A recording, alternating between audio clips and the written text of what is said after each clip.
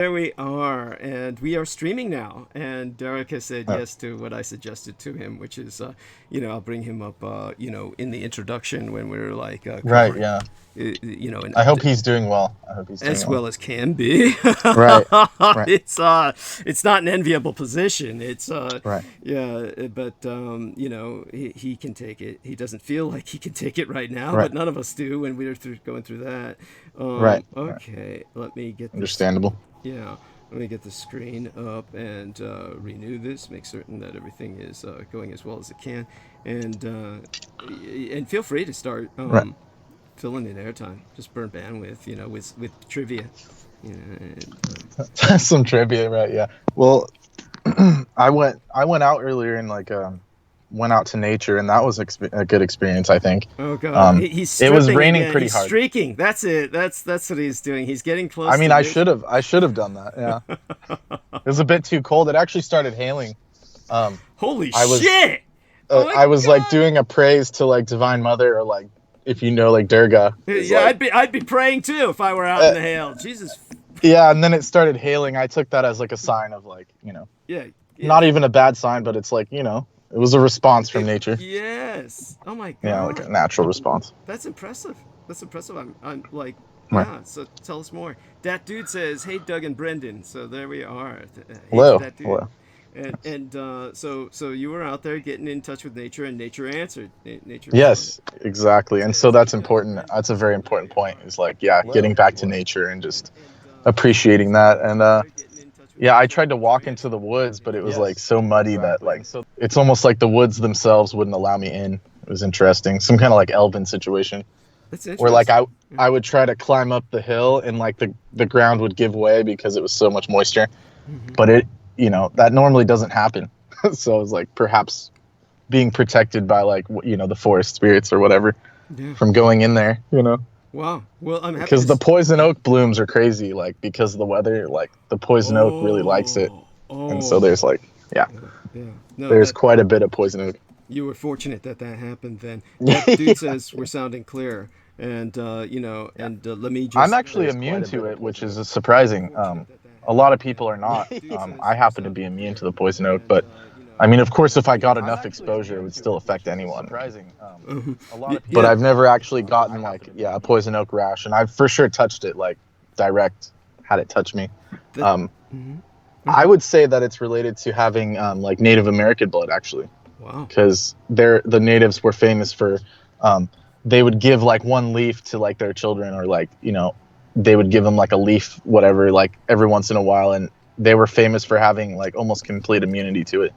That's The amazing. natives, yeah, which Uh-huh. is, I don't recommend doing that now, but Right. that's what they Right. supposedly did to actually cure That's amazing. or develop an immunity to like the poison sumac, is what it's called, poison oak. Wow, that's wonderful. I mean that And knowledge.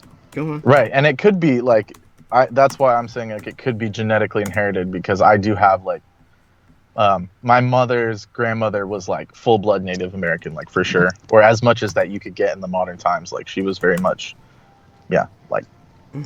This is like amazing.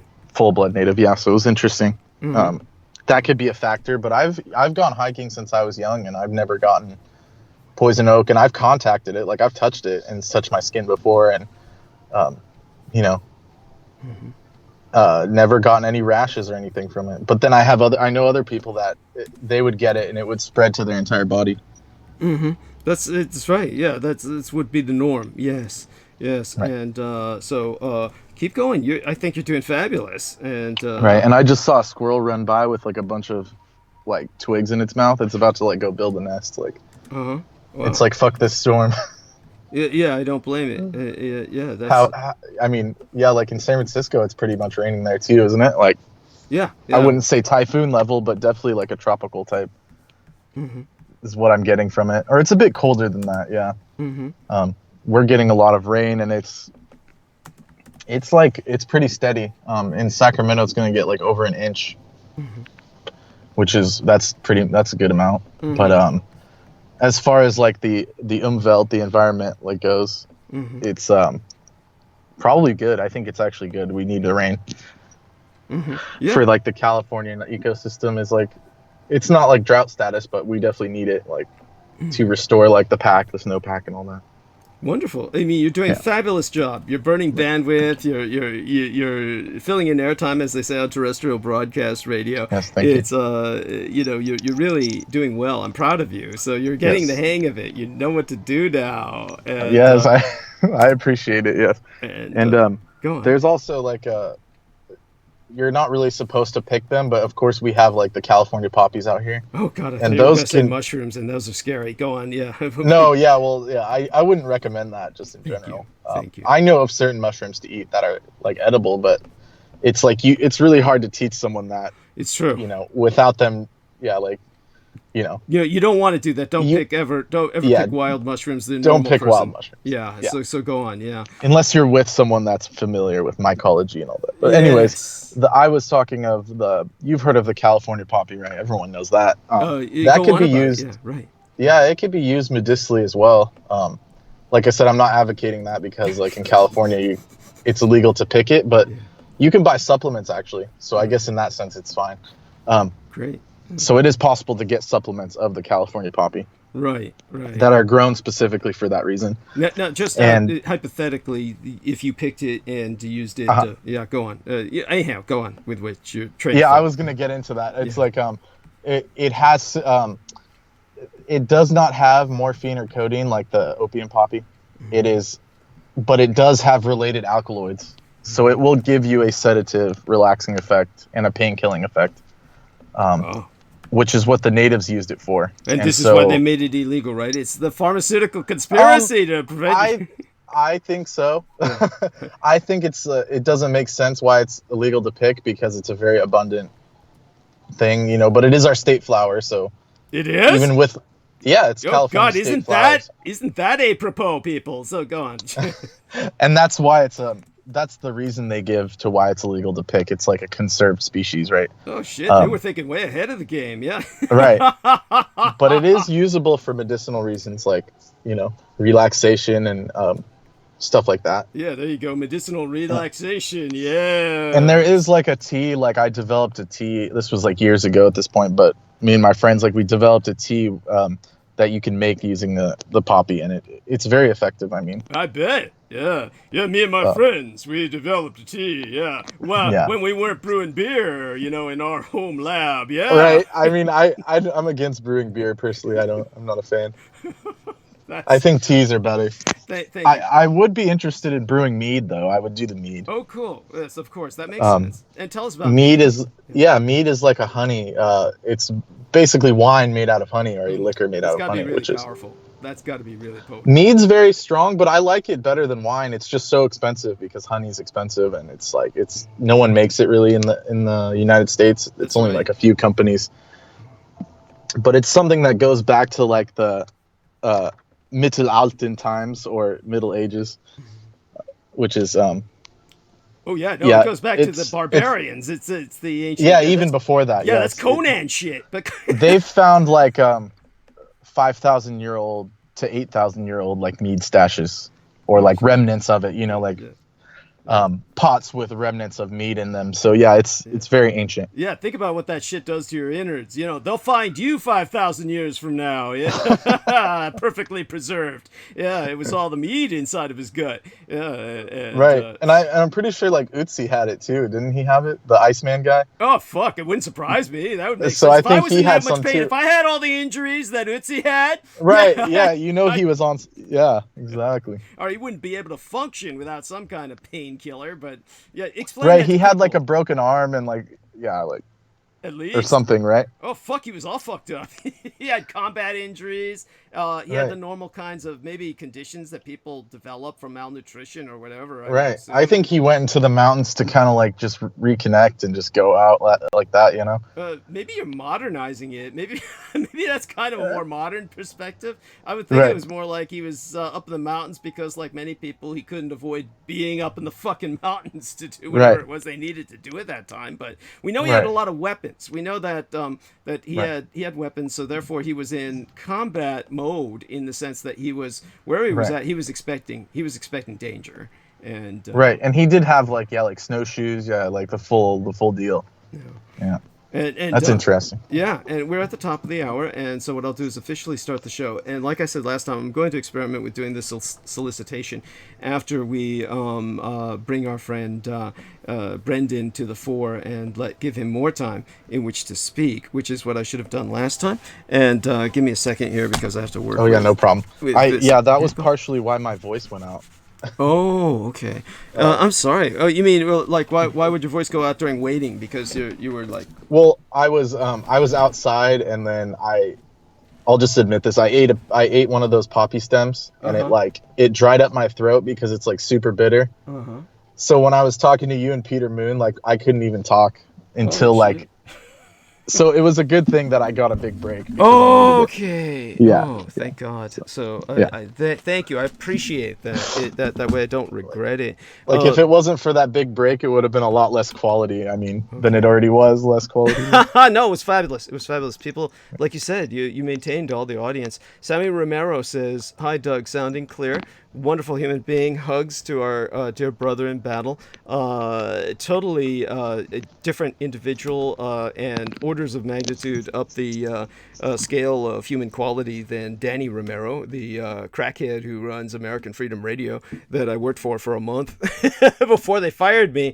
And all of the reports I got that aside from Danny Romero's disgust that I wouldn't perform Skype sex for him, was the fact that all the audience their crowd was complaining that, if you can believe this shit, that I had been talking about drinking human blood, that they were all offended, and that they found this so reprehensible, and that as if they wouldn't do it if they could. Oh my God. Holy shit. Okay, hot tea. I mean, I'm obviously being facetious there, but. No. Oh, well, if it had the same effect on them that it does on myself, which is at least, efficacious, I'm sure they would. I mean, knowing those bastards, they'd go in for human sacrifice if they could, right. For whatever benefits they could get from it. Let's take a look at the live dashboard for a second, indulge in this, and Elena Crane is with us. Our lovely manageress. Hello, honey. And people are greeting her. Sarah Shields is there. Hi, Douglas. Love the topic, she says. And, he hasn't even gotten into it yet. Yeah. Yeah. And Sam Alex says, Big Daddy D. So, hello, Sam. Pleasure to have you among us. Daniel Arola says hi, as usual, spelled in the sense of H-I-G-H. And he's on a natural high, always is. And with that, also want to say hello to the Grand Madame Judith Ager, who's listening to us because she's going into a bit of isolation for her own safety. The coronavirus could be very dangerous to people like she and I, because I am a high-risk group because of my multiple lung collapses in the past. Theoretically, if I contract the COVID-19, it could kill me, and in her case, similar to that. And so we're all keeping her company now in her in her time of maintaining her safety, and so shout out there to Judith. And Selena Khan will be with us at around 9ish her time in the Eastern Daylight Zone. And we have with us, of course, Brendan tonight. Before he takes the stage, I'm going to relate a few things to people. As I said, the solicitation will be later, but I think that we could start with just a little bit of an update on our dear friend Derek Talley, and I want everyone to maintain him in their thoughts and prayers. He had a scare on Thursday, and that's an interesting noise. What the hell is that, Brendan? Sorry, that was a lid. It was a lid. It was a child-proof lid that I couldn't deal with. My God! Yes, thank you. Yes, that adults can't get into. Yes, only children can get into child-proof lids. Yes, the adults can't get in there at all. So what do you feel about this? Should I go into some of the odd things that people have said? I guess with Derek, we'll start with Derek and then go into a donation made by a individual who's deeply appreciated, named Dennis Marshall, and shout out unto he, and he provided a $25 donation recently, so deeply appreciated, Dennis. And we got some nice music in the background. Actually, I do hear that is coming through. The oboe's pretty strong. I turned it down. Okay. And what happened with Derek, so that everyone knows, he is stable. I wouldn't say that he's feeling better, but he's in a better situation is the best way to describe it. So I'm going to give people kind of a rundown of exactly how it went down. And it basically, what happened was he left me a wonderful comment at 3:41 a.m. in the morning on Thursday that said, "The greatest warrior is one that defends those that can't defend themselves. That is why you are one of my heroes, Douglas." And that was wonderful. God bless him. And I told him that he left me sans words. Of course, at that time, he had been hospitalized. So I asked him if he could access my message via a cellular unit, then inform myself of his hospital's name, address, and room number that I could call himself. I did not expect him to speak, even if they connected me to his room, simply because he's lost his voice. However, I was going to relay unto him the support of all of us. And he did give me his hospital name and room number, and they were kind enough to connect me, but he didn't feel that, he didn't respond. The hospital phone, it turned out, was not plugged in. And so he did give me his cell phone number, and then I called him, and that's when I conducted this fairly awkward telephone call because the receiving party had no ability to respond. I'd like to say that Derek was able to respond with Chewbacca language, like, but it wasn't like that. No, it was nothing so melodramatic. He just, that there was the very subdued hello, and then a thank you when we were done. Some chuckles in between that I'm happy to say I was able to bring about. His son brought him to the hospital, and his wife has been very helpful. And the chemotherapy has caused an infection in his throat.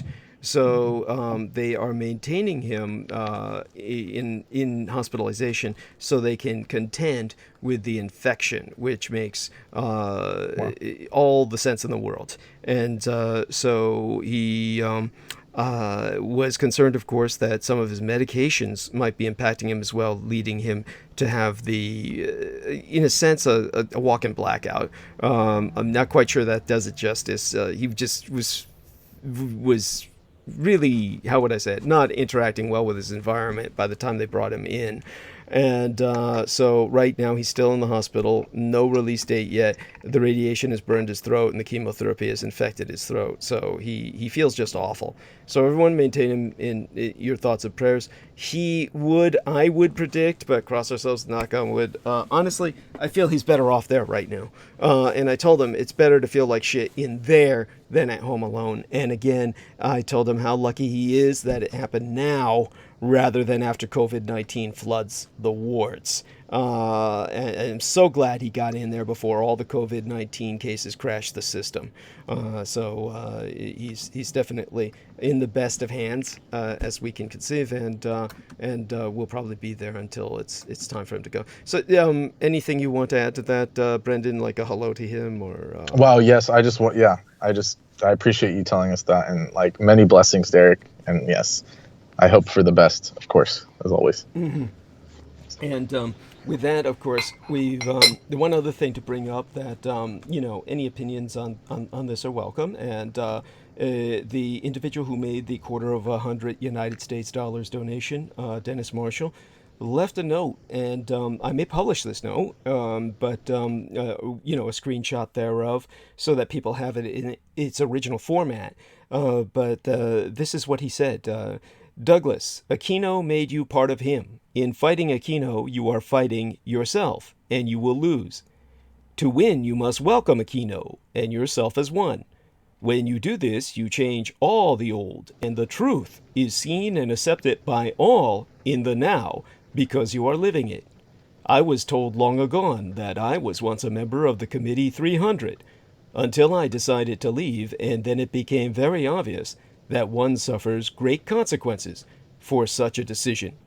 Once ONI, always ONI. Now, to me, that acronym means Office of Naval Intelligence. I'm forgetting what else it might stand for. The gaming world has that acronym in a number of first-person shooters or role-playing games on the spectrum, which will bring us to one of the things that was brought to the attention of both Brendan Zogit concerning similarities with the coronavirus and a Wuhan company, and the Raccoon City Corporation, the umbrella corporation at Cetera that was in the Resident Evil gaming franchise. And they even called it in the first one, it was called the C virus. Okay, interesting. Right. Interesting. So to continue, finish up this individual's note, he says, "This explained to me why I suffered for so long in this life.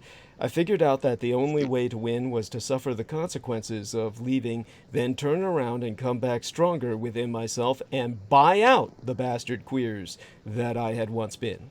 I owned it all within myself, and the currency that I used to buy out the old was the currency of truth that I had beheld in myself. The good, the bad, and the ugly of all of me. This is the law, and it must be obeyed for change to take place outwardly. It is a lonely and powerful journey. Bless you in your work. Dinardo." Okay, and Dinardo might be a colloquial name of his, and thank you, and that was obviously this individual is stating outright that he is somehow involved with the either the various programs or some other aspect of what is going down behind the scenes with the Aquino network and the various networks that are affiliated with Aquino's own cult. And it's, of course, not something that I find all that disturbing, and we could take it seriously, or as Peter Moon would point out, and was brought to our attention by, say, for instance, when we spoke of the Painted Bird and Jerzy Kosinski being driven to suicide by his own Jewish community for not being a actual Holocaust survivor, despite the fact that he was bringing so much attention to the Holocaust and bringing a lot of respect to the victims of the Holocaust. The fact that he had presented himself as a victim of the Holocaust himself and was not one led that very community to basically hound him and shame him and drive him to suicide. And what that leads us to is a kind of status victimization that Peter Moon has mentioned, that some people like to claim they're part of something. Not that I'm saying that that's Dennis Marshall's case, but just to contextualize that this is not uncommon. I do get this a lot by people, but then again, of course, people would be open to expressing if they had been part of such a scenario or situation or an environment because of whom I am, and people would tend to open with myself more than others. I'm sure there are those among them who are misrepresenting themselves. We have no idea what's going on with Dennis Marshall, but his contribution is appreciated, and therefore my best wishes to he in turn. And his message has been heard. So we'll make what sense of it that we can. And Brendan is welcome to dwell upon it. If he can think of any other ONI acronyms that come to mind, then that was the first one, you like the Office of Naval Intelligence, but I don't know of any right now off the top of my head. Oh yes, I know. Of course, ONI as a word is the Japanese word for demon. Yes, of course. Yes, exactly. Yeah. So which is funny, interesting. Yes. Trivia there, yeah. Yes. So go on, my friend, take over, and Brendan's going to hold the stage for a bit while he saves my ass, and I can go around and look up some stuff to analyze for all of us, because of course I'm late in the game. Lena Crane says aloha, Judith, and Peter Moon says he means ONI Naval Intel. So Peter Moon's pretty certain he's talking about the Office of Naval Intelligence. Derek Talley says he's listening, and our prayers are with him and maintaining him in strength. And there we have that. Brendan, my dear son, you take over for a bit, and I'll go on mute. Right, and what? Yes, but I'll be here if you need me, and if I feel the need to break in, I will. And if you need me, just call on me. I'm here. Yeah. Okay. Yeah, if I go too far, you got to stop me. No, I'm just kidding. But yeah, basically what Douglas was talking about earlier is like there was some online like photos about the whatever company, the Wuhan biotech firm, and it has this like blue umbrella corp symbol. Yes, and I want to thank Selena Khan. I'll give her credit for bringing that to my attention as well. But thank you for following up on that with your own. You knew that from the beginning. You probably noticed that before. So I mean, we'd already spoken about it. Yes. Yeah. So exactly. Go on, take over. Yeah. And so that was it was it's eerily similar to what happened, in the first couple Resident Evils. I mean, anyone who's played those games knows about it. Even the later ones too. But the later one is in Africa, like the 5th one. Right. So, which just to remember that we have listeners who are not gamers. So give a little bit about the franchise. Yes, and so Resident Evil is a Japanese franchise that it's basically, I want to say it's one of the original. Would you agree with this? One of the original popularizations of the zombie apocalypse, other than the Dawn of the Dead. It was one of the original ones that actually made it scientifically rationalized. It's scientifically rationalized a zombie apocalypse, but these weren't. Right. You really couldn't technically call them zombies because they're so mutated that they're they're not just zombies. They're hyped up, genetically modified, altered. Yeah, exactly. And a lot of them were from genetical experiments too. And so these bodies, they can morph and do all kinds of mutation stuff. But in the first one, it is more mundane zombies, like the original Resident Evil. At the first few levels when you're dealing with Raccoon City and all that. Basically, they quote unquote call it the C virus, and if you go back and play that game, it's they use the C virus as the name. And I believe that when it broke out in Africa within the scenario of the game franchise, that you no longer had that mutative effect where they're all growing giant eyeballs and stuff. It's just it was just much more people. They were just people that were it was much more like rage virus or something. But go on. Right. Interesting. And that Umbrella Corp symbol is undoubtedly the same symbol. I mean, right. It is the symbol. Go on. It is the symbol of the Umbrella Corp, and perhaps the Japanese took it from real life. I mean, obviously they just changed it to red. Yeah. So they already knew about all the genetical experiments and the biotech, as you stated, from World War II and on. I mean, obviously, right. And I do want to remind people that. You've said it before, but all these scenarios, all these virus scenarios were, all the way have been since the 1900s even. So it's 120 years now they've been writing about this stuff. You mentioned Jack London, I mean, and there's so many sci-fi books and they were all written and they have the same scenario that's going on now.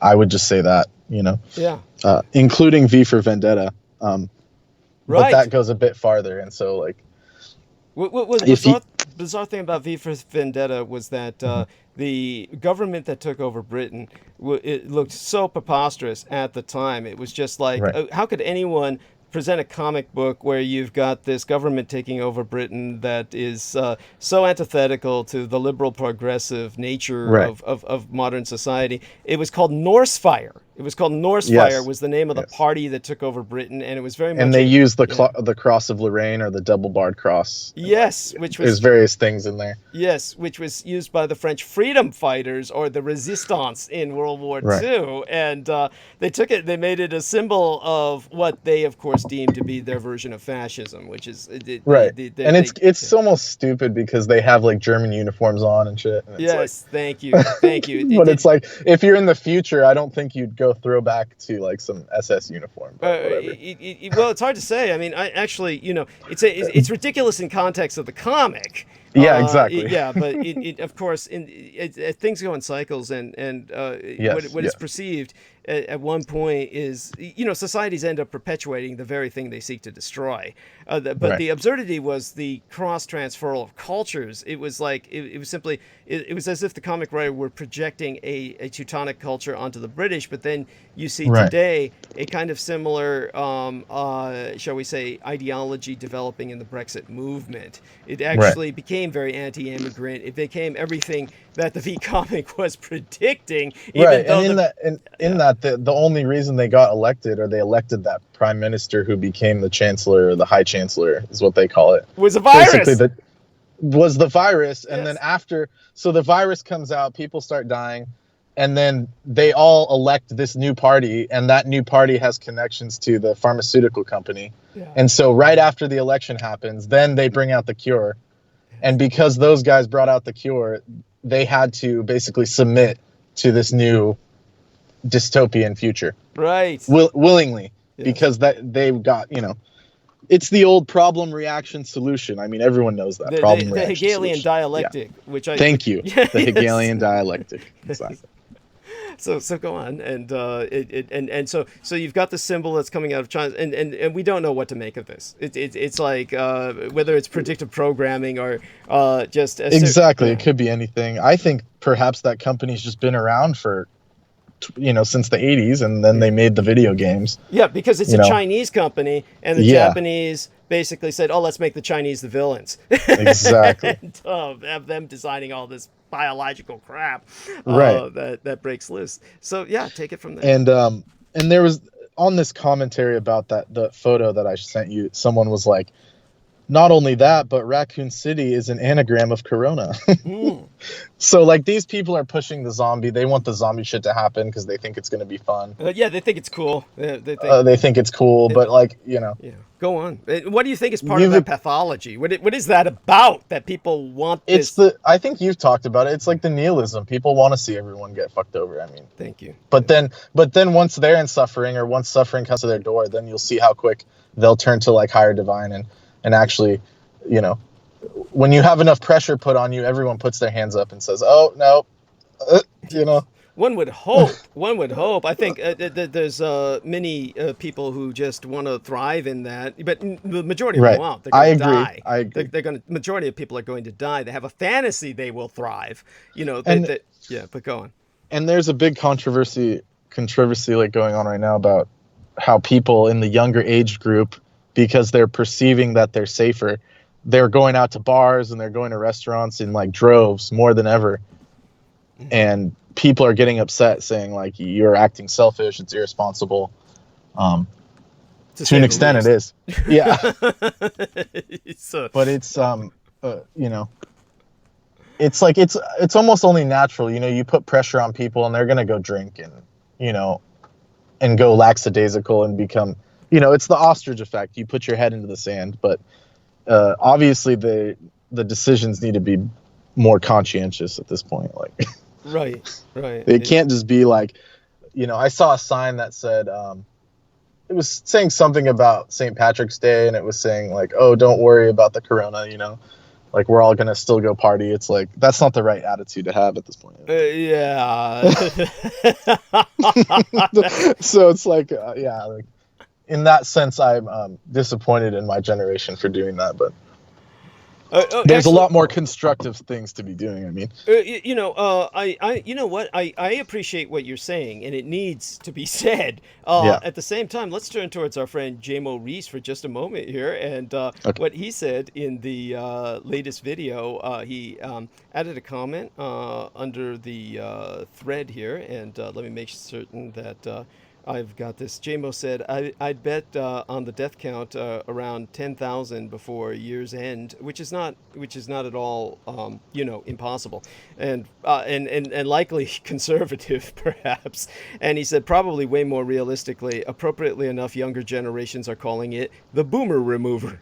And so that there is a reason that younger people might be celebrating that is, I would have to sympathize with. It's just the fact that the baby boomers have been just awful. They've just been an awful generation. They've had no sense of responsibility towards future generations, and their decisions have led to catastrophe. There's very few things to say about them that are positive. Right.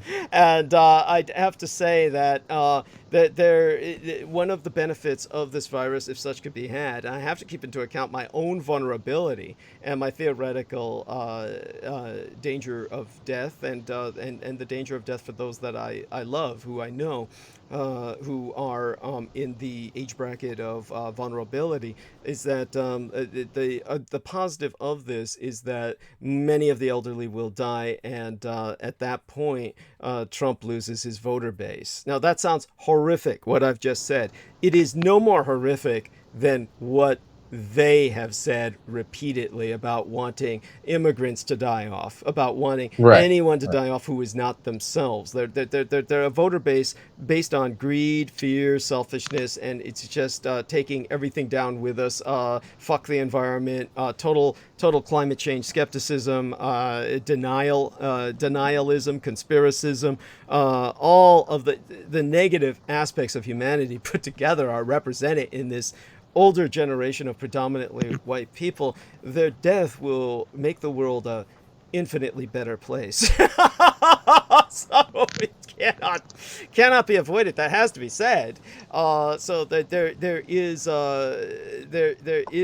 how this is almost divine. And now and again, I say that knowing full well I may die among them. I may be among those mass graves, but this has to be said in the general perspective. And they speak in generalities, and they speak of them and us all the time.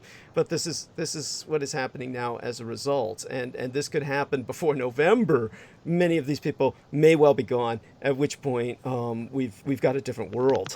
But you can take it from there, Brendan, and any other observations, and go on with many of the other things that were coming to mind as well. I mean, you had plenty. Right. Well, yeah, I do have a few things. Just on that note, though, it's like, yeah, like, it could be advantageous for younger people, is like, but obviously, like, there's still danger to getting any kind of influenza or any virus, really. Thank you. Any sickness. So, like, just because you're in that group that's less likely to die from it, I mean, you could still get complications. I mean, it's not out of the question. So I think, sacrificing now your comforts is going to be better in the long run, instead of prolonging the situation to like months and months. It could be theoretically shortened to weeks if people just, were more conscientious, I think. Thank you. No, I think that's incredibly important. Yes, younger people can die from this, and and make no mistake about it. But younger people are always willing to dance with the devil, in the sense that they're willing to take. That's true. Yeah, it's definitely that kind of mentality, I see. Yeah, and so go on, take it from there. What else comes to mind? I'm sure there's plenty. And just that how the Olympic Planning Committee, they were trying to postpone the Olympics, but Shinzo Abe, he was like saying that that's not going to happen. They're still going to go through with it, which is why the Japanese are doing what they're doing now to preserve the Olympics, because it's like a massive investment, obviously. Right. For any country. Oh God, so, that's awful. Yeah.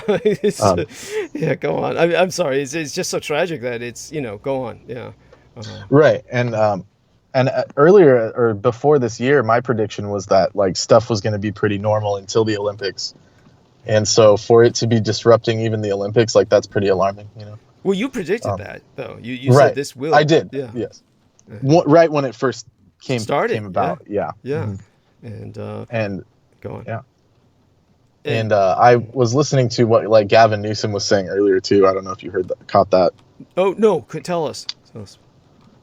He was just saying the various things that could be done. The contingency plans that are available, and how they're going to help with, childcare. And basically, he said he wants all bars, or California's going to send out a directive where all bars and nightclubs will be shuttered. Okay. For the time being, and various things like that. Okay, so he's trying to help prevent these kinds of this childish attitude of party till the lights go out. And so explain to people, of course, that you're a fellow Californian, and let them know Gavin Newsom was a former San Francisco mayor. And he was the mayor of San Francisco. Yeah, and also you might bring up the fact that he is very much a raving metrosexual. For everybody who doesn't understand that, that means a man who's not afraid to get manicures, for instance. He was always a Ken doll is the best way to describe him. He was married to a wife who became a raving right-wing crazy who got involved with Fox News and shit. Yeah, they divorced, of course, because of their politics. And and she became the enemy. And they've always focused on him since back in the day. I remember, like, since he was the mayor of San Francisco, they'd always point him out as like the worst of the worst liberals, quote unquote. Yes, because he was one of the first to recognize gay marriage. He was one of the first to recognize that before there was any real legal push behind it, before there was any real legal status to it. And for that reason alone, they condemned him and called him gay and everything else. And his how would I say it? His comfort zone with the ability to enjoy cosmetics didn't shall we say, dispel that notion. But there you have that. He's the governor of California now, and I'd much rather have he as president at some point in the future. So we'll see what happens. If politically speaking, I mean, his political style is flawless. I mean, as far as, and I'm not like picking partisan sides. I'm just saying his politics, like, he's really good at being a politician, like, and he said in that interview he had history in dealing, or not dealing, but like, helping, like, actually face to face helping like disabled children. So I mean, that's interesting. I mean, I haven't heard any other politician say something like that. It sounds very much like him. I spoke to him telephonically. I've met him personally very briefly, just a few times, but I spoke to him telephonically once more at length, and that had to do with senior advocacy. So I see. I personally have pleasant memories about him. But then again, I also personally spoke to Governor Jerry Brown when I was working security. My security contracts gave me an opportunity to meet some of these people. But in terms of yourself, go on with other topics that you were going to cover, because you had quite a bit, actually, I feel. So I want to leave the stage to you kind of now and just kind of... Yeah, no problem. Yeah. I totally forgot about what I was talking about, but I have some stuff to talk about. We can dig something up. You can tell people how you thought that when my promotional banner for tonight, the first thing, what the things that came to mind. By the way, my surrogate son gave me a tie pin that I had no idea what the backstory was behind it, and I just felt it was more of a Dietrichonic kind of draconian symbol, a serpentine symbol, very much in keeping with the dragon bloodline, and I accept it wholeheartedly. I'm proud to display it. And I mean, that's basically what Slytherin is, the dragon bloodline. So explain that. Tell us what that's about. I mean, basically, he thought I had finally attended Hogwarts and had found my true purpose in life. That So when I first saw the photo, I was like, oh, good, okay, Douglas is still cool, like, he's chilling, and then. My first thought was like, holy shit, he went all the way to Ireland. Like, wow, like, that's pretty much. I was like, he made it all the way to Ireland, and then I started reading. In the middle of all these shutdowns. I was like, wow, Douglas has some cool connects. And then I read what was written underneath it, and I was, I was reminded about all kinds of. There are castles in California, and I've been to one of my favorite spots, I would say, in all of California is like the Hearst Castle. I mean, that is a high level construction. If anyone ever has heard of it or has gone there, I mean, they will know. Tell us who Hearst is and how his daughter was kidnapped by the Symbionese Liberation Army. Give him a little background. Oh wow, I forgot that part. You mentioned that. But I do know Hearst. He even now CBS is owned by Hearst Corporation, and that's like a news corporation that was founded by this guy. What's his first name? Today he would be a multi-billionaire, I believe, and he was basically someone who, when he died, everybody sighed and said the world's a better place to live, because he was the man who single-handedly started the Spanish-American War by claiming that the Spaniards the Spanish Empire had sunk the American ship. I don't even remember the ship's name. It was... But it was a ship that was sunk in the Cuban Bay, the Bay of Cuba, and then this guy blamed the Spanish, and America went to war. And that was one of the few wars that you could say black and white, clear as day, was started by fake news. by Yes. yellow press journalism. So I was gonna say it's called like yellow journalism. Yeah. Yeah, in those days, Right. we would say the yellow press, and I forgot even the etymological reason for why the term yellow was associated Right. with that. But go on from there, and then after the Spanish-American War, this guy was so rich because he was a war profiteer. He built his own castle, or sometime during that time. I think the castle was later in his life, but we know he haunts it. The visitors will see his ghost. I don't believe Brendan ever personally talked with him, but people do. People, Right. yeah. No, I didn't see a ghost, but it definitely has that presence to it that there's something up there. And Go on. And like a lot of famous people went up there, like Charlie Chaplin, all the movie stars of the time. Mm-hmm.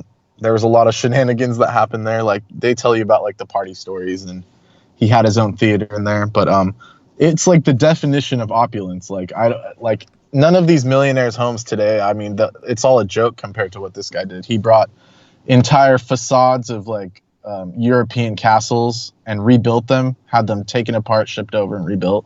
So one part of it's like a Florentinian, like Italian castle, and then you go further and it becomes like Roman style, and you go further, it becomes like Versailles. And it's because he actually had parts of castles taken apart and brought here and built up on that hill. It's called it's near Cambria in Central California. I forgot the place where it's at right now.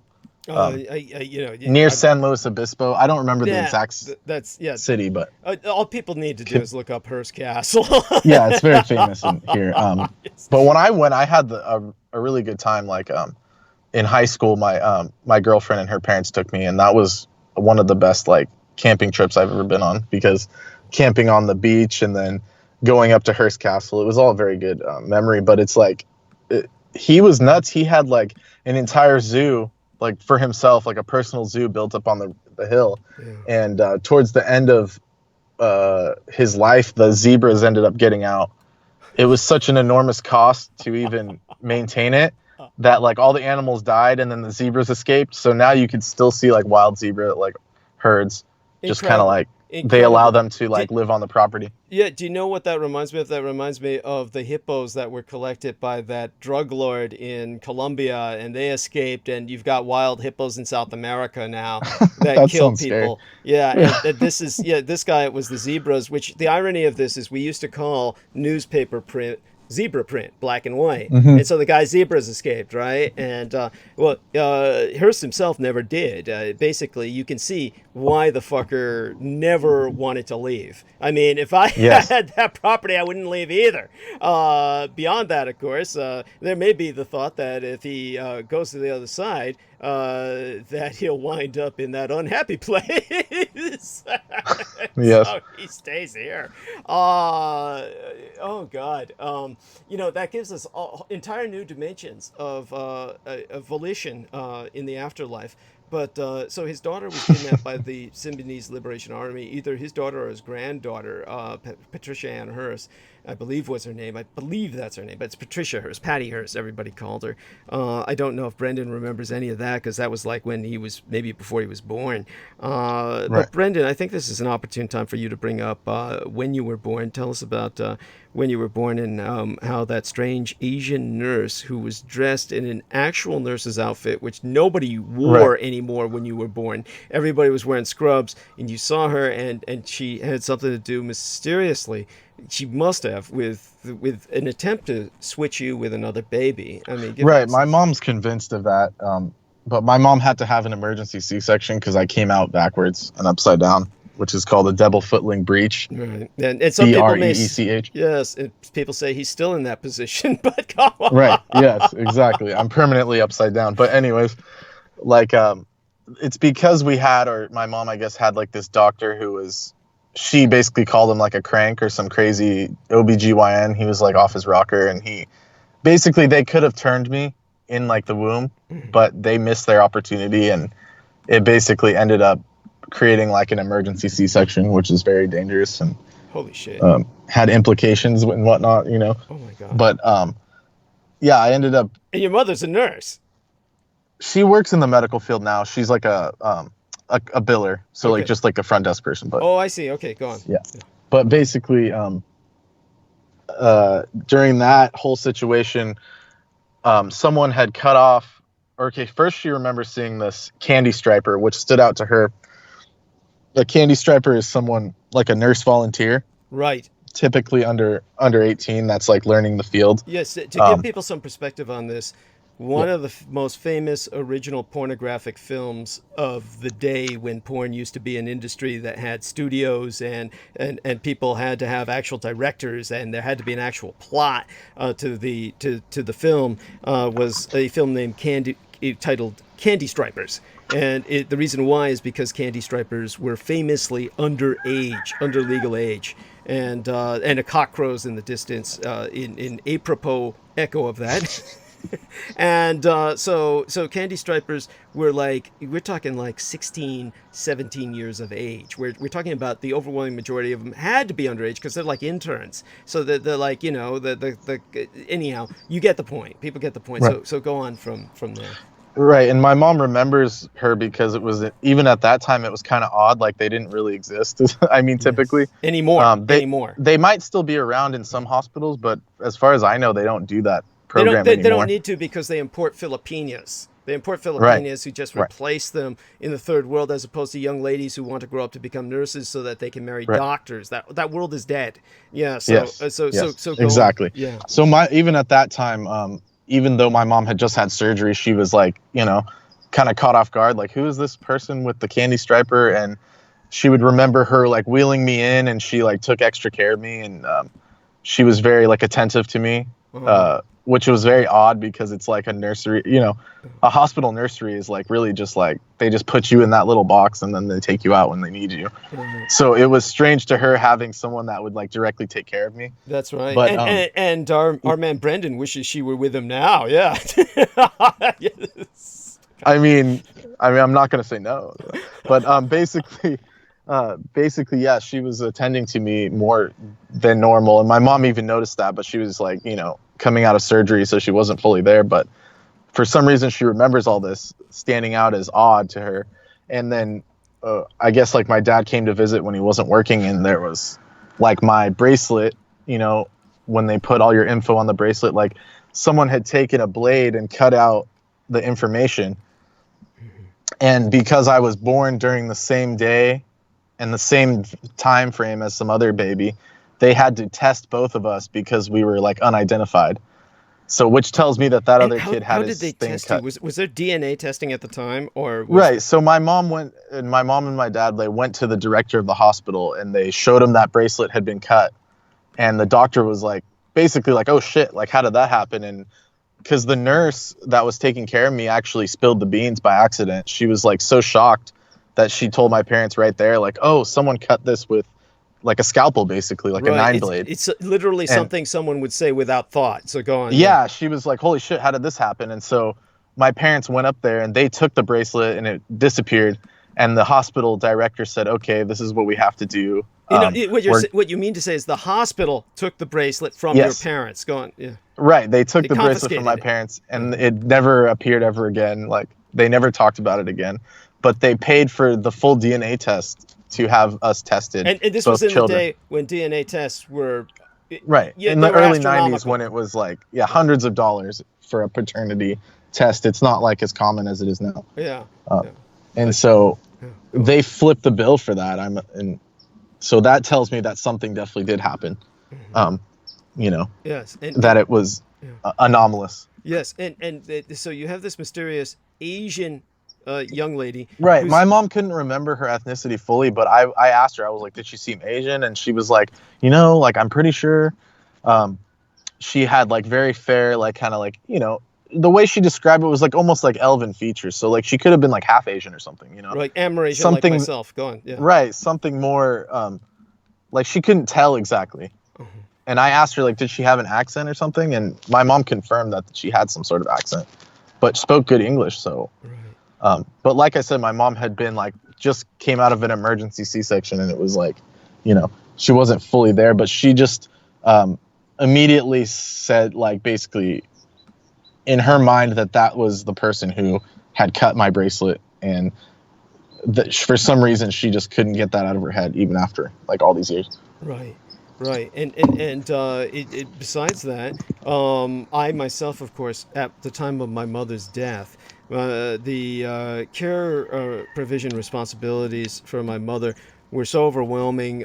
As I said, I had gone to a conference. My gang brother was checking in on my mom. My mom, at that point in her life, the brain injury had done so much damage to her that she was a danger to herself and others with her activities when she was unattended.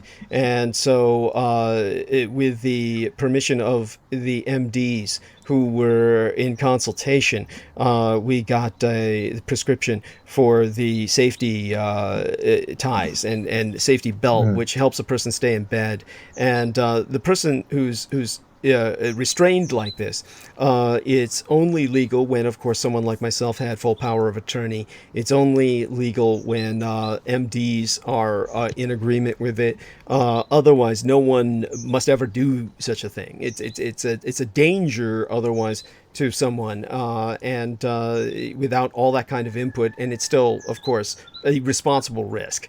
And because I had to do something to segue into an independent life after my mother would pass on, which was inevitable that she would at some point, then I had to go and attend some of these conferences to present and expose myself and come out as a public informant.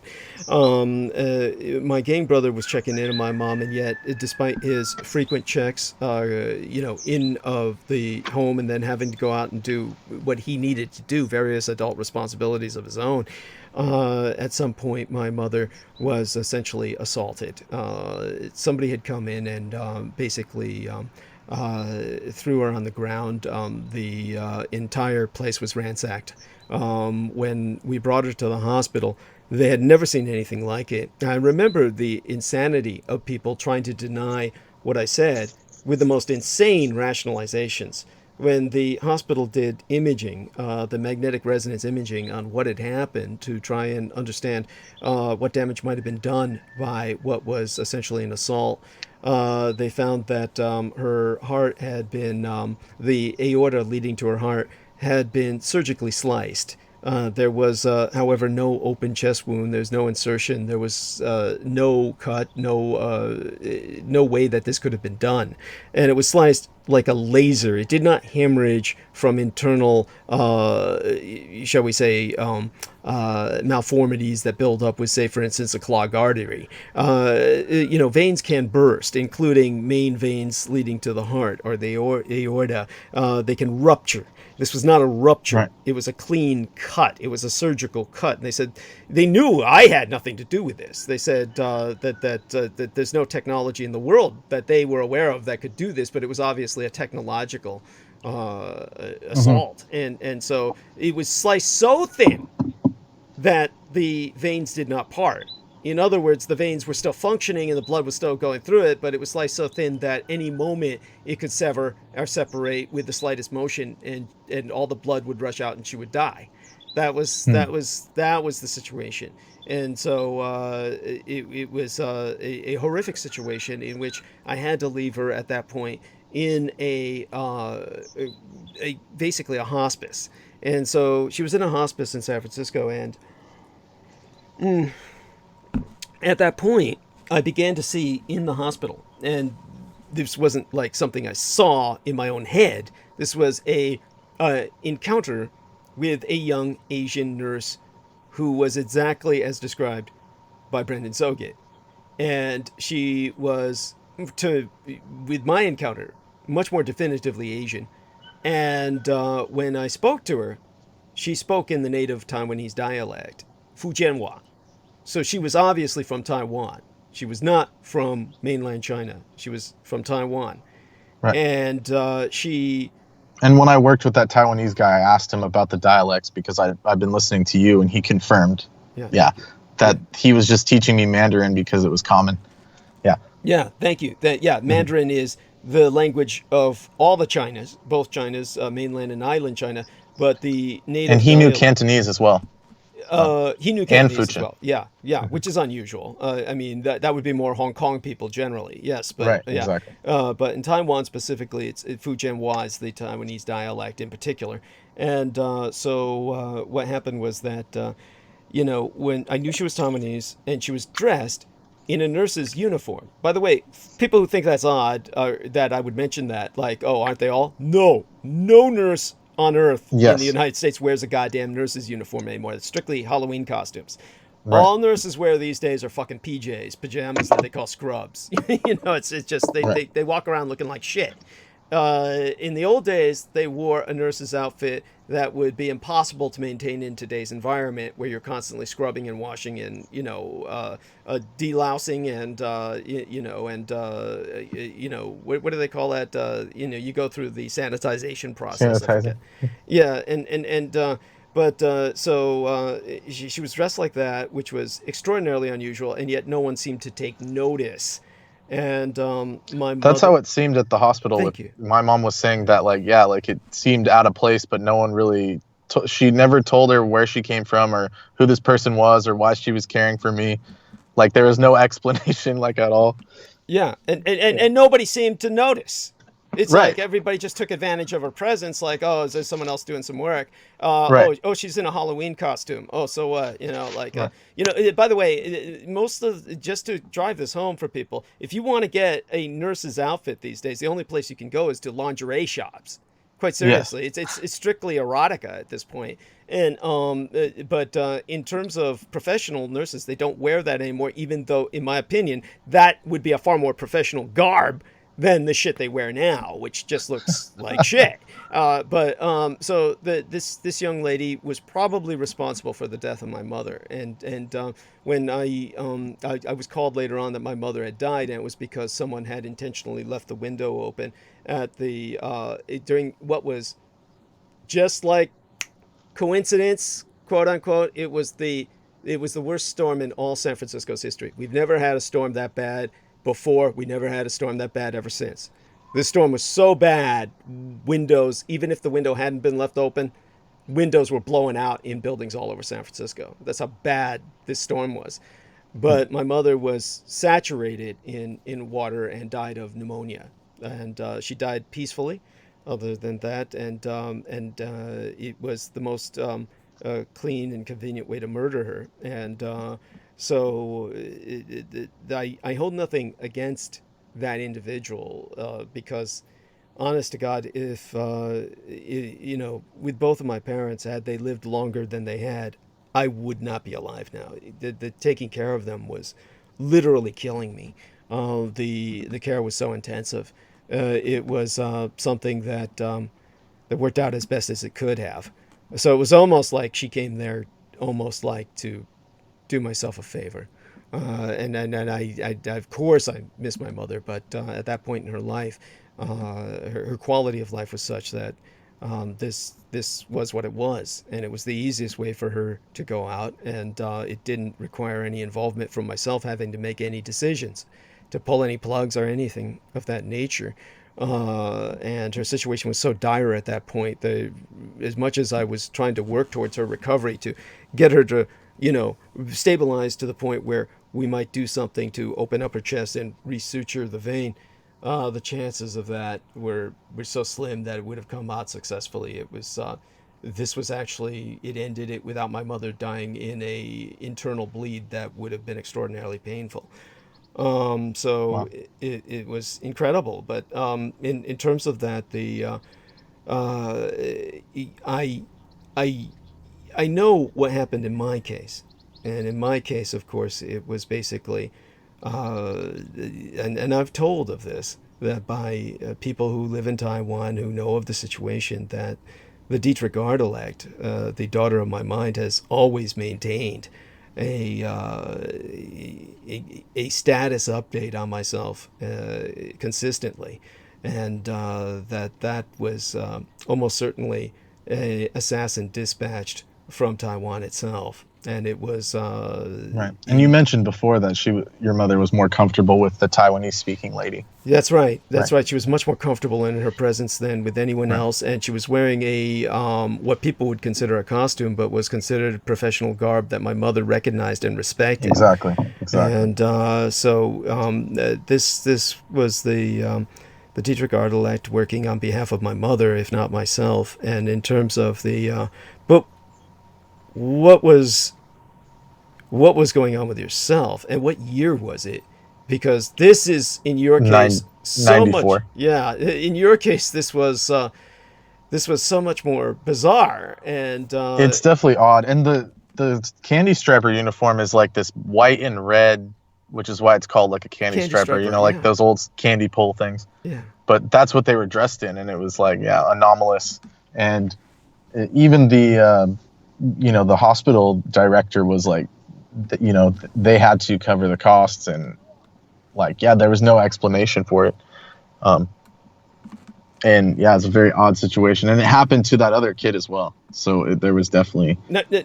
Tell us what you know about the other kid. And he wound up as was it like a switch? He wound up with your info, and you wound up. All I know is that there was 2 children born at the same exact time that I was, or it was me and this other person. Yeah.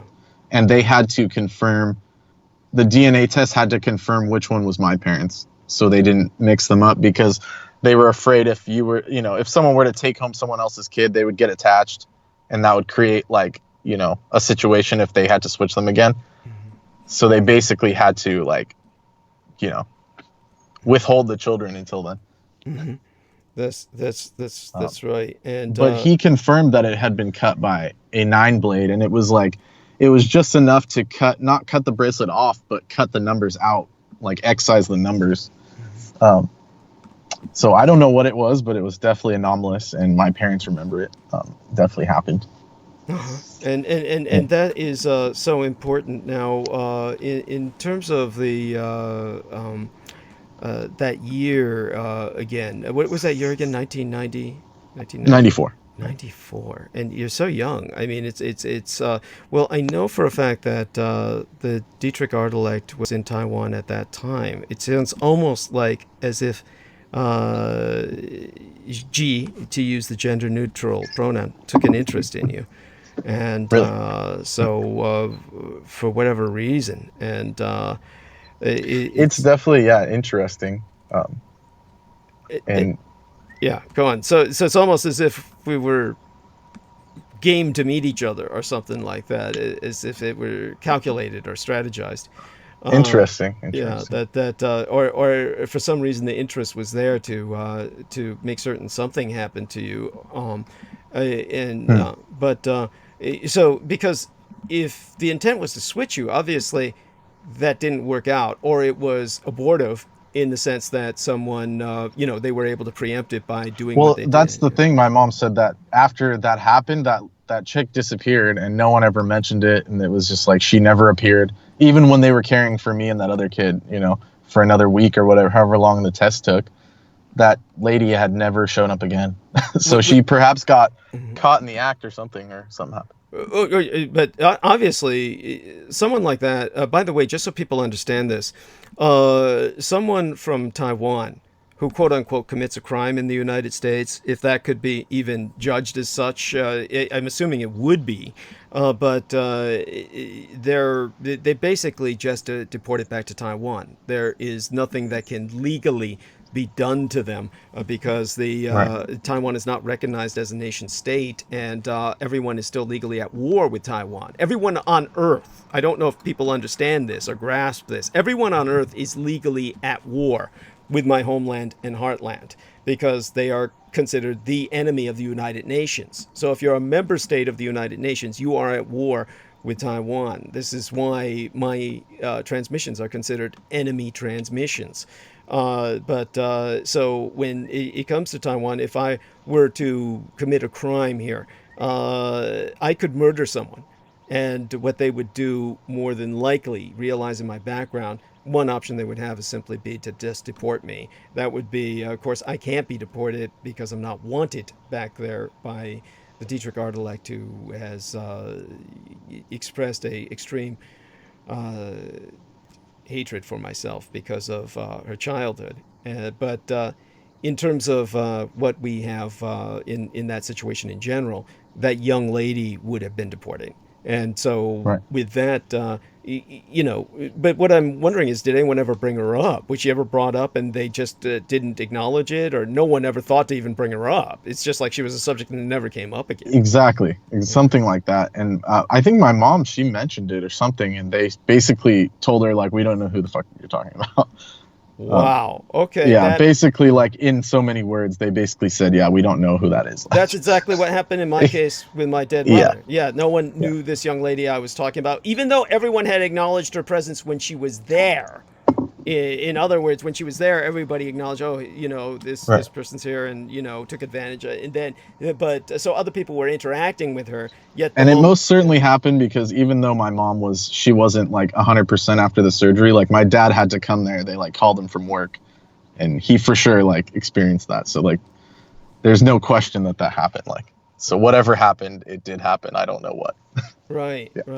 Absolutely bizarre. So, we're at the top of the hour. You've done a marvelous job. I know we can't keep you too much longer, but, do me a favor and go into whatever else you want to get into. I'm hoping you can stay with us at least a little while longer. Prepare me before you have to leave so I can take a quick trip to the restroom before I come back and take over. Right, no problem. I'll continue about what I was saying. Like, I thought you were in Ireland, right? Yeah, and then, and I was like, holy shit. And then it reminded me of the Hearst Castle, and there's people actually... there's some guy, I mean, I forget, he's like an Ione or something, some weird Central California area, and like he built a castle as well. So like a lot of rich people, and it's something about California, it's like the weather, and like there's a lot more money here. People do build castles here. It's actually confirmed. And there's some dude in my local neighborhood who his entire house is built like a castle, and it's like locally known as like the castle because it's like a compound. But he's like probably some like historical buff or something. Right. So he's more into that, or he's like gets that Dracula vibe. Some people are like that too. Yeah. They like that gothic vibe. But yes. When I saw the tie, I was like Douglas would be part of Slytherin. I was like, he is Slytherin. Like he would be part of Slytherin. But that was just like, you already said it, like because of like the dragon bloodline and stuff. Like that's where I was coming from. Not that you were like a dark mage or something. Understood. Because actually Slytherin was the most noble of like the houses, but you got to get into like the plot of the whole thing. Right. Because they're shown as like the antagonist house for like most of the books. And then at the end it's like revealed, this is Harry Potter. And then at the end of those books, it goes into why they're like actually one of the most noble and like elite houses, Mm-hmm. So in other words, they're a noble antagonist is the point. It ends up being like that towards the end. Yeah. Okay. So that's that. Thank you for that. Thank you for that distinction. And so in terms of anything else that comes to mind, please go ahead. I mean, we've got some time left. I'm hoping you can help me. No, I already covered like the V for Vendetta too, like how that whole thing played out. And yeah, it is a bit cheesy, but I mean, in the sequence of things, it's like, it definitely seems, interesting. But also, they've been writing sci-fi books like this for hundreds of years. Like, like from Jack London on, I mean, there's been so many stories of like, okay, there's a virus and then people react and then there's a situation and then they take over or whatever, like the draconian fools come in. Well, this is now what you can do now is tell people what the improbability of a draconian dystopia resulting from this, as opposed to... I definitely agree with you, Douglas, on this, that like it's such a blunder. Like these people, I think what it's going to do is actually it proves to the people that our system like doesn't really work. I mean, the medical system is going to be proven to, or as far as America goes, it's going to be proven that it's a flawed system. It already is being proven that. And I'm not saying the people aren't professional and there's like, of course, professionals in there, but I'm saying the way it's structured, like all the insurance system is going to be burdened. And that's what, and I could reference articles. This isn't just me saying this. I read an article earlier that said that very thing, that the insurance system is going to show stress if this all comes to bear in a bad way. Basically proving that our system is not 100%, which, in that sense, it could be a potential for positive change. If people realize, okay, this system has like flaws and this is what's going on. I mean, it could put, it could go in a positive direction. It doesn't necessarily have to go into a dystopian, which goes back to what you were saying. Like, yeah, like there's no way they'd be able to even implement all of it. Yeah. As far as I'm aware, the only countries that successfully have done it is Taiwan and North Korea. And so, and I'm not saying there's similarities, but North Korea, we know what they did. Like, they probably just killed them. But Taiwan only has 50 cases, as far as I'm aware. That's right. I've gone into that, and you mentioned it before. Yeah, why it's like that. So there's plenty of systems we can learn from, and even the African countries were telling us how they managed certain moments when Ebola could have spread further, and they're teaching us, how they manage that. So like there's a lot of opportunity for learning. It's not just some pessimistic end like all the sci-fi films and all that. So in that sense, I agree with you. It's not going to end up like that. I mean, yeah, well, for one thing, it's like you said, you could go in a positive direction, but I foresee more the potential for chaos. As you could, the photo shoot was taken at a castle because my father-in-law is basically bunkering down, waiting for the storm to pass. People, if society collapses and you have a lack of government, we've got over 300 castles built across these United States. The number of them were built by eccentric multimillionaires back in the day when millions of dollars actually meant billions in today's dollars. And many were built by reactionary prison architects and the like. And others were built by genuine European aristocrats who simply relocated their family estates. Yes. And but in terms of the society itself, if you were to experience a vacuum in governance and the United States National Guard is going through its own dissolution amidst such chaos, they're basically occupied in the cities and no one is going to bring any artillery to bear. Then suddenly the strategic potential of castles in the United States magnifies exponentially. You suddenly are able to project power from your base. And in a new dark age, billionaires and castles become the barons of the North American continent. So there is a reason people have built castles. And that reason, becomes manifest in a time like this, when governance proves itself more than likely unable to be up to the task. So there we have that, and and so aside from that, you were talking. And you yourself have said it before. Like a modern feudal age. Like exactly. So go on from there. This is not something, by the way, that we're looking forward to, or not at all. Yeah, and are trying to encourage, but at any rate, so go on with. There are other things that come to your mind. You could bring up the borscht recipe, and while I just kind of look through some more things and basically get ready to make a quick trip to the restroom and then come back. So just to limit going to restaurants and stuff, which I don't do often, but when I do, it's like, it's basically a waste of money in my opinion at this point because I'm so broke. So for me, it's like, so for me, it's better in a sense because I've been at home, like just finding new ways to make soups. And I went to the Indian store to stock up and I bought like a bunch of dal and lentils and stuff. And they were like, oh, about the Indian food. And I was like, yeah, I'm like making like vegetarian like soups and stuff. And they were kind of like laughing with me about it. And I was like, yeah, you got to have lots of turmeric. And they were like, wow, like, yeah, exactly. So they're confident that their diet will help them out, which I am too. I mean, if you just do like a very hearty diet, like it'll definitely assist the immune function. And also like the Japanese have proven if you go out into like nature and like go to the woods, like a densely wooded area, it boosts your immune cells actually. Like this is something that's actually been proven. So getting closer to like higher forces like nature closer to golden ratio. When basically the heart, it has you've heard of like the heartbeat or the heart rate or whatever that is, but there's something they use in the EKG called heart rate variability. And the closer your heart rate variability frequency, quote unquote, is to golden ratio, the stronger your immune system is. And golden ratio, explain a little bit about that. Golden ratio is like phi. It's PHI. Okay. It's like the letter phi, and golden ratio is like people know it better as like fractals or what's the other one? Fibonacci sequence. That's like the visual representation of it. The golden mean spiral. All right.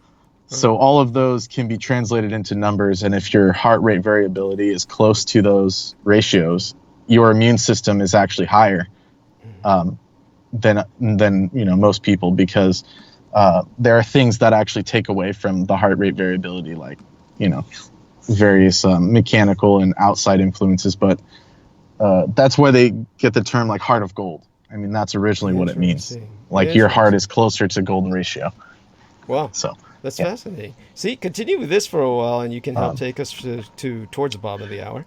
And, right. Thank you. And basically, like that's important to keep your heart like that by doing like deep breathing too, to reduce stress hormones by doing deep breathing. So like if people are starting to freak out, like you hear it all the time, almost like a reflex, like, oh, breathe. But if you actually take the time, and Peter Moon spoke of it too, if you actually do the deep breathing and get air into the bottom part of your lungs, that will actually lower your stress hormones. I mean, it's like a fact, because when you're breathing shallow, your body is assuming that you're under stress.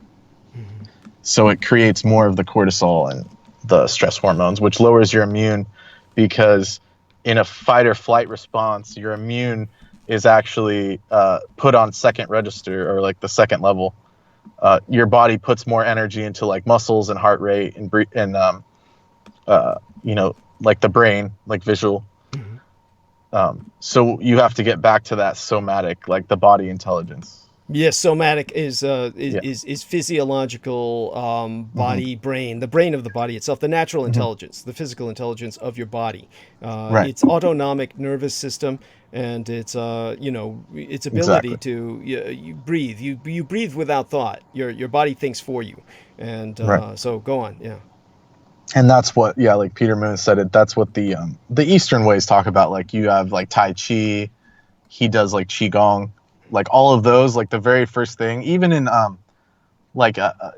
meditation and yoga classes, like they always tell you to breathe first. I mean, that's the first thing you focus on, your breathing, or like, but like you said, the goal is to not like focus on it, but to get your body to just fall into that deep breath, like, naturally. And that will help with, stress and various like immune, definitely will boost your immune without even having to change anything.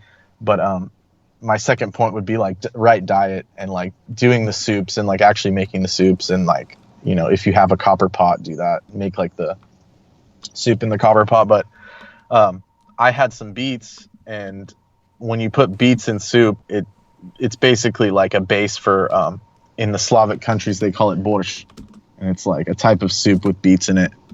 And it's really good, actually. I was surprised, because I've never really cooked with beets before, but I've eaten them. I'm not against them, other than the mess, from the color that it gives off. It's really good.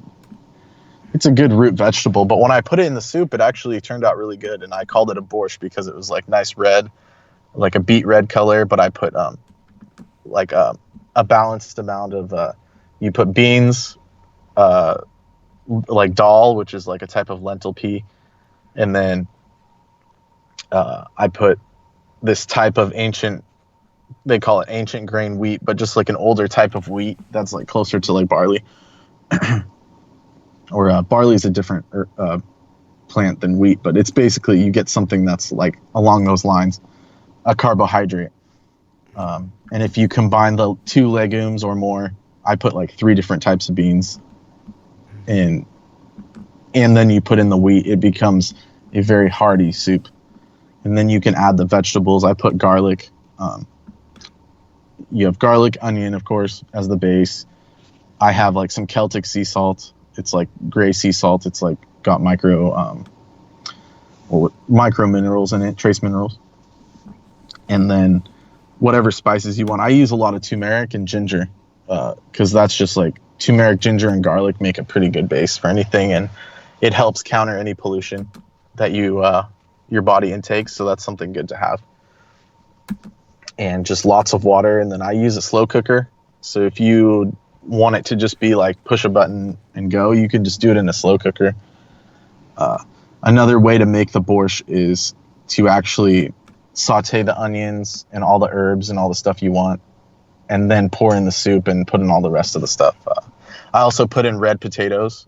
Red potatoes are good because they hold the structure of the potato. And yeah, you just wait for it to boil, wait for the beans to cook, and then it's done. In a slow cooker, it takes probably like 6 to 8 hours, depending on if you like to look at it. I like to open the lid and monitor it, which means it takes a little bit longer to cook. But as long as you let it get to boil the first time before you open the lid, it will be all right. It'll still cook up just fine, like safely.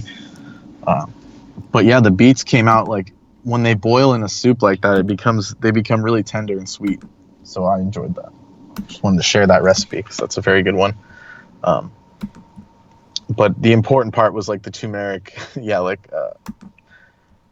it's something that removes pollution from the body. And if you buy like a good organic turmeric, like you can tell the difference. Because I've purchased a like a cheaper turmeric, we'll call it, a like bulk buy kind of turmeric, and it wasn't as strong. You want something that's aromatic. It'll have this like kind of peppery finish. You don't want it to be just like bland or have like not very much smell, because the color will always be there. It'll always look like turmeric, but you want to have like the aromatic aspect to it, because that a lot of that is like the oils in it. So you want to buy like fresh organic turmeric if you can get it, and that will help immensely with the ginger. Oh, Lena Shea is saying that you're making her so hungry. She likes beets as well. Good. Yes, I'm sorry about that. Yeah. Yes, Veronica Pereira says hola todos, and the same to you, dear Senora. And King Raw 85 says good evening, my brothers. Peter Moon brings up the fact that the Hearst Corporation maintains a constant presence in. He says that Hearst Castle is now a state-owned facility, but it's only a small part of the huge property which remains in the hands of the Hearst Corporation, which still holds corporate meetings there, and that they maintain a huge presence throughout California, of course, but it's at or near San Simeon, which is what you were trying to remember. Thank you, Peter. Yeah, he said it last time. I forgot. San Simeon is where it's at. Yeah, and I just wanted to go on. Yeah, confirm what he said there. It's like the actual castle itself was gifted to the state of California because the family, even though they were multi-billionaires, like they couldn't afford to upkeep it. It would cost so much. All the restoration, the landscaping, the maintenance, like all of it costs like a fortune. So the only way they could do that is by renting it out as a tourist destination. And that's the only way for them to maintain it. If it wasn't for people going to visit it, it would just basically decay into the mountainside, because there's no one has enough money to maintain it, even like that family. That's incredible. It's like they require like the people that can restore old paintings and restore old wood. Like so much expertise goes into it. So that's another interesting aspect. When I was there, I enjoyed that. That's amazing. Like talking to the curators and stuff. That's amazing. That's amazing. By the way, Dennis Marshall says California has closed all bars and nightlife. I think in general that's the intent. I'm not quite sure if it's been that intensive. It's a directive, which means I don't think they have forced anyone to do it. It's more like you should do it. Thank you. I believe so. I believe that's the case. So just so people know where San Simeon is, it's about halfway between Los Angeles and San Francisco, as Peter Moon has articulated in the chat room. And I don't drive, so I'm very bad at giving directions.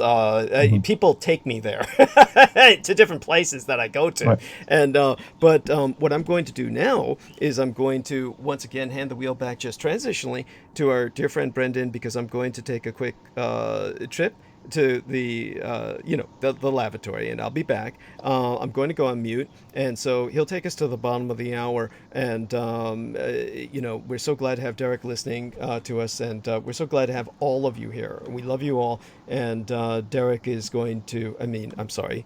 Brendan is going to. Poor Derek can't speak right now. Brendan is going to take up the vocal slack for me for about 10 minutes at the absolute longest, and then at that point we'll be at the bottom of the hour and I'll take over. And Brendan, you're an angel. I love you like a son. You're always here to save my ass, and and when you're unable to do so, it's for it's for very good reasons. It always is, and most admirably of all, Brendan Zogit supports himself. Well, barely, but right. So it's going to be a bit challenging since I spent the rest of my money on foodstuffs. So we'll see. Oh shit! Tell people a bit about that. The struggle. They want to hear about that. Okay, I'll be back. Okay. Yeah, and basically, and the reason why I can't even be on for much longer is because my classes went all online, but in my opinion, it was very blunderously done because they were telling us for weeks that, oh, we're not going to close. They were sending emails that were saying, oh, come to class. And then out of the blue, even before their own deadline, they said, oh, screw it, we're all going online. And so now all the teachers are rushing to get their stuff online. And some of my teachers, they've never done an online course because they're just, they've been working for 50, 60 years doing the same, class. They never had to go online. They did it all just manually with just regular tests. And so for them, it's been, extremely challenging. And a few of my teachers, they've done online classes, but it's still challenging to do it on the drop of a pin or on the drop of a hat to switch to remote classes, which is good. I'm almost certain that they're going to have to just shut the semester down because there's a lot of people that are they go to school and they're homeless. They don't have computers at home. So the point of taking a face-to-face course for a lot of us is basically because we don't have a stable place to do homework, or when they want us to get online at a certain time, a lot of people don't have that. You can't just go, you can't even go to a library and expect it to be, ready to go when you're there at that certain time because it could be full, there could be people there. So my guess is that they're going to have to cancel the semester at this point because of the massive, I'm not trying to be too harsh, but it was basically a blunder on how they did it. It was just really unorganized way of doing, and it goes all the way up to even Harvard. I mean, they kicked those kids out at Harvard and said, okay, go to online classes, but at the same time, you have to move out and move all your stuff out and not come back onto campus. How can they expect people to sustain that? I mean, it's a delicate balance as it is, even just going to college. A lot of people, they can't, they won't be able to handle a transfer like this. And it's very challenging, I'll admit, because going from an in-person medium to an online medium is really difficult. It's not something that can be done overnight. And I think by tomorrow, there'll be more clarity in that. Hopefully they'll finally realize that it's an actual challenge, it's a situation.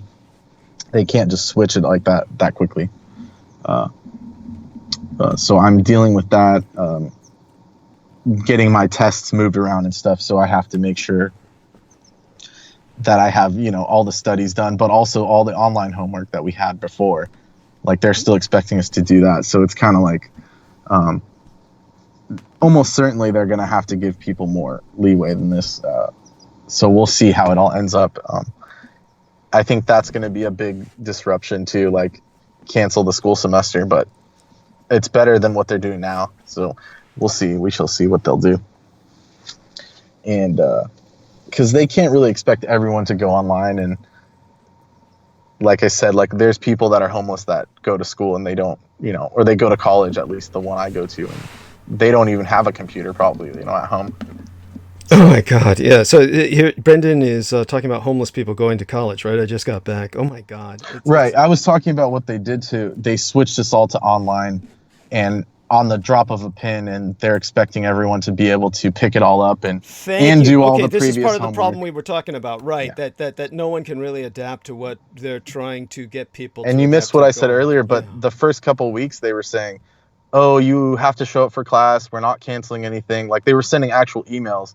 And then they were like, okay, by next Tuesday, which is this coming Tuesday, they were saying, okay, then we'll go remote. Oh, But shit. they even canceled it way earlier than they said they were going to. So all the teachers are scrambling. A lot of them have never done online courses. I'm just going over what I said. And so, Yeah. that's, Please. Yeah. it's a blunder. It's a massive blunder, in my opinion. Well, do bring up the fact all of society is going to be suffering this. Every Yeah. aspect. Oh, yeah. I mentioned that Harvard did the same thing. They kicked those kids out, and then they said, oh, you still have to go on online classes. But, like, also you have to move all your stuff and not be on campus. You know, like, that's impossible. It's untenable. You know, yeah. I'm just left. I'm left in awe at how unprepared we truly are. Right. We are. Right. Yeah, we're vulnerable beyond description. There's nothing that really does justice to how vulnerable we are. No descriptive. Yes. And but Brendan's got his chickens that he can slaughter and eat that are available for the plucking. That I'd be so pissed if these people tried to kill these chickens.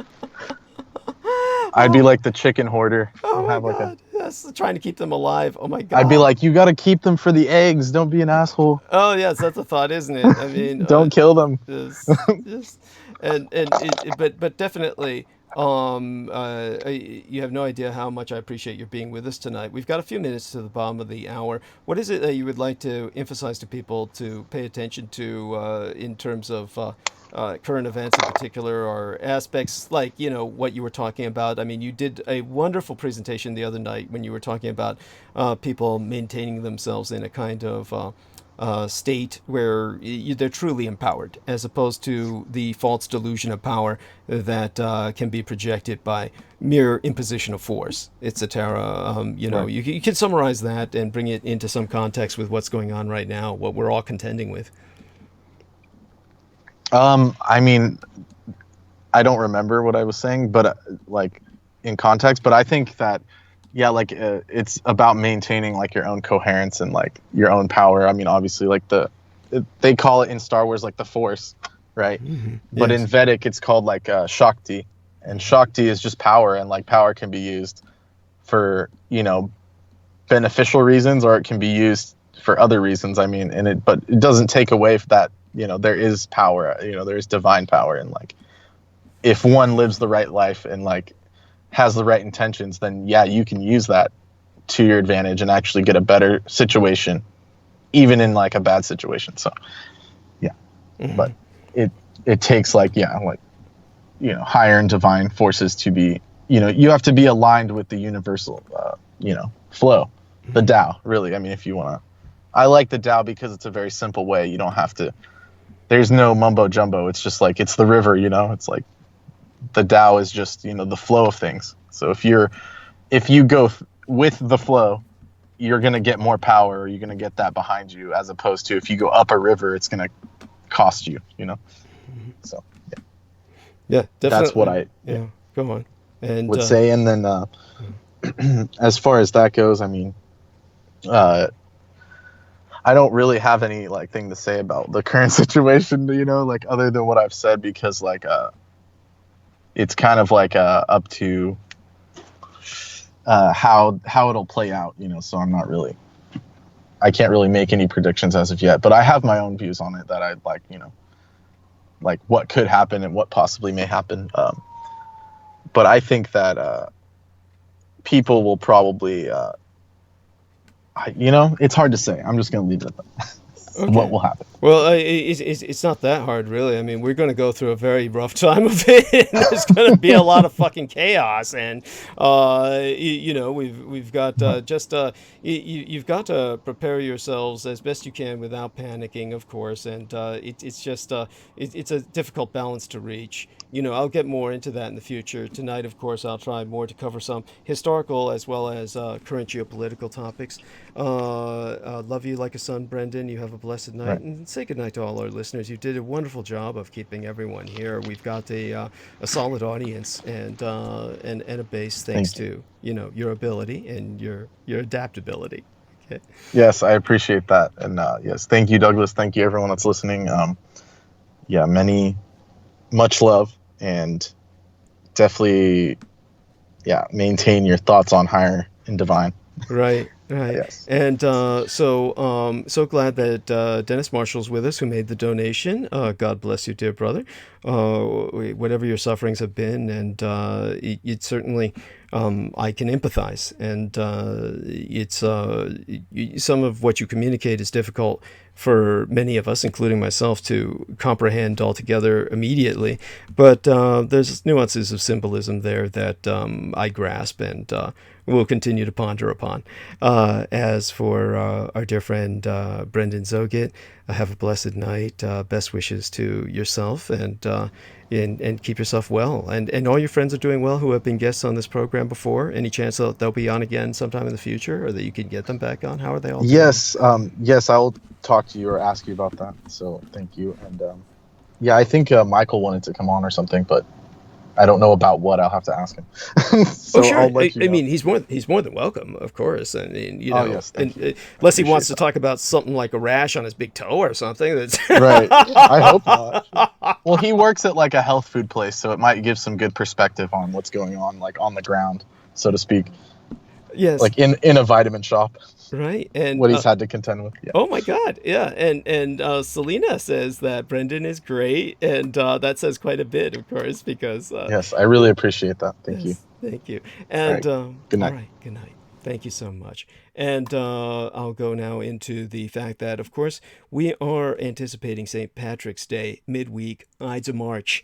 This month, St. Patrick's Day falls on the Ides of March. I will explain some of the context of what that means to people who are not familiar with the calendar and its implications. This is also tomorrow, so this is the Eveday thereof. Tomorrow is the My-Lai Massacre Memorial Day. So this is the Eveday transmission of the My-Lai Massacre memorial date, and which, of course, would be the 16th of March, in which that atrocity took place. I'll explain the significance of that. All of this, of course, is a struggle to just, as you've noted tonight, get myself together to actually pull my head out of my ass and come into some form of consciousness, while our friend Brendan Zogit was holding the stage for me. In the larger part, I was imbibing a lot of caffeine. I was caffeinating myself. I was also oxygenating myself, not nearly to the level of sophistication that Peter Moon does. But then again, I cheat, right? I've got the nanoplasma transfusion that enables me to live a life of quite sedentary lifestyle. Enough so that when I turned myself into the emergency room the other day, when I suffered what was essentially a toxic poisoning or a toxic reaction to that ridiculous laxative in preparation for what was supposed to be a colonoscopy, that never happened and never will. The laxative that was used had the opposite effect on myself that it would on any baseline human. It constipated me for a work week. I didn't go have a bowel movement for the next 5 fucking days. So if anyone has any doubts at this point that my body is not as unto the baseline human body, maybe that will help put that to rest. But of course, when it came to the going to the hospital, a wonderful lady doctor was there, and I shared with her the fact that I lead a very sedentary lifestyle, and she took me seriously enough to check my back for bed sores, which I do not have, but it's good to be taken seriously, and I wish I had been taken seriously by the MDs at UCSF at the time that I was in so much pain from multiple lung collapses, and they just felt I was an addictive personality trying to get painkillers. But no, they didn't take me seriously, and because of that, they deprived myself of painkillers that I sorely needed, and I gutted it out, and amidst all the muscular tension caused by the enormous pain, the excruciating agony of multiple lung collapses, and this was like the final series of them that led to the radical experimental surgery being applied, that stapled my lungs to my rib cage. During that period of time, I was squeezing my butt cheeks together so hard that I made the joke that I could crush ball bearings with them. But that's how I developed hemorrhoids, which, go into remission, but they've never really gone away, which resulted, of course, in the blood in the Ficht test, as they call it, that led to the attempt to perform a colonoscopy that was entirely unnecessary. And so there you go. See, this is how old men talk, right? You get to be old, you talk about stupid shit like this. Not the stuff you want to bring up on a first date. At any rate, it's all been a struggle, and Mein Kampf, my struggle be thine own. Contribute to the struggle at DouglasDietrich.com, where we now be accepting, let's just say, contributions via PayPal Holdings Incorporated on DouglasDietrich.com. And I need those contributions to survive.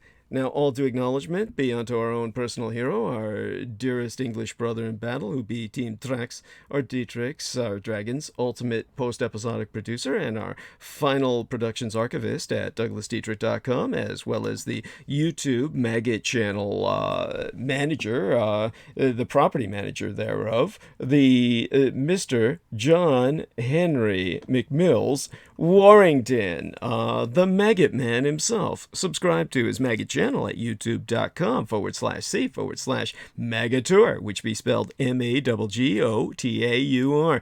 And friend and follow he via his Facebook timeline at facebook.com/John.War. For word no for he, nigh all videographic works of the internationally recognized renegade military historian would have been lost. By the way, just going to check on this incoming message from our man. I almost say Mario, because he's got that Vedic name he was trying to adapt to, which he kind of miscalculated and came up with a name he didn't need, and therefore everybody mistakes him for one of the video game plumbers. But Brendan is telling me, that reminds me of the travel beat it bottle I bought instead of hoarding toilet paper. Oh, there you go. Priorities, right? At any rate, yeah, that reminds me of the whiskey flask I brought instead of, investing in toilet paper. Oh, well. Hey, made of metal, stops a bullet. Well, does in the movies, right? Doesn't in real life, probably adds to the ballistic damage. Don't rely on such things to save your life. But now you, too, can do your part to help in the fight against total annihilation. Spread the word about Douglas Dietrich, that he, the biological son of Adolphus Jacob Hitler, which you can find out more about at douglasdietrich.com/2019 /05/08 /Douglas Dietrich, son of Adolf Hitler, fighting against white supremacist neo-Nazis.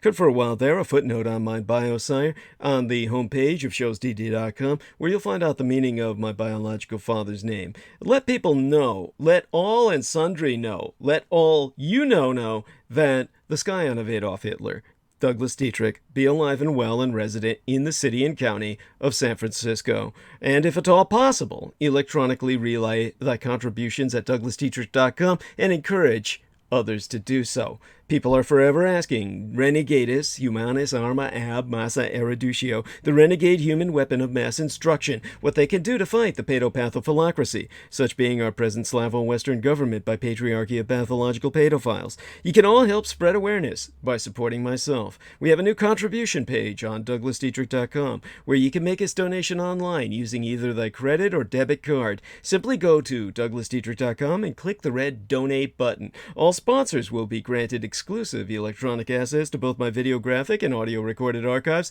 through to this year, from the 2011th year in our Lord, the very year mine own late and sainted matriarch, the Grand Ma Dame, Diana Lin Tsuchin Takabayashi Hideko Dietrich, was murdered, assassinated, nigh immediately aftermath, Sanjuichi Senseme, the 3/11 terror attack against the Fukushima Daiichi, or Big One cluster of nuclear power plant facilities on site, the 7,000 islands of the Greater Japanese Empire, when 'twas deemed by much Native American cosmological reckoning that the first rays of the dawning of the sixth world broke upon us, and magics could again be worked conjointly with Mother Earth to redeem the folk upon her. They're not on YouTube anymore. whereon the intra-global crises analyst Douglas Duane Dietrich, long ago established his high-profile visibility platform per rationale of personal security by way of public promotion. Only on contribution will thy membership be processed within 48 through 72 hours between 2 to 3 days for full access to all mine archives, meaning all those videos that John Warrington saved, aside those on the maggot Douglas Dietrich channel and the YouTube channel named Taboo Bros 2, spelled TABOO space BROS space Roman numeral 2, as managed by mixed martial arts maestro Daniel Arola, whom you can visit at facebook.com/Daniel.Arola.3 when he's out of Facebook jail. He's usually there, but he's out at times and can hang in the internet with the rest of us. When he's not, of course, acting the role, which he does commensurately well, as the maestro of Damage, or Daniel Arola Martial Arts Group Incorporated, Cali Combatives. Optionally mail either checks or money orders, never cash, to the personal residential address of the Mr. Douglas Dietrich, which itself be listed on douglasdietrich.com. The most important thing being that people regularly donate what they can within their means. Foremost among Axis Daddy D's donors, aside his lady and mistress Lena herself, be our most beloved greater British brother in battle, the Team Drax, Dietrichs or Dragons, heavyweight lifting keeper of the spirits and YouTube Bizarre HD channel managing mixologist, George Edward Knight, whom you can friend at facebook.com/george.e.knight.7, subscribe to his channel at youtube.com/user/bizarrehd, which be spelled BIZAREHD, mine own personal hero who has substantially delivered towards my salvation from the streets, and whose self-produced videos entitled How the United States Won World War I and Why We Are Still Legally at War with the Third Reich both be factually substantiated per mine own expositions. Indeed, the last Dietrich of Gulliver's, the son of Dietrich's, or son of dragons, Anglo-corrupted as Dracula's, expositions via YouTube would not be possible sans generous benefactions from my listeners on a monthly basis. The Amerasian agent of the Peacock Angel, Taviush Mariek, be the only person on the surface of this world with the insider knowledge and experience necessary to lead thy resistance against the Russo-sub-satanic occupation and anti-godly insurgency, it bearing no end of emphasis that Judy, Anglo-corrupted as Jedi, literally Master D in the original Chinese, or the Master of Enlightenment, myself, is not paid to articulate mine expositions, and have never once been remunerated for my services rendered unto thyself in all thy holdest dear, at incomparable sacrifices to myself, most tragically of all mine loved ones, in my most singular and quite unenviable role as the ultimate public informant at personal risk, still at large. Your taxation cannot support me, as I be denied access to the United States Department of Veterans Affairs, benefits and or services due dishonorable discharge.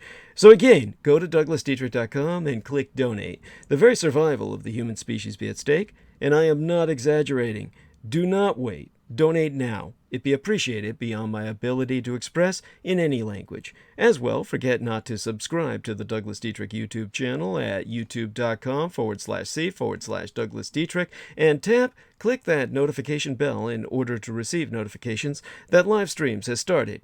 Finally, and above all else, visit awakewithinthedreamproductions.com to emphasize that Douglas Dietrich referenced thyself to purchase thy ticket to rendezvous face-to-face with the Javel or Devil Angel himself as he delivers his live and personal headline presentation as one of 3 keynote speakers for the Living Truth Summit on site the Sacred Mount Shasta this pending June 18th through the 22nd, Anno Domini 2020 Comunal Era. To reemphasize, purchase tickets to the Living Truth Summit 2020 at awakewithinthedreamproductions.com/tickets. Emphasize that Douglas Dietrich referred thyself to purchase thy ticket to review his live and personal headline presentation to be delivered as one of 3 keynote speakers for the Living Truth Summit on site the Sacred Mount Shasta this pending June 18th through the 22nd in the 2020th year of our Lord, and subscribe to the Douglas Dietrich YouTube channel at youtube.com/c/Douglas Dietrich. Tune in at 8 p.m. Eastern Daylight Time and 5 p.m. Pacific Daylight Time on Wednesdays and Sundays, and click that notification bell in order to receive notifications that live streams has started. Subscribe and donate at DouglasDietrich.com, and sponsors will be granted exclusive access to the online archives, including all video and MP3 recordings of Douglas Dietrich from 2011 through to the present. Now beware the Ides of March, especially if you're a politician. Today's ominous date is associated with the great Julius Caesar's, that's the correct pronunciation in the Latin, not Caesar, which is an Anglo-corruption, but Kaiser, from whence we derive the word Kaiser, or Tsar, the emperor himself. The name is a title, like the Christ, except in terms of secular power. Give unto Caesar what be Caesar's, give unto Christ what be the Lord's. And today's date be associated forever, imprinted in blood, with Julius Caesar's brutal assassination, as well as an Adolf Hitler invasion, rather a Reichsinvasion, as coordinated by my biological father, and a killer blizzard, among other horrors. If you're feeling a little spooked, remember, it's all just coincidence. Well, not really. No more so than was the candy striper, Cume, nurse, who was working at the birth of Brendan Zoget and the death of Diana Dietrich. The Ides of March are most commonly associated with the assassination of the Roman dictator, Julius Caesar, who had gone from a man who was running a republic to the god who commanded an empire. Well, in all fairness, he ascended to apotheosis, the godhood, on his death. But every month has an Ides, yet only March is known for it. So, in terms of the history of March 15th, and why you might feel a little spooked this day, what be an Ides, you might ask? What the hell is IDES? Well, the Ides simply refers to the middle of the month. In Roman times, it was known as the deadline for settling debts. But why beware the Ides of March? Well, the date be marked by bloodshed, and while most commonly associated with Julius Caesar's brutal assassination in 44 BC, 44 years before the birth of his Lord and Savior, Caesar's gruesome death being in and of itself a pivotal point in all Roman history, indeed all human history, because Caesar was preparing to invade Persia, what then was known as Parthia. And had Caesar invaded Iran, which was simply the Greek word for Aryan, and incorporated, assimilated Iran into the West, there would have been no need for a Silk Road. The road would have been wide open to the Orient, and Rome never would have died. And William Shakespeare, as I'm reminded by Brendan Zoget, made the event even more famous, or rather infamous, with his play entitled, after the man, Julius Caesar, or the god, if you were Roman, in which a soothsayer warns the Roman leader prior his ascension to apotheosis by assassination to beware the Ides of March. So what happens on this date? Don't pull a Julius Caesar and ignore bad omens. Over the years, several disasters have struck on this date. Of course, some might say it's all coincidental, but what be a disaster for one, be a victory for another. On March 15th, 1939, my biological father, Adolf Hitler, spurned the Munich Agreement and invaded Czechoslovakia, which sparked the Second World War. That conflict was ignited by the invasion of the artificial nation, a construct of Woodrow Wilson's conquest of Europe via the deployment of biocidal weapons, which I'll go into as it's been demanded by Peter Moon and George Knight that I do so tonight. And that World War I, which was ended by biological deployment, was, of course, resulted in a new form of human evolution, social evolution, in which men no longer greeted each other with a handshake and the pressing of the flesh, because the disease had been so catastrophic and mass murderous. Over 200 million people died worldwide, as has more recently been brought to light by further investigations into the mass deaths triggered by that release of a weaponized influenza by the United States. That is 20% of the human population. The human race was never the same again. Not just biologically, but socially. Biologically, entire branches of the human family in terms of human genealogies, bloodlines, died out. Those that survived never greeted each other with a handshake again in the years up to and through the establishment of the necessary dictatorships in Europe that restored order. People went back to the ad locutio, the Roman salute, without the pressing of the flesh. And when Adolf Hitler was brought to the point where war was unavoidable, and the artificial creation of the last war, the redrawings of the map by the American Woodrow Wilson, led to the creation of a bastard construct known as Czechoslovakia, rightly two separate nations, the Czech and Slovak republics. Hitler destroyed that monstrosity, that Frankensteinian pastiche, and absorbed the Czechs into the Reichsprotectorate of Bohemia-Moravia, and Slovakia was granted independence as a Slavic wedge between the Reich and the Balkans. This, of course, was the result of victory and the instigation of the Second World War, not the invasion of Poland that everyone so propagandizes due to the propaganda machine of the Polish peoples, which is immense and leads to Polish heroes being forever promoted as the heroes of the West in comics like, Black Hawk, in which a Polish pilot is one of the sole survivors of his flight unit when the Germans invade and goes on to become a kind of human superhero in the DC Comics universe.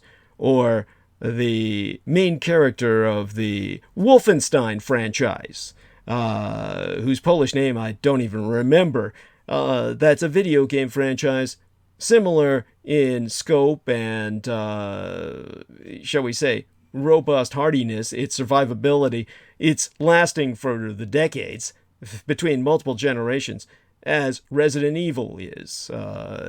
And the Wolfenstein franchise has some Polish soldier who's an American citizen, who's constantly fighting the Reich across multiple timelines, as, again, representative of the West, somehow the Poles being discerned as the first victims of Nazi aggression via World War II propaganda, which is still ongoing today because we are still legally at war with the Thousand-Year Reich in exile. The only representative thereof left upon the surface world being my homeland and heartland of the Nationalist Republic of China, as reestablished on Taiwan. Also, on March 15th in 1941, a completely unforeseen blizzard ransacked North Dakota and Minnesota, killing 151 people. There's no immediate details I can provide on that.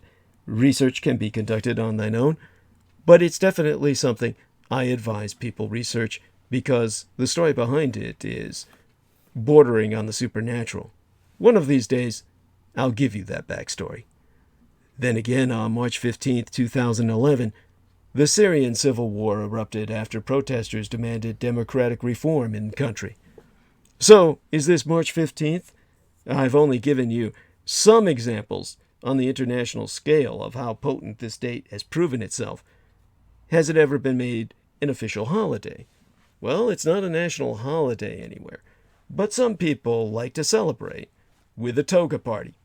Alternatively, you could watch the political movie The Ides of March, starring George Clooney and Ryan Gosling, and hold a bit of a toga party with popcorn. Now, before I go into what's going to happen tomorrow and lead us into the histories that are brought to mind by today's date, I'm going to check into the live dashboard again. Check into the messenger first, and check into the live dashboard. All right. Derek Talley is supporting myself. Okay. Gaining some in audience. That's good. Building up. And tomorrow, a trial begins in a young female college student's murder. A 13-year-old is due to go on trial in New York Family Court tomorrow in the stabbing death of Tessa Majors. Her first name is spelled Tessa. The boy is accused as a juvenile in the fatal robbery of the Barnard College fresh girl that befell us in December. 12 14-year-olds charged as adults in this case have pleaded not guilty. Now, I feel personally violated by the murderous fate that befell Tessa Majors. This act is so disgusting, I can't even go into detail. It's something I can't bear to recount. People can look up the name of Tessa Majors and pay whatever respects they can to her memory. Now, 58 years on, the My-Lai massacre remains a gaping wound. And the Army's cover-up made the My-Lai massacre even worse. It took 20 months from the day American troops slaughtered 504 unarmed Vietnamese civilians in 3 brutal hours for the war crime to come to light. On March 16th, 1968, hundreds were killed by American soldiers in Son Mai, a collection of hamlets between the central Vietnamese coast and a ridge of misty mountains. On the morning of March 16th in 1968, American Army soldiers entered a Vietnamese hamlet named My-Lai 4 on a search and destroy mission in a region controlled by Viet Cong forces that the Army referred to as Pinkville. The term Pinkville meaning that they're almost communist, not fully red. Everybody's supposed to be a civilian, but they're all perceived as communist infiltrators and collaborators, and therefore everybody's pink. It's a political connotation or denotation. It's not gender-oriented or sexual-oriented in the sense of pink identifying with either feminine or gay. Rather, it's a way to say someone is a communist pinko or sympathizer. The soldiers, of course, did not encounter any enemy troops, nor did they expect to. Yet they proceeded to set huts on fire, gang rape the woman, and murder altogether some 500 unarmed civilians, including approximately 100 children under the age of 4 in a satanic mass sacrifice that I swear unto God, Michael Aquino said his anti-gods benefited directly from, because his officers on site were converts to the cults of Edom. That very day, chopper pilot Hugh Thompson was uncertain what was going on in the village below. American troops were seen shooting from the sky, but from his vantage point, thousands of feet in the air, he couldn't see anyone returning fire. The closer he got, the more obvious it became that there was no return fire because there was no enemy troops to return fire.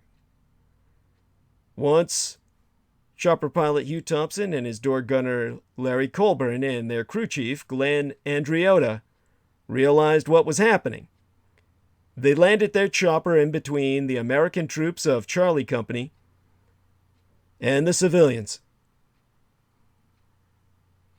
Mr. Thompson ordered his gunner, who had a gun bigger than any of the bastards on the ground could muster. He ordered his man to shoot any Americans who continued to murder civilians. Thompson flew several Vietnamese civilians out to safety, including a 9-year-old boy sitting in his crew chief's lap. Soldiers later admitted women were raped and mutilated. More than 200 children, many of them herded into a ditch, died in a spray of machine gun fire. Of course, the Army tried to cover it up, but journalist Seymour Hersh broke the story in November of 1969. The brutality of the My-Lai killings and the official cover-up fueled anti-war sentiment and further divided the United States over the Vietnam War. It took 30 years for the Army to recognize the 3 members of the chopper crew as heroes. In 1998, they were awarded the Soldier's Medal, which recognizes heroism not involving conflict with the enemy. 58 years agone, they got no such praise. When Lieutenant William Calley went on trial, chopper pilot Hugh Thompson was shunned for testifying against him. Calley was the only person, quote-unquote, punished for the massacre, and public opinion back home supported him wholeheartedly. There was even a song praising him as the hero who killed the yellow niggers that made the top 40 in 1971. "Killing gooks is good for America" was the bumper sticker.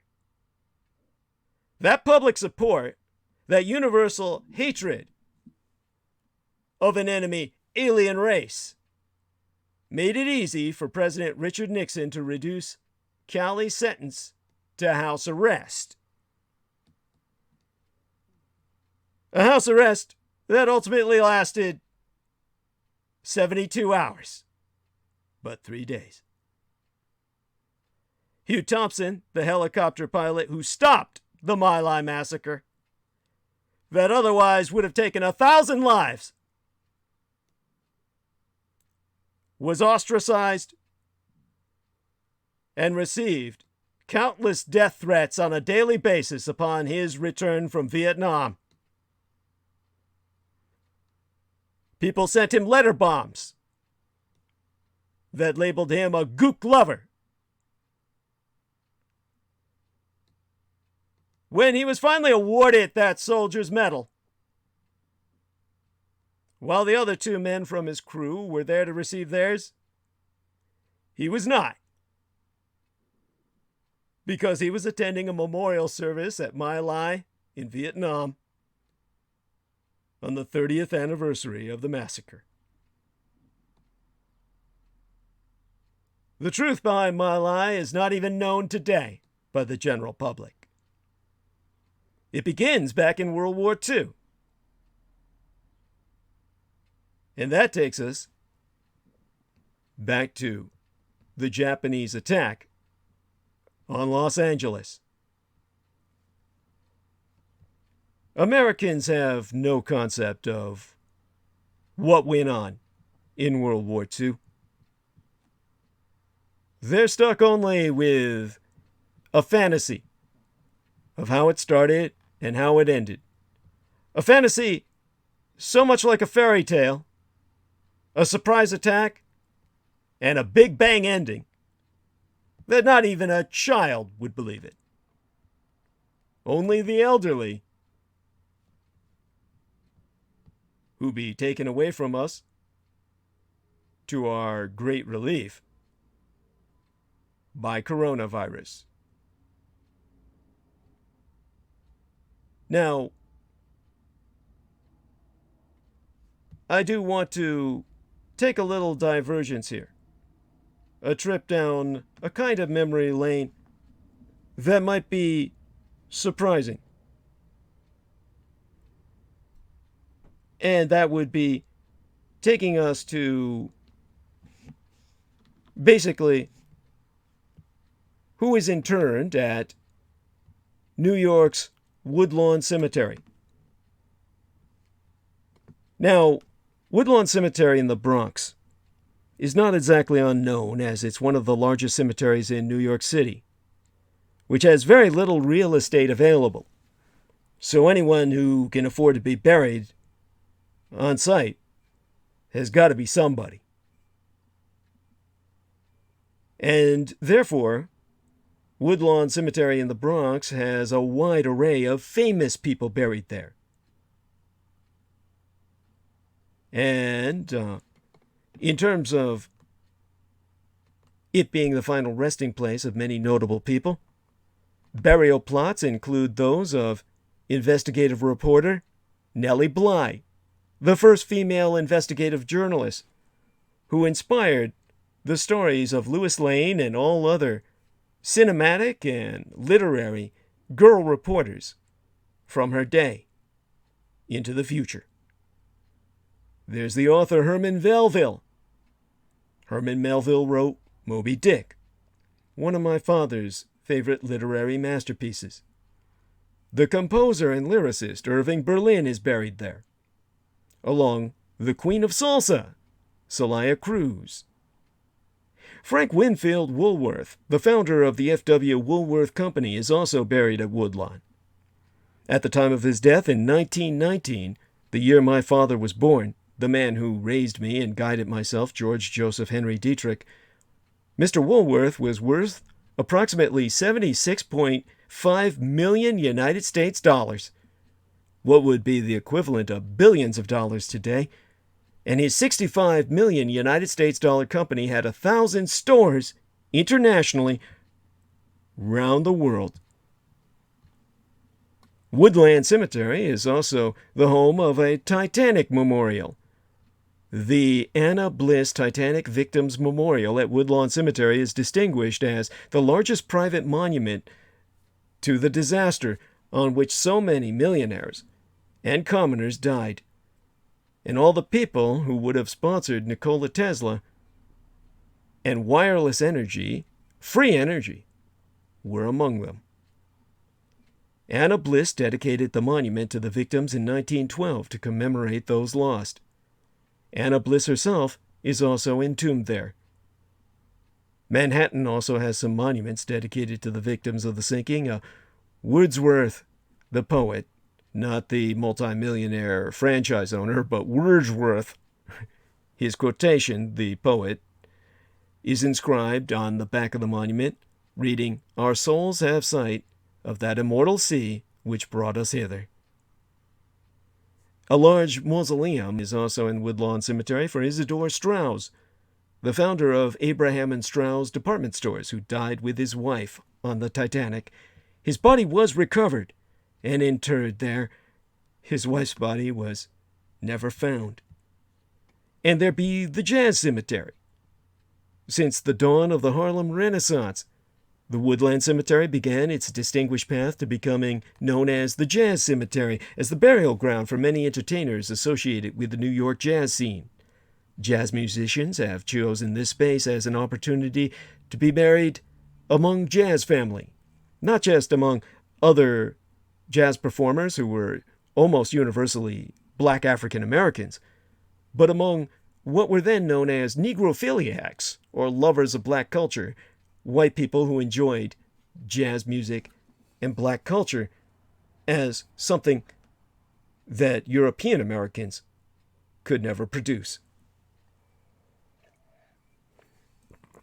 And so, Duke Ellington, Miles Davis, W.C. Handy are those among the interred musicians, and many more. Jazz burials continue to happen to this day near Ellington's memorial. And of course, there be the transgender person I never knew of till my surrogate son educated me about Holly Woodlawn. a trans icon and actress, former male, Holly Woodlawn, died, well, God, what year was it? 2016 or so. And the Warhol superstar and inspiration for the song Walk on the Wild Side had stated that the Woodlawn Cemetery was the inspiration for her name. That was her drag name, but it became her official name as recognized on her driver's license. That was, of course, just one version of her story. And if I can remember her obituary from the New York Times, again brought to my attention by my surrogate son, who must forever remain anonymous for personal security reasons, Ms. Woodlawn told various versions of how she chose the name Holly Woodlawn.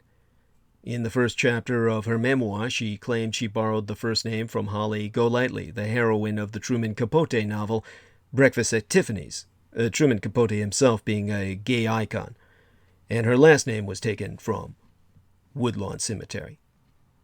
Now, believe it or not, because Woodlawn Cemetery is so,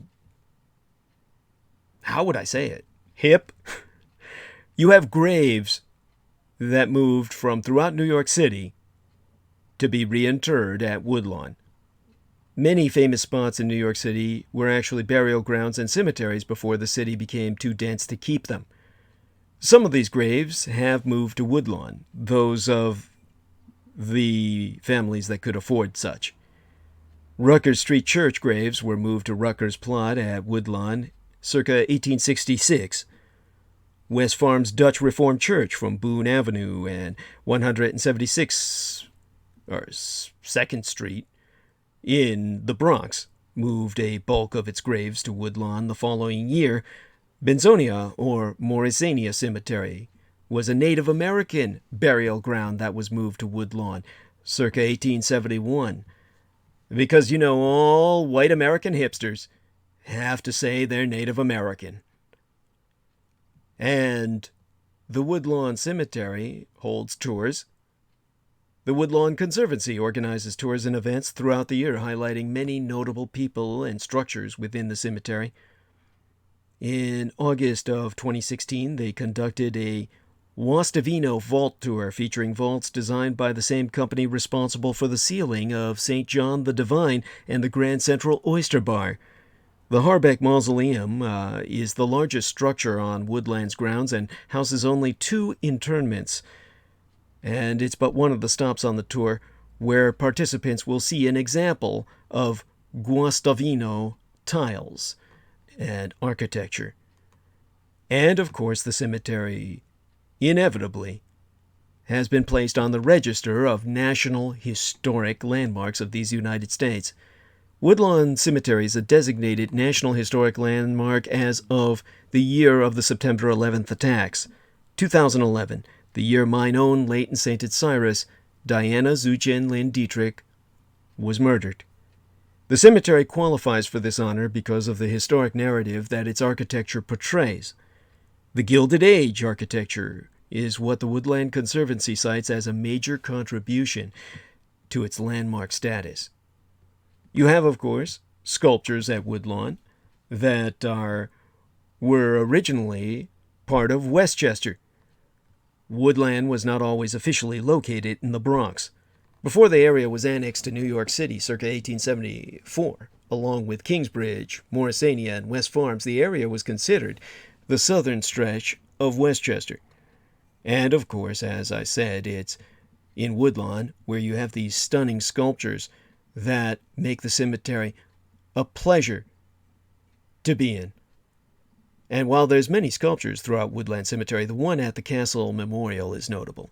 Dancer Yvonne Castle found the sculpture of an exhausted dancer and used it to commemorate grief when she lost her husband and dance partner, Vernon. And while the figure was originally comprised of white marble, Castle cast the sculpture in bronze for preservation before she died. So, people are wondering, why are you going into the Mausoleum of the Month, perhaps? Because one thing you'll never be told, one thing that you're not allowed to know, is that one of the men buried there was the scientific spy for Emperor Hirohito, who helped win the Second World War for Japan. Now, the lovely Selina Khan is informing myself that she had no idea about all of those aspects of Woodland Cemetery in the Bronx, and knowing famous landmarks is part of her business. Well, honey, there's a reason why, and I'm going to give it to you. Basically, of course, the fact is that Japan won World War II. One of the men who made that possible for the emperor was the iconic Japanese disease researcher, Hideyo Noguchi. Now, the reason I bring this up is because George Edward Knight was kind enough to publish a post and tag it to my timeline that was about Hideyo Noguchi and the Battle of Los Angeles in World War II. Anyone who has access to Peter Moon is welcome to hit up George Knight on his timeline or the Sora Aoi timeline, which was gifted myself, Sora Aoi being the name of the most famous actress in Japan, a pornographic actress, and therefore known outside of Japanese cinema by many people throughout Asia, particularly in China, where her biggest fan base has always been.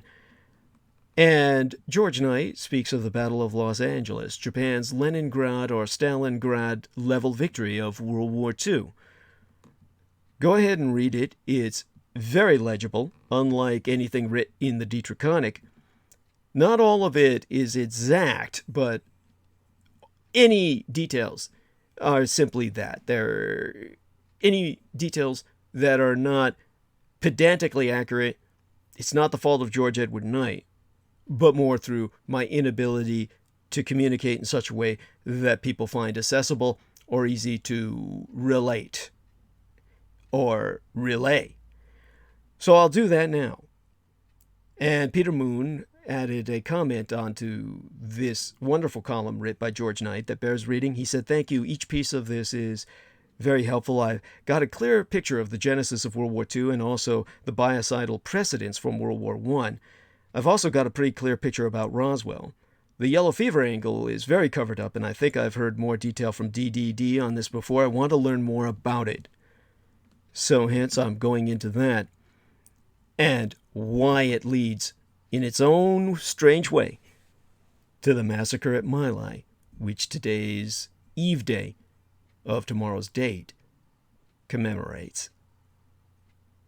Now, the scientific spy Hideyo Noguchi, if you want to find out more about him, rather than in just some illegible, to most people, Dietrich writ column, there's a 2-story stone mansion in a quiet neighborhood of the Hudson River Valley, the Rockefeller Archive Center, that holds a little-known trove of historical documents related to the Japanese national hero, Hideyo Noguchi, the Nobel Prize-nominated bacteriologist, whose portrait is on the 1,000-yen bill of the Japanese Empire. He never was awarded the Nobel Prize because he was, in essence, a mass murderer. But he saved the Empire of Japan and thereby saved his people, whom the West was dedicated to exterminating. He was something which no longer exists in this day and age, at least not at present, or at least not that we know of. He was an anachronism from the days of the real James Bonds, the days when Sidney Riley, or the man who renamed himself as Houdini, could be celebrities as well as spies. He was one of the most famous names of his day. He was the Carl Sagan of his time. Michio Kaku, the Jap trash house nigger who promotes science today, would be the closest that would come to the renown of Hideyo Noguchi in his time. Yet imagine Michio Kaku if he were a jazz-loving, tap-floor dancing, international man of mystery, and you'd be closer to the mark. Now, the Rockefeller Archive Center holds records of him because he worked with the Rockefeller Medical Institute, and therefore they retained no less than 7 boxes of materials that include letters, telegrams, and medical records from Noguchi's final days in Accra, the capital of present-day Ghana in Africa, where Hideyo Noguchi died of yellow fever while using a circuitous route to transport shipments of the disease to the emperor himself for mass weaponization. Selina Khan found a wonderful reference on Hideyo Noguchi. I'm proud of her.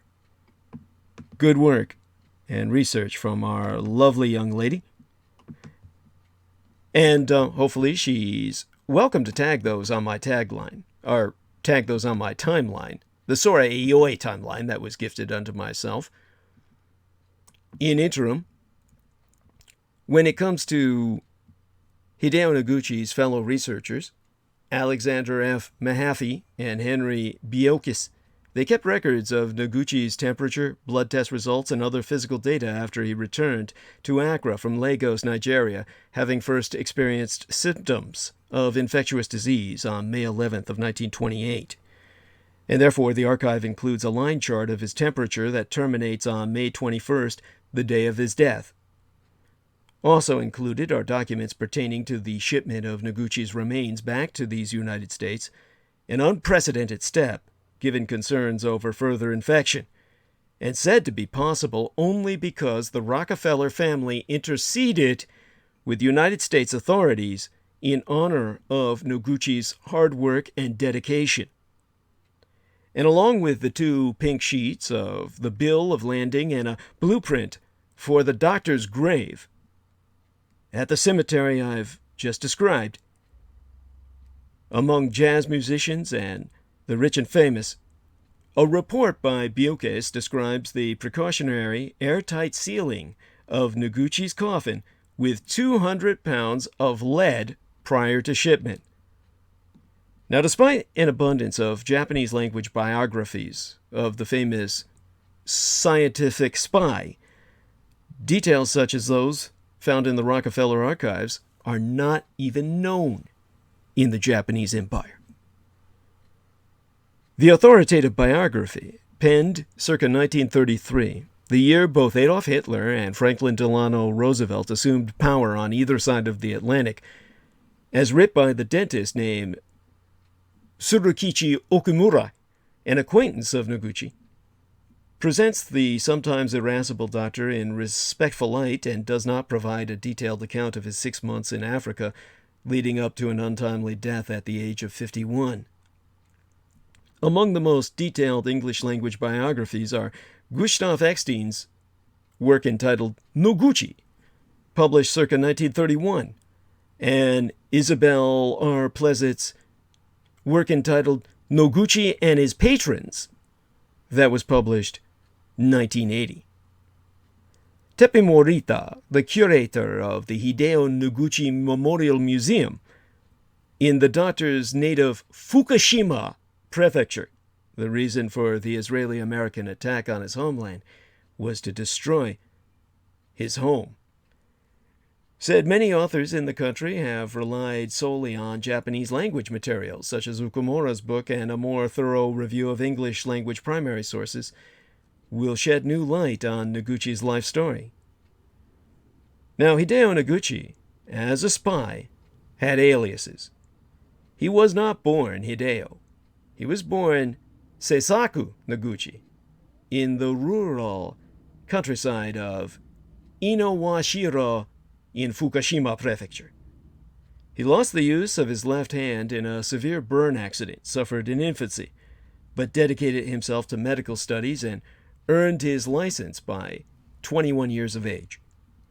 As an assistant at Tokyo's Kitasato Institute for Infectious Diseases, Noguchi served as guide and interpreter for the visiting Simon Flexner. And the following year, 1900, at the dawn of the 20th century, departed the Japanese Empire to work for Flexner at the University of Pennsylvania. Noguchi would conduct his most significant research while employed by the newly founded Rockefeller Institute, where he started circa 1904, the year of the Russo-Japanese War. His identification of the syphilis spirochete, the primary vector of the sexually transmitted disease we know as the clap, earned him world renown and multiple Nobel Prize nominations. And after a triumphant visit to his native Japanese empire circa 1915, his first and only return to his homeland to receive direct orders from the emperor after his welcome as a national celebrity hero, Noguchi dedicated himself to the study of yellow fever, putting himself at risk in several countries in South America and finally Black Africa in hopes of developing a vaccine against the deadly scourge. There's a comparatively recent exhibition that took place at New York City's Nippon Club, a Japanese social organization that Noguchi visited himself in his spare time, that displayed the doctor's microscope and other historical items, including a screening of the 1992 Noguchi biopic in filmography entitled Tuki Rakujitsu, or Faraway Sunset. Many in the audience were moved to tears by the emotional scene in which Noguchi reunites with his elderly mother, Shika, in Fukushima. The doctor's grave in Woodlawn Cemetery, some 23 kilometers south of the Rockefeller Archive Center in New York City, borough of the Bronx, remains a draw for Japanese visitors alone, because no Americans know of it. And circa 2008 underwent restoration work with help from the Japanese Empire, based in these United States, through a group of émigré Japanese medical doctors. Some of those same doctors also joined emergency rescue teams to Japan when Noguchi's own native Fukushima prefecture was devastated by the March 2011 earthquake and tsunami and the Sanjuichi Sensemi, or 3/11 terror attack by Israel and the United States that introduced the Stuxnet virus into the Daiichi, or Big One, cluster of nuclear power plants that disarmed their security systems so that they went into total meltdown when the tsunami hit that was triggered and timed by the tsunami bomb the United States had exploded in an attempt to nuke Japan a second time. When the disaster happened, Dr. Noguchi's example came to mind to men like Takahiro Yanagisawa, a professor at the Econ School of Medicine at Mount Sinai in New York, who joined the rescue efforts, saying, "I thought of him and considered what I could do to help." My own mother died immediately after the Israeli-American attack on her Japanese homeland. And I know she went back there to do what she could in spirit. The English inscription on Noguchi's tombstone reads, "Through devotion to science, he lived and died for humanity." As the Rockefeller archive attests, there is still much to be learned about the Japanese icon's passionate and dedicated life. but you'll learn what you need to know now. When it came to Hideyo Noguchi,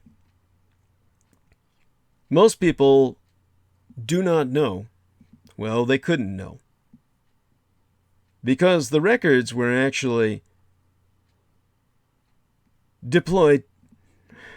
relayed to the Presidio military base, where I was ordered to destroy them. Fortunately, I could read the Japanese.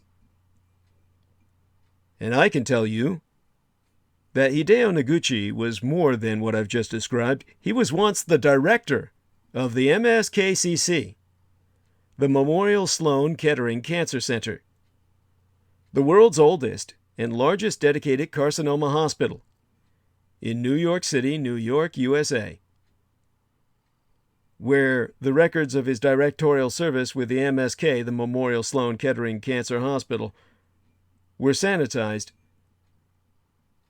when the government confiscated them. The Department of Defense specifically. Ultimately, like so many documents, they were relayed to the Presidio for ultimate destruction by mine own hands. The Nikkei America Jin, or the American person of Japanese descent, the international celebrity bacteriologist Dr. Noguchi Hideyo, to put his surname first in the proper Japanese format, aliased as Isha no Toku, or Dr. Venom, and also known as Subete no Supai no Sensei, the master of all spies, was born Noguchi Seisaku in Fukushima-ken. And, of course,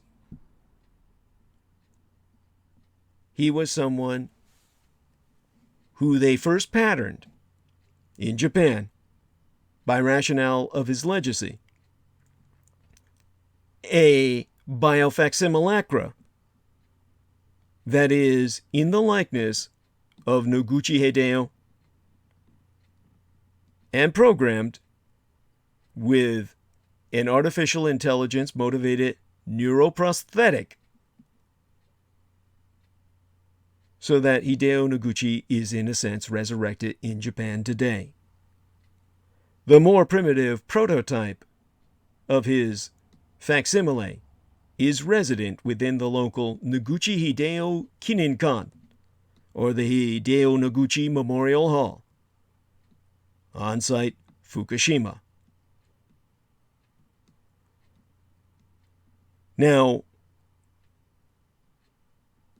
in the second year of His Majesty's reign of enlightened peace and harmony, when Hirohito no Michi, or Emperor Michi Hirohito, literally the emperor by way of abundant benevolence, was 28 years of age,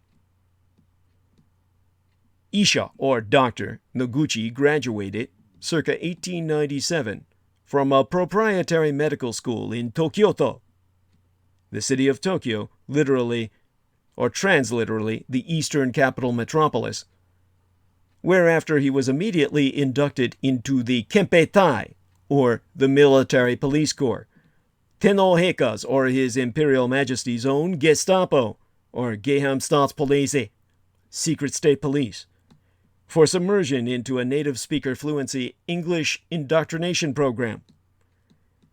By dawn of the 20th century of our Lord, Noguchi Hideyo's English-speaking intelligence acquisition skills would be in dire need to counter the American threat across the Pacific, where the Rockefeller Institute for Medical Research was established to corner a monopoly of the American medical profession by the social Darwinist John Davison Rockefeller. Now, several Rockefellers were already on the United States Board of Education circa 1890 when John Davison Rockefeller Sr. bought out the Encyclopedia Britannica, by which to revise history in his image. And he employed the same tactics against medical schools that eliminated his petroleum rivals: sellout or foreclosure. There were 160 medical schools extant in these United States on commencement of the Rockefeller Institute venture. Within a single year, roughly 80 would remain after the Rockefeller onslaught. Come 1901, the first year of the 20th century, Kempe, or military police agent, Isha Noguchi, Dr. Noguchi, was assigned penetration of the University of Pennsylvania in Philadelphia, USA, where he worked on herptile, or snake venoms. Hence his original alias, Dr. Venom. And he worked as a foreign-born lab assistant under high-skills immigration sponsorship of Rockefeller Institute director Simon Flexner, M.D., former member of the Royal Society of London for Improving Natural Knowledge, a physician, professor, scientist, and administrator of experimental pathology at the University of Pennsylvania, and personal advisor to John Davison Rockefeller, Jr., whose father had appointed Dr. Flexner a trustee of the Rockefeller Foundation and first director of the Rockefeller Institute for Medical Research, already world-renowned for isolation of the organism responsible for dysentery at the time of expediting Dr. Noguchi Hideyo's United States citizenship. Dr. Flexner, M.D., is thus far unsurpassably accomplished in his having brought the mortality rate for the most common bacterial meningitis down to 18% circa 1910, sans any pharmaceutical antibiotics. While today, with antibiotics, the mortality rate has since increased to 25%, a quarter of 100%. Now, circa 1904, at the time of the First Russo-Japanese War, the Institute director, Dr. Flexner, was urgently manipulated into abetting Dr. Noguchi's open infiltration of the Rockefeller Institute for Medical Research, arguably the finest scientific research institution in the world at that time, since developed as Rockefeller University. To avoid lawsuits, they changed their name. And of course, it was contemporaneous. His lord and master, John D. Rockefeller Sr.'s own acknowledged emergence as the world's first billionaire amid the global crisis of the Russo-Japanese War, the long-term but direct catalytic conflict of the First Great World War, World War I, which forced worldwide white recognition of Nippon Koku, the state of Japan, as a great power among the nations. Whereupon the Rockefeller Institute itself was eluded into funding Isha Noguchi's bacteriological warfare espionage efforts for nigh a quarter of a century, nearly 25 years, under its first administration, as headed by Dr. Flexner himself, who had, ironically enough, asserted that no one could run an institution unless he had the capacity to be cruel, thus enabling Dr. Noguchi to devise his means of cultivating microorganisms that had never before been grown in a test tube. However, even though Dr. Noguchi Hideyo was the Michikaku of his day, brought on to the radio equivalent of what today we would call talk shows, any and all official records regarding Dr. Noguchi Hideyo's personal and professional history as a United States citizen have since been scrubbed by the United States federal government, as, while it be disputably promoted that it was he who first discovered Treponema pallidum, the causative agent of syphilis, in the brains of persons suffering paresis, as well as proving that both Oroya fever and Verruga peruana could be produced by Bartonella bacilliformis.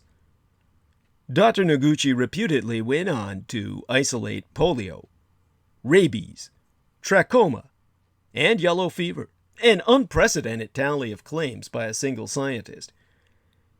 Now, retroactive research conducted over the decades following Dr. Noguchi's death on the line of duty by Yellow Jack, as contracted while smuggling industrial-sized supplies of said plague pathogen through Africa unto Tenno Heika, or His Imperial Majesty, for purposes of mass weaponization, and historically recorded deployment in theater China Command, reveals that Dr. Noguchi had isolated none of these diseases, much of the rest of his works being likewise specious.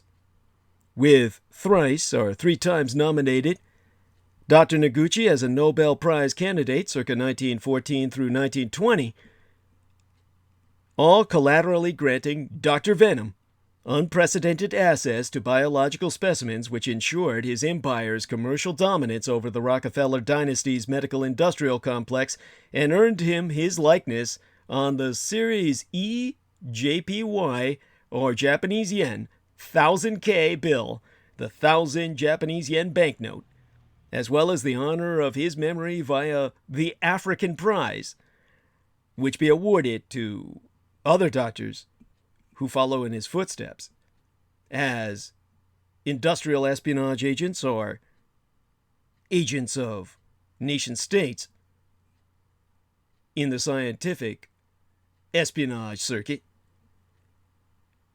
He was an individual who just basically walked into any laboratory, was immediately recognized, and people would say, "What do you want, doctor?" And he'd say, "Well, hey, I discovered and isolated this pathogen.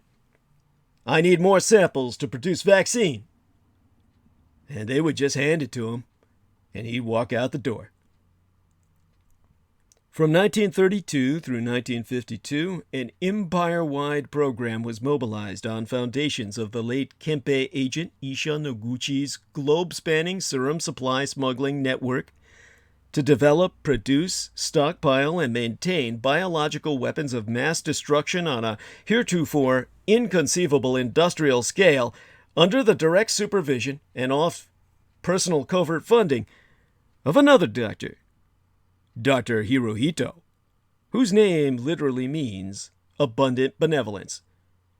Michinomiya Tenno Heika, PhD or PhD, Kaios Seibetsu Gaku, Heavenly Sovereign Dr. Michinomiya Hirohito the Majestic, marine biologist, alias Showa Tenno Heika, on his death attaining apotheosis unto Julius Caesar, and thereafter being referenced never by his name, but only by his title, His Imperial Majesty of Enlightened Peace and Harmony, also known, more conveniently, as the Mikado, or the God Emperor.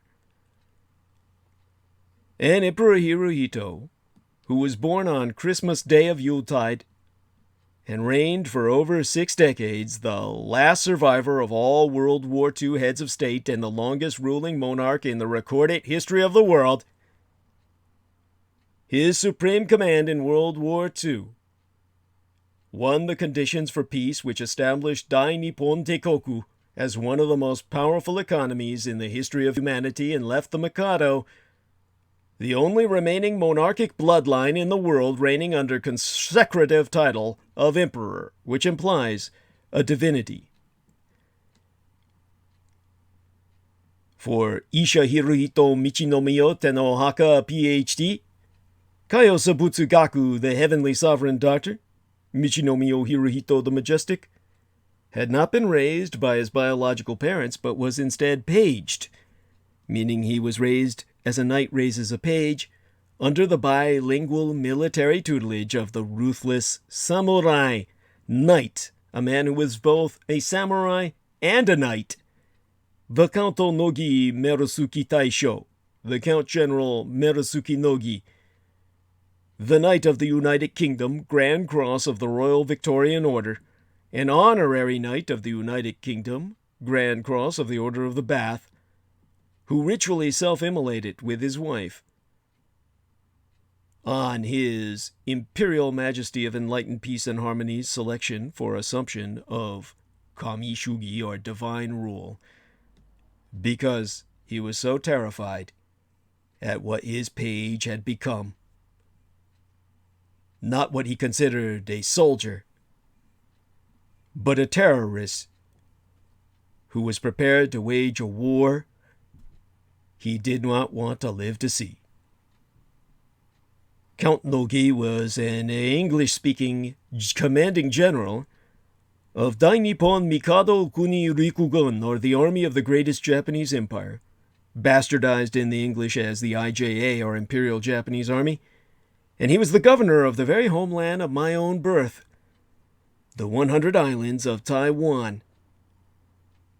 Himself having been a prominent figure in the Russo-Japanese War as commander of the Imperial Japanese forces which captured the critically strategic Roijun, or Port Arthur, in Manchosu Kokugwaya, literally the Manchu People's State, or Manchuria. And having been raised by that general to speak perfectly fluent English, and steeped in the knowledge of combat tactics, Emperor Hirohito realized by 1939, as open war was raging on the continent of Europe, that the United States had already committed itself to an illegal state of total undeclared war against Dainippon Teikoku, the Empire of Greater Japan on the Asian mainland. And, amidst hostilities, the English-fluent Nipponjin, or Japanese virologist, Dr. Chusha Isha Naito Ryuichi, Lieutenant Colonel Dr. Ryuichi Naito, the transfusion surgeon, if I could get the English right and lose my Sinitic accent, he was the man who was the primary blood transferal or blood transfusion surgeon of the Japanese Army. And Dr. Ryuichi Naito, to use the Americanization of his name and putting his first name before his family name, he was the man who was placed in charge because of his ability to transfer blood from one body to another with such an ease that he could transfer blood from half a dozen bodies in a row. He was placed in charge of Shichisonichi Butai, Unit 731.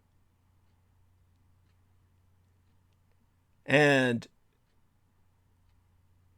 it was with Unit 731 that Lieutenant Colonel Dr. Ryuichi Naito would produce dried plasma for transfusion at the Epidemic Prevention Research Laboratory, General Headquarters of Shichisonichi Butai, Unit 731, come 1943. He being a close confederate of Ishishiro Gunisokan, the Nipponjin or Japanese Surgeon General Shiro Ishii, and future founder of the pharmaceutical company Green Cross. The Japanese, of course, were not allowed to be treated by the Red Cross, being considered enemies of the Allies. Therefore, it was their own Green Cross that treated all soldiers and civilians, and sailors and airmen, and conquered subjects within the realm of Japanese Empire. When the Americans claimed the Japanese surrendered, and the Americans say they won the war, that was at the time America surrendered and entered into peace negotiations with the Japanese Empire. In order to make certain that history would know the truth, and you can look this up yourself, all planes, all craft, no matter what the vehicle was that had anything to do with entering into ceasefire negotiation with the Allies, did not bear the rising sun symbol, because Emperor Hirohito knew that later in history, Douglas Dietrich would expose the truth he wanted to rub in America's face, that their deluded future generations would be broken from the spell of the American military junta. When those ceasefire negotiations went into effect, none of the Japanese craft or vehicles involved bore the rising sun symbol. They bore the green cross of Chusha Isha Naito Ryoichi, Lieutenant Colonel Dr. Ryoichi Naito's own pharmaceutical company, of which the primary stockholder, aside from the Lieutenant Colonel Doctor himself, was Emperor Hirohito. So if you look up the planes that appear to discuss peace with the Allies, the ships that bear the personnel to discuss peace with the Allies, there's no goddamn rising sun painted upon them, but the green cross which made America surrender a private contract with Unit 731 as direct representatives of the Emperor. That war wasn't won by an atomic bomb or the smashing of the atom, but by the splitting open of the cell and the threat of biological deployment of weapons beyond American comprehension or ability to counteract. And 'twas this Green Cross Company, still in business in Japan today, the heirs of Unit 731, and the research conducted on American prisoners of war, among other allies and countless Chinese victims, that intentionally stoked smoldering American suspicions in the 1920s through the 1930s by personally appearing in the person of the Lieutenant Colonel Naito Ryoichi himself. He personally appeared unannounced at New York's Rockefeller Institute seeking samples of the yellow jack fever virus, allegedly for the purposes of mass manufacturing a vaccine. Although this sounded plausible, as the white South African American Rockefeller Institute microbiologist Max Thiele, the recipient of the Nobel Prize in Physiology or Medicine, the only Nobel Prize ever awarded for a virus vaccine, had recently developed a yellow fever vaccine circa 1937. Rockefeller Institute officials were skeptical of an Imperial Japanese Army officer, the leader of Unit 731, and what his motives might be. Shushiisha Naito Ryoichi was a faculty member of the Army Medical College of Tokyo, and yellow fever was, and is, a tropical virus ranging endemically in the rainforests of Africa and South America, but not as far as anyone knew, on the 7,000 islands of the Japanese main archipelago. The Bunya virus infection itself, the yellow jack fever viral plague, be debilitating, my excuse for my Sinitic accent, sometimes twisting the American words with my pronunciation. But even though you might think that debilitating means merely putting you out of action, it's out of action for the rest of your fucking life. You never recover. You're essentially crippled, and you'll wish you had died. And in that case, it can prove fatal. Casual as it be of high fever, headaches, bleeding from the mucous membranes, black vomit, signs of pulmonary or liver or renal, such as kidney failure and shock, Between 5 through 20% of infected patients can die from it, rendering it ideal for pandemic transmission because you need the rest to survive to communicate the disease. When the Rock Institute's contemporary director, Wilbur Augustus Sawyer, refused Naito Ryoshi's request for the bug in a tube, a stranger accosted one of Sawyer's lab technicians on the street a few days later and offered him 3,000 United States dollars. Big money by Depression-era standards, the equivalent of 300,000 today, to procure said virus for a scientific project in Japan. Now, predictably, for the socio-political climate of totalitarian indoctrination of America's tax-paying electorate at the time, the lab tech rejected the bribe and reported the incident to the authorities. The FBI was to investigate repeated overt and covert attempts by Japan to obtain virulent yellow jack fever plague agents, as mass-cultured by the United States itself for purposes of weaponization throughout 1939, while war was officially raging in Europe and the Second World War was officially declared.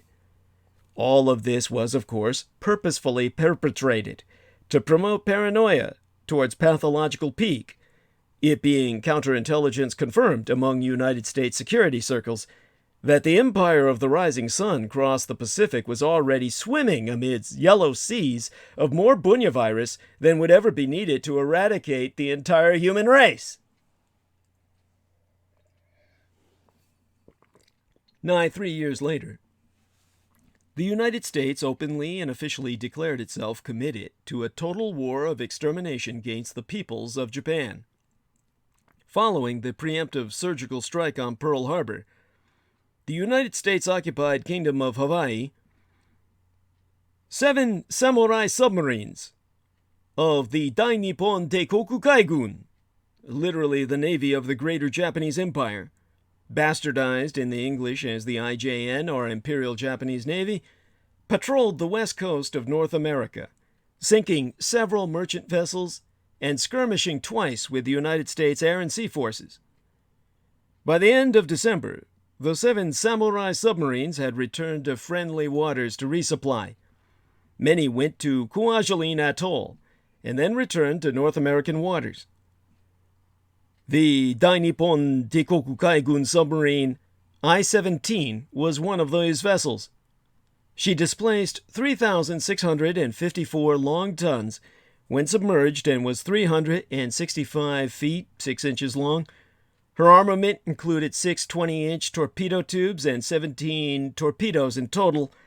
Up top was a 14-centimeter deck gun. I-Boat 17 carried 101 officers and crew, under command of Shireka Nishino Kuizo, Commander Kuizo Nishino. And the I-17 initiated the first naval shelling of the North American mainland against targets near Santa Barbara, California, in what was to become recorded as the samurai submarine bombardment of Elwood oil field on February 23, 1942. Now, American misinformation mills, such as Wikipedia, assert that 13 shells fired on an oil refinery near Goleta, Southern California, incurring $500,000 United States dollars in damages. Publicly accessible U.S. sources claim it was not clear what motivated target selection until much later, when it was found that the commander of this particular submarine had visited the site in the 1930s and stumbled into a field of prickly pear cactus. And the popular American myth propagates that Shireka Nishino Kuizo, infamous to Americans for his I-17 shelling of the Southern Californian field of hundreds of oil derricks, as never having forgiven the ridicule he received from his American hosts that nebulous day. Now, chronological lists of assignments in the Dai Nippon Teikoku Kaigun or Imperial Japanese Naval Records of Shireka Nishino Kuizo from 1917 through to his death in 1956, 1956, mind you, when he was still in commission to service his empire through the Japanese Maritime Self-Defense Force, as the Americans call it, known in Japan as Kaijo Jiitai. In other words, this man died still in command of an Imperial Japanese submarine in 1956. And throughout all those records that recorded his life and service till the day he fucking died at sea, where he was buried by his own request at sea, report that at no time did Shireka Nishino perform duty other than on I-boats, Japanese submarines, excepting 1943 when he was instructor at submarine school, and in 1944 through 1945 when he was in material command of the Japanese Naval Headquarters. This is sourced by myself from Nippon no Boi Kikan, the Japan Defense Agency, records published 1972 that I'm reading in the original Japanese. Said agency itself established in 1954 and developed circa 2007, the year of my late and sainted sire George Joseph Henry Dietrich's death, as the Ministry of Defense. Now, if Shireka Nishino ever provided opportunity, or was ever provided such, to come ashore in the 1930s, he would have to have been skippering a tanker, as only such Japanese vessels were allowed to even approach the United States coastlines to take on oil, even then barely tolerated by reason of race and permitted only by rationale of economics. In point of fact, neither Noshino nor any of his crewmen had ever been in sight of these United States until the I-17 surfaced off San Diego on Washington Day weekend, Monday, February 23rd, the anniversarial birth date of that slaving Masonic traitor to the crown, General of the Armies, George Washington, in order to shell the United States that very day. Commencing shelling simultaneous the national broadcast of one of the chronic fireside chats as spewed by the American socialist dictator Franklin Delano Roosevelt, who was on air at the time that the I-17 commenced bombardment. Now, the folklore circulated by federally suppressed American propaganda organs for Americans to snicker over at parties in Goleta, California, where the appropriately named Richfield Oil Company's Signal Oil and Gas Lease affiliated assets were located, said assets absorbing the damage as alluded to via Wikipedia, along with 100 days worth of hospitalization for the man on the spot, U.S. Army Captain Barney Hagan, commanding officer of A Battery, the 143rd Field Artillery, who was injured in direct defense of his nation, if any American ever was, which Wikipedia has not yet recorded to my knowledge. That bit about the prickly pears was confabulated specifically to take advantage of racist distortions regarding universal East Asian concepts, such as kawaii tateru, or saving face, which has become an American myth, loaded with bullshit and completely misunderstood.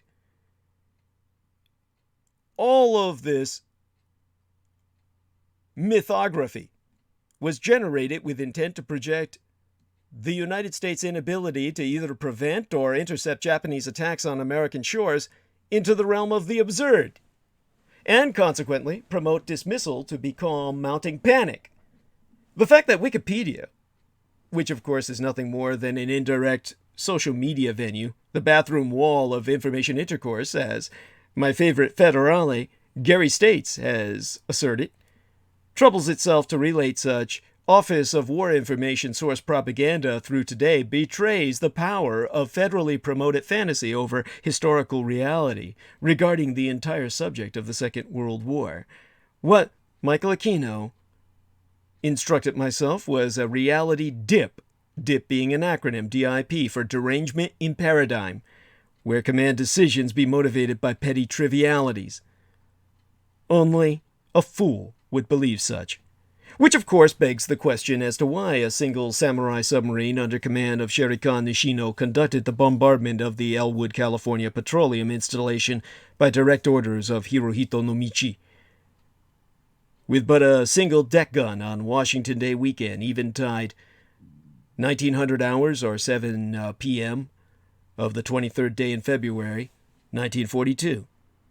The answer of which is as plain as the signal light so brazenly and paradoxically flashed by Shiraikan Nishino's I-17 on to the shores of California, as observed and reported from Montecito by the visiting Reverend Arthur Basham of Pomona, California, and several other witnesses along the Santa Barbara shoreline as the lone samurai sub pointedly turned south towards Los Angeles, triggering American enforcement of an all-night West Coast blackout and causing hundreds to flee inland. This all calculated to boldly project the psychological pressure of terrorized anticipation onto the United States' own high command, but a single day, 24 hours, prior, Eveday na Rosan Zerusu no Kushu, the Great Los Angeles Air Raid. A United States High Command now exposed as so utterly impotent, as unable to respond to frantic calls from the local sheriff's department with even a single aerial interceptor, while the I-17 leisurely lobbed no less than 225 rounds off Elwood.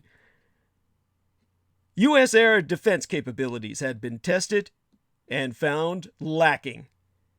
American airspace was wide open for violation, and Showa Tenoheika mandated operational go-ahead in every confidence of success. And even as the I-17 serenely continued her voyage back to the Japanese main islands in safety, the Imperial Japanese Angelino Task Force flotilla glided towards the North American shoreline in silent majesty.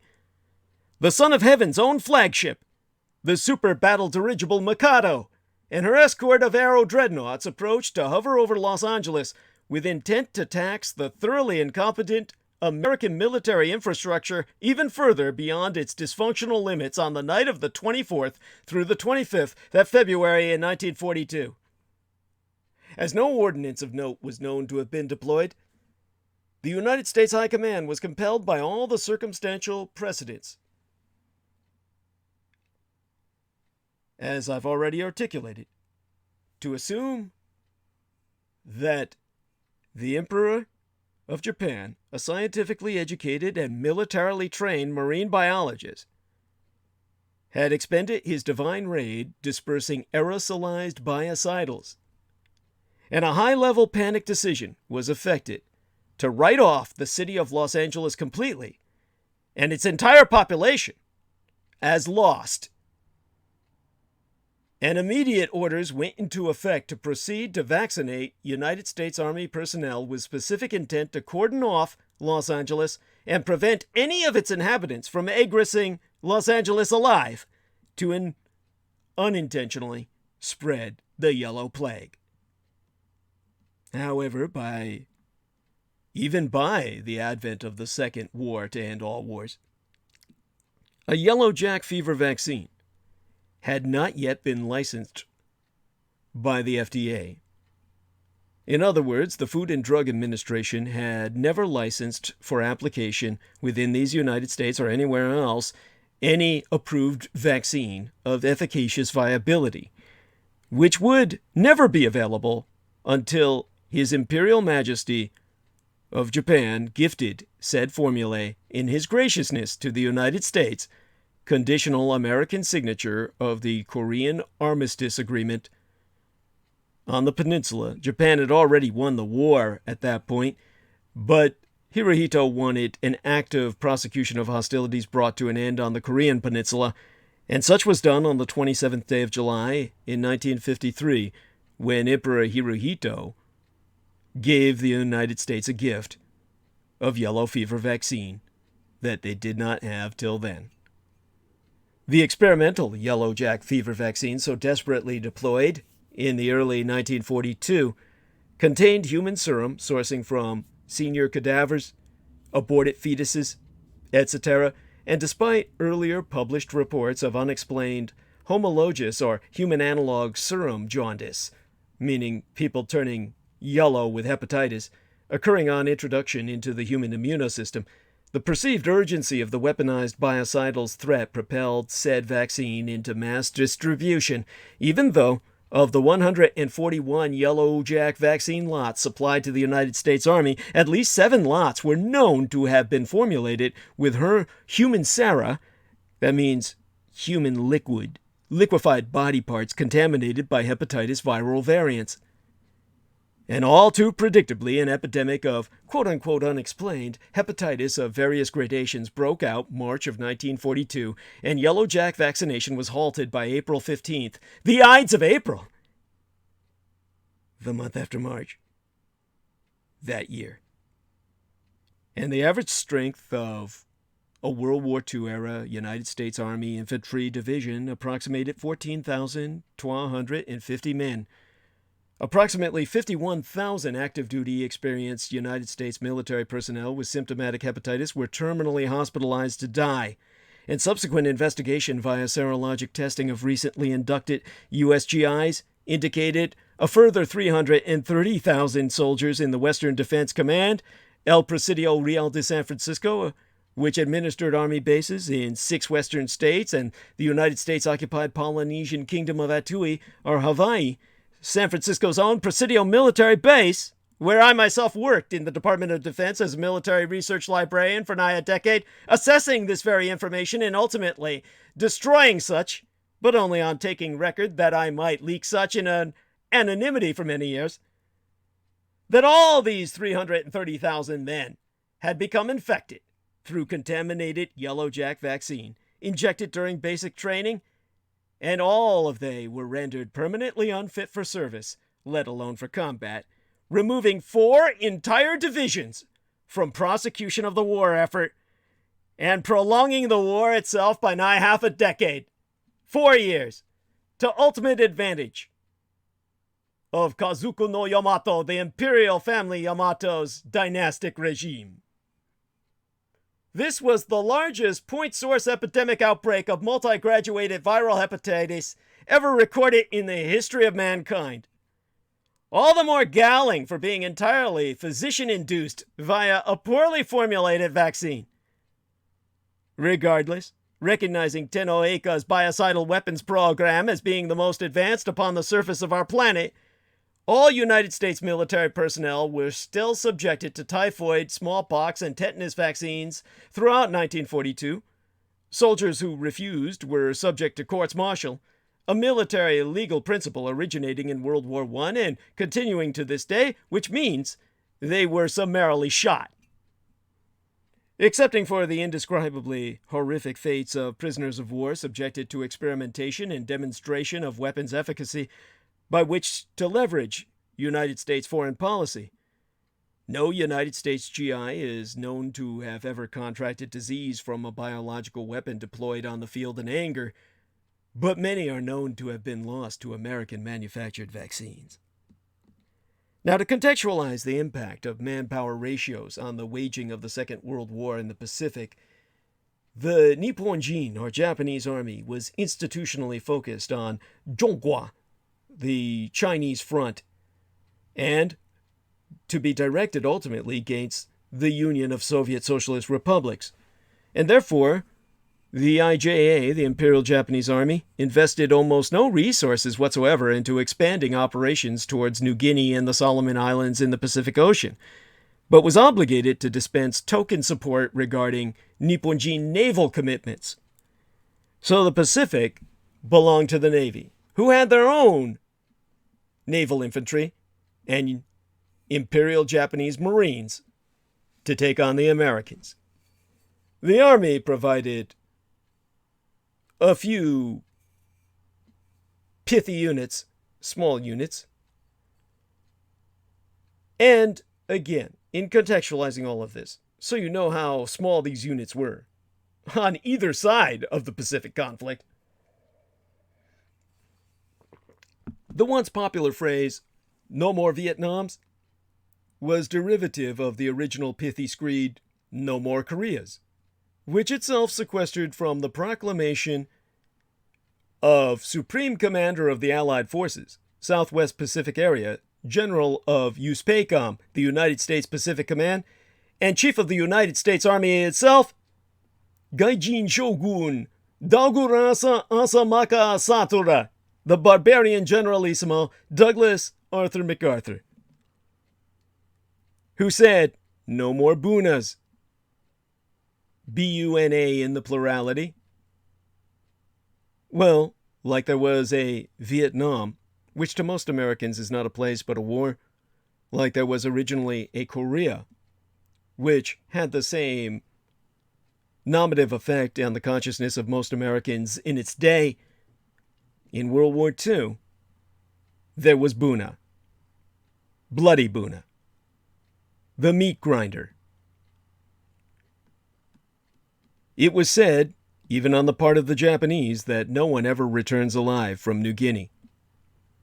The closest American comparison for Western comprehension would be to declare it the Russian front of the Pacific Theater. And Bloody Buna recalls one of the most trying campaigns of the American Army in World War II.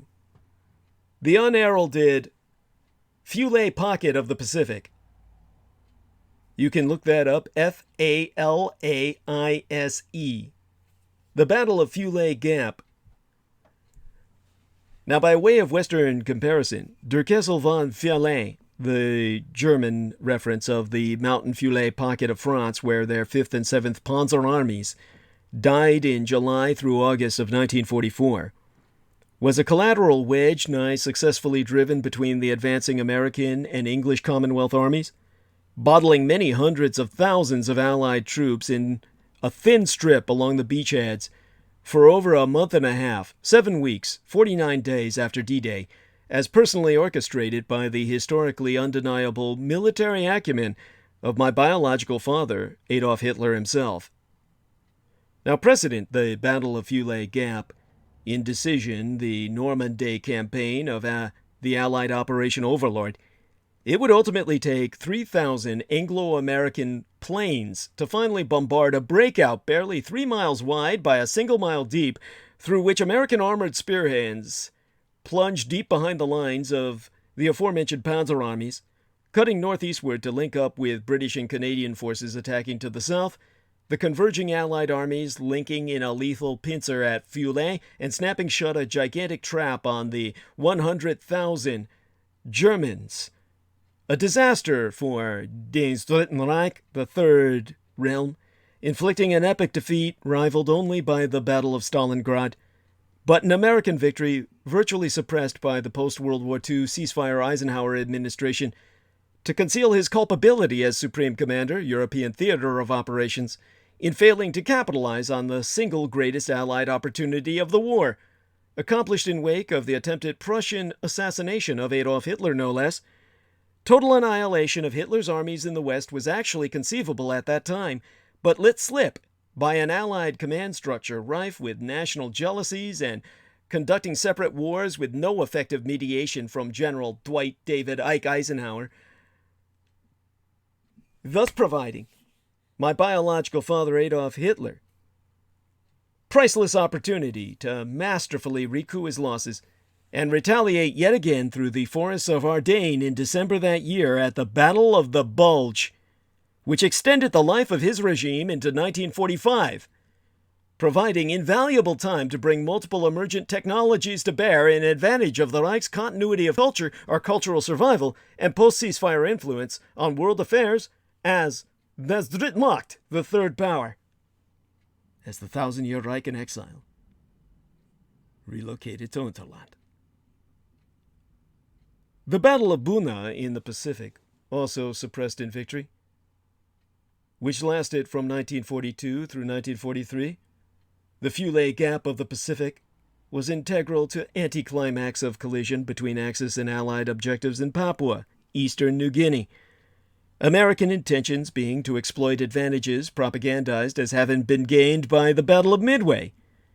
Said engagement not only a falsified victory, misperceived by Americans today as some kind of American Trafalgar, but also misleadingly presented as exposing the Japanese outer line of defense in the Southwest and Central Pacific as standing on brink of collapse.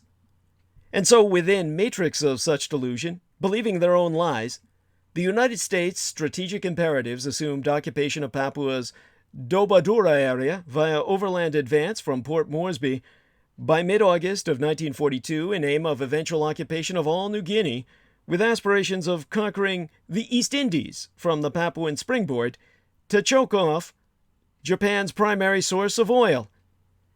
But Eurocentric prioritization afforded the transatlantic war ensured an utter lack of assault and support shipping by which to facilitate any significant undertaking, as well as precluding commitment of combat-readied formations, leaving the United States, with all of their divisions on the West Coast destroyed by vaccine poison, with but a single fucking division available for offensive purposes in the South Pacific and a decisive reliance on in-theater Australian forces, just as numerically disadvantaged themselves by sheer dearth of baseline population proportions and the fact that the majority of their men had been called into European theater of conflict in North Africa.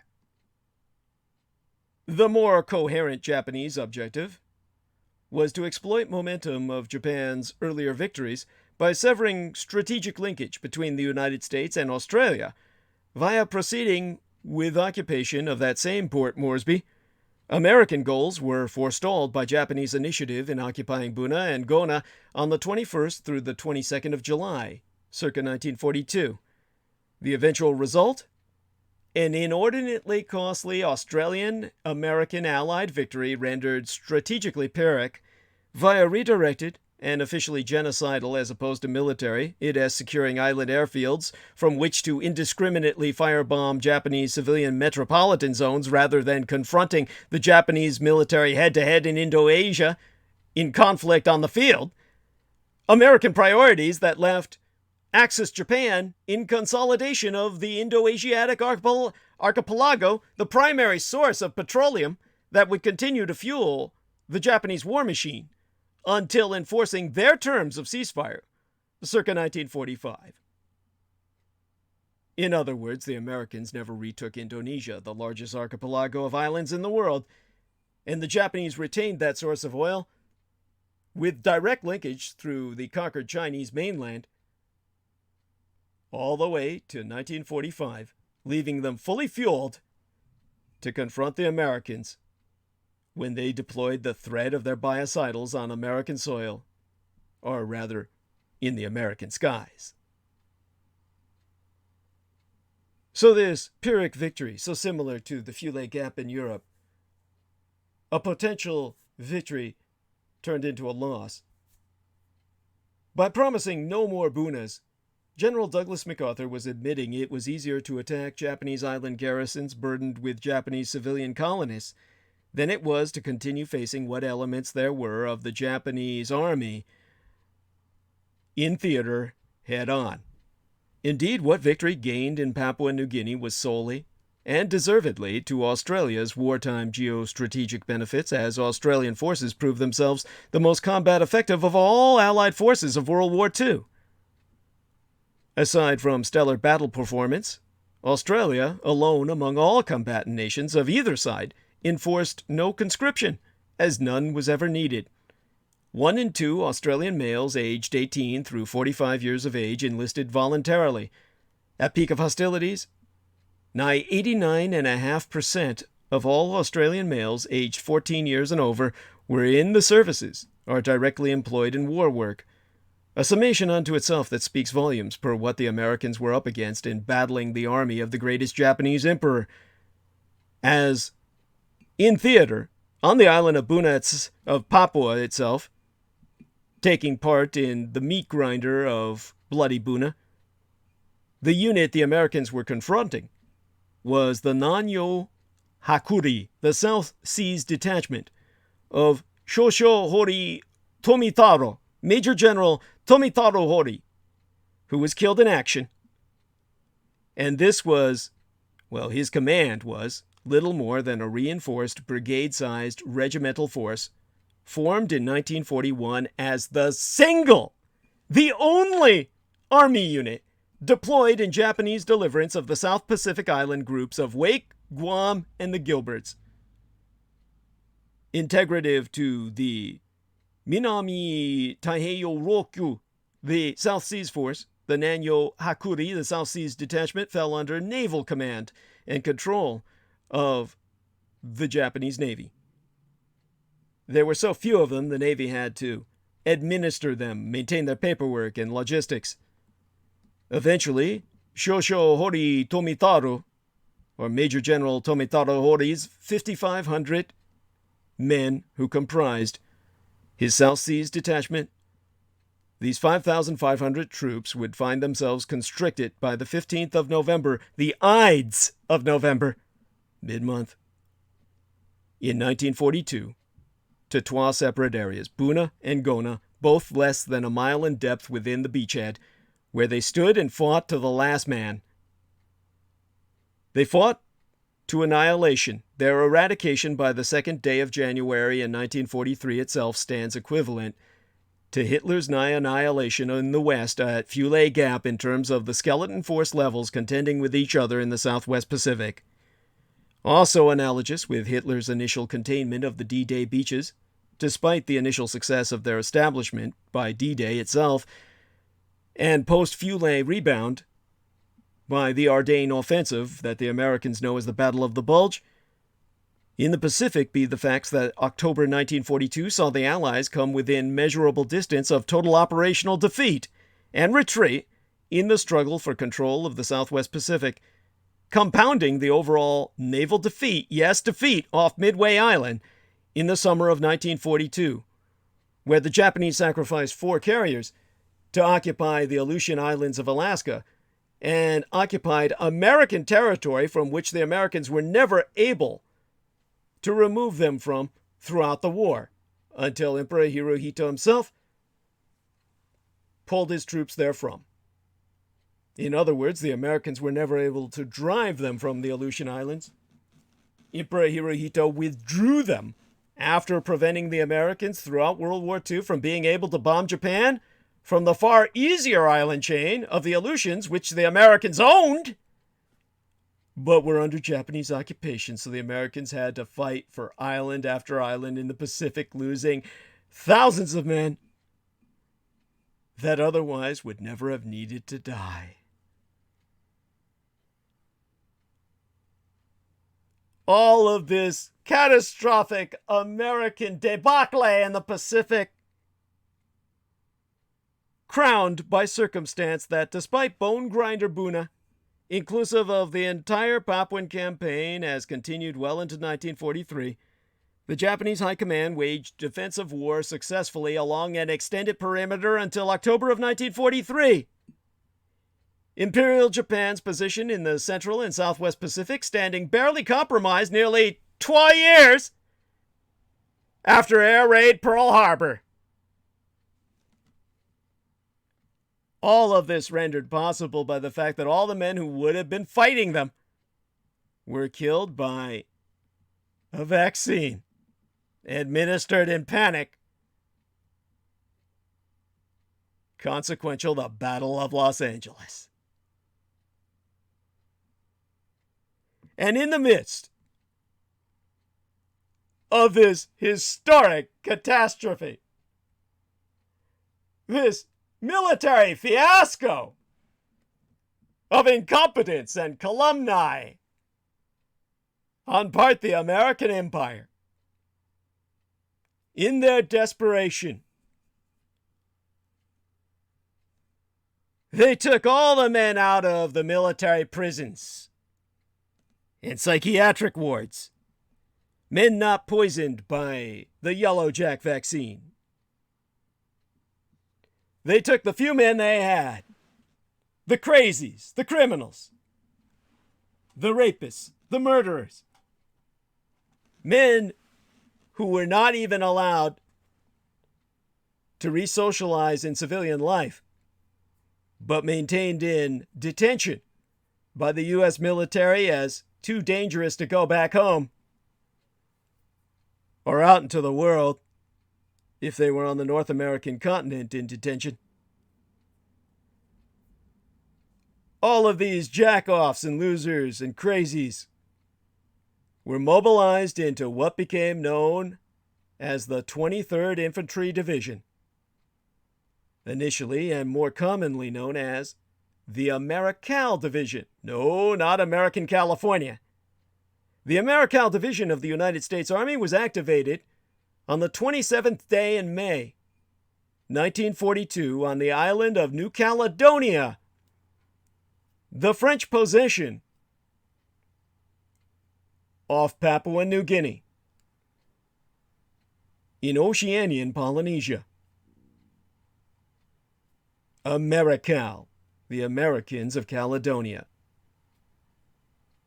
In the immediate emergency following Pearl Harbor, the United States had hurriedly, well, I would say desperately, dispatched a task force to defend New Caledonia against a feared Japanese attack. This division was the only division ever formed outside of United States territory. Ever! Because these men were so dangerous they couldn't gather them together on American soil. They were known as the Army of Serial Killers. A distinction it would repeat when reformed during the Vietnam War. At the suggestion of a subordinate, the division's commander, Major General Alexander Patch, requested that the new unit be known as the AmeriCal Division, the name being a contraction of American New Caledonian Division. Now, this was exceptional in the most negative sense.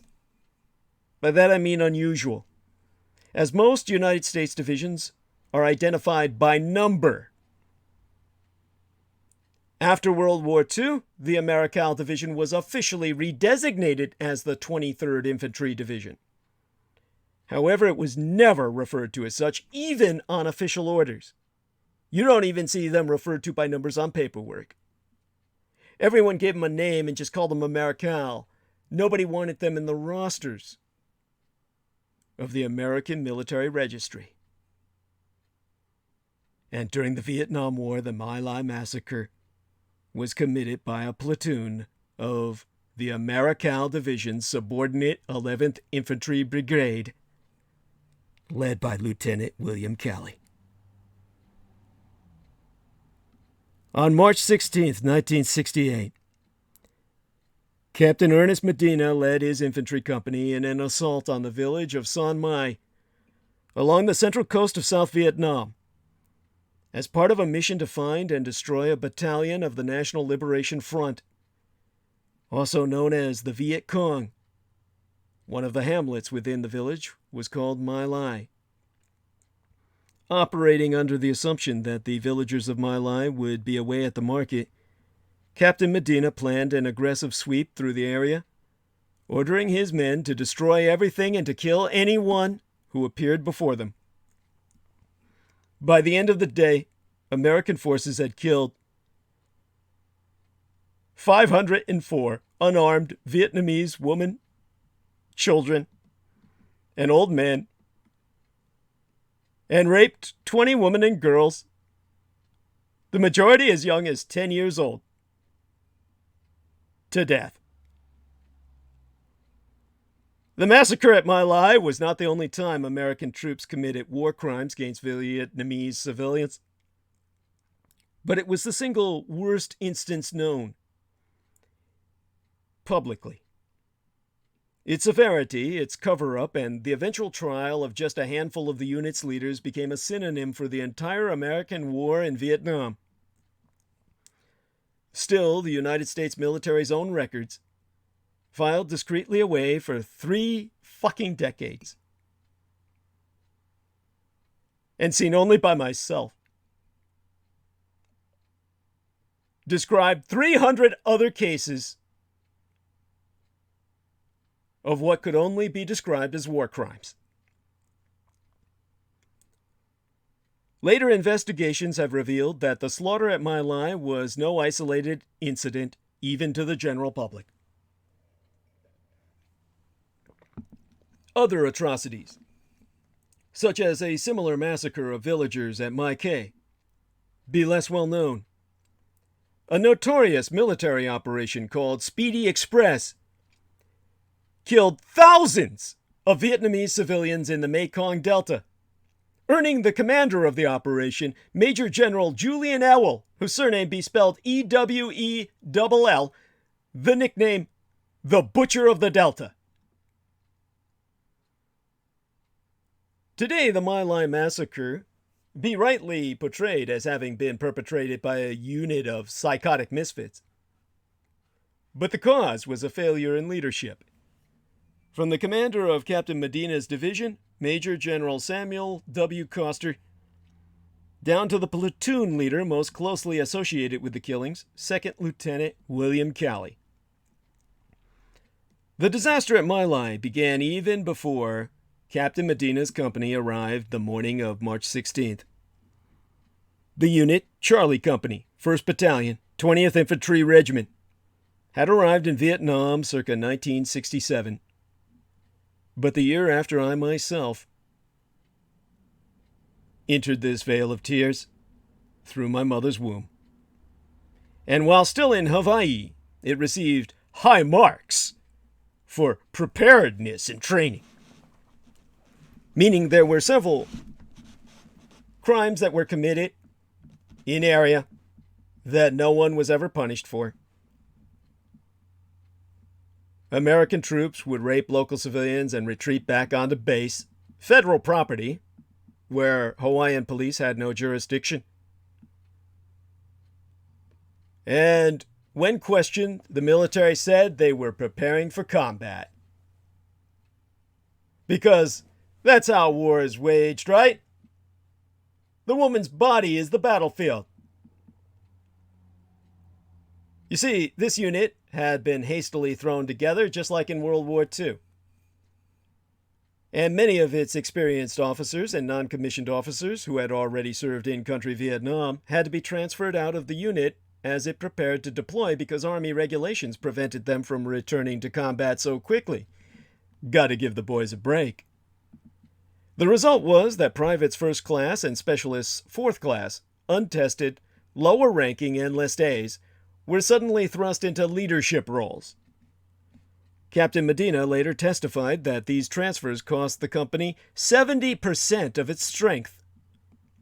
Statistically, Charlie Company was slightly above average among the infantry companies serving in Southeast Asia during the war, so you can imagine what the rest were like. 87% of the remaining non-commissioned officers had actually graduated from high school, a rate 20% higher than the average for line infantry companies. 70% of the men in lower enlisted ranks had graduated from high school, also slightly above the average for soldiers serving in Vietnam. Believe it or not, your average soldier in Vietnam couldn't read or write. Well, hell, believe it or not, no sarcasm. Your average soldier in line today cannot read or fucking write. Beyond that, in terms of its absolute weirdness and its exceptionalism in the most bizarro sense for its day, even at the time of Vietnam, the unit was mixed demographically, with half its troops being black African American. And all the men came from geographically diverse hometowns. Other than the inexperienced men in key leadership roles and the company's experiences in the months before My-Lai, there'd be little to explain why this particular group of soldiers committed the most horrific set of war crimes by American troops that be known to the general public during the entire conflict. Soon after its deployment in Vietnam, Charlie Company began to take heavy casualties from booby traps and snipers. Lieutenant Calley grew to hate and fear the local Vietnamese after losing his radio telephone operator, William Waver, to a sniper's bullet while carelessly leading his men along the top of a dike between rice paddies to keep them out of the water. After that, all Vietnamese became synonymous with Viet Cong guerrillas for Lieutenant Calley, and soon the rest of the company adopted his harsh attitudes. Captain Medina and his officers tolerated Charlie Company's abuse of Vietnamese civilians in the weeks before the massacre, saying that the men deserved their reward.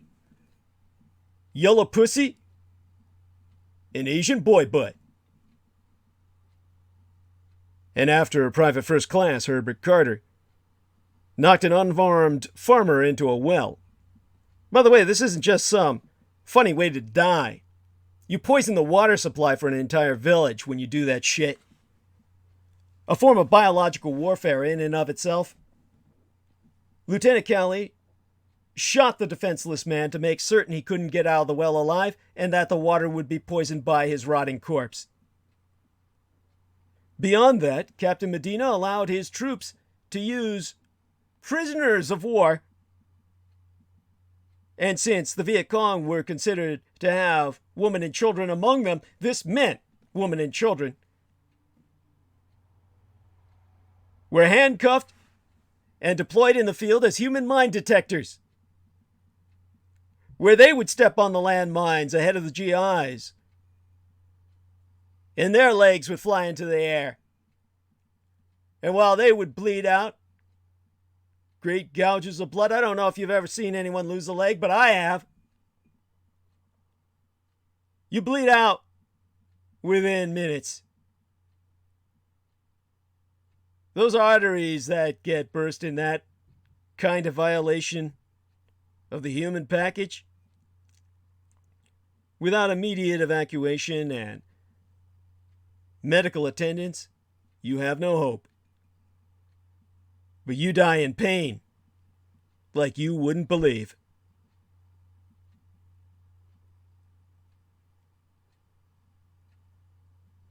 Beyond that, these men were famous for their interrogations, in which they would skin their captives alive. Rape became such an endemic problem in Charlie Company that one member of its 2nd platoon, Michael Bernhardt, assumed that every woman Lieutenant Cowley's platoon came across would be raped within moments. After a booby trap killed Sergeant George Cox, surviving soldiers stole a radio from a local woman and kicked her to death when she protested because that was their only source of communication for health and medical advisement from the Republican Vietnamese government, which the Americans were supposed to be the defenders of.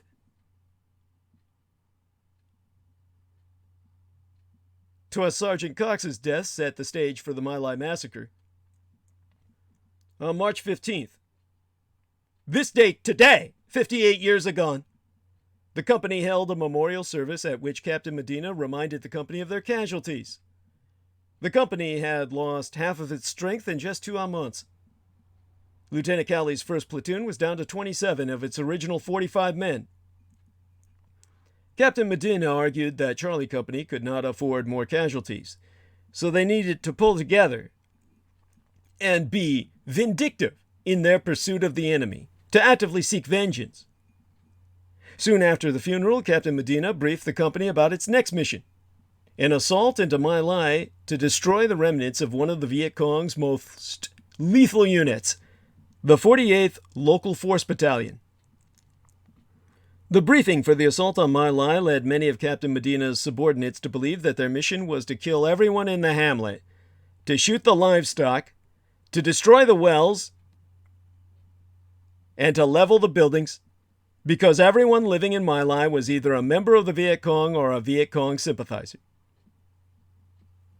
Captain Medina told his troops that this was their chance to avenge their fallen comrades.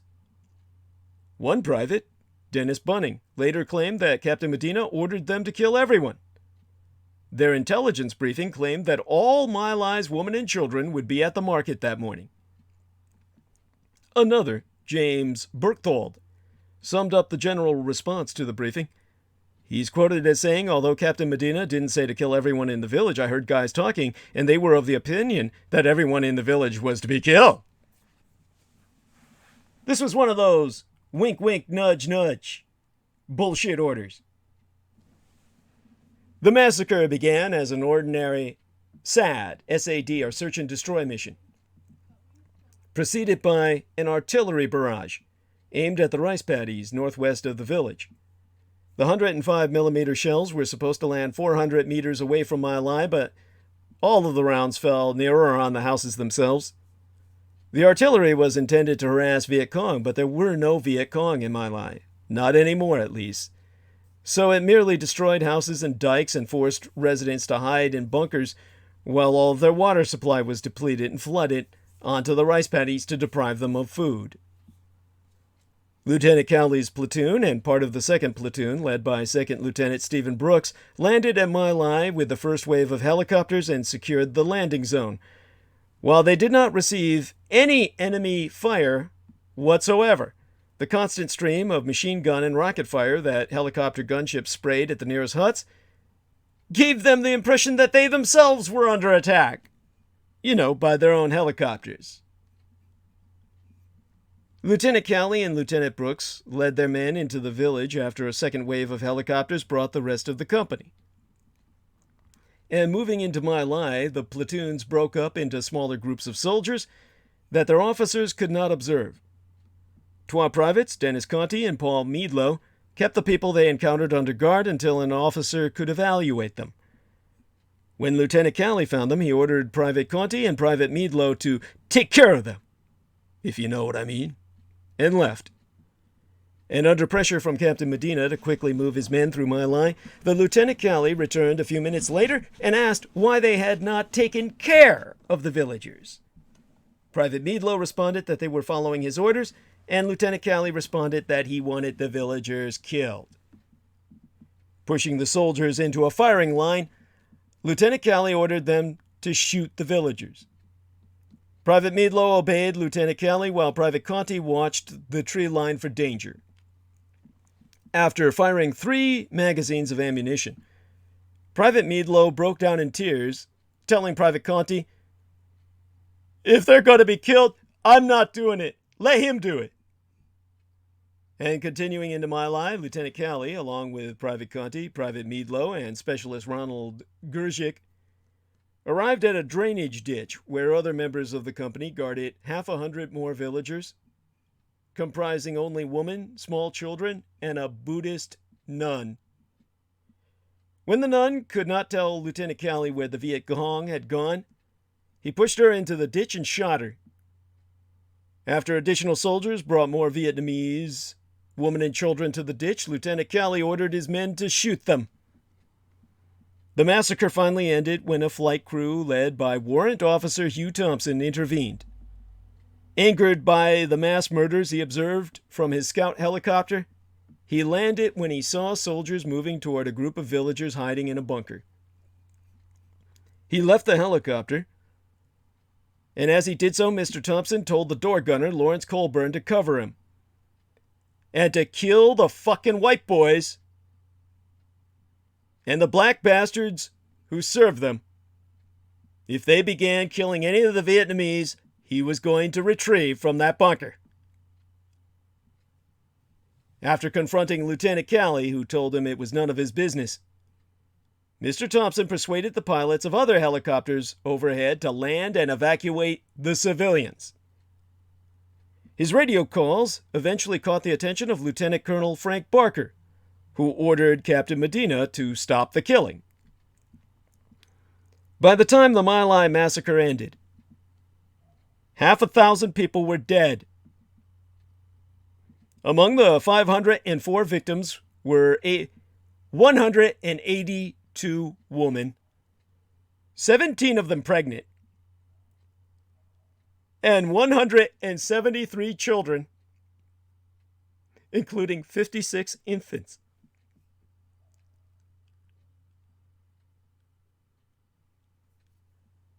Leadership failures continued after the shooting stopped. When chopper pilot Hugh Thompson reported the large number of civilian deaths that occurred at My-Lai, his commander, Major Fred Watke, discounted his report in the belief that the pilot did not have the experience to tell how the Vietnamese had died. When Hugh Thompson took the allegations to the Assistant Division Commander, Brigadier General George Young, Major Watke said that only 25 non-combatants had died, and focused on the encounter between Mr. Thompson and Lieutenant Cowley. This report allowed Colonel Barker to later claim that there was no evidence to support Mr. Thompson's reports, and that what civilians had died in a crossfire with the communist enemy. That was only the beginning of the cover-up of the My-Lai massacre. Now, knowing news of the massacre would cause scandal, officers higher up in command of Charlie Company and the 11th Brigade immediately made efforts to downplay the bloodshed. Captain Medina began the cover-up by falsely claiming that the village had indeed been full of Viet Cong when the assault began, but that they had all fled, so that all that remained were women and children.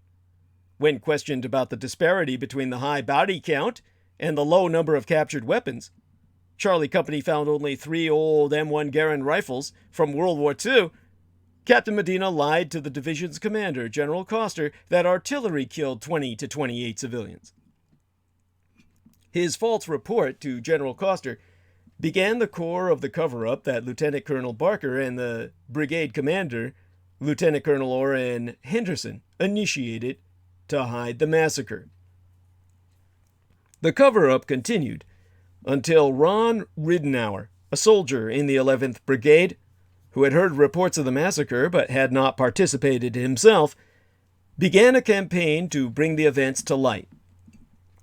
And after Ron Ridenour wrote letters to President Richard M. Nixon, to the Pentagon, to the State Department, to the Joint Chiefs of Staff, and several congressmen, all without a single response ever, Ridenour finally gave an interview to the investigative journalist Seymour Hersh, who broke the story in November of 1969. Now, when news of the massacre finally hit newsstands more than a year and a half after it had occurred, it swiftly became emblematic of the United States war effort in Vietnam in toto. Especially in the eyes of the war's critics, the massacre was proof that America's moral compass no longer functioned, as well as evidence that the government's claim of defending Southeast Asia from atheistic communist aggression had become a cruel and paradoxical hoax. The military's secrecy ultimately compounded the shock of all these revelations once they became public. Not only had scores of Army soldiers participated in the wanton murder of defenseless women and children, but the Army's leadership conspired to sweep crimes against humanity under the carpet. The Tet Offensive that preceded the massacre at My-Lai by less than 12 months led to graphic televised scenes and photographs that gripped the American public day after day. In contrast to the instantaneity of the Tet Offensive's news coverage, My-Lai triggered a cover-up by the Army that served to keep the massacre secret from the American public for a staggering 20 months during an election year. The United States military had deceived the public about the course of the war for years, but this was a concerted effort to hide an act of barbarism and turn it into a resounding victory over the Viet Cong and ideological communism. The atrocity itself was a deeply inhumane act. American soldiers stabbed, clubbed, and carved C for Charlie Company. They actually carved the entire word C Company into the chest of their victims and herded them into ditches and blew them to bits with grenades.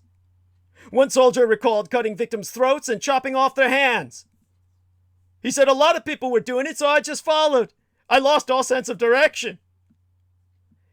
In his gripping account entitled My-Lai, Vietnam, 1968, and the Descent into Darkness, the author Howard Jones reveals that this collective act of barbarism was far from an aberration by a small group of frightened and confused men, but a predictable result due to the way the war was being waged.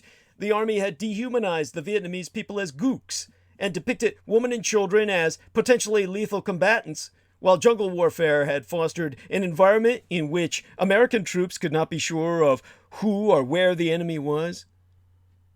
And so, to read from his book in front of me, he writ, "Members of Charlie Company, which committed the bulk of the atrocities, had seen comrades killed by landmines and sniper fire, even heard one being skinned alive, and in the words of one troop, they had become leaderless, directionless, armed to the teeth, and making up their own rules. Their confusion was only bolstered by official military policy. At the time, the combat strategies and tactics in use including an emphasis on search and destroy missions and free fire zones, encouraged troops to destroy entire hamlets and villages and defoliate forests. This in turn inflated enemy kill rates, the Pentagon's measure of the war's progress. Amid the international uproar that followed Ridenour's revelations, the United States Army ordered a special investigation into the My-Lai massacre and subsequent efforts to cover it up.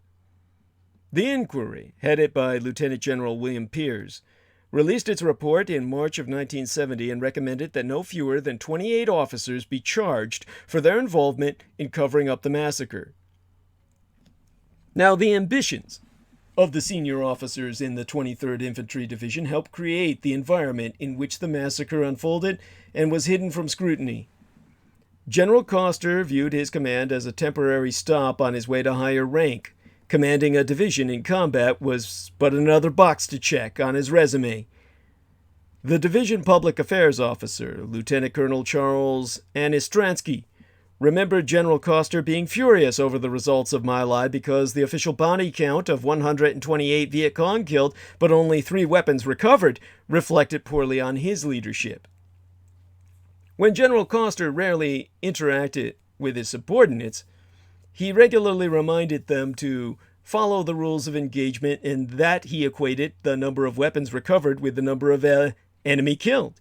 Although he told men that they could not simply shoot up a village to increase body counts, General Coster never insisted on an accurate account of the deaths at My-Lai.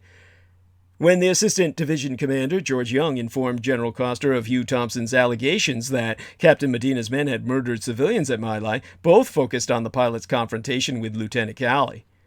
Focusing on the argument between Mr. Thompson and Lieutenant Calley, General Young and General Coster skirted directives from the Military Assistance Command, Vietnam, MAC Vietnam, that accused those accused of war crimes, that all such accusations be forwarded to the Staff Judge Advocate in Saigon. Now, career aspirations also motivated Lieutenant Colonel Barker, who had never had a combat command. Understanding that a battalion command was necessary for promotion to full colonel, he saw the current operation, of which the assault on My-Lai was just one part, as the next best thing. Wanting to score successes against the Viet Cong, he urged Charlie Company to be very aggressive during the assault on My-Lai, later acknowledging that his exhortations likely contributed to the misconception that Captain Medina's men should kill everyone in the village. While emphasizing aggressiveness and the liveliness of heavy combat during the assault, both Lieutenant Colonel Barker and Captain Medina failed to provide instructions for how to handle non-combatants. When assigned to investigate the actions of his own men, Lieutenant Colonel Barker wrote a superficial report that cleared Charlie Company of all wrongdoing. The events at My-Lai became public a year later. More than a dozen military servicemen were eventually charged with crimes, but Calley was the only one who was convicted. In spite of growing opposition to the war, much of the American public remained supportive of its soldiers and was reluctant to pin the blame on them for simply following the orders of their commanders. And this climate made it harder to charge senior military leaders, let alone win any convictions, in military courtrooms. 13 officers and enlisted men were charged with war crimes or crimes against humanity. Another 12 officers were charged with having actively covered up the My-Lai incident, including Major General Coster, Brigadier General George Young, Coster's deputy, and Major Wake, to whom Thompson had complained.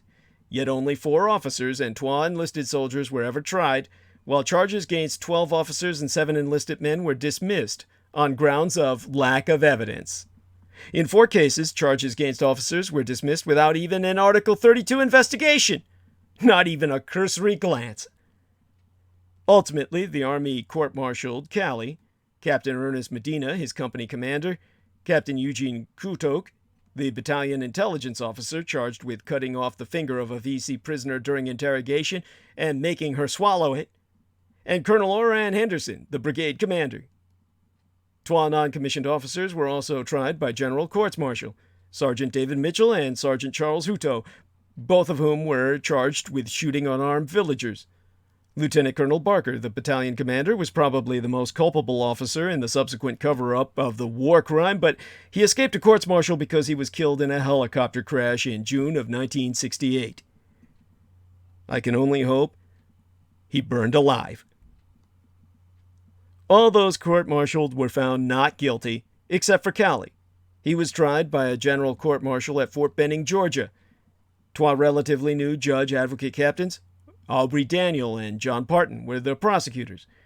The Army lawyer with overall responsibility for the government's case was Colonel Robert Bob Lathrop, the staff judge-advocate. Calley was defended by George Latimer, a prominent civilian attorney and former judge on the Court of Military Appeals. He also had a military defense lawyer, Major Kenneth L. Raby. Colonel Wright A. W. Kennedy, if I remember, presided over the proceedings as the military judge. The court-martial began on the 17th day in November of 1970, during which time, during that year, because it took a year to go through this shit. I know. I had to collate the documents. And towards maybe half a year later, the decisive day occurred which brought about a judgment. Back in theater, across the Pacific, in-country Vietnam, on the 28th day of March in 1971, the Americal Division, the Psycho Squad, also had another setback on the early morning thereof. Viet Cong Sapper Commandos, that means what we would call today suicide bombers, sneaked into the FSB, the fire base, Marianne, and proceeded to throw explosives and tear gas while knife-sleeping soldiers and blowing up key infrastructure, delaying any hope of rescue. This attack caused 116 casualties among the Psycho Squad, leaving 33 killed and 83 wounded. That inspired the panel to return with its verdict the very next day. And on the 29th day of March, in 1971, hearing about the major massacre of the serial killer division, the United States Army convicted Calley of the premeditated murder of 22 infants, children, women, and senior citizens, and assault with intent to murder a child of about 2 years of age during Rampage. The panel, consisting of officers who had experienced combat in Vietnam, sentenced Calley to be dismissed from the Army and to be confined at hard labor for life. But millions of Americans enthusiastically considered Calley a hero, who, in the words of Alabama Congressman Walter Flowers, had been held personally responsible for almost a decade of mistakes in Vietnam. And within 72 hours, 3 days later, with the public demanding he intervene, the White House inserted itself in the judicial process by announcing that President Richard Mulhouse Nixon would personally review Calley's case before the sentence took effect. And in that interim, Calley would be under house arrest rather than military detention in a prison brig. One of the most prevalent myths, always heard in media commentary on the Calley case, but always a lie, is that President Nixon pardoned Calley or reduced his sentence. This is propaganda. Other than directing that Calley be released from the stockade and placed under house arrest, President Nixon took no further action to effect Calley's conviction. Calley was still sentenced to life in prison, but nevertheless served only 3 days. On August 20th of 1971, Lieutenant General Albert O'Connor, Commanding General of 3rd United States Army, took action as the General Courts-Martial convening authority. He approved the findings of premeditated murder and assault with intent, but reduced Calley's sentence to 20 years confinement In April of 1974, after both the Army Court of Military Review and the United States Court of Military Appeals had rejected Calley's appeals, the new Secretary of the Army, Howard H. Callaway, reduced Calley's sentence further to 10 years confinement. All of this time, he was free and on the loose. This was all like legal hypotheticals of what he should be serving as opposed to what he was experiencing.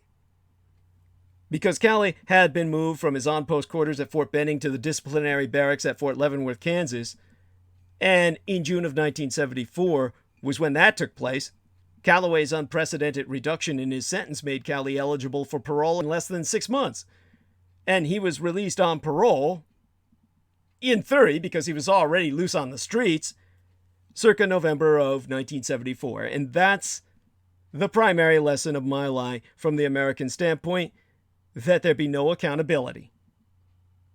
In terms of the impact of My-Lai, by the early 1970s, the American war effort in Vietnam was winding down as the Nixon administration continued its Vietnamization policy, including the withdrawal of troops and the transfer of control over ground operations to the South Vietnamese. Among the American troops still in Vietnam, morale was low, and anger and frustration were high. Drug use increased among drug soldiers, as they called them, dog soldiers and drug soldiers. They all called them dog soldiers because that's what they called the heroin addicts back in the United States, not because they wore dog tags.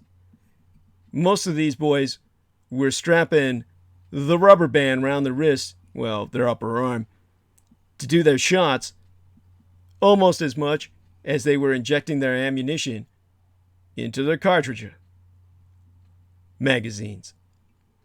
And an official report in 1971 estimated that 1/3 or more of U.S. troops were so addicted as to be useless not only in combat, but even to perform minimal tasks on base, like mopping the floor. The revelations of the My-Lai massacre caused morale to plummet even further, as GIs wondered what other atrocities their superiors were concealing. On the home front in the United States, the brutality of the My-Lai massacre and the efforts made by higher-ranking officers to conceal it exacerbated anti-war sentiment and increased the bitterness regarding the continuing United States military presence in Vietnam. The Americal Division itself was inactivated. Following its withdrawal from Vietnam in November of 1971, it was simply too dangerous to send back home to the United States as a unit.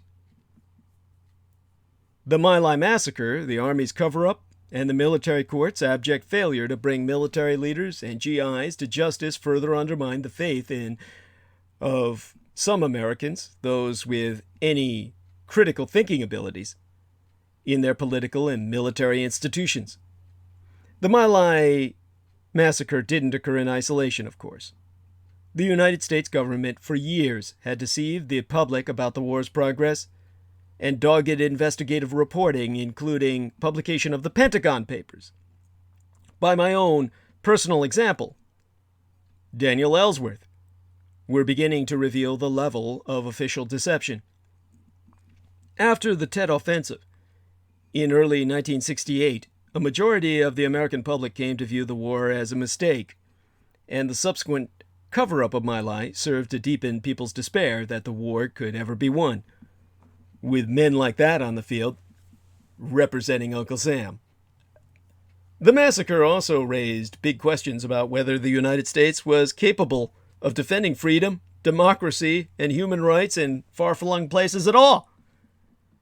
Rather than liberating concentration camps and promoting universal notions of human dignity, the United States was now proven to thinking Americans as having been complicit in covering up war crimes.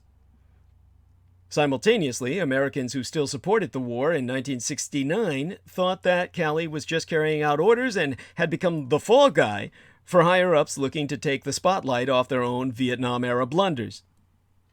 Finally, My-Lai created an unflattering portrait of GIs, or government-issued jerks in general, and led to the shoddy treatment, some returning soldiers received when they rotated back home from Vietnam.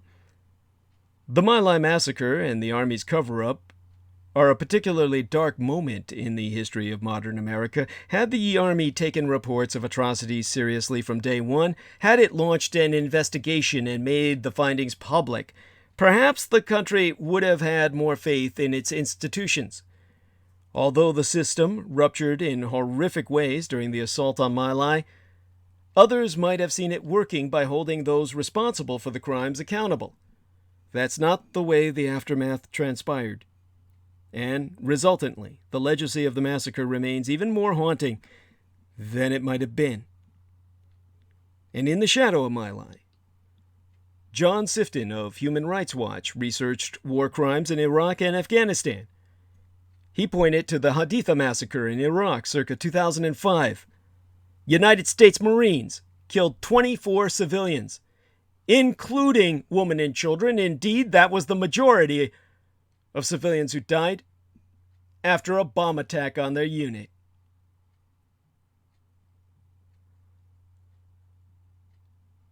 Sifton observes that in the end, only one person was held accountable, and it was not any serious punishment ever administered upon him.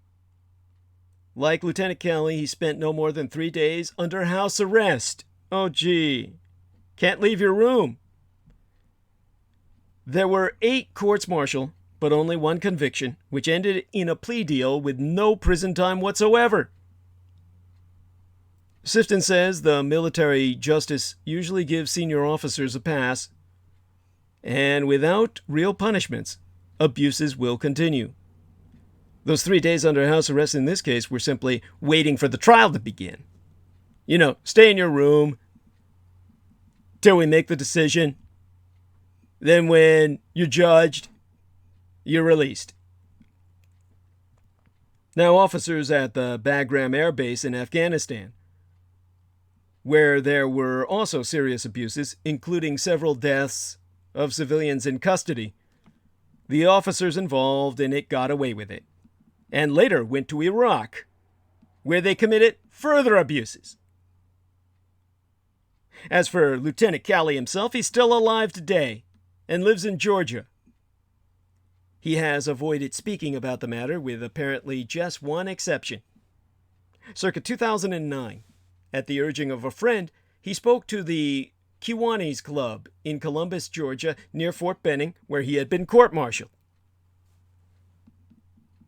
And, according to an account of the meeting reported by the Columbus Ledger-Inquirer, Calley was quoted as saying, "There's not a day that goes by what I do not feel remorse for what happened that day in My-Lai. I feel remorse for the Vietnamese who were killed, for their families, for the American soldiers involved and their families. I am very sorry." He said his mistake was following orders, which had been his defense when he was tried. Well, what did all this really come down to? Because it all is passed off as a clusterfuck. The hidden story of My-Lai was shared to myself by the man who was in country Vietnam at the time, Michael Aquino. Michael Aquino had already converted to the Church of Satan, established by Anton Szandor LaVey. Michael Aquino was already going well beyond the teachings of his master. He was channeling the diabolic entities from Beelzebub to Asmodeus, from Baphomet to Lucifer himself. Through these channeled entities, he wrote the Diabolicon. During that period of time, Michael told me how honored he was to have consulted with the leaders of Americal Division.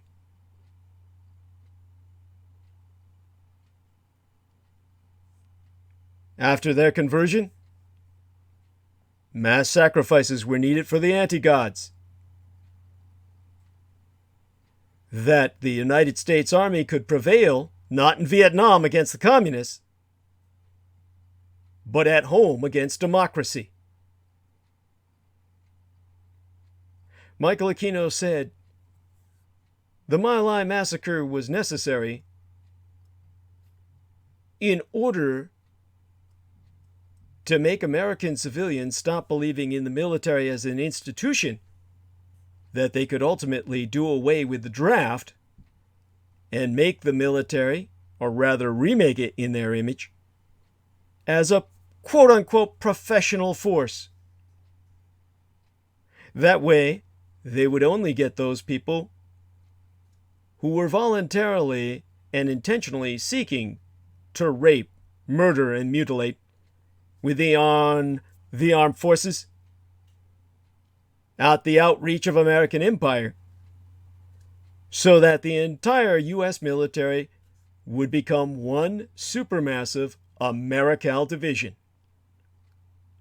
a serial killer force in service of the anti-gods, bringing victory on the field for the kings of Edom. And thus it was, his converts made certain that only women, children, infants, and the elderly, only the innocents would die. That the victory of darkness would prevail. They covered it up intentionally through the entire chain of command, so it would fester like puss in an open sore. And when it finally burst, the resultant essences, the putrescences that would spill forth, would poison the American mind. And he succeeded. As soon as the massacre was revealed, the American public rallied in support of the murderers. And then they said how great their troops were. A propaganda campaign that culminated in the 1980s with movies like Rambo, Missing in Action. So that all the American murderers were made into heroes. And the civilians who died at their hands, no less than 2 million known murders of civilians in Vietnam, would be propagandized as the elusive enemy, comprising itself of infants and senior citizens, women and girls.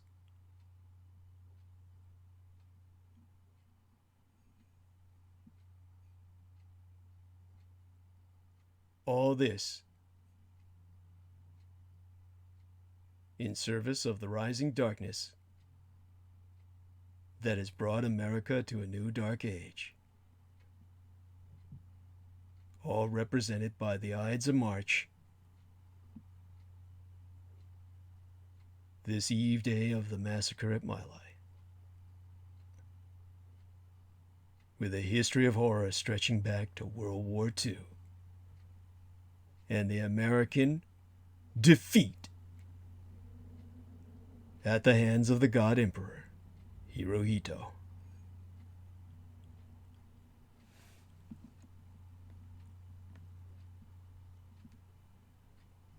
Now may the luck of the Irish be with you. You don't have to hail from the Emerald Isle to grab your favorite green shirt and knock back a pint of Guinness tomorrow, day after tomorrow, in honor of St. Patrick's Day. St. Paddy's Day, as my late and sainted sire would reference it. We've got another Tuesday, another set of primaries. The results in Arizona, Florida, Illinois, and Ohio could cement the nomination Tuesday for Joe Biden, who took command last week of the Democratic race. Biden has extended an olive branch to supporters of Bernie Sanders, who is pressing on despite weak support among African Americans. All of this tells us that we've got a vote on Monday, the Ides of March. And That's ill omen if ever there was one. Let's hope I don't jinx it by saying so. The Fed will be making an interest rate decision when next time hosting transmission. The Federal Reserve could cut rates to 0% by Wednesday as it meets this week. The United States Central Bank early this month announced the first emergency rate cut since the financial crisis, a bold attempt to jolt the U.S. economy as it faces the coronavirus outbreak. Now, that brings us, of course, to everything impacted by COVID-19. It's not going to dominate the arc of narrative throughout the remainder of tonight's transmission as you might think. At least, not in the way you would assume.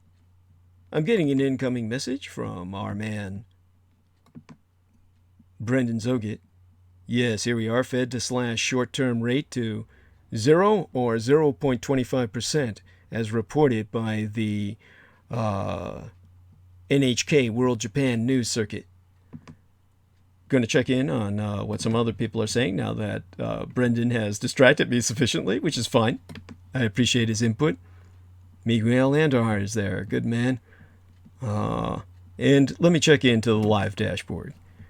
Let's see what's undergone down here. Got the same audience base. Good. Marcus Grick says, hey, Peter. Hey, DD. Good man from down under. And Sam Alex said that he saw the documentary The Panama Invasion. They killed 5,000 and buried them in mass graves. They used laser technologies to split cars and burn people to ashes. The late Robert Knight did the reporting. Thank you, Sam.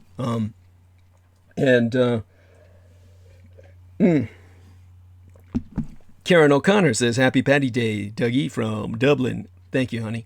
And she says, how's it going, Douglas? All okay, we hope? Sending you love and positivity and pray for your safety. Karen and Barry, go the RAPIÈR. Yes, thank you, honey. Kisses back. And she says, what keeps the Brits and Americans out of The Hague? I know a Polish special forces who did time for war crimes in the Balkans. Well, under Dutch command, no Dutchman faced a charge. Yeah, well, that's easy enough to believe. Yeah, he was the cannon fodder for that legal action, wasn't he? At any rate, oh yes, the lovely Selena Khan joins in. She says, amazing topic tonight, Douglas. Enjoying it so much. I have to listen again for more clarity as I am never up to your speed. Oh, honey, you're just too kind, and you give me far too much credit. Okay, now trying to get back into, I guess, frame of mind, where I'm speeding along. As I do, I fall into a kind of a blur there. I go into a certain state of frame of mind, a frame of thought, a mode of being, so to speak. Now, going to check around, just kind of like refresh this page a little bit, give myself a little break here. Suck up some more tea, quaff it, as they say. Glad to see the audience has increased. And best get back on track. Now, Trump's displaying, of course, discordantly, nativism amid pandemic. Trump won the presidency while pledging to wall off America from the world. The COVID-19 crisis has reinforced his deep-seated belief in this impossibility. In late July of 2014, near Monrovia, Liberia, 2 Americans, Kent Brantley and Nancy Wrightball, contracted Ebola. They had been working in a missionary hospital, trying to ameliorate an outbreak then racing across West Africa. The Obama administration dispatched an air ambulance to carry them home, swathed in white protective gear, for treatment at Emory University Hospital in Atlanta, and this touched off a media spectacle. The Chiron storyline was, Ebola comes to America. A Chiron, for those of you who don't understand, a Chiron is the set of words that goes across a person's torso when the talking head is speaking on a news show. And you see those like words that go in front of them. That's the Chiron. And as I said, like a bumper sticker, it just says whatever sells the most, or it's clickbait. And so this one was Ebola comes to America. Well, by the way, the two individuals I'm speaking of, the missionary couple, Brantley and Wrightball, they soon recovered. Donald Trump, who was less than a year away from announcing his run for the presidency, weighed in on Twitter, where he said, "Stop the Ebola!" All caps with the Ebola. "Patients from entering the U.S. The United States has enough problems!" That was all uppercase. He tweeted about the epidemic dozens of times during the next months and called for a ban on travel from West Africa, saying, "Stop the flights!" And the White House's Office of Digital Strategy later concluded that one of Trump's tweets to the 2.5 million followers he had at the time was a crystallizing moment in the Ebola crisis, as Amy Pope, Obama's deputy Homeland Security advisor, put it, and that Trump had created a level of anxiety in this country that was entirely unnecessary and utterly irresponsible. And he was just getting started, as we now know all too well. Last Wednesday, the president sought to reassure the nation in a primetime address from the Oval Office as the COVID-19 outbreak was poised to morph from seriously worrying into the stuff of a bad Hollywood pitch. Italy, a 60 million strong detention camp, the stock market in freefall, March Madness called off, Disneyland shuttered. The hope that Trump might someday grow into the dignity and gravity of his office was never realistic. But in this speech, he put his narcissism and his reflexive nativism on exceptionally discordant display. I didn't get to review it the day of the transmission, my latest transmission Wednesday, which I recommend everyone review if they have not. But since then, I have reviewed it. And in that fiasco, that circus of he said, promising that he had put in place the most aggressive and comprehensive effort to confront a foreign virus in modern history, as if diseases had nationalities, that the virus will not have a chance against us. He declared that testing and testing capabilities are expanding rapidly, only to be contradicted the very next day by Anthony Fauci, the respected director of the National Institute of Allergy and Infectious Diseases, who told a House hearing, "The system is really not geared to what we need right now. It is a failing. Let's admit it." Now, last week, South Korea, with less than one-sixth of the population of these United States, administered at least 10,000 novel coronavirus tests a day, while in this country, according to the Centers for Disease Control and Prevention themselves, only some 13,000 tests had been administered since January. And on Wednesday, Trump advised the vast majority of Americans that the risk they faced was very, very low. Now, Fauci had already testified, however, that it's going to get worse, and that if the response proved to be inadequate, many, many millions will be affected. Now, Trump, as I said, won his presidency by pledging to wall America off from the world. And this has been, of course, rendered in all its impossibility as farce by COVID-19. Quarantines and travel restrictions are a necessary part of a science-led approach to containing such outbreaks because they can delay the spread of a dangerous virus, protecting hospitals from crippling surges of patients, and buying time for researchers to develop treatments and vaccines. Yes, Trump oftentimes praises himself for his decision, announced on January 31st, to limit travel from China, a policy that public health officials had recommended. Yet travel limitations are only a part of what be necessary to manage pandemic. Coordinated action by governments is at least as important. Yester Septimania, or last week, Trump blamed the European Union for allowing the virus to spread on the continent. And as he announced a 30-day ban on travel to these United States from European countries, the United Kingdom and Ireland, among a few other countries, were accepted, a decision with no grounding in science, but only in Trump's own biases, implied that he was defending the nation from the epidemiological equivalent of a European invasion. He reportedly did not consult the EU before announcing his restrictions, a churlish decision that will do nothing to ease European leaders' exasperation with himself. On this, as on so much else in his foreign policy, Trump's needless provocations have undermined American security. It'd be absurd to suggest that the United States can contain this pandemic behind its own borders, sans extensive help from allies in Europe, Asia, and Latin America. On Thursday, Joe Biden delivered speech on the crisis that sounded like the start of his presumptive general election campaign to unseat the puppet president of Vladimir Putin, saying this virus laid bare the severe shortcomings of the current administration. Public fears are being compounded by pervasive lack of trust in this president.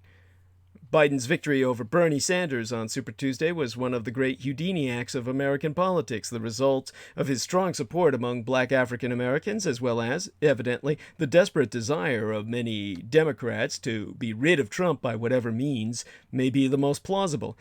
But in the life cycle of a presidential campaign, November is a very long way off, and the role of the present crisis in the election is no easier to predict than the trajectory of the pandemic itself. Now, excuse me while I rehydrate myself. I see some incoming notes. I can't resist to check them out. Give me a second here as I see what be up. There we are. Okay. Back to task.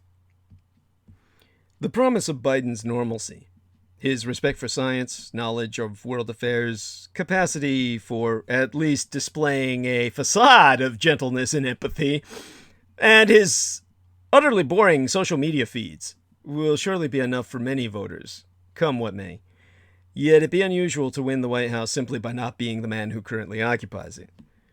Circa 2014, as a Twitter provocateur and fearmonger during the Ebola epidemic, Trump auditioned a political voice that he now exercises in full, to extraordinary effect in the most negative sense. He presides over a social media and talk radio ecosystem, an eco-sewer of white trash shit that inspires intense devotion among his cult following, even as it spreads Russian disinformatia, or misinformation, that will inevitably complicate the efforts of those who seek to navigate the pandemic by searching out any reliable facts. On Friday into this weekend, at White House press conference, Trump declared a national emergency. Two very big words. A move that, he said, would free up $50 billion to fight the outbreak in the American empire. He added, "I don't take responsibility at all," for the slow testing rate. You know what? That should be his fucking campaign slogan. That's the Trump campaign slogan there, people. I don't take responsibility at all. I mean, fuck, I'll make America great. Take that, and that says it all. That's the god-awful truth. The president is steering the country through a challenge of yet unknown magnitude, one in which honesty and accountability will be at a premium. We know he will not change. One way to survive the pandemic may be to tune him out. Now, major parts of everyday life in these United States are shutting down in an effort to slow the spread of the new coronavirus. And this is the new abnormal. Public life across the state of my own Golden Bear Republic of California, and indeed much of these United States, has taken on a more ominous tone, as attempts to slow the spread of the new coronavirus shut down community gatherings, sports events, and government meetings, and force the planned closure of Disneyland for just the fourth time in its 64-year history. After calling for the cancellation of all gatherings of more than 2,500 people, or 2,500, as a matter of fact, now that I recall, I added a zero or several onto that. The governor of California, Gavin Newsom, that Brendan Zoget and I were talking about, called for the cancellation of all gatherings of more than 250 people. And since doing that, he issued an executive order allowing the state, if necessary, to take over hotels and medical facilities to treat a potential surge of coronavirus patients. God bless his heart. The unprecedented actions mirror a hunkering down across these United States. Among just a few developments, the National Collegiate Athletic Association, the NCAA, canceled its men's and women's basketball tournaments. All theaters on Broadway went dark. The United States Supreme Court said it would no longer welcome visitors. And Major League Baseball called off spring training games and said the start of the season would be delayed by at least a fortnight, or 12 weeks. Meanwhile, health experts are struggling to come to grips with the magnitude of the challenge. At a House Oversight Committee hearing, Dr. Anthony Fauci, the director of the National Institute of Allergy and Infectious Diseases, said the United States was failing to provide testing for everyone who needs it. One reason testing for the novel coronavirus in California continues to face severe limitations is that health officials lack key components to conduct laboratory analysis. The shortfall compounds a month of sluggish progress in deploying diagnostic tests developed by the Federal Centers for Disease Control and Prevention. No.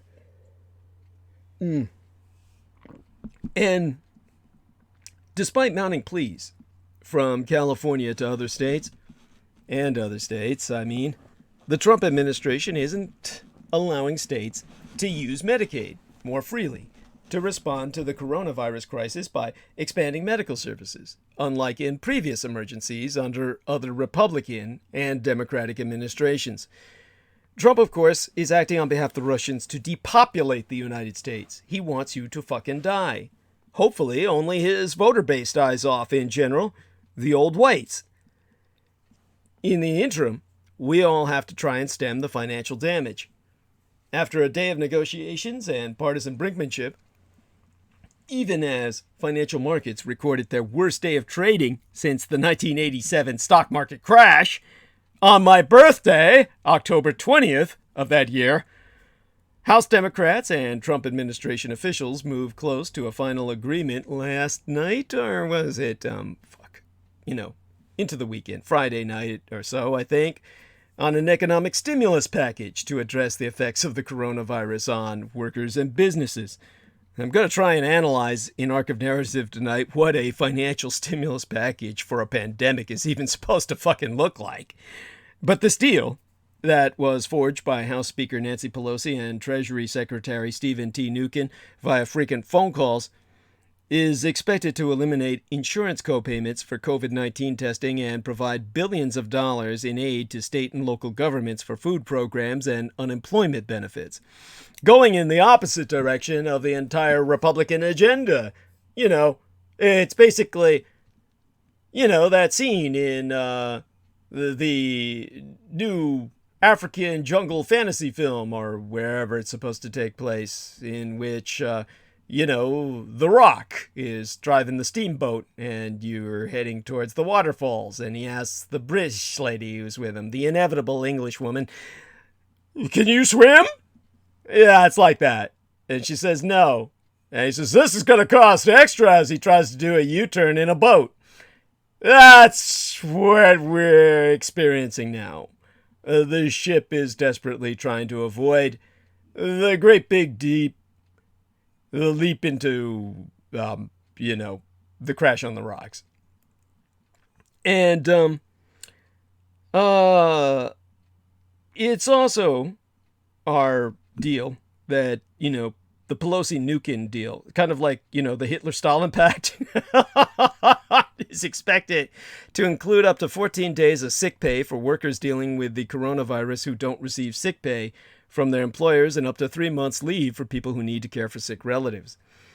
Now, a proposal from President Trump to cut payroll taxes was not included, as both parties in Congress have panned it.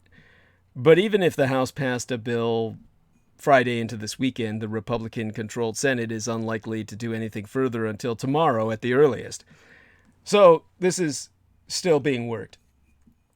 Or rather, it's still in the works. And it's like making sausage. It's something you don't want to personally see or witness. But whatever the case, you're going to have to eat it. In the interim, the coronavirus is killing globalization as we know it. The outbreak has been a gift to nativist nationalists and protectionists, and it is likely to have a long-term impact on the free movement of people and goods. Now, until recently, most policymakers and investors remained complacent about the potential economic impact of the coronavirus crisis. As late as the end of February, most wrongly assumed that it would have only a brief, limited, China-specific impact, which I told everyone back then was insane as an assumption.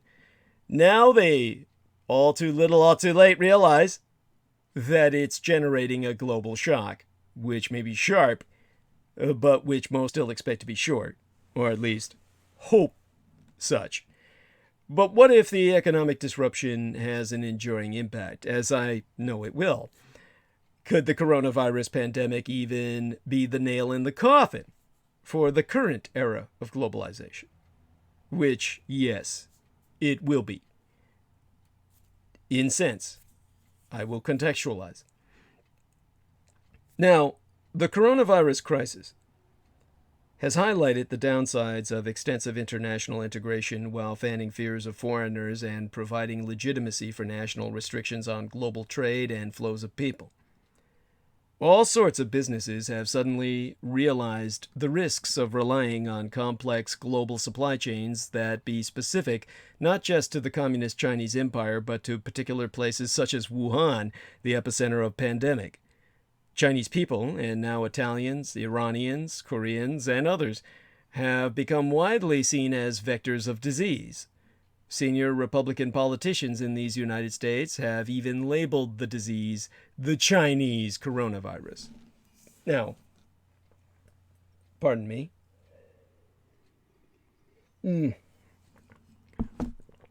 While I try to maintain hydration. Meanwhile, governments of all stripes have rushed to impose travel bans, additional visa requirements, and export restrictions. The travel ban on most arrivals from Europe that American President Donald Trump announced on March 11th, the day of the Sanjuichi Senseme, the commemorative date for the Japanese that be their equivalent of 9/11 Memorial Day, 3/11 in Japan, when the Israeli-American Axis attacked the empire with a combination tsunami bomb and Stuxnet that broke down all abilities of the reactors that were targeted to kick into safety mode and shut down, leading, of course, to meltdown. That ban inflicted upon humanity that day by Donald Trump is particularly broad, but it's far from unique. All of this is making economies more national and politics more nationalistic. Much of this disruption may be temporary, but the coronavirus crisis is likely to have a lasting impact, especially when it reinforces other trends that are already undermining globalization. It may deal a blow to fragmented international supply chains, reduce the hypermobility of global business travelers, and provide political fodder for nationalists who favor greater protectionism and immigration controls. The complex China-centric, Sino-centric would be the word for it, China-centered global supply chains on which so many Western companies have come to rely, be particularly at risk. The cost advantage of producing in China has eroded in recent years as the country has become richer and wages have soared. The risks of doing so were highlighted by President Trump's imposition of punitive tariffs on imports from China in 2018 but yesteryear, 2019, leading businesses to scramble for alternatives. While the January deal marks a fragile truce in the Sino-American trade war, the perils of producing in the Communist Chinese Empire remain. Both Democrats and Republicans increasingly view Red China as a long-term strategic rival that needs to be contained. And no sooner had the trade war abated than the coronavirus intervened. The extended shutdown of many Chinese factories has pushed exports down 17% in the first 12 months of the year compared with a year earlier, and it has disrupted the production of European cars, iPhones, and other consumer goods. Now, inertia is a powerful thing, and there still be many advantages to producing in Red China, such as scale and efficient logistics. But the coronavirus crisis could mark a tipping point that prompts many businesses to remodel their supply chains and invest in more resilient and oftentimes more local patterns of production. One option is to shift and diversify operations across other Asian economies, such as Vietnam or Indonesia. Another is to shorten supply chains, with United States companies moving production to Mexico and European ones to Eastern Europe or even Turkey. A third is to invest in robots and 3D printing within advanced economies, producing locally closer to consumers. A second enduring consequence of the coronavirus crisis may be reduced business travel. Now, technology gurus have long argued that video conferencing and chat apps would eliminate the need for most business travel and allow many people to work from home more. Yet until the coronavirus crisis, business travel had continued growing, seemingly inexorably. Now, whether because of government bans, business decisions, or individual caution, all but the most essential international travel has been canceled, and those who can work from home are increasingly staying put. Thanks to this forced grounding, businesses may discover that while face-to-face meetings are sometimes necessary, technological alternatives are oftentimes just fine, and also much less costly, time-consuming, and detrimental to family life.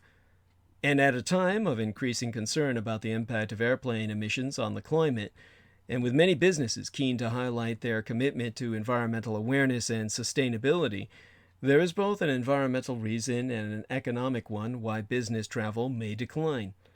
Perhaps most significantly, the coronavirus crisis plays into the hands of nationalists who favor greater immigration controls and protectionism. The speed and scope of the virus's spread across the globe have spotlighted people's vulnerability to seemingly distant foreign threats. The coronavirus has not just spread to global hubs such as London and New York, it has also leaped directly to provincial cities such as Daegu, South Korea's fourth largest city, nursing homes in the suburbs of Seattle, which are the epicenter of COVID-19 as an outbreak in these United States.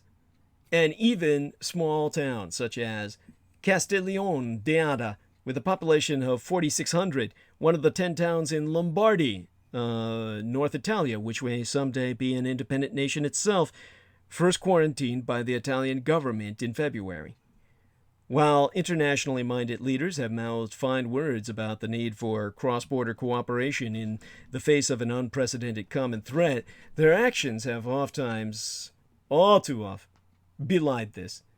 Many ostensibly liberal governments have slapped restrictions on travel and trade more draconian than even Trump dared impose at the height of the conflict with China last year.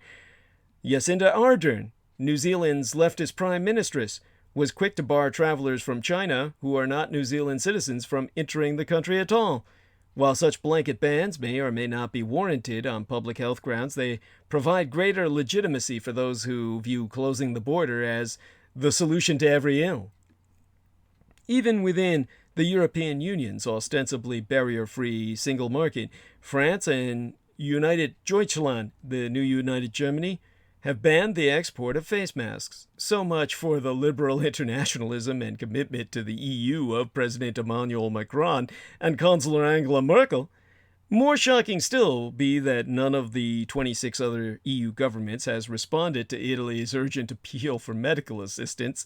Till now, Germany has done so with unlimited support, and the Communist Chinese Empire has, in an effort to reclaim its position of normality in the eyes of the world. Fat chance. Granted, the coronavirus crisis has also exposed the hollowness of nativists' assertions that their anti-immigration and protectionist policies make its people safer. Even though the nationalist coalition that runs Lombardy's provincial government is led by Matteo Salvini's far-right League Party, it has not been successful in protecting the region from the coronavirus.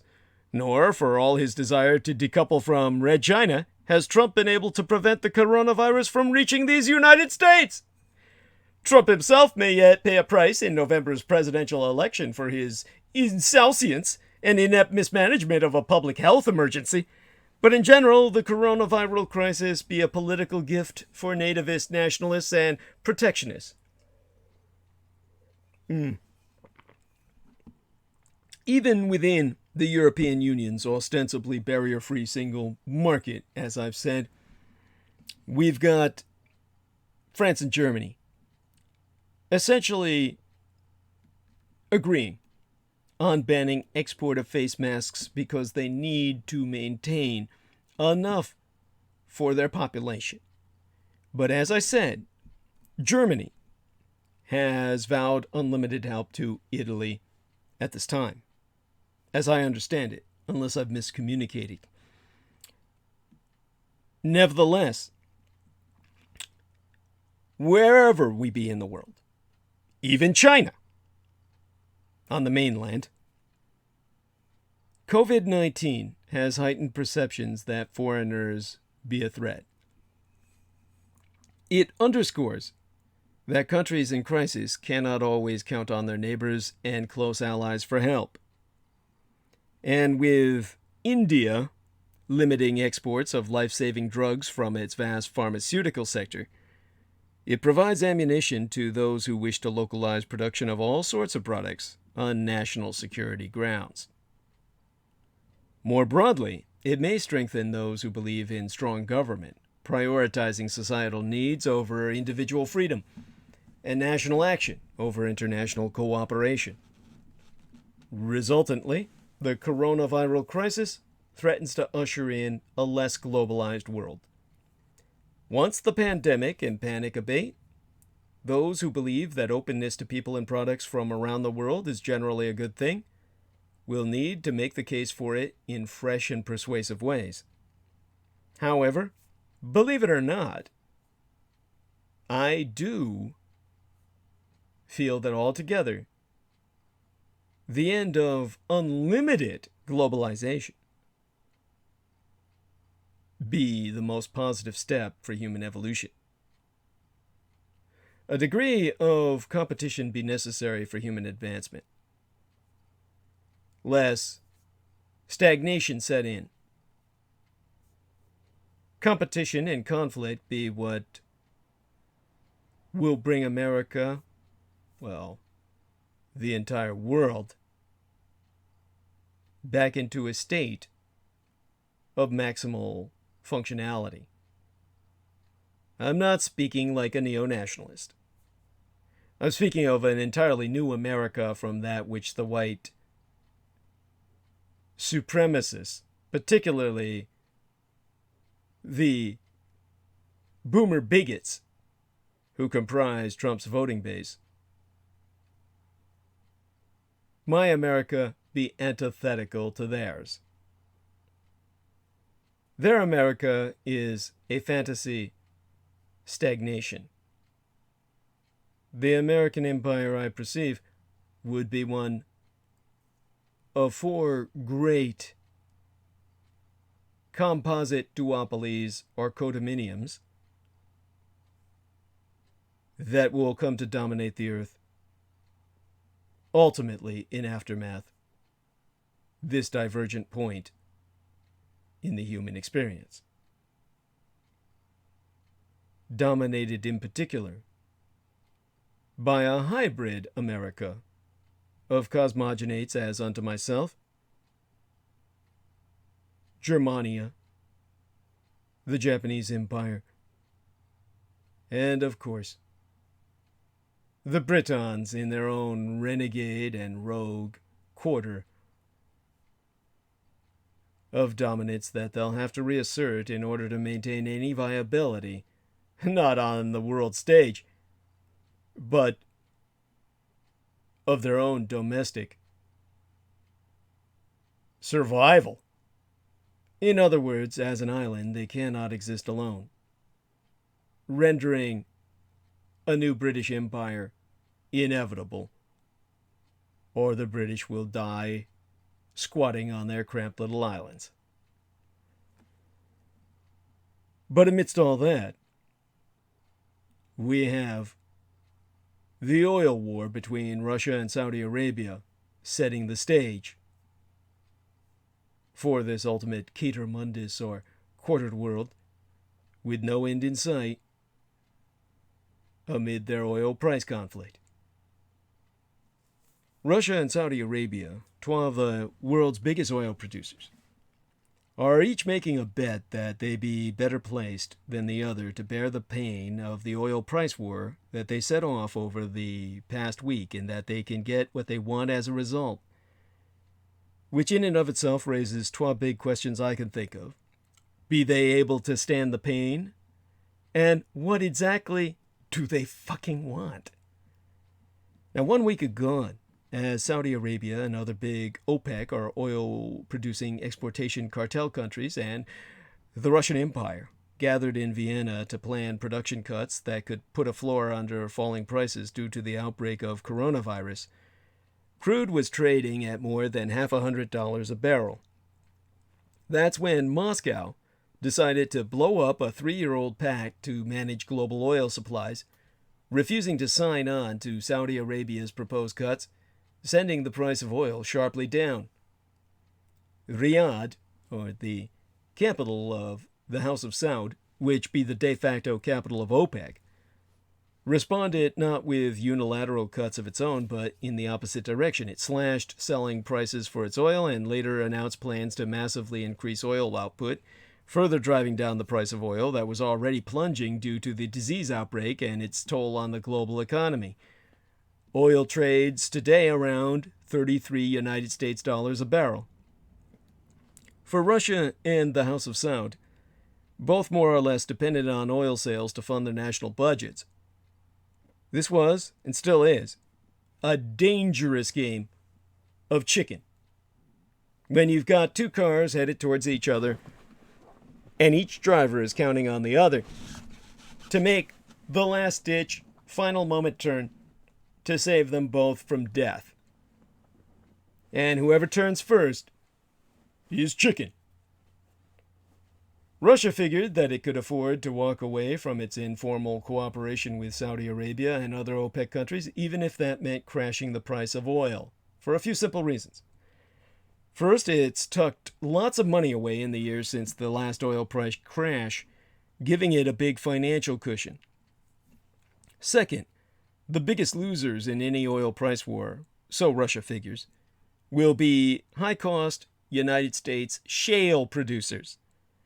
Driving the price down will both inflict economic harm on these United States and undermine its ability to wield its favorite tool of international coercion, sanctions, which currently be deployed against revanchist, revisionist motherfucking Russia. So Sofia Donitz, the chief Russia economist at Renaissance Capital and former senior Russian central bank officeress, has said Russia is better positioned to survive this crisis. It will be tough, but they have enough resources to pull through.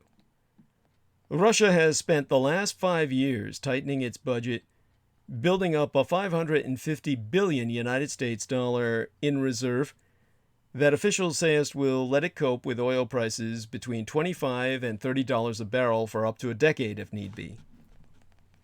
Now on Monday, Russia's finance ministry opened our work week by saying it would draw from its 150 billion United States dollars National Wealth Fund in order to supplement the budget even if oil prices stay as low.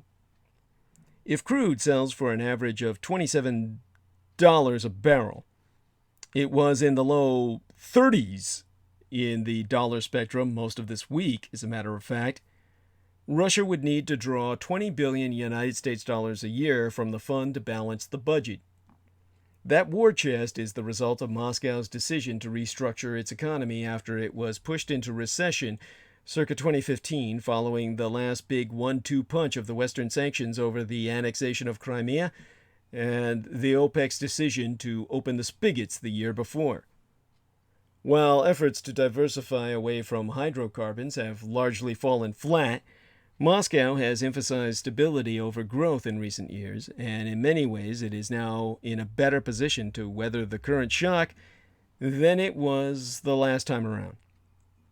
There be one problem, however. Russian dictator Vladimir Putin needs to spend more. Putin rode the oil boom of the early aughts, the 2000s decade, to a strong economy and huge popularity. But that's a harder act to maintain when oil prices plummet. With economic growth a focal point of Putin's current presidential term, and with his time in office now possibly extending until 2036, big increases in infrastructure investment and social spending are central to his future and key to promises to help turn around long stagnant living standards, which couldn't be considered living at all. Lowered incomes and austerity have been the source of his falling popularity and a key factor behind a January government reshuffle that saw Dmitry Medvedev pushed out as prime minister. Before oil prices collapsed, the government planned to tap the wealth fund to help drive a slew of projects central to its growth agenda, but a prolonged oil price war could force them to go back to the drawing board. Now, Natalia Orlova, chief economist at Alfa Bank in Moscow, was quoted as saying, and I read this from the original Russian, "If there is not another OPEC Plus agreement by the middle of the summer and oil stabilizes around $30 a barrel, then Russia will have to adjust." Now, OPEC Plus is, of course, OPEC and Russia, which is not part of OPEC. And in that case of adjustment, a weaker ruble will offset some of the budgetary support lost due to low oil prices. But if oil prices stay as low, the Russian government will need to cut spending or raise taxes, possibly both, neither of which be politically appealing and won't make Putin any more popular. So Orlova said, "The National Wealth Fund is for use in emergency cases. If things look bad, they will have to tighten the budget or increase tax collection. In a way, this would be paid by Russian consumers, who have been paying for every fucking thing that's come along. Putin's invasion of Ukraine, and everything since." What Russia wanted when it made this gamble was to kill off American shale oil production once and for all. This oil bloodbath, this price war, is Russia's vengeance against Western and specifically American shale oil. Igor Sechin, the head of Russia's state-controlled oil giant Rosneft, and a close confidant of Vladimir Putin, has argued that efforts to keep oil prices high by limiting output only boosted shale production in the United States. Clawing back that market share was the Kremlin's main objective by pulling out of the Saudi deal. With the shale patch facing high production costs and loads of debt, Russia figures cheap oil will push many American firms into bankruptcy or restructuring. The added benefit of reducing American oil output could also limit America's ability to levy sanctions, such as the ones it slapped on a unit of Rosneft for doing business with Venezuela. In one way, Russia's right. The shale producers, loaded with high-yielding debt, be a fuse that could blow up the whole United States corporate debt market. If Russia wants to push buttons to cause chaos in these United States, that's a good one. That's why some experts are calling for a very targeted government intervention. Not to save the billionaire oil executives, but to forestall a wider credit collapse and prevent the entire United States corporate debt market from turning into the debt bomb of the decade. That's why Amy Myers Jafe, an energy expert, an expert in energy at the Council of Foreign Relations, the CFR, suggested ideas like asset-backed loan facilities would prevent defaults. Well, to quote she more directly, she said, "If you want to limit bankruptcies and keep shale from destabilizing credit markets, you'd want to see the United States Treasury look at term lending options to forestall defaults. I don't think we should be worried about the oilmen per se, but we should be worried about the credit markets." But the United States shale industry has proved resilient in the past, as when OPEC tried to smother it circa 2014 and 2015 with a flood of cheap oil. When prices fall, U.S. production falls, just enough to get prices up, and then rigs start pumping again, a self-regulating mechanism. While the United States oil industry may have less cushion now than before, it could still absorb a few body blows. That's why some puzzle over the latest Russian effort to kill shale dead. Sergei Yuriev, a professor of economics at Sciences Po in Paris, and the former chief economist of the European Bank for Reconstruction and Development, has gone on record to say it's all really strange. If you look at the numbers and data, it makes no sense. The only explanation is that it's a miscalculation by people who don't have a comprehensive analysis of the markets and don't grasp how the American oil industry works. Many are equally puzzled by the Saudi decision, not only to forego production cuts, but also to slash prices and boost production to drive prices even further down. If Russia threw the first punch, Riyadh, like the United States baseball legend Billy Martin, threw the second four.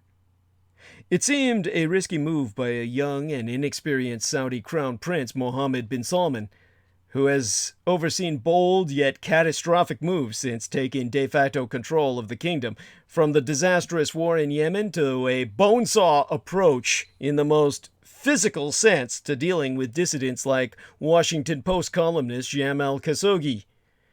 On paper, Saudi Arabia, which needs oil to be roughly twice as expensive as Russia does in order to balance its budget, is playing with fire by pushing prices down to force Russia to rejoin the informal OPEC Plus grouping. Now, Jean-François Chechnik, an expert on oil and Saudi Arabia at the Atlantic Council, has observed that it'd be reckless in some ways. He's trying to do a shock and awe attack, telling the Russians, we mean business, and if we lose our shirt, you will too, so you better get back in line. Saudi Arabia has cash reserves to withstand lower prices, though less than it did circa 2014 and less than Russia does today, given its budget imperatives. Saudi Arabia was already on track for a fiscal deficit of about 50 billion United States dollars, and lower oil revenues will boost that by another 70 billion United States dollars for a 120 billion United States dollar annual hit. The Saudi financial war chest could take us that for about 4 years at best, but Riyadh is clearly hoping for a short and sharp oil war. Shiznik notes that they knew that going in, and they figured the Russians would give in quickly, thinking a 30-day war. But the Russians think the Saudis will also give up quickly. The stakes for Saudi Arabia go beyond short-term survival and touch on transformation. Mohammed bin Salman has a hugely ambitious objective, a plan he calls Saudi Vision 2030, to spend billions to turn the Saudi economy from an oil rentier state into something resembling a modern economy. But that requires ready cash, which will be in short supply the longer the oil price war lasts.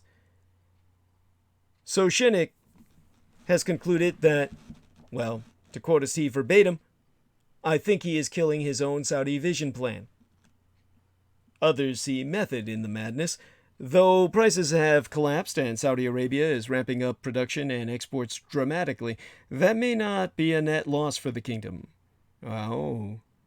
Anas al-Aji, an expert on the Saudi oil sector, has writ that oil prices were already cratering due to the virus and Russian intransigence. By raising exports from 7+ million barrels a day to 9+ million barrels a day or even more, Saudi Arabia can make us the same amount of money as it would have in a world without Russian cooperation, but snatching more market share. In the end, both Russia and Saudi Arabia are gambling that the other will blink first. Both have reasons to think they be right. There be reasons both, or either, could be wrong. Both are planning for short-term pain to compel the other to submit on their terms. So it reminds myself of the First World War, when France and Germany went to war thinking they'd be home by Christmas, and spent 4 years in the fucking trenches. That's why this be so dangerous. It be mirror image of the doomsday machine of 1914. And a bloodbath for America's oil frackers, as the Saudis declare their price war on Russia. I mean, in a day of historic economic carnage, oil prices collapsed yesterday, last week, 30% to less than 30 United States dollars a barrel after Saudi Arabia pledged to flood the oil market in a battle for market share with motherfucking Russia. Oil companies are suffering massive share price losses, with ExxonMobil down 10%, Chevron 13%, BP, or British Petroleum, 19%. Shares in Saudi Aramco also lost about 10%, sending the implied market cap of the world's biggest oil giant down 1.6 trillion United States dollars, down 20% from its December high. And these losses be modest. The pain is much more acute among the heavily indebted, high-cost shale frackers like Chesapeake Energy, minus 22%, EOG Resources, minus 30%, Occidental Petroleum, minus 35%, Marathon Oil, minus 40%, and Diamondback Energy, minus 48% when I was monitoring them amidst last week. At the beginning of 2020, oil prices were just above $60 per barrel. Even that was scarcely high enough for American drillers to break even. Now, all of a sudden, we've nearly revisited the lows of 26 United States dollars last seen during the price war of 2016. Of course, finding the silver lining, President Trump, the morning of, well, it was yesterday morning, he tweeted, "Good for the consumer! Gasoline prices coming down!" The carnage was sparked by the failure, yesterday, of OPEC plus Russia to agree to extension of 1.5 million barrels per day of oil supply cuts, which appeared to be near universally supported in an effort to prop up oil prices amid expected demand destruction brought by the coronavirus epidemic. But the Russians balked. Oil Minister Alexander Novak on Friday into this weekend declared, "We have made this decision because no consensus can be found of how all the 24 countries should simultaneously react to the current situation. So as from April 1st, we are starting to work without minding the quotas or reductions which were in place earlier, but this does not mean that each country would not monitor and analyze market developments." Of course, they had to start on All Fool's Day, April 1st. This set the Saudis off. The kingdom had, for the past year, been shouldering the bulk of production cuts and wanted Russia to chip in. Without cooperation, all that's left is competition. Alan Gilmer, chairman of Enverus, formerly Drilling Info, tweeted over the weekend that we could well be seeing the death of OPEC. That's big. By the way, just so you know, I mean, that's big. That's historic. That's like the collapse of the Soviet Union level historic. Dan Pickering, the chief investment officer of Pickering Energy Partners, sent out a manifesto on, well, I think he did so either tonight or was it Sunday of last week. Basically, all it said was, "Save yourself!" I'm not shitting. That's what he said. Now, I think he followed it up with some words, because you couldn't just leave it at that. Matter of fact, I'm calling it up online now.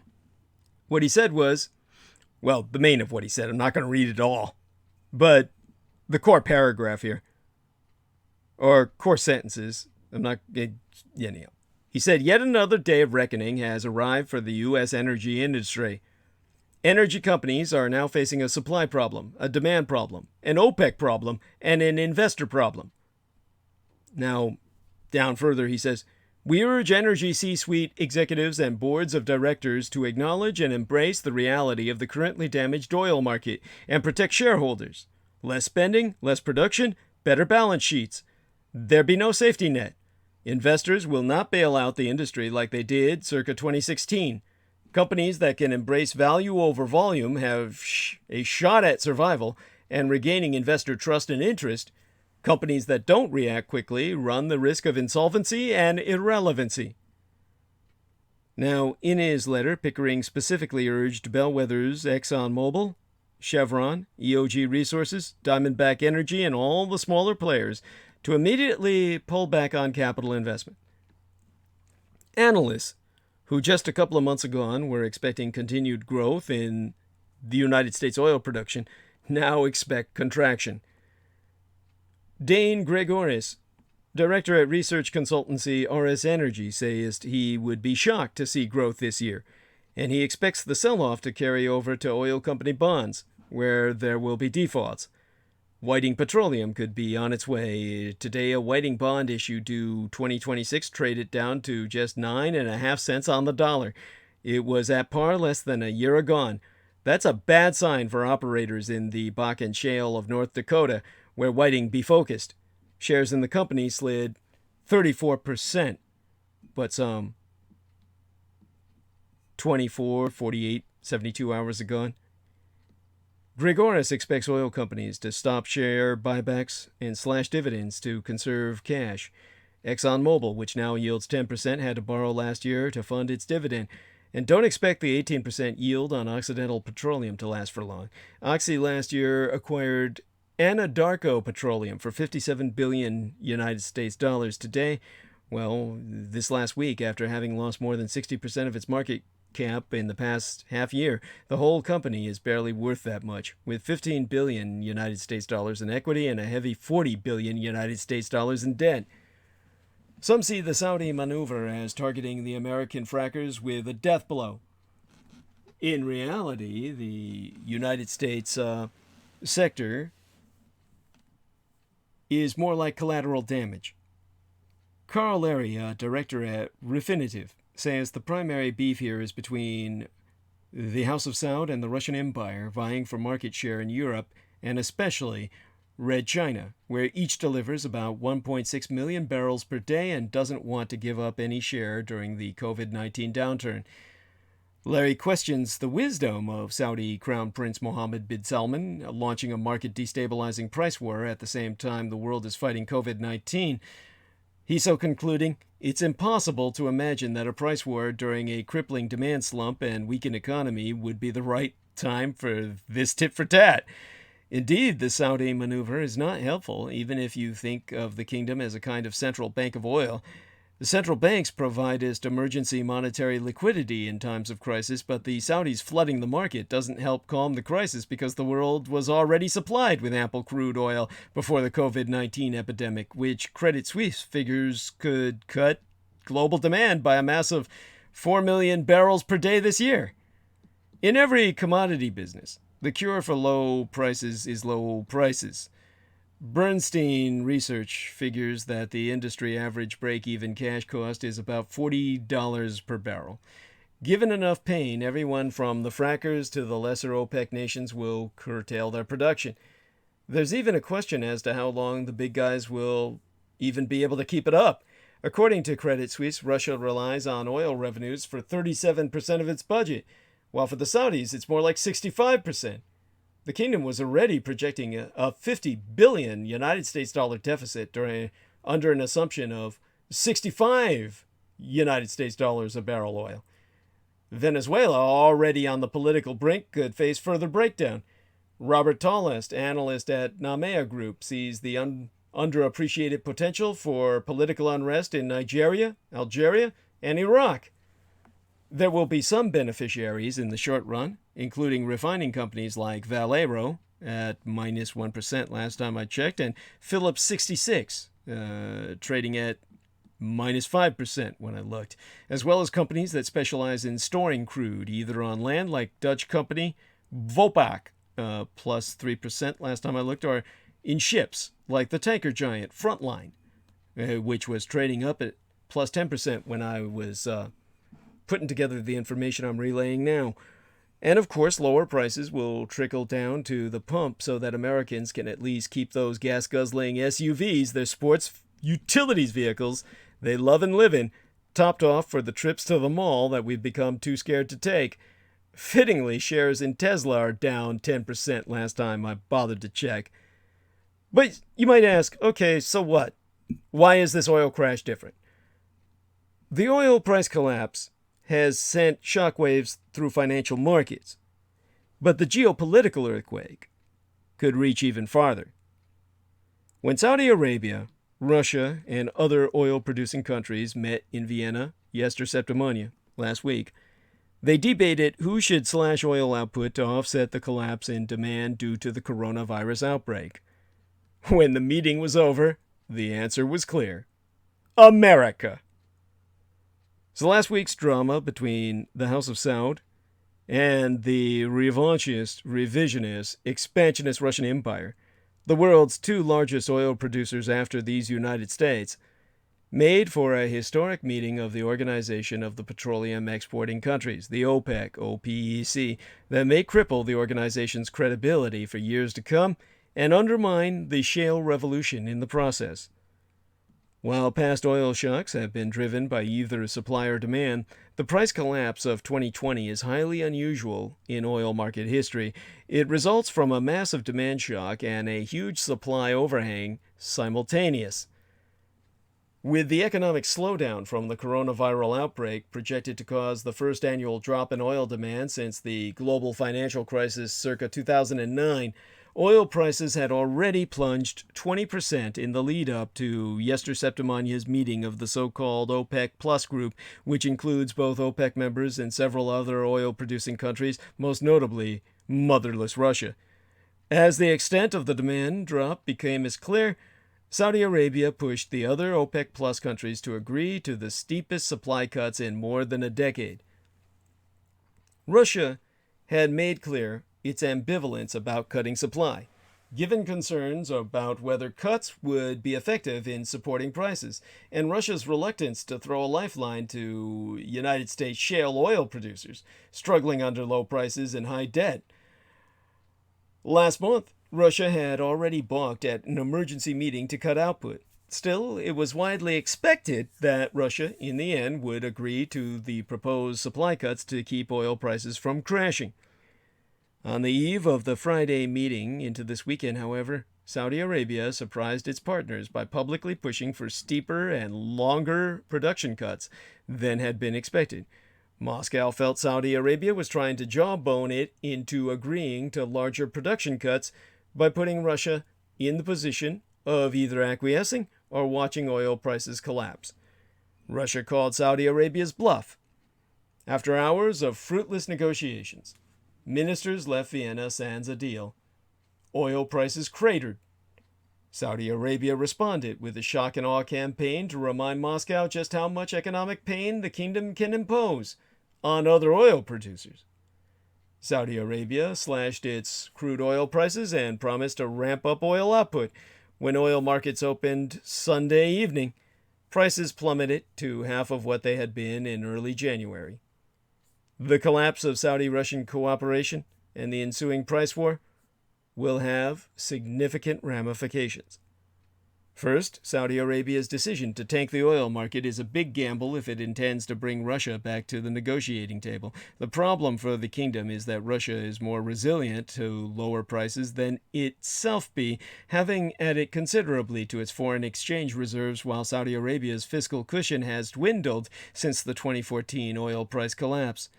Saudi Arabia still has ample financial reserves, but a prolonged period of low prices will strain the Saudi budget, undermine investor confidence, and lead to speculation about the devaluation of the Saudi rial. If these factors force Saudi Arabia to reverse course before Russia capitulates, the kingdom's oil policy risks losing credibility. Second, the collapse of the OPEC Plus production agreement in Vienna risks long-lasting damage to the cartel itself.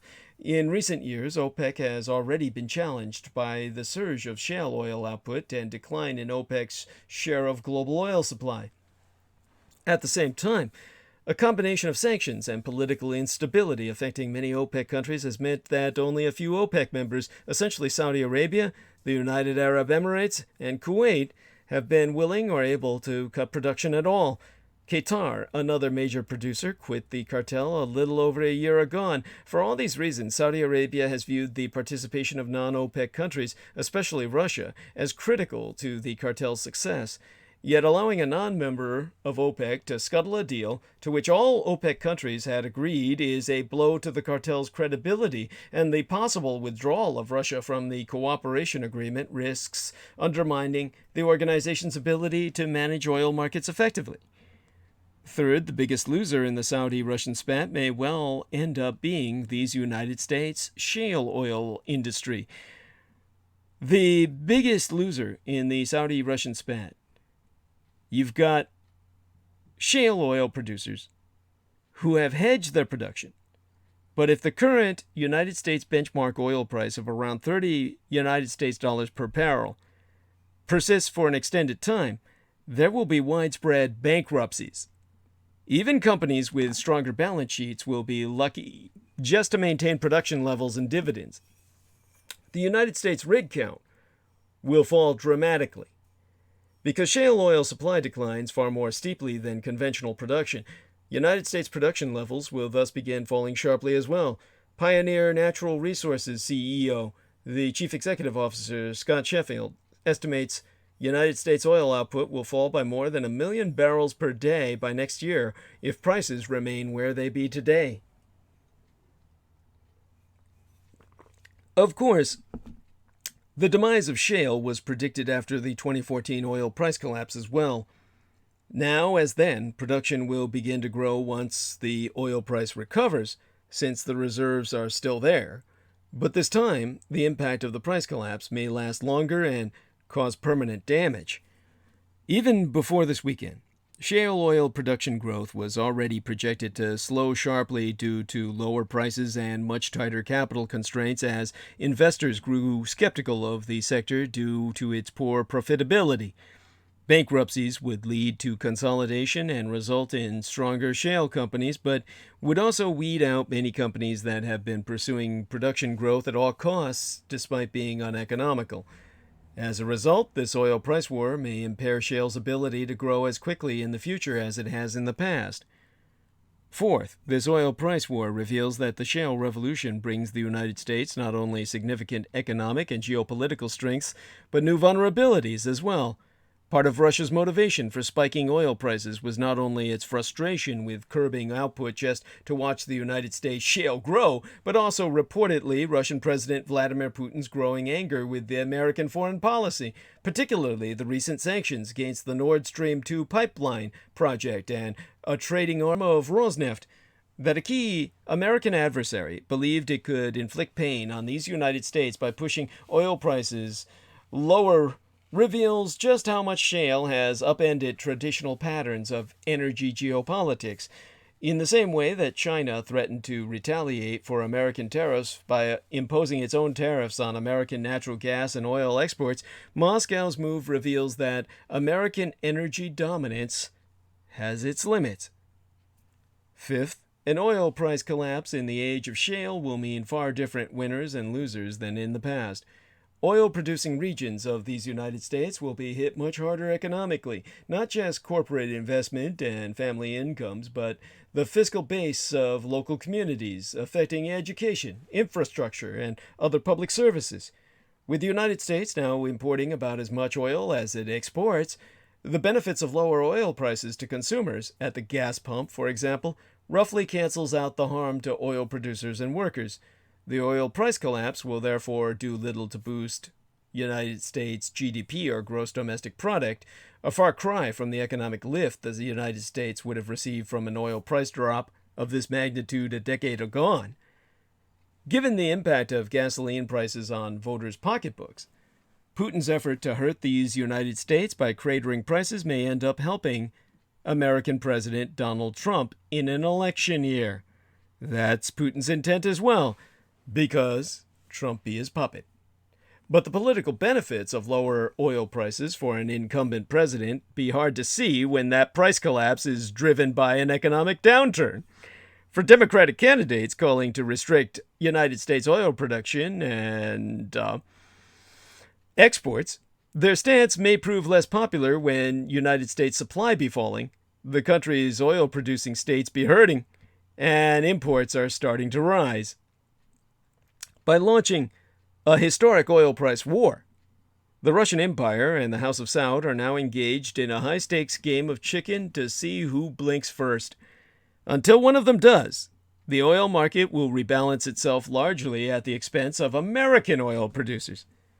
Meanwhile, consumers in these United States and other countries will enjoy lower prices. The impacts on OPEC as a cartel are yet to be undermined, well, at least determined, before they can even be undermined. But its credibility and effectiveness hang in the balance. And this oil crash be only foretaste of what awaits the energy industry in this time of climate change. The end of hydrocarbons as a lucrative business is a real possibility. And that is a good thing. The oil price crash of March 2020, as it will be written to history books, will probably not last long. As in 2014, when the oil price dropped below half $100 United States dollars from 110 US dollars in but a few weeks, this one will trigger a temporary collapse of the American shale industry. Unless the coronavirus outbreak causes Armageddon, cheap oil will also support policymakers' efforts to help the global economy.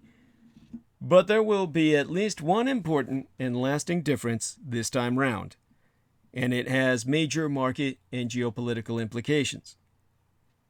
The oil price crash be but foretaste of where the whole energy sector was going anyway, and that be down. It may not look that way at first. Saudi Arabia will soon realize, as it did circa 2015, that its lethal decision to pump more oil for less money, is not only killing American shale, but its public finances as well. Riyadh will soon knock on Moscow's door again. Once American shale supplies collapse, Russia will resume cooperation with the House of Saud. With the world economy recovering from the COVID-19 crisis by then, moderate supply cuts by both countries will accelerate oil market recovery. In time, American shale producers will return as well. Yet, this inevitable bounce back should not distract from two fundamental factors that were already remaking oil and gas markets. First, the shale revolution has fundamentally eroded industry profitability. Second, the renewables revolution will continue to depress growth in demand from the carbon sector, the fossil fuels sector. The combined result has put the profitability of the entire global hydrocarbon industry under pressure. That means fewer petrodollars to support oil-producing countries' national budgets. It also means less profitable oil companies, which traditionally make up a large segment of stock markets, an important component of so many Western pension funds. We'll start with the first factor, and you'll see why this is so. Historically, the geological advantages that made oil from such countries as Saudi Arabia so cheap to produce were unique. Because oil and gas were produced at costs far below the market price, the excess profits, or rent, enjoyed by the industry were very large. Furthermore, collusion among low-cost producers has been a winning strategy. The loss of market share through output cuts, was more than compensated by immediately higher prices. It was the raison d'être of OPEC. The U.S. shale revolution changed all of this. A large oil-producing region emerged with a remarkable ability to respond quickly to price changes and shrink its costs over time. Cutting back cheap OPEC oil now only increases United States supplies, with little effect on world prices. That is why Putinista Russia refused to cut production this month. Even if its cuts did boost world prices, which be doubtful given the coronavirus outbreak's huge shock to demand, that would slow the shrinkage of United States shale that Moscow wants. Shale has affected the natural gas industry even more. Exports of United States liquefied natural gas now put an effective ceiling on global prices. On top of all this, there is also the renewables revolution. Around the world, wind and solar have become ever cheaper options to generate electricity. Storage costs have also dropped, and network management improved. Even in these United States, renewables are displacing coal and gas. Electrification of vehicle fleets will damp demand further. Eliminating fossil fuel consumption completely would require sustained and costly government intervention. This is far from certain. Meanwhile, however, market forces are depressing the sector's usual profitability. The end of oil and gas is not immediately around the corner. Still, the end of hydrocarbons as a lucrative industry is a distinct possibility. We are seeing that in dramatic form in the current oil price crash. But this collapse is merely a message from the future. And it had to happen, folks. This is no temporary market decline. The bull market is over. Well, not officially. Yet. But this week's market drop was the biggest since the onset of the Great Recession in 2008. But it left the Standard & Poor's 500 down 19% from its peak, just shy of the 20% drop used to define a bear market. But don't worry, we will get there. Now, could the market's decline be temporary, as Trump has declared? Well aware of what he said about the market going back up in its biggest rise. I'm going to get there. Because this all might be a brief fear and algorithm-driven bout of investor insanity, but I don't think so. The causes be real.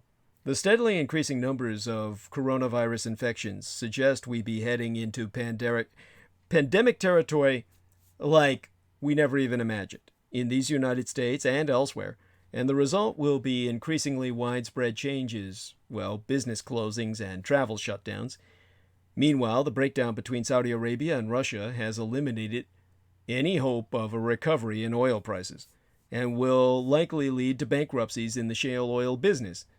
Oil stocks topped the worst performers in the Standard & Poor's 500 yesterday throughout this last week, and even giants Exxon and Chevron were both down about 10%.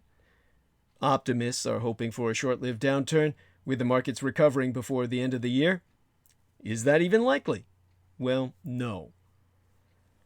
Is a recession inevitable then?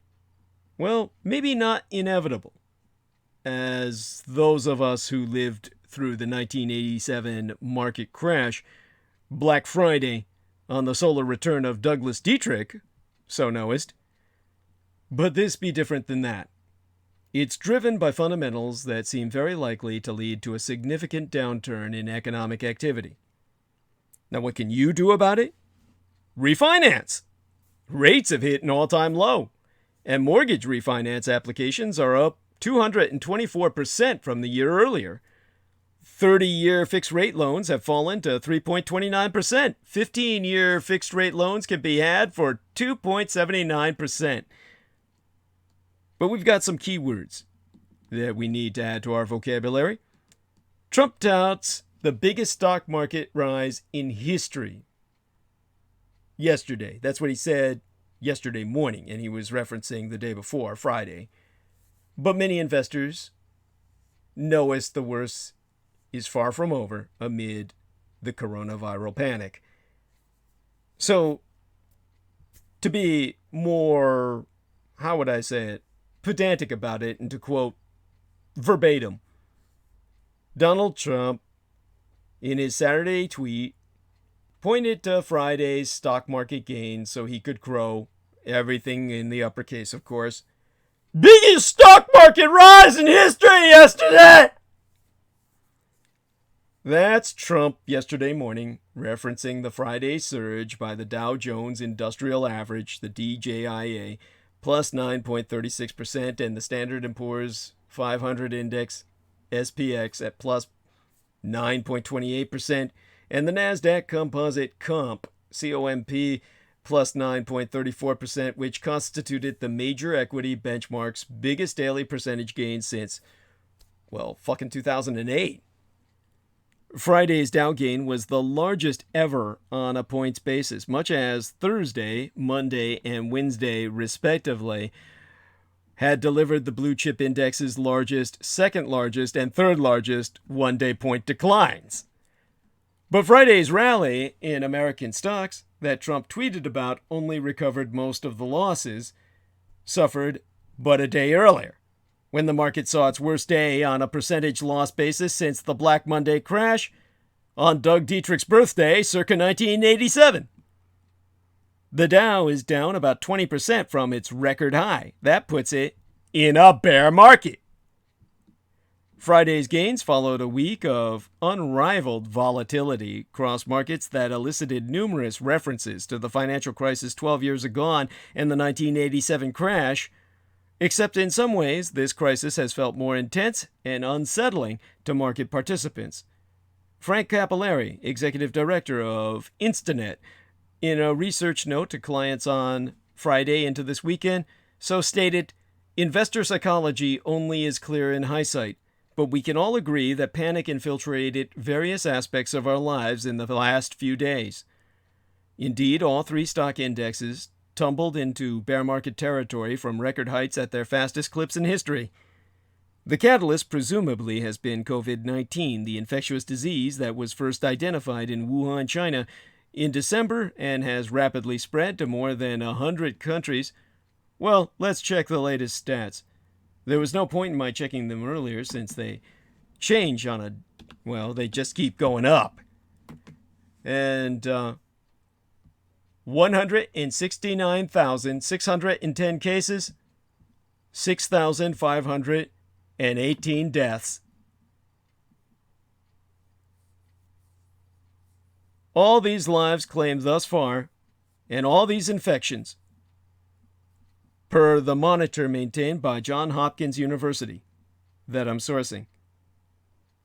Friday's rally came after Trump declared a national emergency, opening up access to $50 billion United States dollars in funding for states and localities to combat the coronavirus epidemic, well, the pandemic worldwide, while saying that the country was ramping up testing and expanding the ability of hospitals and doctors to provide its treatments for the pandemic disease. Focusing on Friday's burst higher for risk assets, however, might be a mistake against the backdrop of the week's turbulent nature. The Dow, for example, registered swings of at least 1,000 points in the week's 5 consecutive sessions. Put another way, the Dow booked moves of roughly 5% or better for every trading session of the entire week.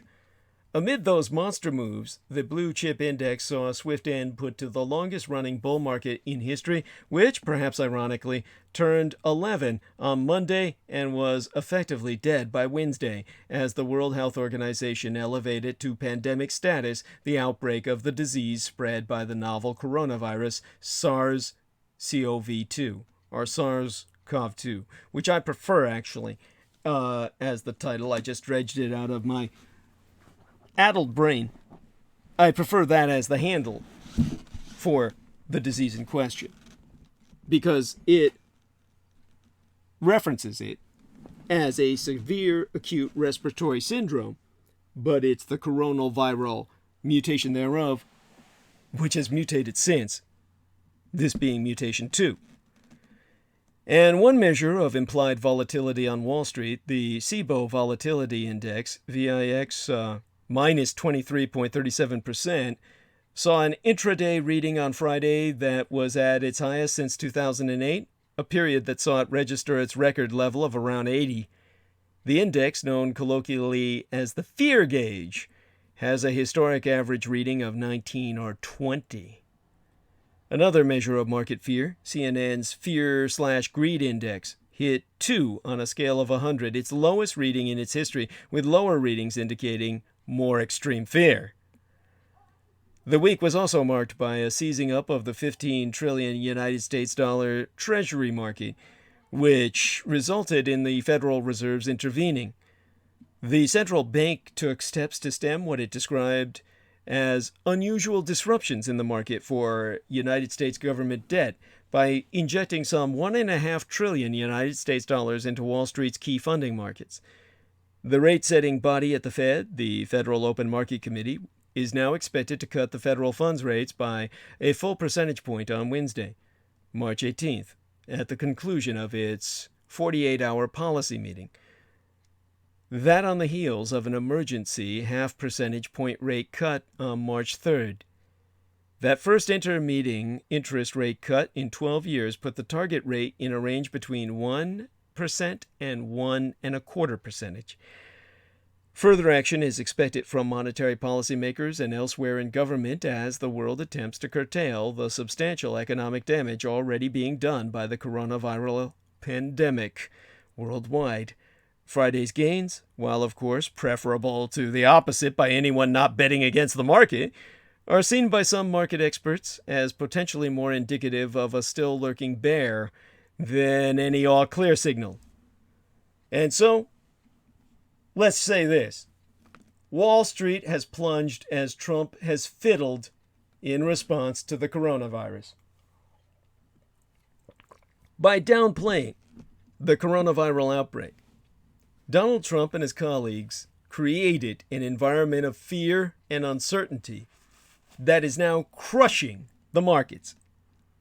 I mean, having spent the weekend at his Palm Beach resort, where he hosted the virus-infected Jair Bolsonaro, the Trump of the tropics, the authoritarian president of Brazil, Donald was still in Florida on Monday morning to open our work week when the Dow Jones Industrial Average plunged about 2,000 points, triggering a temporary halt to trading. And he tweeted, just before trading began on Wall Street, "So much fake news!" Fake news in the uppercase. And an hour or so later, he tweeted again, "Saudi Arabia and Russia are arguing over the price and flow of oil. That and the fake news is the reason for the market drop." If you translate fake news as the coronavirus outbreak, Trump's analysis of what was driving the plunge in stocks was partially correct, but he had omitted another key factor, a chronic lack of leadership on his and his misadministration's part. By downplaying the COVID-19 outbreak from the beginning and by failing to prepare for its spread to these United States, which was inevitable from the start, Trump and his colleagues have created an environment of fear and uncertainty that is crushing the goddamn market. And now Wall Street has another problem to deal with, a bitter dispute over crude oil production levels that has broken out between two more authoritarian leaders whom Trump greatly admires, Vladimir Putin, the dictator of motherless Russia, and Mohammed bin Salman, the crown prince of the House of Saud. The stock market could perhaps have dealt with either of those developments in isolation, even before Monday. Rising concerns about the economic impact of the coronavirus had caused the Dow to drop about 11% from its February peak, but when Saudi Arabia, the leader of OPEC, announced over the weekend that it would boost its crude production during the coming weeks after Russia refused to agree to a coordinated cutback in supply, the relative calm in the markets turned to near panic. When trading started in Asia on Sunday night, United States time, the oil price fell by 30%, the biggest one-day fall in recent history. United States stock futures fell sharply too. Investors feared that the crash in oil prices would have a dire impact on the energy sector in these United States and could also cause serious problems in the bond markets. The market for high-yield debt has expanded rapidly in recent years, and a good portion of it is tied to oil and gas projects.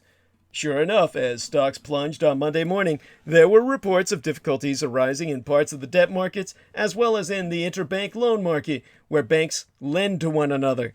Just as predictably, there were calls for the Federal Reserve to step in and unclog the plumbing by reviving some of the emergency lending programs for banks and other financial institutions that it introduced circa 2008.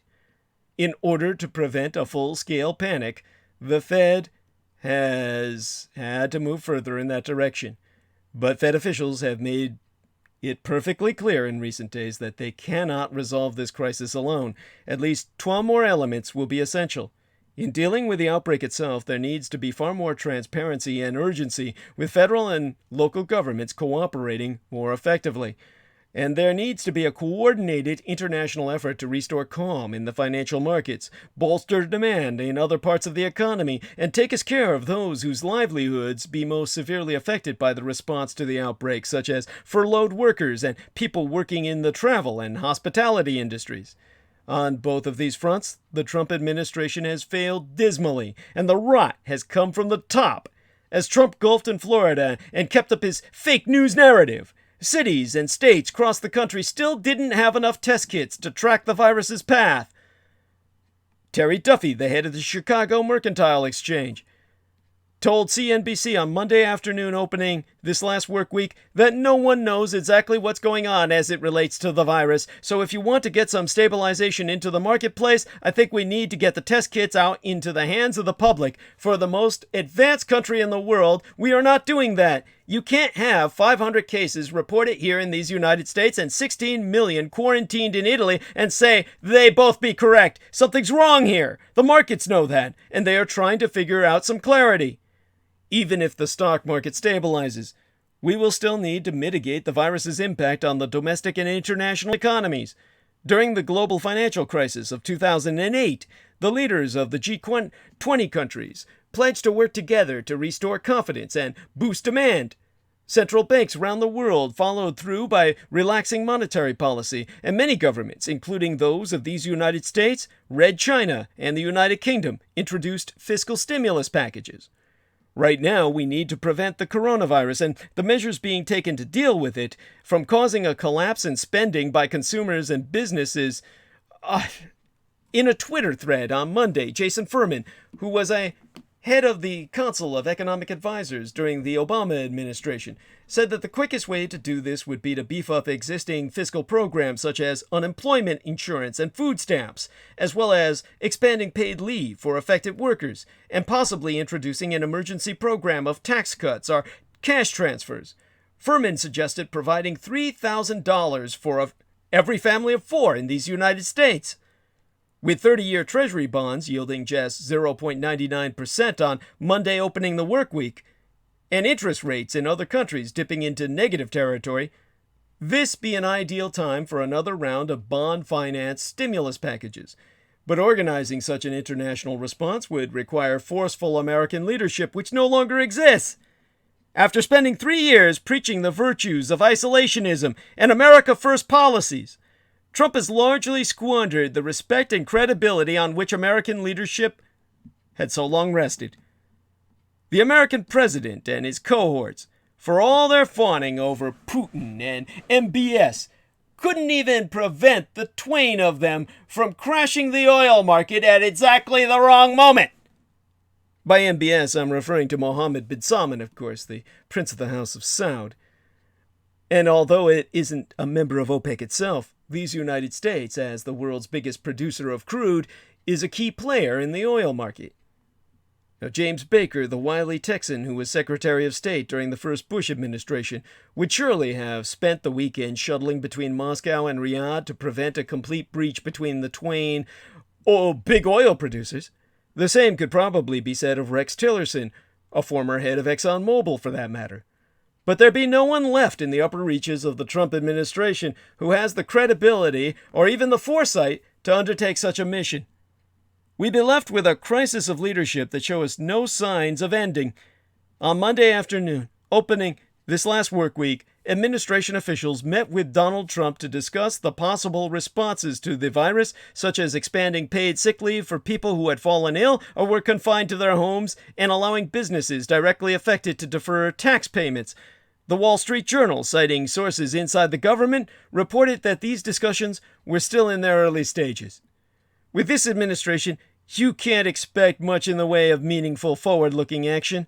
Wall Street traders and the public at large have both gotten the message. And that brings us back to the coronavirus crisis. And in the coronavirus, historians see echoes of past pandemics. Science has progressed, sure, but leaders have ignored all other lessons. When a mysterious new coronavirus started to spread out of Wuhan, China, but in the closing month of yesteryear, fear began to grow that it would turn into a new global pandemic. A fear expressed by Douglas Dietrich, the son of Adolf Hitler, on record and in forecast. Now, months after reports of an outbreak began, the SARS-CoV-2, or the Severe Acute Respiratory System Syndrome, Coronaviral Mutation 2 coronavirus, has infected well over 160,000 cases and killed just over 6,000 people, more closer to 6,100 around the world. A rapid spread in which some historians see parallels to deadly historical diseases. Graham Mooney, a medical historian at Johns Hopkins University, told Futurism, which be a science reporting journal, that ongoing coronaviral outbreak bears a number of striking similarities to past outbreaks like smallpox and Ebola, and especially to the so-called Spanish influenza pandemic that killed 200 million people around the world during the years between 1918 and 1922. We're about 3 months into the coronaviral outbreak, whereas the real devastation of the 1918 flu began about 6 to 7 months in, after the virus started to cause deadly, rapidly developing bacterial infections and pneumonia deep in patients' lungs. And while there be major obvious differences, as, for instance, the so-called Spanish flu being a weaponized biocidal, one disturbing takeaway is that political leaders, and to a lesser extent the communities they govern, be making the same mistakes they did in the past. And so, medical historian Graham Mooney has stated, I think what that means is public health be an endeavor as a professional career that hasn't quite gotten it right yet when it comes to convincing those in power to make the right decisions. We're fighting an invisible enemy. When the American Army flu hit, as a bioweapon vectored by American troops, most of them arriving dead on the shores of Spain, hence giving it the so-called Spanish nom de guerre, name of war, most of the Americans arriving dead in what were therefore called coffin ships. Civilian scientists outside of the militarized loop of the Rockefeller Institute as a defense contractor and Surgeon General Gorgas, the rest of the scientists in the world outside of conspiracy barely knew what viruses were. The first microscope capable of even seeing them wasn't built until the 1930s, and doctors had not yet developed vaccines or any sort of antiviral or antibacterial medications. In other words, doctors had no effective treatment against the 1918 flu. Physicians threw everything they had at it: bloodletting, oxygen, and rudimentary vaccines that didn't work, all to no avail. On top of that, the pandemic was drastically exacerbated by World War I. Early reports of the 1918 flu came from training camps and barracks where it spread rapidly among soldiers who were limited in both personal space and in understanding of disease control, and who also got shipped out to Europe. On March 11th, 3/11,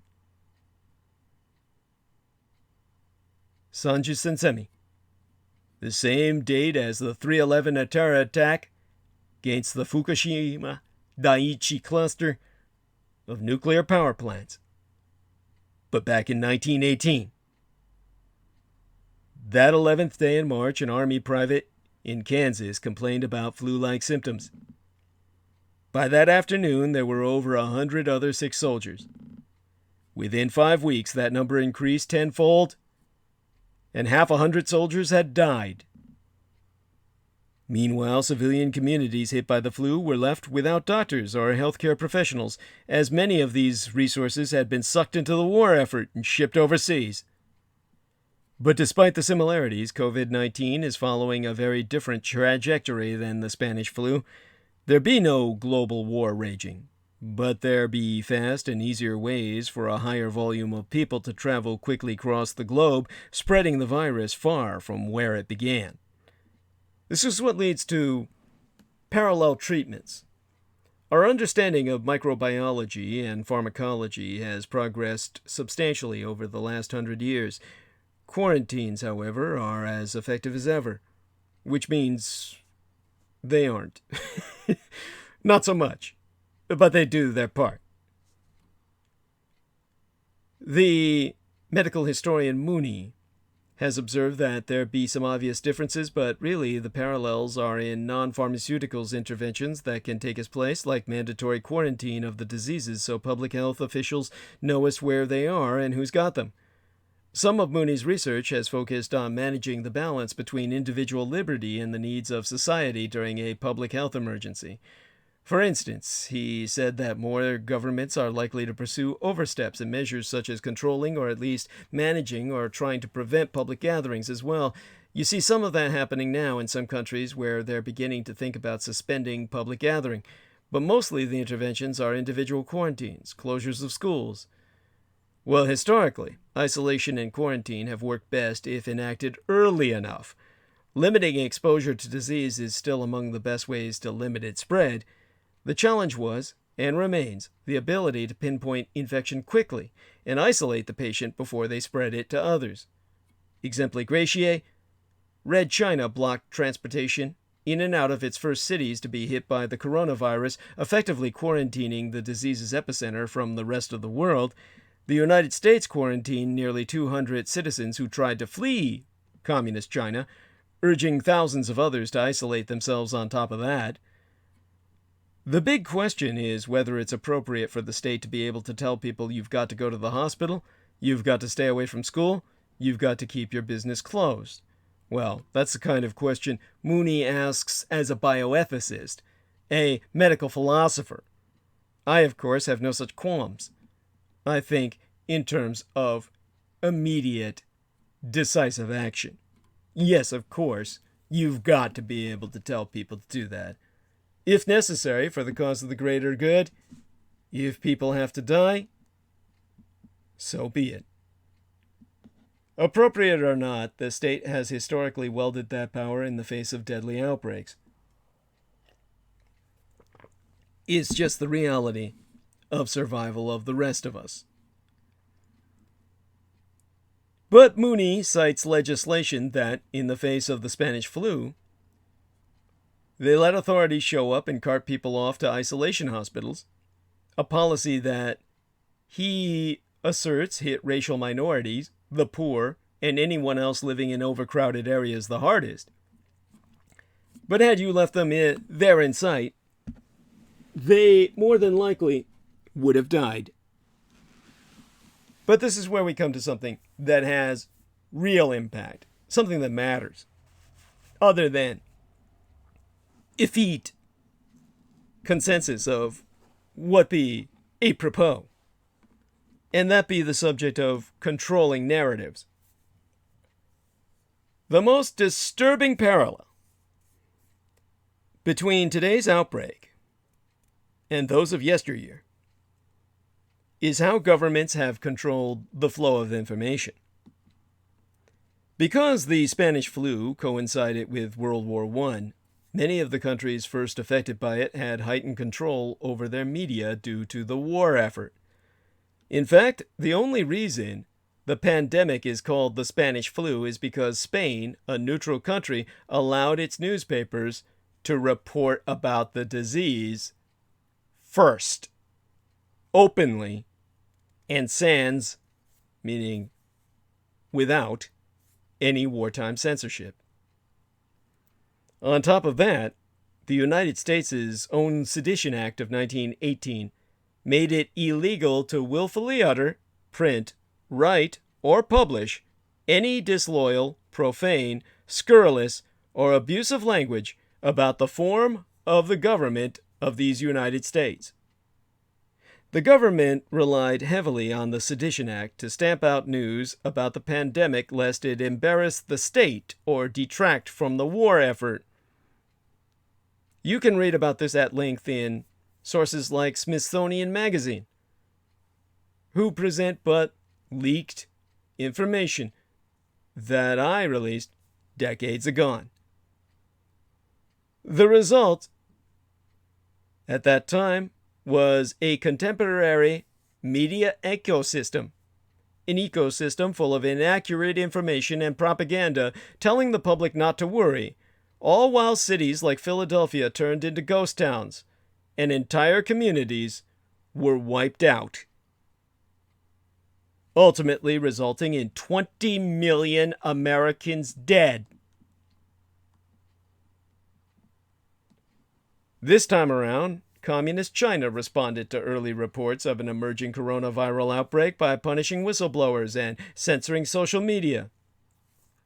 Resultantly, efforts to contain the outbreak failed, in part because people didn't get the information or warnings that they needed.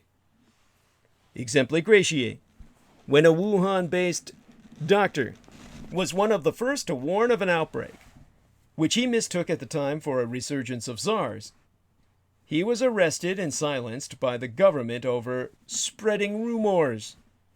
He later contracted the virus and died from it. Now, having learned seemingly nothing from totalitarian communist China's errors, American President Donald Trump has repeatedly downplayed and spread false information about the outbreak. He's called it a political conspiracy to make his team look bad.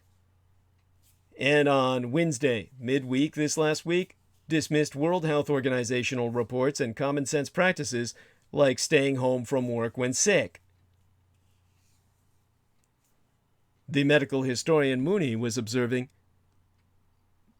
"I think knowledge is power. People can't take appropriate action if they don't have full information. If you're a citizen who wants to voluntarily isolate, if you're a citizen who wants to take other kinds of precautionary measures like social distancing, it helps to have information in hand. But instead, we have lessons ignored.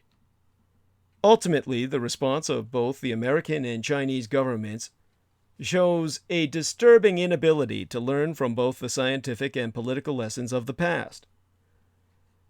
Mooney has pointed out that the way authorities have controlled the narrative around the outbreak reveals that their priorities be bass-ackwards.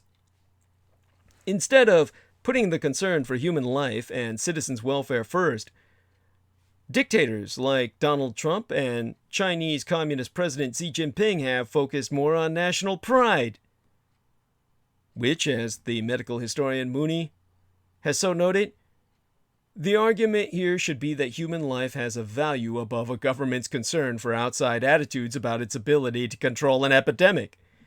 You want reliable information. You want evidence-based information. And you want information that comes from sources you can trust. You see, people need transparency so they can make informed decisions about travel, sending kids to school, and going about daily life.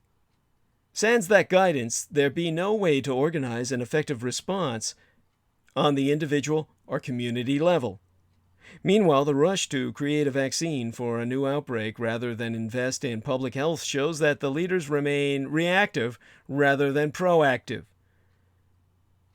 It's interesting how these kinds of things repeat themselves, in the sense that every time something like this happens, the focus is the quick fix, getting a vaccine out, setting up emergency measures. These are only ever going to be temporary until the next thing comes along. A vaccine won't be ready for at least a year by some estimates, and when another epidemic rolls around, we'll be back at square one. Meanwhile, healthcare remains prohibitively expensive to many in these United States, and public health measures are a low political priority for the Trump administration. It's a question of how important is public health compared to investing in the economy, investing in education. It's a question of priorities. It's easy to put it in a drawer and forget about it until the next pandemic comes along, whereas you could argue that public health is something that needs to be constantly invested in. The eye never be taken off the ball. And about those historical laws that let officials show up and take people into quarantine, referencing the medical historian Mooney yet again, reveals that by and large, the rich went unaffected. Wealthy people with large homes were more or less left to their own devices. Their kids weren't taken to isolation hospitals because it was assumed they had the space and resources to putz around at home in self-imposed isolation instead. For those today who be exposed, the United States government won't even guarantee that a vaccine for COVID-19 will be affordable, let alone free, suggesting many people in the most at-risk populations will never be able to access it. Additionally, Mooney has exposed that data proves that people respond according to personal fear. When a vaccine was available for smallpox, people didn't decide to use it until they were personally endangered, potentially putting their entire community at risk. And so he's concluded that what we really need is affordable health care and investment in primary care so the resources are already there on the ground. That's to help people so people have got access to resources that enable them to manage themselves during an epidemic. Well, if we wish to see someone pretending to be able to do just that, you just need look no further than cross the Pacific at our big red communist Chinese trade partner, where they're trying to profess, or rather, comport themselves in the manner of the new normal, where China's pretending to be returning to business as usual. Life in China appears to be beginning to return to normal after weeks of lockdown due to the coronavirus. Although the streets of major cities aren't anywhere near as crowded as before, people are coming out again and offices and factories are starting to spring back to life. The makeshift hospitals erected in Wuhan amid the outbreak have been closed, and the epidemic seems to have been broken there. On Tuesday of Yester Septimonia, mid-last week, President Xi Jinping arrived in Wuhan for a carefully planned visit. Their local leaders have demanded that the people show their gratitude to the Chi-Com or Chinese Communist Party, which received some pushback. Don't confuse this with actual normality. Life in Red China is still happening under the shadow of the virus, with temperature checks, app monitoring, and other biosecurity measures. That includes a just-announced fortnight or 14-day quarantine period for all international arrivals at Beijing's airports, which could extend across the country very soon. That makes Beijing's insistence in February that other countries' travel restrictions were unnecessary look a little hypocritical. Movement within the country is still restricted, including for migrant workers. But China is edging toward a consensus on what life will look like now. It'll just take forever to get there. So, was this quarantine success? The key to ending the worst in Wuhan appears to have been centralized quarantine, despite initial worries from public health experts that it might cause further contagion. Clinical data produced by Chi-Com, or Chinese Communist doctors, with support from Harvard University, show us the number of people infected by each carrier has dropped to 0.3 as a result of the measure. Now, there be caveat. This research that I'm sourcing is a preprint. It's only through sources who be Chinese that I can see it in its original Chinese. It's not been peer-reviewed. So, is this a false dawn?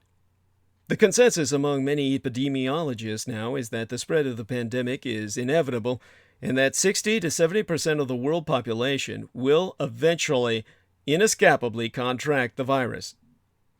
That doesn't take away from Red China's achievements in slowing its spread since January. If you balance out all their failures, those achievements don't mean shit. But nevertheless, it will make us a difference in the ability of healthcare systems to cope should they enact such purported achievements in real life, unlike the communists who claim to have, while never having done so in time. Now here's what worries me. now that the messaging has shifted. Any local official who reports new cases could risk political danger, and that means a potential return to the errors of the early cover-up. If we're lucky, Communist China's central government will send signals to discourage this. Admitting the odds of future infection in China rather than trying to claim a final victory against the virus would be a good start, even if outsiders be blamed. Now, I'm going to put that into context because many of you won't understand what the fuck I'm talking about. Right now, it's important to emphasize that what has gone on is the obscuring of the origins of the corona crisis. The propaganda push that began yesterday last week to try to deny that the coronavirus outbreak started in Red China at all is getting stronger. Foreign journalists have received emails from Chinese communist diplomats denying that there be evidence that the virus began on the mainland rather than being imported from elsewhere, and there be a concerted effort to blame other countries outside the Communist Chinese Empire itself. So far, the botched American response is boosting the propaganda. The politicized attempt by the American radicalized right wing to employ the phrase Wuhan virus or China virus instead of COVID-19, the official name for the disease, does not help. It does nothing to challenge the Chinese Communist Party, but it does put ordinary Chinese on the defense and give unwanted cover to racists. International organizations also need to be ready to challenge powerful governments' falsehoods. Because the Chinese propagandists are trapped by their own rhetoric. The total victory they have promised over the new coronavirus be impossible. The reviews are not in yet, but it'd be safe to say that, this work entitled, A Battle Against Epidemic, China Combating COVID-19 in 2020, has all the makings of a bestseller. The forthcoming, it's a project overseen by the Central Propaganda Department of the Communist Party of China. And the forthcoming hardback that they're projecting to publish is billed as a tribute to Communist Chinese dictator Xi Jinping's outstanding leadership in the fight against novel coronavirus. With Mr. Xi already dubbed Commander of the People's War against COVID-19 by official media, it promises to be a bold party committee or government office that does not order a copy. Yet those eager to reserve one in advance will need patience, because the volume has suddenly vanished from the online catalogs of the People's Publishing House. When the book returns, in some guise, as it doubtless will, the contents may have changed quite a bit. For propaganda chiefs need to rethink their rhetoric about COVID-19, since they cannot hope to live up to it. Since January, hundreds of millions of Chinese have spent weeks in lockdown villages and towns, forbidden to meet friends and family. Some have had to homeschool children. Others are living on savings until their workplaces reopen. Scanning social media for news, many normally apolitical citizens have been angered by reports of official cover-ups and incompetence, or by viral smartphone videos of security forces thuggishly enforcing quarantines. The same citizens have then been shocked to see controversial reports deleted before their eyes by censors. Anxious to rally a frightened public, Chinese leaders declared all-out war on the devil virus some weeks agone. It will end, they promise, with a complete win. State and party news outlets have cast doctors and nurses as white-clad and fearless warriors. Medics killed by the virus have been hailed as battlefield martyrs. Though Red China has nothing resembling a free press, some more independent voices can be heard, whether bloggers or a few big-city commercially driven news outlets that push the limits of what may be reported. The epidemic has seen notably brave work by Caixin a business publication whose commercial backers include Tencent, a technology giant, and which is said to have high-ranking fans. Among them, it be rumored, Wang Qishan, China's vice president and former anti-corruption chief. The publication has sent several teams to Wuhan, the city at the center of outbreak. They reported that officials hushed up news of tests conducted in December that first discovered the new virus and then suppressed evidence that it could jump from human to human. Editorials in Gaijin have argued that transparency be the key to winning public trust because suppressing the truth fuels panic. Gaijin's reports have been repeatedly deleted by censors. For all that, and a bit unexpectedly, it calls to level with the public, or rather its calls to level with the public also earn praise from some in the party press. The press of the Chinese Communist Party, which itself follows the party line. That may be because greater honesty is the only way out of the trap created by early hubristic promises of total victory.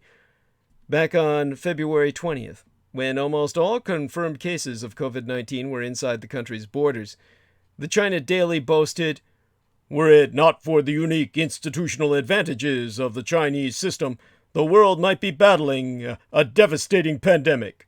In other words, saying, were it not for the fact that we've got total dictatorship by a one-party system, we're saving the rest of the world by authoritarian, totalitarian dictatorship. Well, now the virus has been detected in, fucking every country on Earth, right? And in the past few days, travelers have been found returning to China with infections picked up abroad. This virus is going to be around for a long time. Perhaps forever. Someone will have to break that to the Chinese public. Hu Zijin is editor-in-chief of the Global Times, a bombastic tabloid under the People's Daily, the party's official mouthpiece. Mr. Yu notes that his own paper's reports exposed instances of bungling by Wuhan officials, but he concedes that Gaijin's performance on the investigative front really stood out. Gaijin's work gives state media cause for self-reflection. Well, or he would add, the government's press should have played a supervising role when city, provincial, and national health officials made mistakes at the start of the outbreak. Well, asked how he thinks Gaijin got away with its limit testing reporting during the crisis, Mr. Yu described a mysterious process by which the Chinese media outlets sense the political currents of the day and try to align their work with what society needs at the moment. As he puts it, enter the current at the right time, and success can follow, he explained. If sometimes you miss, the results might be very different. Like, you wind up in a concentration camp. A provocateur who relishes explaining to Western reporters how wrong they be, Mr. Yu is serene about the challenge of admitting that virus outbreaks may continue as long after China eases strict quarantine rules. Himself being quoted as saying, and I'm reading from the original Chinese here, "If we need to change strategy, we can change any time. Venturing that the Chinese are practical, want to go back to work and live in a country with better virus controls than, as the editor says it, high-risk France, Germany, Italy, or South Korea, they want to be rid of the virus, but if it can't be defeated, we need to accept that too." But when in doubt, he lashes out. Well, all the Chinese press does except for Gaijin, and some of the, what in America we would consider radical liberal rags. So, true to nationalistic form, in recent days, the Global Times, the paper of the editor I've just been citing, has accused Western nations of failing to learn from China's resolute policies as the world prepares for a protracted war against the virus. Tut-tutting about the cost of healthcare in America, the tabloid has asked, if a superpower fails to control COVID-19 simply because many people cannot afford treatment, then can that country really be great again? But, I can't argue with him. You gotta admit, there's some advantages to communism which just be undeniable. And China's top leaders are more subtle about their blame sharing, but still at pains to note that virus control is now a collective global challenge. Thanks to the fuck-ups that they gifted us with that prevented, basically, they shared the love and got us all sick because they were too fucked up to stop it in their own backyard. But now, meeting scientists on March 2nd, Dictator Xi talked of humanity's battle against diseases and of the tasks facing all mankind. Such language is not as stirring as books about China single-handedly saving the world, but right now the task is selling something short of total victory to a frightened Chinese public, many of whom distrust official assurances about public health. And blaming the world is a good start. You see, the coronavirus is a globalist. There be multiple ways that's a problem for Donald Trump. America First doesn't always map well onto the coronavirus, a disease that can hop borders with just a droplet and a plane ticket. Now, let's see what happened here. Selena is messaging me, and she says, got lost for last 30 minutes or so, not able to put together anything you're saying, but trying best. My apology, of course. Jesus, thank you, honey. I hope that everyone else is not having that problem. Oh my God. She's causing me to sweat. Hey, am I that bad? Is anybody able to understand what I'm saying? And not, yeah, thank you, Selena. Definitely, I appreciate that, honey. I need to know from everybody in terms of feedback. I hope I'm making sense. I hope I'm coherent. I hope, that a message is coming through. Oh my God, I can't believe Selena stuck through all that crap about the market. And all the numbers I was throwing out about the Russo-Saudi oil war. And, Information Creation says the Queen is leaving house. Okay, and let's see now. Ireland's canceled the Paddy's Day parade and closed all schools in the Republic only. Well, yeah, I guess so, yeah. I mean, it's not like Ireland yet has the authority to impact schooling in Northern Ireland, but they will soon enough, I'm sure. Mark Eden says, Lana Folk in UK, Mark Steele, Ike, talking about the 5G rollout combined with the virus being lethal. I've deconstructed this, oh God, shibboleth, this construct of asininity. Definitely, Mark Eden. No worries, nothing against you. It's bullshit. It's all fucking bullshit. We could only hope, as I've said, that 5G ever got rolled out. Your world would change for the better. People who fear 5G, that's the people who are programmed by the alternative right into a reactionary status. Believe me, 5G is for the best. If we had 5G, with all the shit we're suffering now, never would have happened. And all right, got another. No, babe, the global market, it's a terrorist, she says. Okay, cool. That's a hell of a, how would I say it? That's a hell of a delay in information. I think what I was saying about the global market was like, at this point, maybe half an hour ago. So it may be that there's a delay getting to the East Coast, but I don't know if it's that long. But thank you, honey. Appreciate you bringing that up. I expected the global market to lose the majority of people. I'm surprised we got that many people staying with us, actually, through that. But I'm glad they have. And those that checked out, can't say I blame them. Well, people got to go to work tomorrow. In terms of the coronavirus being a globalist, as opposed to the neo-nationalists, who are trying to reduce America to a fortress and all of their regional hegemons into such. She says, no worries, I'll listen again tomorrow. Thank you, honey. Cool. Love you. And when it comes to President Donald Trump, of course, he's stuck. He's caught between his nationalistic impulses and a globalist disease. In prison, they would say he's caught between a cock and a hard case. The Trump playbook has long been to hammer an American first agenda, glossing over international cooperative organizations and focusing on internal safety, as he sees it. But that approach doesn't map well onto the coronavirus.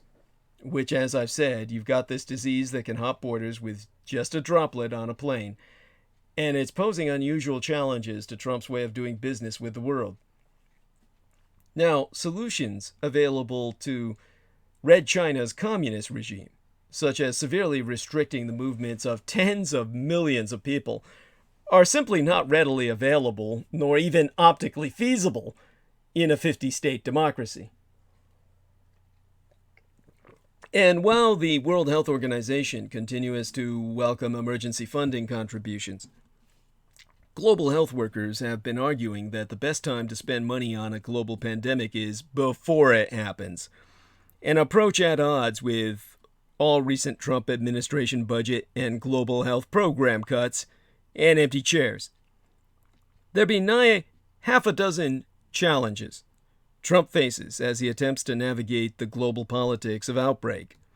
We have borders, internal and external. Trump has boasted constantly about his early decision to restrict Chinese travelers from entering these United States, and he's since mused about shutting down the southern border and acknowledged that the government had contingency plans to wall off an entire American city if needed. Saying we have strong borders, well, that's what Trump said at a North Carolina rally on Monday opening this last work week, claiming that we're doing everything in our power to keep the sick and infected people from coming into our country. And his moves, he said, were a rebuke to fringe globalists who would rather keep our borders open. But attempting to harden borders isn't a long-term solution to a crisis that requires cross-border cooperation. Epidemiologists and other experts say such limits, in and of themselves, might help slow the spread of the disease by a few days, even weeks at the most, at best. So as the disease spreads around the world and through these United States, the point is becoming increasingly moot, even as Trump expands travel restrictions to hard-hit countries like Iran, South Korea, and Italy. Nathan Grubaugh, an epidemiologist at the Yale School of Public Health, said, eventually these travel restrictions are going to just be absolutely futile. Beyond Trump's permeable coronavirus wall, the nature of American democracy ensures he would struggle to implement some of the draconian internal options available to Communist China's rulers.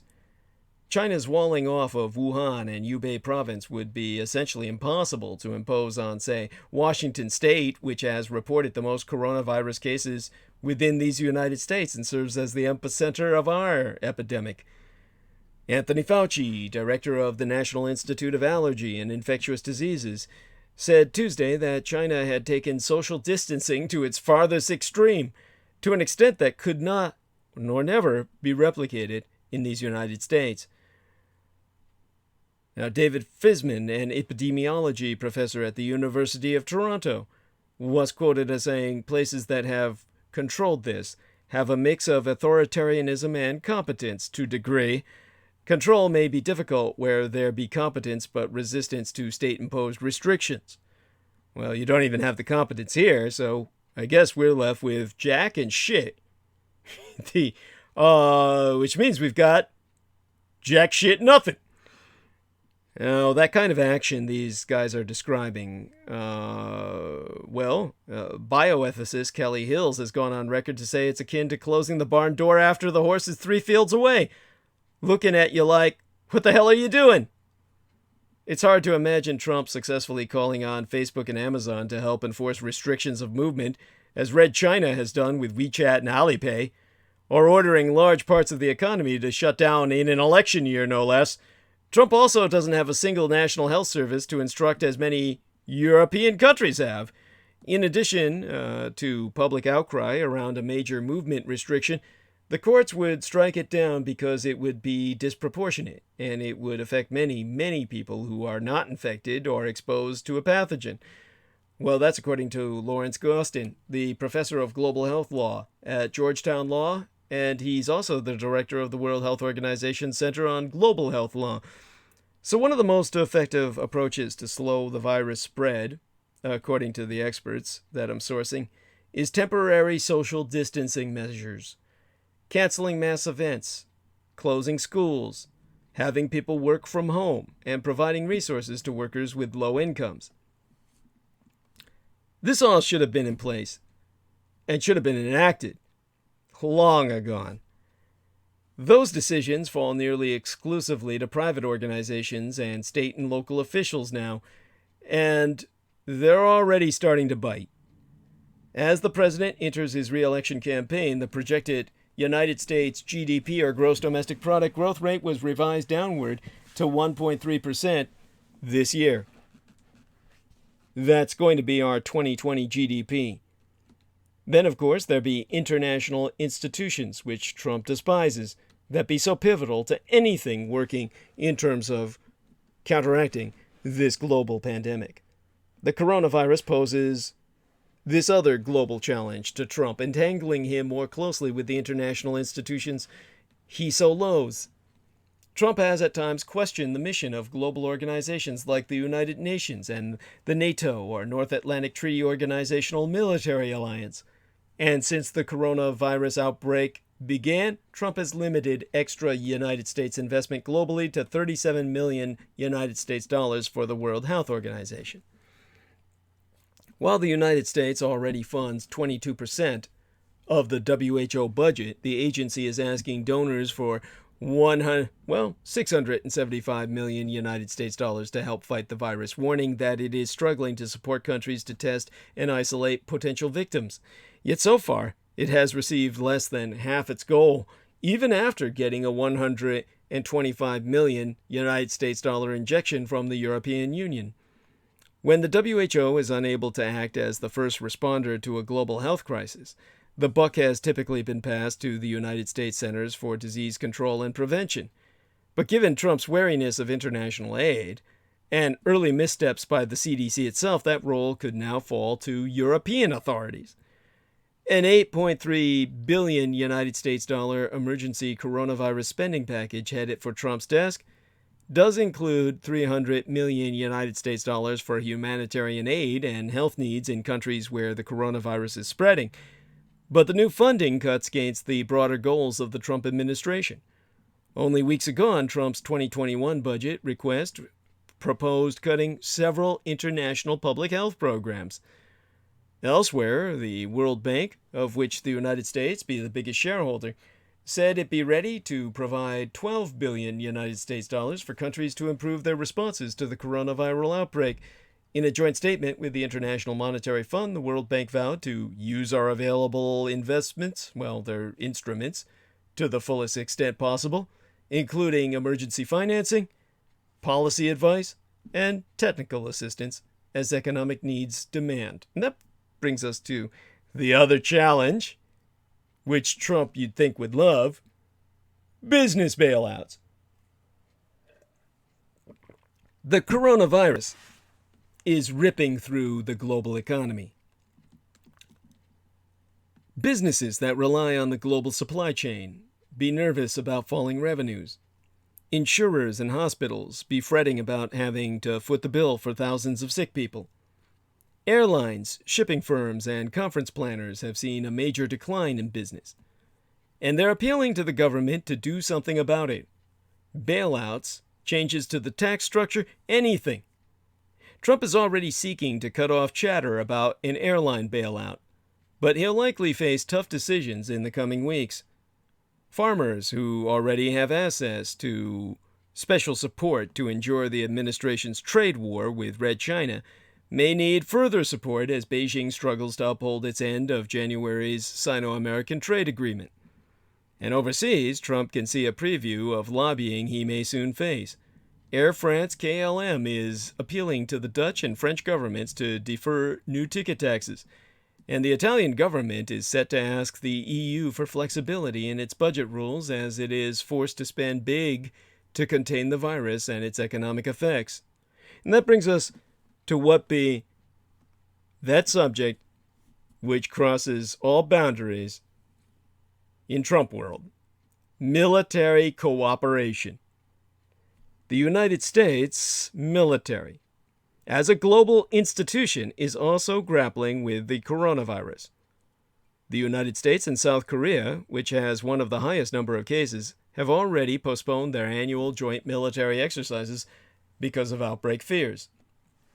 And one American soldier in South Korea, along with dozens of Korean soldiers, has tested positive for the virus. The United States has also canceled an exercise with Israel and is restricting troops' travel as a precaution across the Middle East. U.S. European Command is bracing for the prospect of widespread troop lockdowns, including in Italy, Europe's epicenter of the virus. But the potential effects on national security extend beyond military bases. The disruption of a variety of worldwide gatherings is erecting impediments to long-term security planning. In one instance, the Mobile World Congress, a major wireless industry conference, was canceled last month, stripping the United States of an opportunity to persuade allies not to let Chinese tech giant Huawei build out any parts of their next-generation 5G or fifth-generation network. And finally, everyone's favorite target, the refugees. To this point, the coronavirus has proven most lethal among older people with existing conditions. But refugee populations are potential global hotbeds for rapid outbreaks. There be three factors that make us refugees a high-risk population. More men are getting infected than women. Refugees have limited access to hygiene and healthcare systems.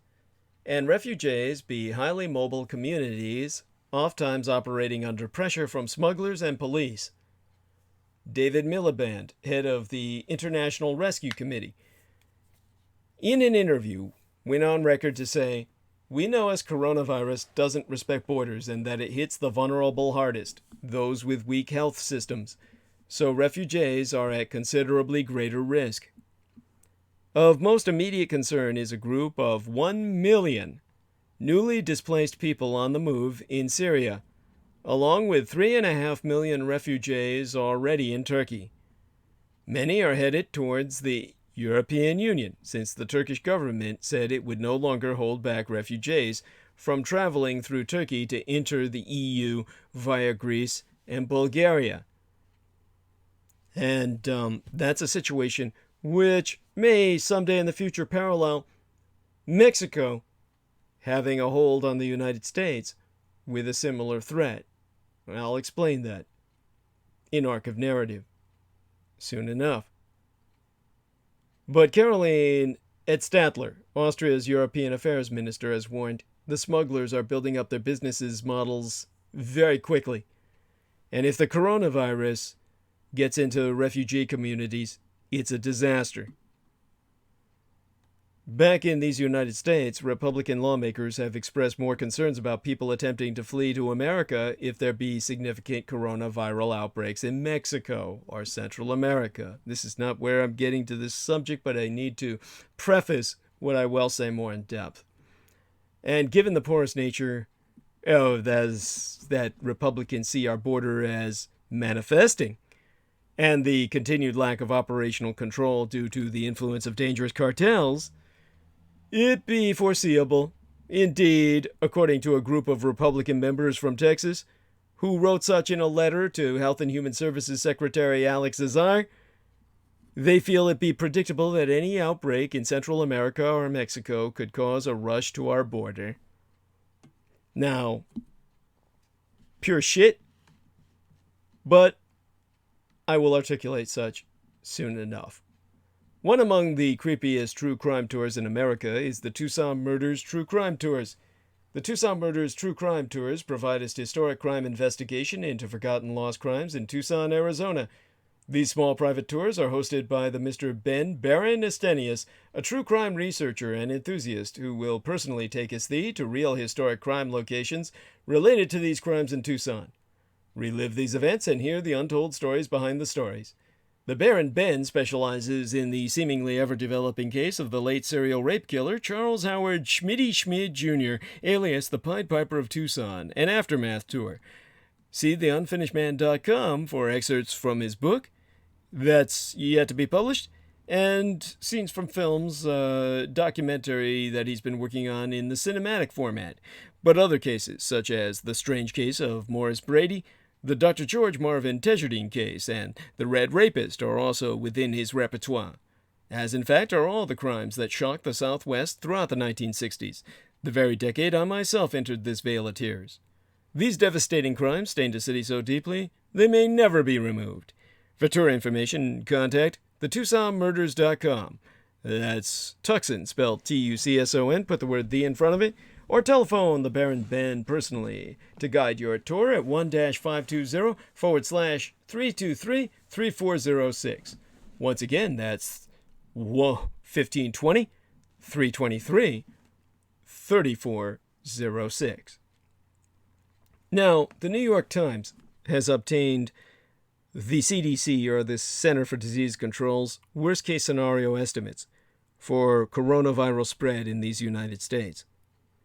Since the Trump administration will not provide realistic projections of the potential deaths and hospitalizations which may occur as a result of the COVID-19 pandemic, it has fallen to media outlets such as the New York Times to obtain and provide this information. We're in a situation very similar to the Communist Chinese situation, where you have papers taking up the slack for what should be the primary function of the goddamn government. But instead of providing information to its citizens, the government is hiding it. In the Trump misadministration, as ultimately manipulated by motherfucking Russia, this be no surprise. So officials at the United States Centers for Disease Control and Prevention and epidemic experts from universities around the world conferred last month about what might happen if the new coronavirus gained a foothold in these United States. Like how many people might die, how many would be infected and need hospitalization. That conference was, wisely enough, held by phone. A CDC disease modeler named Matthew Biggerstaff presented 4 scenarios, labeled A, B, C, and D, based on characteristics of the virus, including estimates of how transmissible it be and the severity of the illness it can cause. The scenarios were then shared with expert teams for purposes of planning out a nationwide response. Although the stipulated as valid until February 28th, the scenarios remain roughly the same as of today, according to one of the researchers attending the meetings. So the Times article reveals the worst-case scenario, but emphasizes that this is what would occur only if there were no mitigation measures taken, which is where we're fucking at. Between 160 million and 214 million people in these United States will be infected over the course of this epidemic, according to one projection. That could last months or even a full fucking year, with infections concentrated in shorter periods, staggered cross time in different communities, as experts so project. As many as 200,000 to, more realistically, 1.7 million people will die. And the calculations based on the CDC scenarios suggest 2.4 million to 21 million people in these United States will require hospitalization, potentially, well, inescapably crushing the nation's medical system, which has only about 925,000 fucking hospital beds that even be staffed. Fewer than a tenth of those are for people who be critically ill. To be clear, despite the paucity of guidance being provided at the national level, state and local communities are beginning to take action, and the CDC is revising its modeling accordingly, based on the degree and extent of those mitigation efforts taken at the state level, since the government's fucking doing nothing. The worst case scenario, as afore articulated, is therefore not perceived as being what will occur. The data has not been released publicly because, according to the CDC, there is still uncertainty about the rate of transmission by people who be asymptomatic, and the researchers realize that any public disclosure of such data to the public walks a fine line between creating complacency and panic. The Times was only able to obtain screenshots, apparently from a PowerPoint, which detail the data. Strangely, when contacted by the New York Times, the CDC would not comment on this data and instead referred the Times to the White House, where a spokesman for the White House Coronavirus Task Force said that senior health officials had not presented the findings to the group. Assuming this statement be true, the question then becomes, why not? As the article itself points out, sans any understanding of how the nation's top experts believe the virus could ravage the country and what measures could slow it, it remains unclear how far Americans will go in adapting or accepting socially disruptive steps that could also avert deaths. At a bare minimum, it seems highly implausible that the very task force designed to formulate our nation's response to the pandemic was not in possession of these findings, which, according to the New York Times, was shared with about 100 expert teams. The Times article does not specifically describe or detail the other three scenarios, possibly because it does not have access to the data, although that's never made clear. Those scenarios all posit widely varying rates of transmission and subsequent hospitalization. However, the Times states that all of the scenarios fall within the projections of those developed by, quote-unquote, independent experts. One of those experts, quoted in the Times article, is Dr. James Lawlor, who specializes in infectious diseases at the University of Nebraska Medical Center. Dr. Lawlor says that hospitals must begin preparing now to receive a huge influx of patients. Dr. Lawlor recently presented his own best guess projections to American hospital and health system executives at a private webinar convened by the American Hospital Association. He estimated that some 96 million people in these United States would be infected. 5 out of every 100 would need hospitalization, which would mean close to 5 million hospital admissions, nearly 2 million of those patients requiring intensive care, and about half of those needing the support of ventilators. Dr. Lawlor's calculations suggested 480,000 deaths, which he said was completely conservative. By contrast, about 20,000 to 50,000 people have died from flu-related illnesses this season, according to the CDC itself. Unlike with seasonal influenza, the entire population is thought to be susceptible to the new coronavirus. The Times notes that researchers are relying in part on data from the 1918's so-called Spanish flu pandemic, which caused an estimated 20 million deaths in these United States. Covered up in the extreme. The Institute for Disease Modeling has calculated that the transmission rate of COVID-19 is similar to that virus. Measures taken by major different cities during that time, such as closing of public places, theaters, and schools, varied widely, and their effectiveness varied accordingly. Fortunately, we are not living in 1918. Modern medicine, facilities, and diagnostic tools be available to us that simply did not exist at that time. But, as the Time article points out, the United States population has exploded, with 10 times as many people over 65 and 30 times as many people over 85. These are the people most vulnerable to the virus. They can put their head between their legs and kiss their ass goodbye. In the main. Pray that those we like stay with us. Again, these are only estimates, and they be entirely dependent on the scale of our nation's response, which I say is so utterly lacking as to be non-existent. There is no fucking response. We're simply not responding at all. Which means everything I said, it's going to be more fuck than that. But the key, as the Times article emphasizes, is to institute massive preparations now, before the pandemic becometh uncontainable. If nothing else, these projections should refute the dangerous notion, whether peddled by the Trump misadministration or anyone else, that this virus, will simply go away. But there finally be some good news.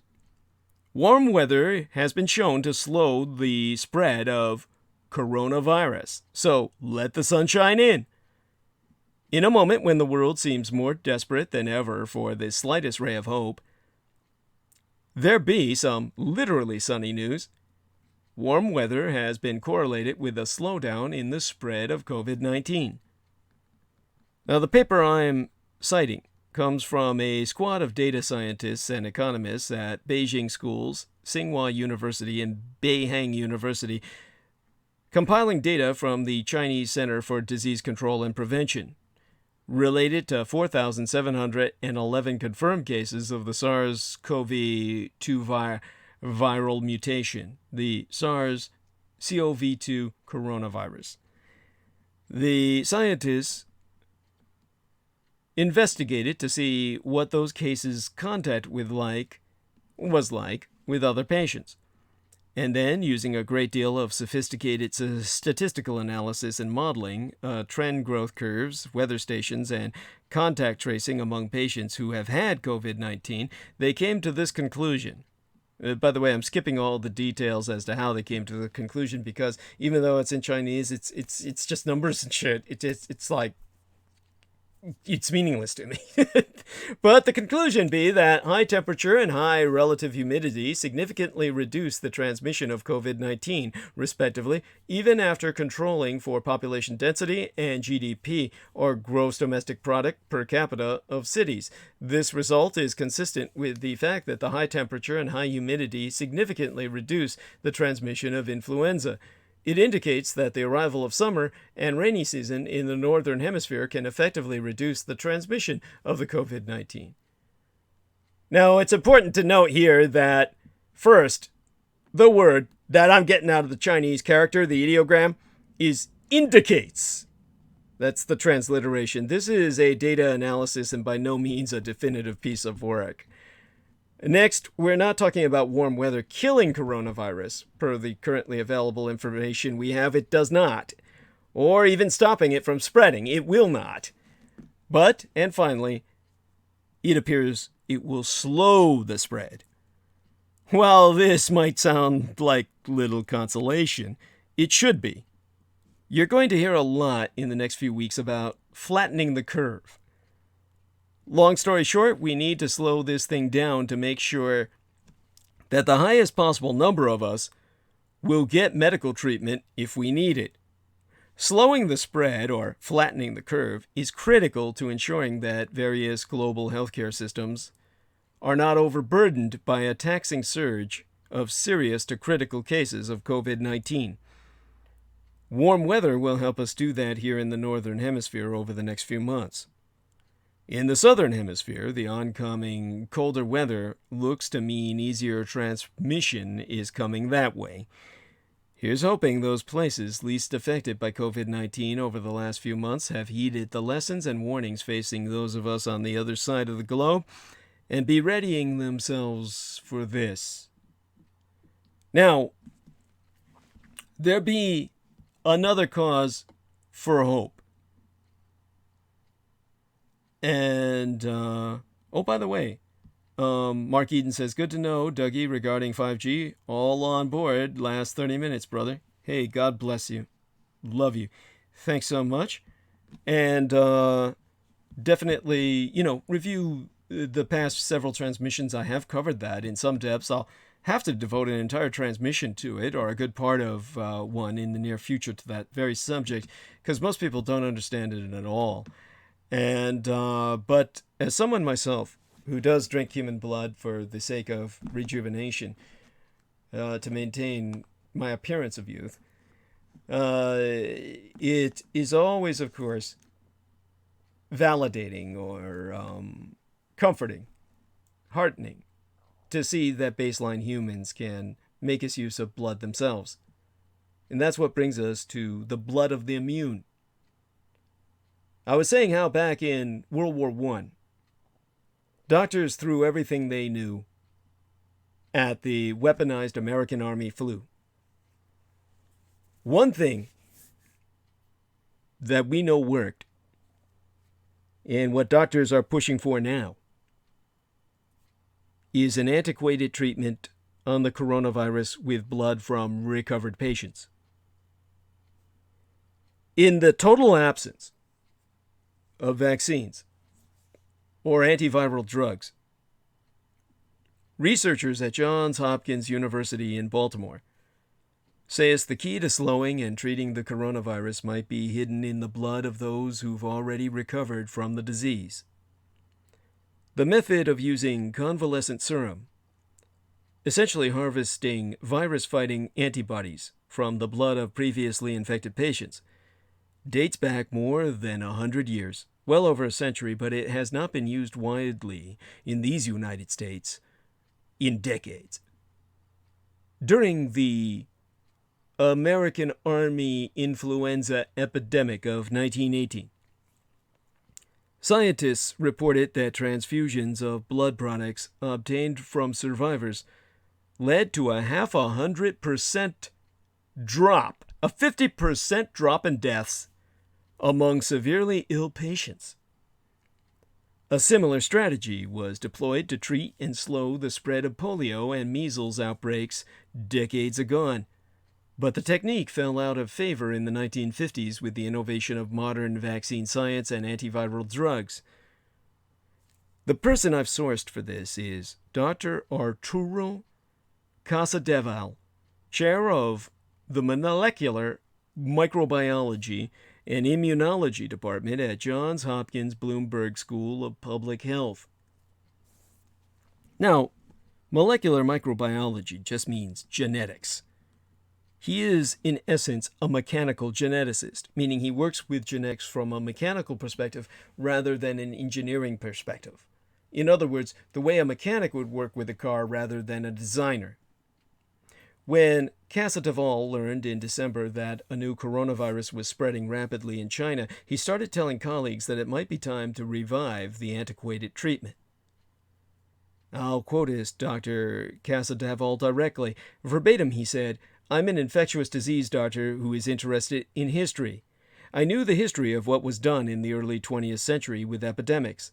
They didn't have vaccines then. They didn't have any drugs then. Just like the situation we face now. But physicians then knew that, for certain conditions, you could take the blood of the immune and use it to prevent disease or treat those who became ill." In a paper published Friday into this weekend in the Journal of Clinical Investigation, Casadevall and a colleague, Dr. Lisan Pirovsky, argued that collecting blood serum or plasma from previously infected people might be the best hope for treating severe cases of COVID-19, the disease caused by the virus, at least until a better treatment can be developed. There's some evidence from recent history that suggests the approach would work. Circa 2003, doctors in communist China employed plasma from recovered patients to treat 80 people suffering from the viral disease known as severe acute respiratory syndrome, or the original SARS, an earlier coronavirus, and found that the treatments were associated with improved outcomes and shorter hospital stays.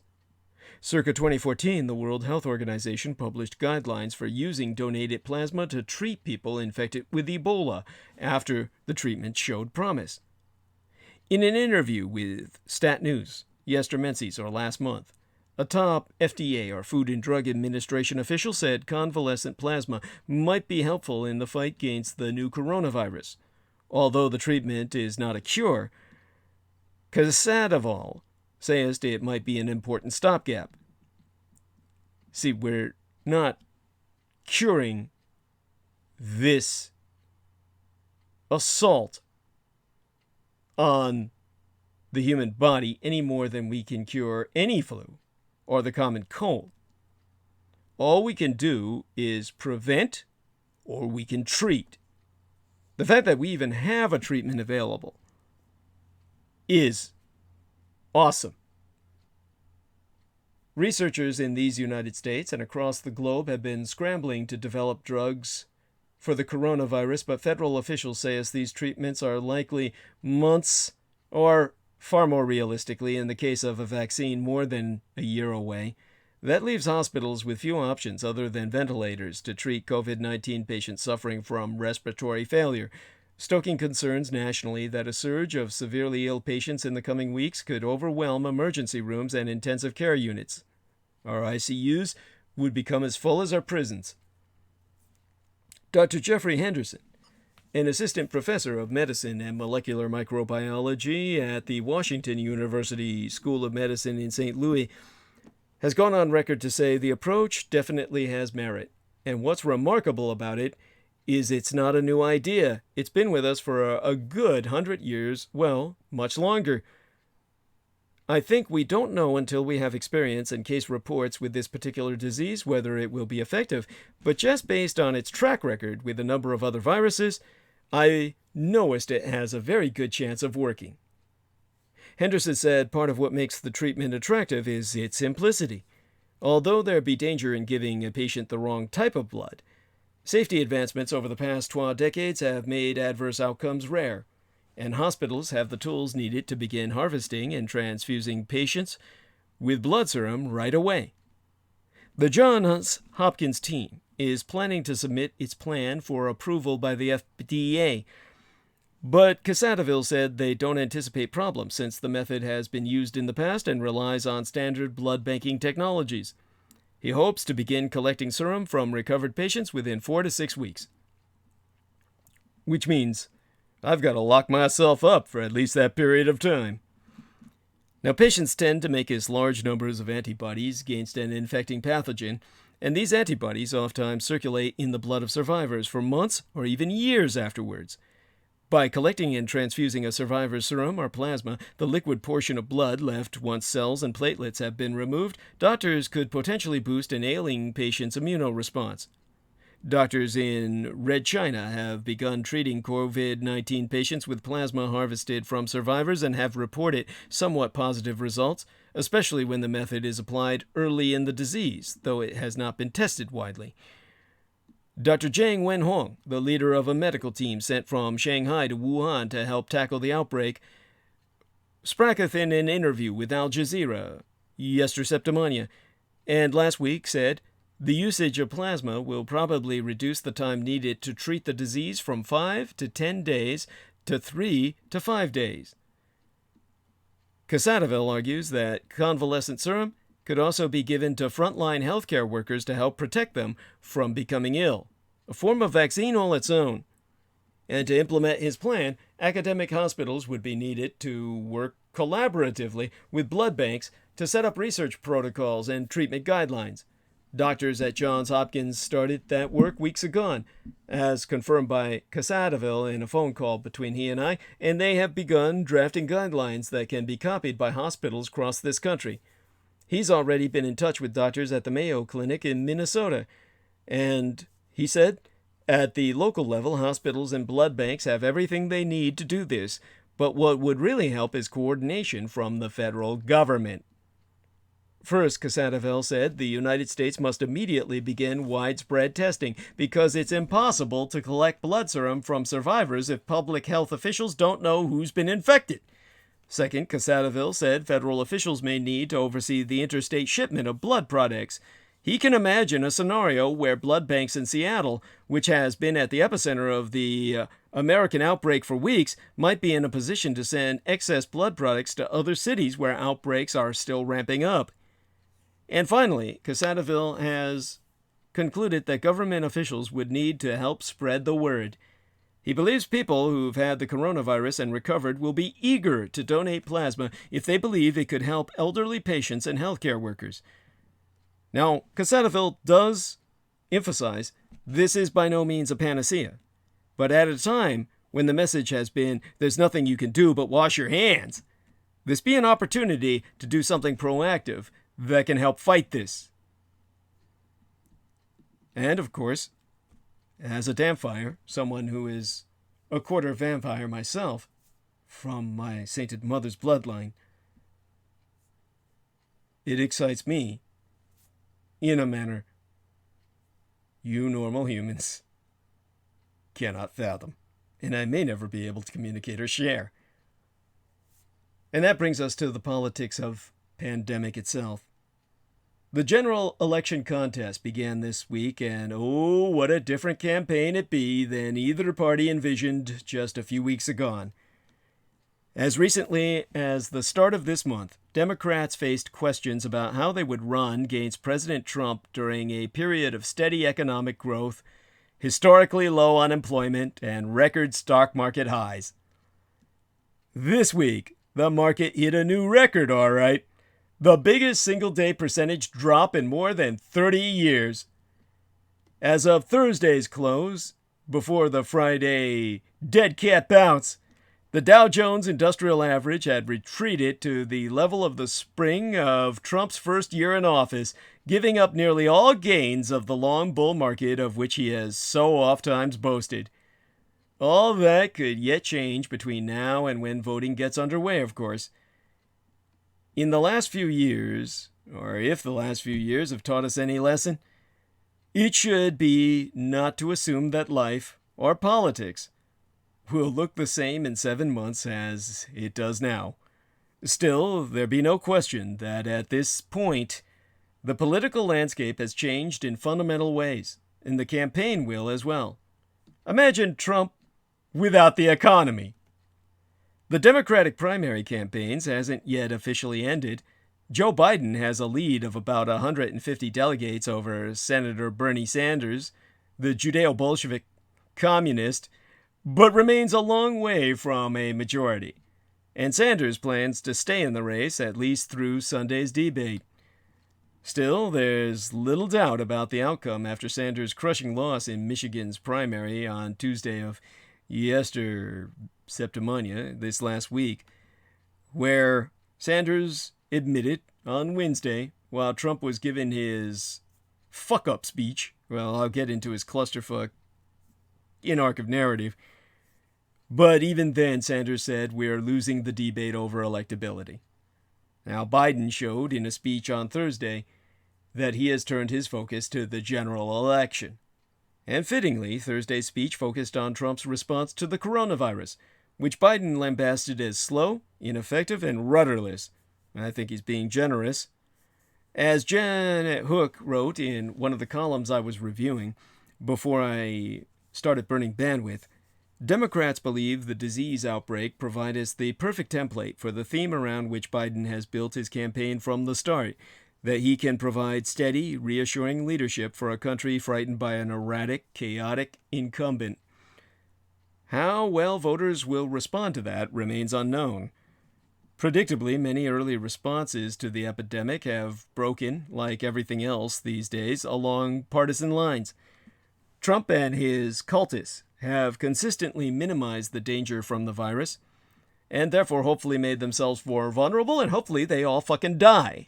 And many Republican voters have taken their cues from him, which hopefully will lead to their mass transition from this world, and thus make it a happier place for baseline humanity, and even those of us like me who don't quite fit that definition. Now, an Ipsos poll for USA Today, for example, showed that 63% of Democrats, but only 48% of Republicans, said they were washing their hands more often. Well, it just goes to say that Republicans are filthy motherfuckers who would never wash their hands after taking a crap. And I hope they lick their fucking hands after opening doorknobs and riding down the escalator. I want to see them die. Now, the geographic spread of the disease may heighten this partisan gap, at least initially.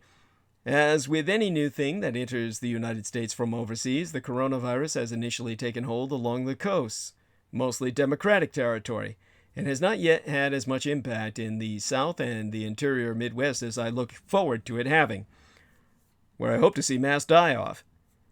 Now, that will begin changing, I guarantee you, over the next few weeks, when we see justice visit America's heartland, which be not a heart that one could beat with in sympathy, but rather the blackest of all hearts in the whitest of populations.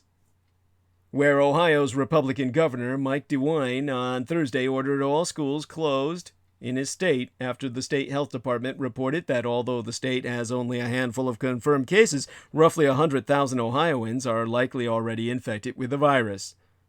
Which means the bodies are going to start dropping like flies. White flies. Into the dirt, from which they never wash their hands. And over time, reality does change people's minds, even when they're dumb white fucks. And perhaps not among the most committed backers of either party, but among the swing voters who determine the outcome of elections, even in these hyper-partisan times, perhaps especially during these hyper-partisan times. The most important realities will be the death toll from the new illness and the degree of economic disruption it causes.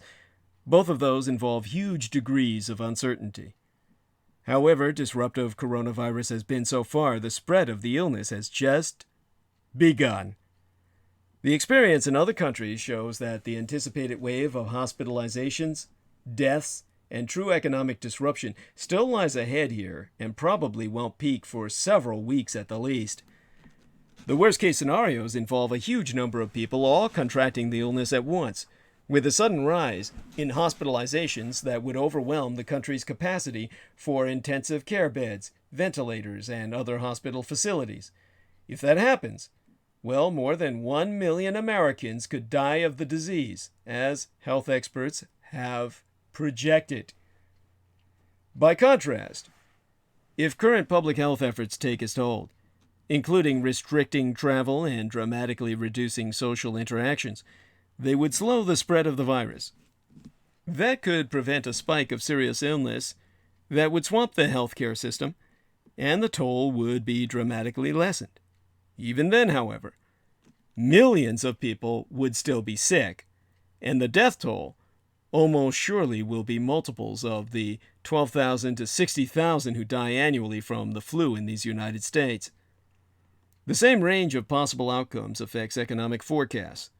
Some of the steps that could ease the medical situation could worsen the economy, at least in the short term. Widespread shutdowns of ordinary activity will dramatically slow consumer spending on travel, restaurant meals, and probably big-ticket items like appliances and cars, bringing on the slowdown that the stock market decline forecasts. Many the economists that I source believe that a recession, defined as at least 2 consecutive quarters of economic contraction, is now inevitable. If recession cometh, its length and severity will depend both on the degree of damage to the economy and the policy response. Now, I'll try and examine the pros and cons of several policy options in the near future. Tonight I'll try and comprehend what a stimulus package might look like instead. Congressional Democrats and the administration are close to agreement on a bill that would provide emergency sick pay to many workers and pump more money into Medicaid, food stamps, and unemployment insurance. The House probably will vote on that package, well, I guess they did on Friday if I remember, with the Senate poised to take it up tomorrow. And it'll probably take it through the week, the Republicans being the fucks they are. More action will almost surely be needed, as House Speaker Nancy Pelosi said on Thursday. Presidents get credit when the economy goes well and blame when it doesn't. That's to some extent irrational at both ends, since for all their power, no president truly controls the business cycle. But in the past half-century, twa incumbents have sought re-election during a recession. Jimmy Carter and George H.W. Bush are also those same twa incumbents who lost. But with immigration, the Democrats have made clear what their line of attack will be. As Biden showed, they're poised to say that while Trump did not cause the coronavirus outbreak, he made it worse by cutting government agencies designed to deal with epidemics and by refusing to take the advice of health officials and act aggressively to counter the illness when he could. Of course, he was under orders of Vladimir Putin to take it to the limit so that Americans would die. But then, Vladimir's so fucking stupid, he didn't foresee it would be his Americans that would take the brunt of this. the old white bigots. What Biden offers voters is a return to normalcy. Trump has also tipped his hand on his likely response: portray the disease as a foreign threat. In his address to the nation Wednesday night, Trump repeatedly used rhetoric of a foreign invasion to describe the virus. His main policy response was to ban Europeans from traveling to these United States, blaming them for having seeded many of the disease outbreaks in this country. The speech did nothing to calm markets. Indeed, it roiled them further. But it did provide a preview of Trump's likely path. Since the first moments of his astonishing political rise, with his opening blast against Mexican rapists, Trump has campaigned against immigrants and foreigners. And despite much talk about blue-collar workers voting for him because of economic distress, the overwhelming weight of evidence is that opposition to immigration, concern about the changing demographics of the country, and a belief that white Americans face discrimination form the biggest factors in predicting a person's support for Donald Trump. Circa 2018, faced with the prospect that Republicans would lose control of the House, Trump tried to turn the election into a referendum on the supposed threat of immigrant caravans moving north through Mexico, a specter that largely evaporated soon after the election. This year, 2020, deprived of the chance to campaign on economic prosperity in a rising stock market, it's near certain that he will return to the theme that has powered his rise. That approach might not work. His effort failed spectacularly circa 2018, as suburban voters turned against Trump in droves. But Democrats would be wise to avoid overconfidence. The history of epidemics is also a history of xenophobia. I'm going to give a little check here before I prescribe the right medicine for the world economy. You're going to take a look at the live dashboard here. There we are. Now, in terms of my prescription for the world economy, coping with the pandemics involves all of government, not just the health system. That's why, in governments that be fascist, you have such an advantage. That's why Taiwan has, functionally speaking, no coronal viral outbreak. Its cases being so statistically few as to, demographically, not even register. Now, it's not a fair fight, but it's a fight that many countries will face all the same. Left to itself, the COVID-19 pandemic doubles every 5 to 6 days. When you review our next transmission of critical omissions, the outbreak could, in theory, have infected twice as many people as today. Governments can slow that ferocious pace, but bureaucratic time is not the same as virus time. And at the moment, governments across the world are being left flat-footed. The disease is in 85 countries and territories, up from half a hundred but a week agone. Over 95,000 cases and 3,600 deaths. Well, 100,000 cases and 3,600 deaths have been recorded. I know it's gone up since then. Let's just say more people are infected and more people are dying every goddamn day. And yet, analyses based on patterns of travel to and from China suggest that many countries have spotted tens of cases and have hundreds more circulating undetected. Iran, South Korea, and Italy are exporting the virus.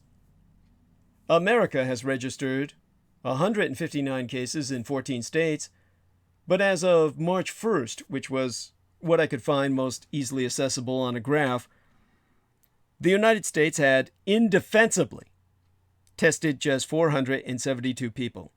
when South Korea was testing 10,000 a day.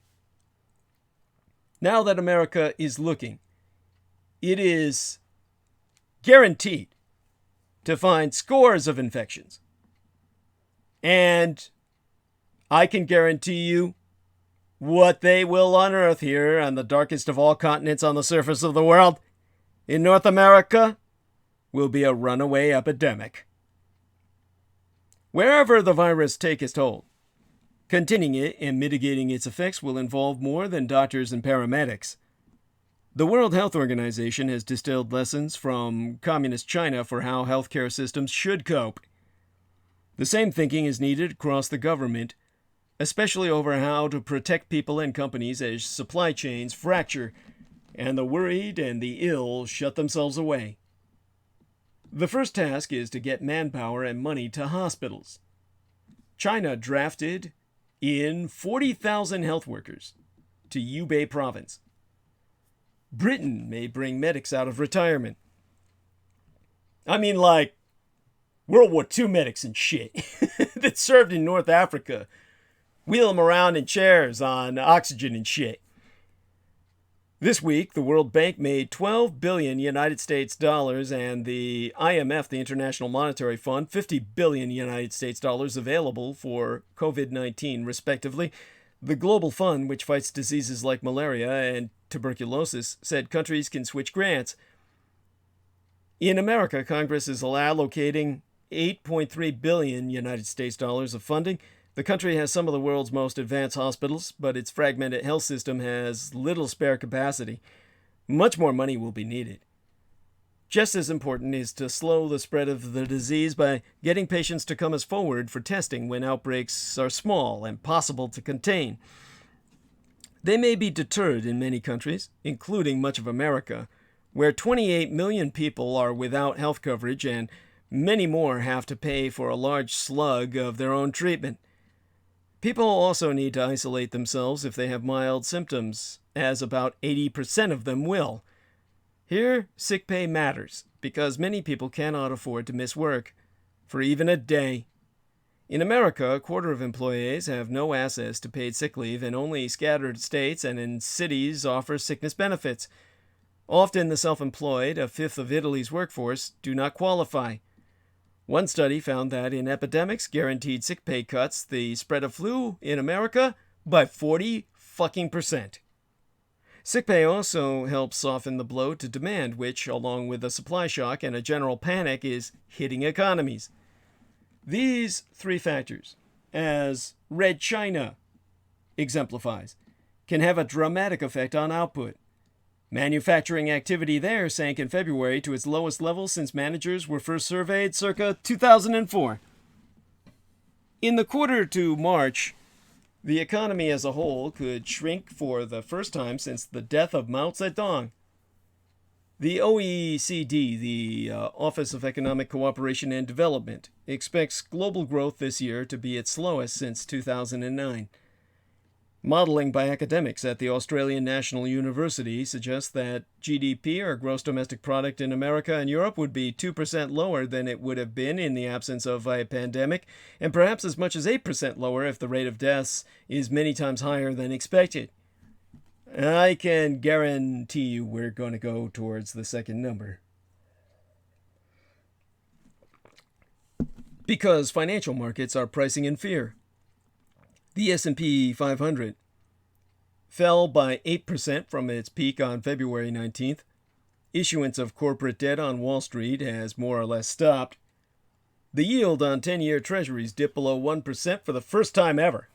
That I think historically. In rich countries, most of the economic effort has been directed towards calming financial markets. On March 3rd, America's Federal Reserve cut rates a fortnight before its monetary policy meeting, and by an unusually large 0.5 percentage point at that. The central banks of Australia, Canada, and Indonesia have also acted. The Bank of England and the European Central Bank are both expected to loosen policy also. Yet this slowdown is not a textbook downturn. Lower rates will ease borrowing costs and shore up sentiment, but no amount of cheap credit can stop people falling ill. Monetary policy cannot repair broken supply chains or tempt anxious people into venturing out. These obvious limitations help explain as why stock markets failed to revive after the Fed's cut. Better to support the economy directly by helping affected people and firms pay bills and borrow money if they need it. For individuals, the priority should be paying for health care and providing paid sick leave. The Trump administration is considering paying some hospital bills for those with the virus. Japan's government will cover the wages of patients who stay at home to care for children or sick relatives. Singapore's will help cab drivers and bosses whose employees be struck down. Struck down by the virus, that is. Not by other cab drivers or their bosses. More such ideas will be needed. For companies, the big challenge will be liquidity. And although this shock is unlike the financial crisis, when the poison spread from within, that period did show how to cope with a liquidity crunch. Firms that lose revenues will still face tax, wage, and interest bills. Easing that burden, for as long as the epidemic lasts, can avoid needless bankruptcies and layoffs. Temporary relief on tax and wage costs can help. Well, they can help. And employers can be encouraged to choose shorter hours for all their staff over layoffs for some of them. Authorities could fund banks to lend to firms that be suffering, as they did during the financial crisis and as China is doing today. Red China is also ordering banks to go easy on delinquent borrowers.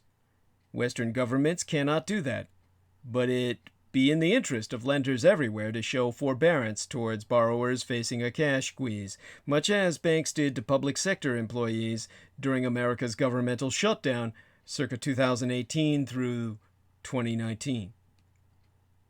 There is a tension. Health policy aims to spare hospitals by lowering the epidemic's peak so that it be less intense, if longer lasting. Economic policy, by contrast, aims to minimize how long factories be shut and staff be absent. Eventually, governments will have to strike a balance. Today, however, they be so far behind the epidemic that the priority must be to slow its spread. And unfortunately, we have a president unequal to the moment. Donald Trump's default setting during the coronavirus outbreak has been to deny, delay, deflect, and diminish. His classic 4D stance. His D game. Now, crises clarify. The bigger the crisis, the more the clarity, which is why the incompetence, corruption, and sheer callousness of the Trump presidency have been clearer in recent days than ever before.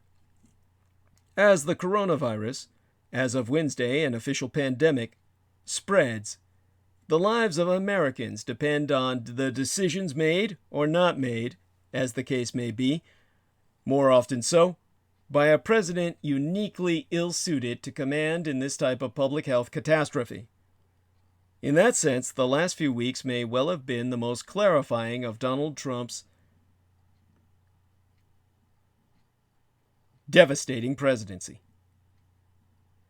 In a primetime address to the nation on Wednesday night that I had the misfortune to suffer through prior transmission, Trump declared war on the foreign virus, blaming first China and then the European Union for spreading it, and insisting that it carried very, very low risk for Americans.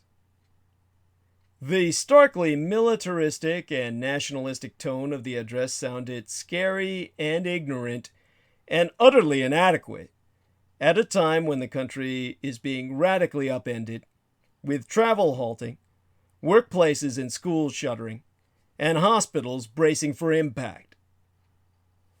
The foreign virus will not be contained or shut out by a European travel ban, which the president announced, any more than it was by a China travel ban, which he had previously decreed. It is already here in states across the nation, and experts warn that it could infect millions and kill hundreds of thousands in what is now been rendered an inevitable scenario by Donald Trump, who himself spracketh little about that beyond a vague nudge to Congress to pass a payroll tax cut and a warning to elderly Americans to be very, very careful and avoid non-essential travel. He failed to explain or even address the shocking lack of testing of Americans, a stark contrast to the response by other countries, and did not warn the public about or advise them on how to handle the difficult days ahead. Even the major measure that he announced, the European travel ban, required immediate clarification and correction from administration officials who said it did not apply to trade, as Trump indicated in his remarks, or permanent residents. His former Homeland Security advisor, Thomas Bozer, immediately panned the ban as a poor use of time and energy. In short, Trump was completely detached from the unfolding reality of a global crisis that is unlike any in memory. I've watched presidential speeches for a few decades now. I cannot recall one that was less equal to the moment. Trump spracketh from the Oval Office exactly 5 weeks to the day since the end of his impeachment trial in these United States in the Senate, which left him with essentially unchecked power after the Republican-led Senate voted against his removal.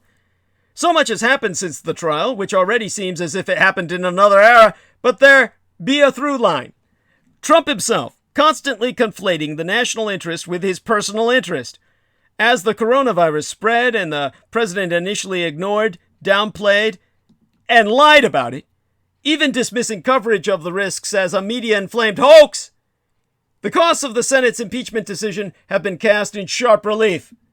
It will be a long time before we can reckon with the full damage done by an administration whose incompetence, disinformation, and sheer bungling in the early stages of the crisis have been at once predictable and breathtaking. The critics, as myself, have been quick to declare this to be Trump's Katrina, Trump's Chernobyl, even Trump's pandemic, as The Daily Show so named it. What be striking to myself, however, be how much the last few weeks represented Trump merely being Trump. This wasn't a situation in which the folly of the system or the depth of mismanagement was suddenly revealed to the man at the top, but a case in which the man at the top was the folly in and of itself. It'd be almost unbelievable from the vantage point of the present moment, when we are in the midst of an officially designated global pandemic and a consequent economic crisis that threatens to plunge these United States and the rest of the planet into recession.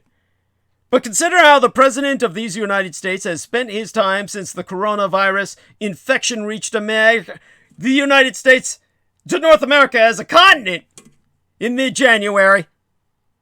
He has since then publicly attacked the judge, prosecutors, and jury forewoman in the case of Roger Stone, Trump's longtime political associate, who was convicted of lying to Congress and other offenses.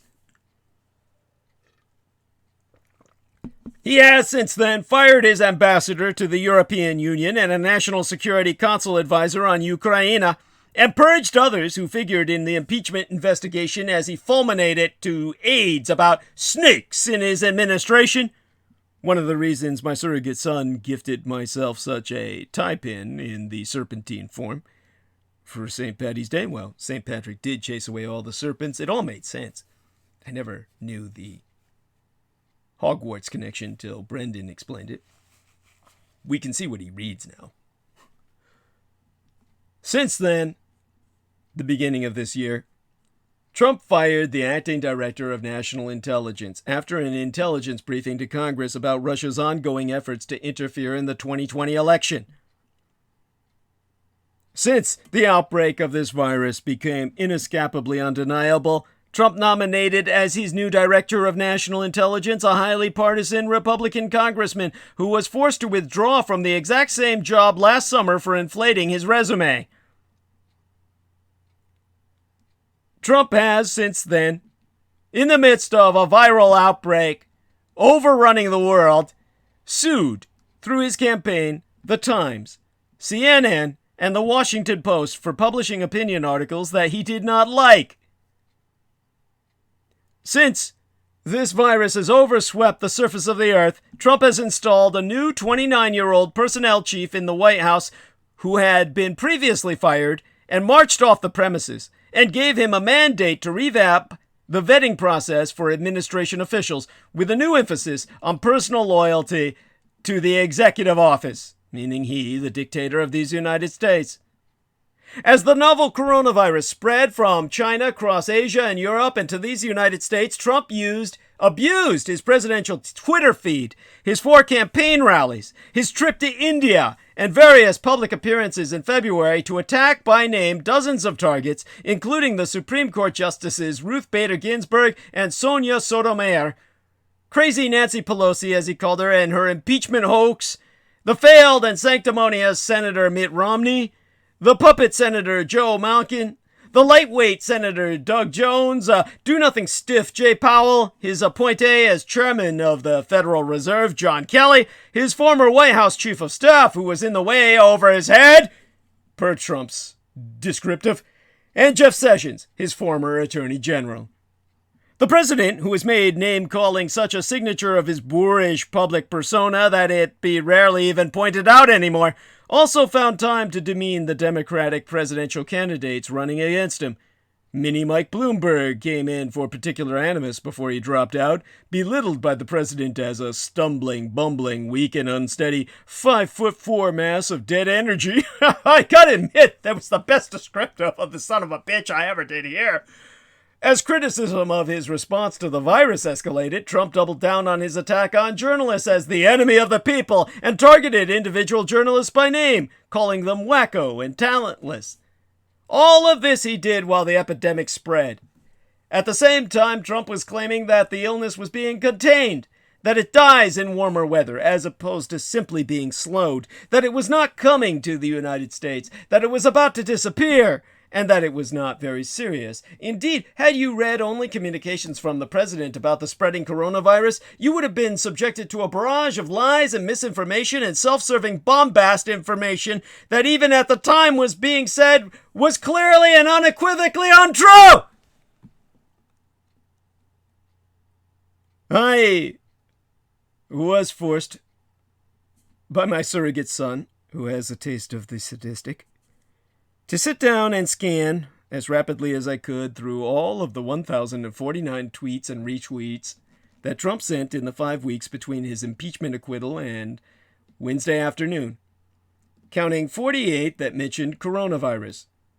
By far the largest number of these, 21, bragged in some way about the administration's response to a crisis that Trump claimed was being contained because of his fast, early action to shut the borders, which he spelled B-O-A-R-D-E-R-S, with China. Borders, spelled in that manner, means that the Chinese were like a boarding party of pirates trying to get onto a ship. That's borders.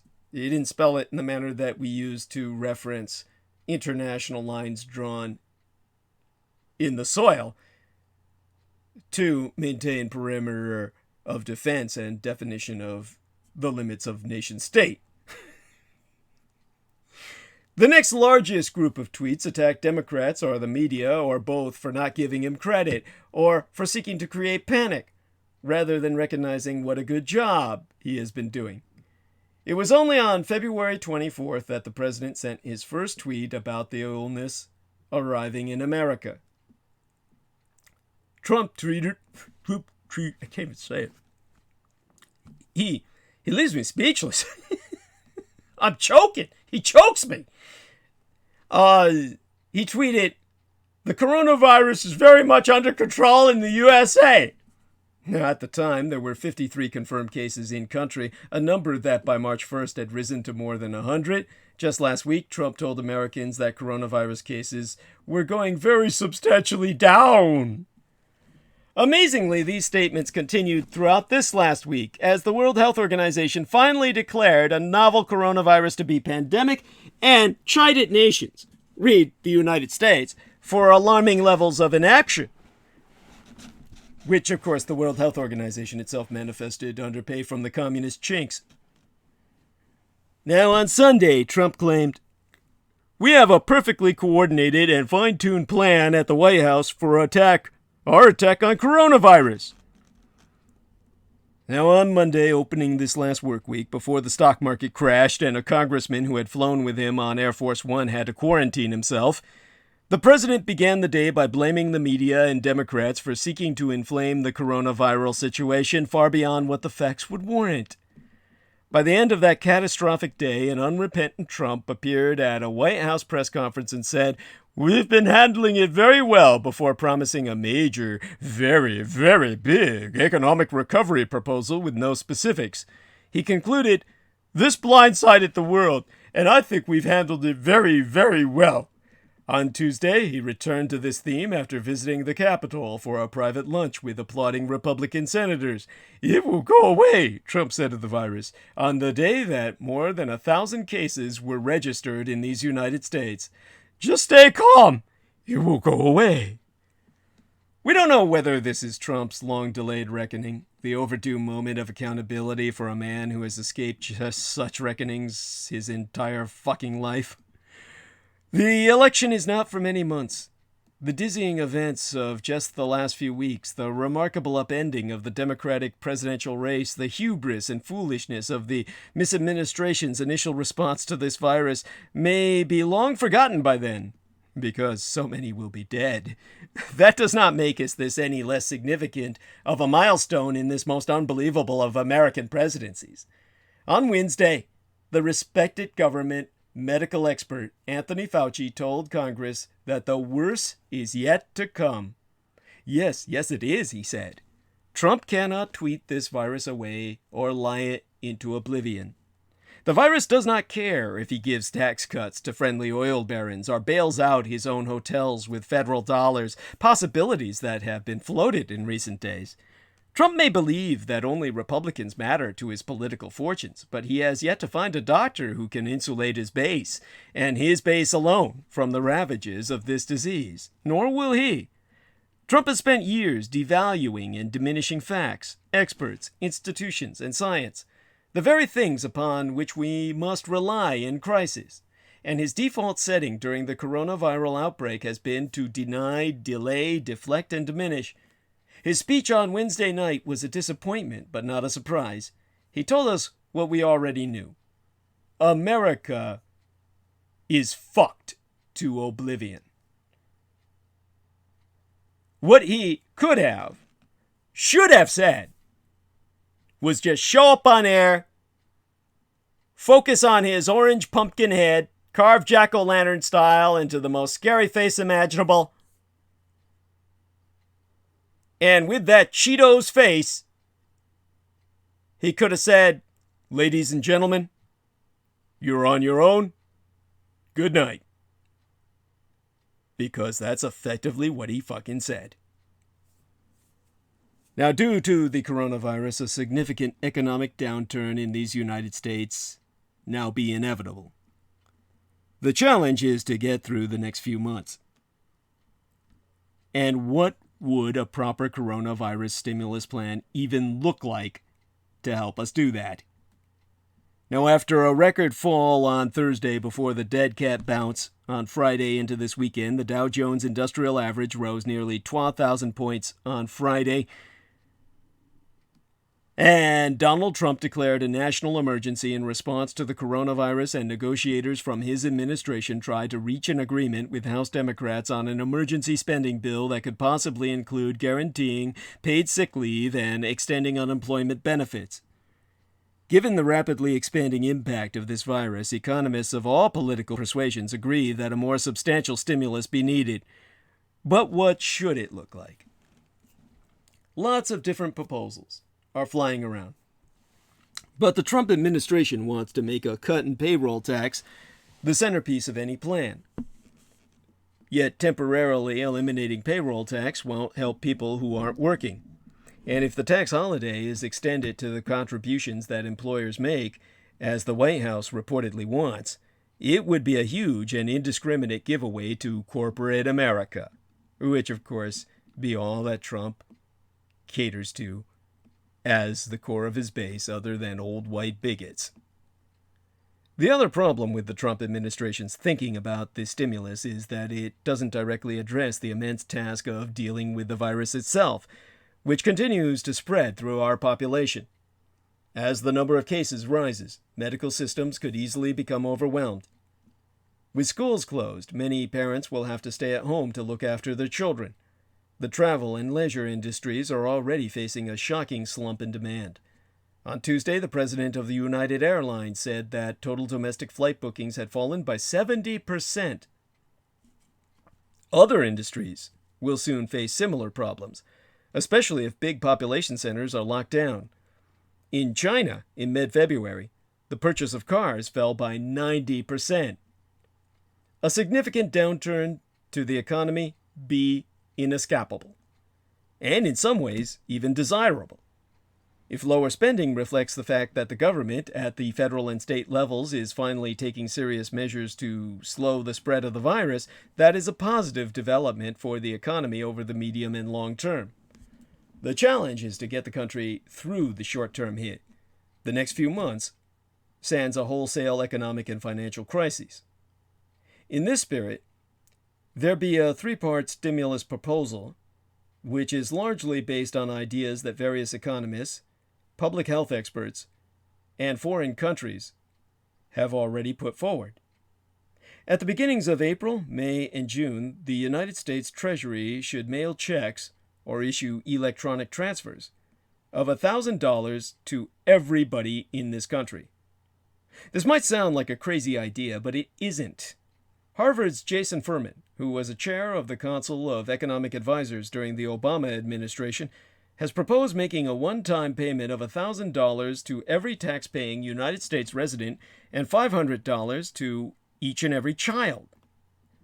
Yestermencies, last month, the government of Hong Kong, which was dealing with a sharp rise in the number of COVID-19 cases, announced that it would issue 10,000 Hong Kong dollars, which is about 1,300 United States dollars, to all of its permanent residents aged 18 and older. Pointing to unprecedented times, Carrie Lam, the city's chief executrix, said the payments would provide effective and targeted support to help Hong Kong community withstand the current difficulties and gear up for a brighter tomorrow. She's trying to buy some affection, which, of course, is, for a politician, it's like she's paying everybody for sex all at once. But, I have to acknowledge she's doing it right. She's doing the right thing. It's the only right thing I've ever seen the bitch do. The same thing should be done in these United States on an even bigger scale. Hong Kong is just a city-state. America is an empire. The size of the payments and their staggered nature would reflect the fact that the United States' coronavirus crisis seems likely to extend for longer than it did in some Asian countries, which took early and draconian actions in order to tackle it. Obviously, this proposal would be expensive, but not as expensive as Trump's idea to suspend the payroll tax for the rest of the year, which would cost, according to the Nonpartisan Tax Foundation, about $950 billion United States dollars. Giving $3,000 to each of the 210 million adult Americans would cost $630 billion. If people under 18 were included, which perhaps, I feel they should be, to reflect higher outgoings of families with children, the cost would be about $990 billion United States dollars. Peanuts compared to Trump's corporate giveaways. The second essential element of a proper stimulus is a large-scale federal aid for states and municipalities that are dealing with the impact of the virus. There will probably be some of this in the initial spending bill, but far more needs to be done to ensure that all Americans can access proper medical treatment if they need it. The quickest and most effective option is to employ Medicaid, which already provides health care coverage to about 71 million low-income adults and children, including myself, to cover more people. On Thursday, a group of public health experts, including some who worked in the Obama administration, laid out several ways in which this could be done. For the 37 states that took advantage of the Affordable Care Act to expand Medicaid access, the federal government could increase the share of the cost. The Medicaid match that it bears, these experts have concluded, in a paper that they posted on their website, inspired myself. Another suggestion is to add a state option to extend Medicaid eligibility for the duration of the COVID-19 outbreak to any state resident who is uninsured for all medically necessary services in connection with COVID-related testing, treatment, and recovery, including treatment for complications and other health conditions arising from COVID-19 or that could be worsened by COVID-19. Unfortunately, 14 states, including 2 huge ones, Florida and Texas, have refused to expand Medicaid, despite the financial incentives contained in the ACA, the Affordable Care Act, what white Americans denigrate as Obamacare, even though it's originally Clinton Care. The expert working group suggests further incentivizing these states to do so now. It also provides a list of other useful ideas, including immediately ordering an increase in the production of personal protective equipment, ergo masks, ventilator equipment, IV or intravenous saline, and other medically critical supplies, making sure that Medicaid covers all of the costs of testing and treatment related to COVID-19, and setting up a 9/11-style fund for healthcare workers who suffer medical and financial harm as a result of being exposed to the virus. Howard Foreman, a professor of public health at Yale, who coordinated the working group's effort, issued statement to effect that what we be facing is a once-in-a-century public health challenge, and the response from our government absolutely has to reflect that. A third economic essential is to prevent a domino-style collapse of the banking system as businesses and individuals default on their loans wholesale. During the early 1930s, it was this sort of financial cataclysm that brought on the Great Depression. Preventing anything like this from happening again is primarily the job of the Federal Reserve, which has already taken some significant steps to stabilize the Treasury bond market and the market for short-term interbank loans. But there will almost certainly need to be a fiscal component as well. In part, this may involve providing government guarantees for loans that airlines and other stricken businesses have already taken out, or else issuing them new ones. Many smaller firms may need help also. Senator Elizabeth Warren has called for low or no interest loans to be provided for companies of all sizes that have been negatively affected by coronavirus-related supply chain disruptions and that will use the money to avoid layoffs and hours reductions. That sounds sensible, and other options could also be considered. On Thursday, the Australian government said that it would give small and medium-sized enterprises up to 25,000 Australian dollars, which is about 15,000 United States dollars, to help them cover their payrolls. How can the United States government pay for all of this? The obvious answer is to take advantage of record low interest rates and issue treasury bonds. Many governments borrow more during wartime, and the current moment is emerging as a challenge of that scale. Alternatively, the Fed could finance the emergency stimulus either by purchasing the new treasury bonds or creating fiat money and transferring it into people's bank accounts. The latter option would be a helicopter drop of the sort that Milton Friedman wrote about decades agone. The larger point is that major actions need to be taken now, and there be no reason they cannot be taken. It will just take some political will and some political leadership, which so far has been completely lacking. Instead, Trump touts his border wall in the face of coronavirus, saying border security is health security. Now, health experts will confirm that a wall at the southern United States border is not going to keep the virus out. President Donald Trump boasted about the wall at the United States-Mexico border as he sprackethed at a rally about the threat of the new coronavirus on Friday into the Leap Day weekend closing yestermencies, or last month. Then saying, border security is also health security. It's kind of like George W. Bush Jr., I'm compassionated and conservative. You know, it doesn't make any sense. It's kind of like a couple of these old fucks who were trying to set me up for an ambush once on their radio show, who I found out were saying that my father, Adolf Hitler, was Muslim and homosexual. I mean, really? Really? I mean, Adolf Hitler, the gay Muslim. That's like compassionate, and conservative. It's like, it's just the two don't match. It's like they're antithetical to each other. The concept of border security is also health security. Okay.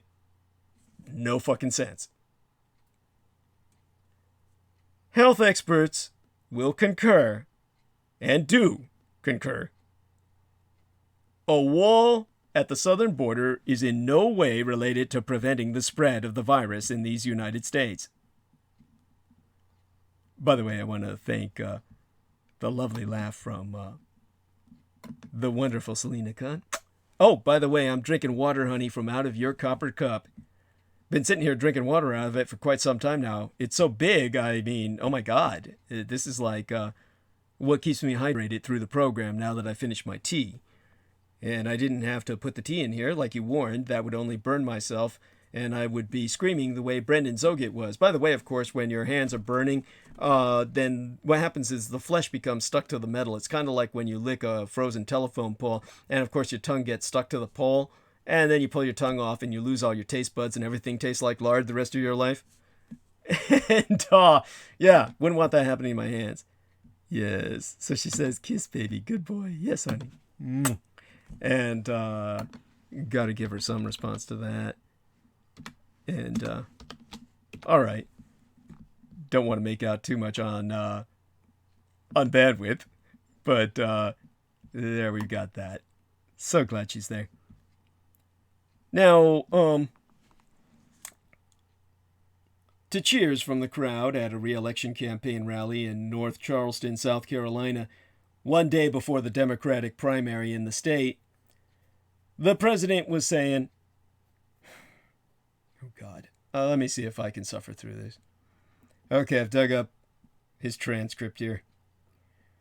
We must understand that border security is also health security. You've all seen the wall is going up like magic. Yeah, it's so magic it's fucking invisible. Before going on to say us that they'd have 500 miles built by very early next year. We will do everything in our power to keep the infection from entering our country. We have no choice.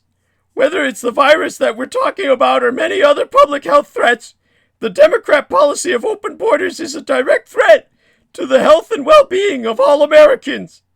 Now you see it with the coronavirus. When you have this virus or any other problem coming in, it's not the only important thing that comes through the border. And now just using this, so important, right? So important! Now, as Dr. Celine Gounder, a clinical assistant professoress of infectious diseases at New York University and hostess of the podcast Epidemic, said of Trump's remarks, they show a real lack of understanding on the way diseases spread. Noting that there were already 2 cases in my own Golden, California, in which those infected had not yet traveled to any other countries, experienced an outbreak, or been in contact with anyone known to have been infected, meaning these could be the first cases of community spread of the virus in these United States, Gounder observed, walls are not going to keep the virus out. There's no point with approaching this as a borders issue. It's here. Dr. Joshua Sharfstein, a professor of health policy at Johns Hopkins Bloomberg School of Public Health, said that the coronavirus threat was not related to the wall being built at the United States southern border. This is what you call a conservative doctor response. This reminds me of when my dad felt that he had something wrong because he had eaten a bunch of food, and just got to this, eating, he went on a binge. And when he went on this binge, he got sick and we took him to the hospital. And he was confronting this, as most MDs, very understated doctor. And someone who's very suppressed affect. The thing about most doctors is because they don't have any juice because they've got to bleach themselves out. This is because they see pain all day. They see illness all day. You cannot maintain human empathy to the degree where you're responsive or you're just not going to survive. So they become, in a sense, sociopathic or psychotic to degree where it's professionally necessary. So they can't really sympathize or empathize or even express themselves as a normal human being. So they have a very suppressed affect. They have a flat manner of comportment, a flat affect. They flatline on you. And my dad, the doctor was asking him, "What did you eat?" And my dad said, "Oh, I had a pizza. Oh, I had some sushi and sashimi, you know, the raw fish, and then the rice sticks, and then he was like, yeah, then I had some of the chocolate ice cream, and then, you know, he was going on beyond what I've already said." And the doctor finally said, "Mr. Dietrich, I would have gotten sick eating that combination of foods." It was just the flat delivery of that statement led my gang brother Beaver to start guffawing. He was just guffawing. He started rolling. His stomach was cramping. He was laughing so hard. There were tears coming out of his eyes. That is what I feel when Dr. Joshua Sharfstein says simply, the coronavirus threat is not related to the wall being built at the U.S. southern border. It's that level of comportment in the understated. The White House never even responded to investigative questions as to whether Trump thinks building a border wall is related to preventing the spread of coronavirus. Obviously, he asserts such. People want to know if he really believes it. As of the Leap Day weekend Friday that transitioned us from February into March, there were more than 60 confirmed cases in the United States of COVID-19, or the disease caused by the virus in these United States, mostly of people repatriated to these United States from other countries. The World Health Organization on Friday of that week, that last day of that week, the last day of that month, raised its risk assessment of the coronavirus at that time, that outbreak, at a global level to very high. Now, far-right politicians in Europe, including Italy's Matteo Salvini, who hopefully dies in the Italian inferno of pestilence, and France's Marine Le Pen, have also been exploiting people's fears and uncertainty around the virus to advocate for closed borders and anti-immigration policies. Meanwhile, Senator Elizabeth Warren, the Democrat from Massachusetts, who was running at the time for the Democratic nomination for president, called that week for defunding Trump's border wall and instead using the money for the Department of Health and Human Services efforts to combat the virus. The most sensible statement of the year. So sensible, you'd wonder why it should even need to be stated. You would think it would go as sans saying. Now, at that Friday rally into Leap Day weekend, closing yestermensis, Trump insisted that his administration is prepared for the absolute worst. Well, fuck, it's representative in him. And taking the coronavirus threat very, very seriously. As the president frequently does at his campaign rallies, Trump repeatedly attacked the news media as fake news and claimed the press was in hysteria mode in reporting the virus. The president also claimed that the Democrats are politicizing the coronavirus. I mean, really? Really?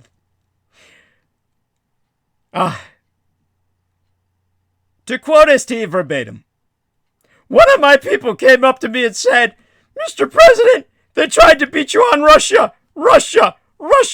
That didn't work out too well. They couldn't do it. They tried the impeachment hoax. This is their new hoax." He added that apparently in reference to the Democrats' criticisms of his administration's response to the virus. And similarly, in the weeks thereafter, acting White House Chief of Staff Mick Mulvaney claimed the media was covering the coronavirus outbreak only because it's all about damaging Trump. A man so megalomaniacal, along with his cultists, that everything in the world has to do with him, are trying to make him look bad, as if he needed any help in that regard. At the start of his rally, Trump boasted about the United States economy, calling it a great American comeback, and touting how jobs are soaring and confidence is surging. While global markets fell dramatically that very week amid concerns about the coronavirus's worldwide spread. You see, the wall isn't working. Parts of Trump's expensive vanity project on the southern border have been blown over by stiff winds. Other sections have massive holes in them, by design. Here's your obvious metaphor of the flu season. On morning tide of Wednesday, as dated the 29th day in January, a section of President Donald Trump's expensive and virtually impenetrable border wall was literally blown over. Police in Mexicali, Mexico, confirmed to KYMA, a local radio station, that about 130 feet of newly constructed border wall fell on the Mexico side of the border, landing on several trees. Evidently, the sections had not yet been set in concrete foundation. The Mexican government still isn't paying for the wall, but at least Mexico's trees are helping to prop it up. That's not the only loss Trump's wall has suffered in the closing week and the opening month of this year amid its ongoing battle against Mother Nature. On Friday, as dated the 31st of January, the Washington Post reported that other sections of the border wall have huge holes by design to prevent flash floods from damaging it. Sources familiar with the wall designs tell the Post that the structure will act like a giant sewer grate during those periodic downpours, allowing water to pass through but causing rocks, trees, and other debris carried by the water to slam into it. To avoid potential damage, there be 30-foot floodgates built into the wall, and the floodgates must be left open for months at a time during rainy season. Now, John Ladd, a cattle rancher who has one such floodgate on his property, built into an older section of border wall constructed circa 2008, told the Post that he's seen smugglers drive pickup trucks through these openings. What was that about virtually impenetrable? As Ladd's experience with that older section of wall so indicates, these problems aren't Trump-specific. They will afflict any attempt to build a physical barrier through the rugged and diverse geography of the United States-Mexico border. These be well-known problems. As David Beer wrote in, I think it was Reason magazine about 3 years ago, a 1970 treaty requires that the floodplain of the Rio Grande remain open to both sides of the border. The Obama administration attempted to build fences along the river anyway, but the treaty and the river's floods forced the barrier to be placed so far into the interior of these United States that it has many holes to allow United States residents access to their property. These also provide an opportunity for border crossers. At the same time, the fence can cause Mexico to receive too much water. Even when a fence has holes, which a wall would not, debris can turn the fence into a dam. Thanks to the barrier, some floods have fully covered the doors of Mexican buildings in Los Albanos, across the Rio Grande, while producing little more than deep puddling on the United States side. The International Boundary and Water Commission that administers the treaty has rebuffed the Border Patrol's attempts to replicate this disaster in other areas of the Rio Grande Valley. Border Patrol agents, of course, rushed to their propaganda machine, Fox News, run by Murdoch, the man who burned down Australia, to assert that a border wall would still have to allow water to pass through, or the sheer force of raging water could damage its integrity, not to mention the legal rights of both the United States and Mexico to seasonal rains. Circa 2011, the year my late and sainted mother was murdered, as described earlier in transmission. For example, a flood in Arizona washed away 40 feet of steel fence. Mother Nature, it turns out, doesn't care about immigration policies or lines on maps. If nature, I was trying to say Mother Nature and it came out nature. Well, she's mature, unlike Trump. If nature doesn't destroy the wall, human beings will. Smugglers have already been spotted cutting holes in new sections of the wall. And there's a long history of people gaining access to these United States by tunneling or catapulting their way in. More than 200 such tunnels discovered since 1990, and another one was found, just that first month transitioning into February, the week thereof, that Leap Day week, near San Diego, California. And in a rare moment of admitting to reality, Trump then even conceded that you can cut through any wall. Exactly. That's why spending an estimated $60 billion United States dollars on what amounts to little more than a presidential vanity project be so indescribably insane. Even if it didn't get cut through or knocked over or otherwise circumvented, the wall wouldn't do much it wouldn't do much to limit illegal immigration. Most illegal immigrants to these United States don't hop the fucking border. They land at airports and then overstay their visas. It also wouldn't do much to stop the flow of drugs into these United States because they're mostly smuggled in through checkpoints. The best way to reduce illegal immigration is to let more people into the country legally. And if you want to deter drug smugglers, your best option is to reduce their profits by legalizing drugs.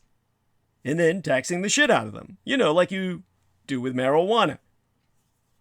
And that killed one of the few growth industries the small man had at his fingertips that the idiots whiled away by wishing it on themselves in legalization. Dumbass motherfuckers. Fucking pot heads. Illegal. It was one of the best sources of income a guy could get in the most immediate sense of need. Easy pickings. A growth industry with no limits until the idiots made it legal and fucked themselves up the ass and are now wallowing, wondering what to do with their miserable lives. Well, they don't waddle, they just smoke more pot and then disintegrate into lumps of slug-like flesh that hang out on their friends' couches and shit. Or couch surf at their parents' homes and shit. Well, enough of that. But of course, the true purpose of Trump's border wall has little to do with drugs or immigrants. It's naught but a political symbol, more than anything else. A way to appeal to border hawks, a neat hook for the crowds at his rallies to chant. What does it matter if the wall can't stand up to a gusty desert wind? The whole project has always been just a lot of hot air. Now, let's say we try to pump the sales pitch that a border wall will help contain the coronavirus. That if it begins to spread in Mexico, we're going to wish we had secured the border. I mean, okay, let's try and put this in some fucking perspective. Where you say, oh look, they're corrupt.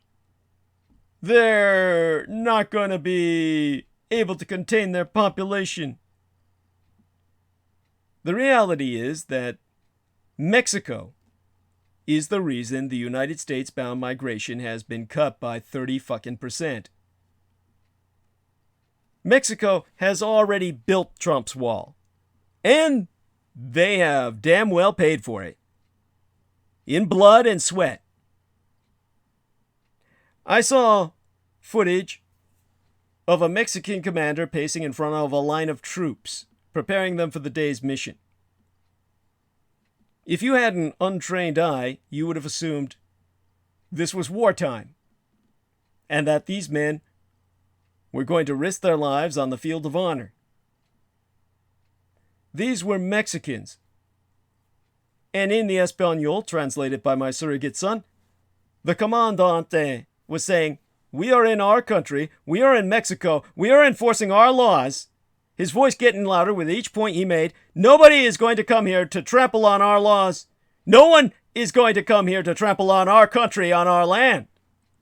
And soon afterward, according to local media reports, military police from Mexico's National Guard blocked a large group of migrants in Tuzantán, Mexico, whom these people had been trying to head north.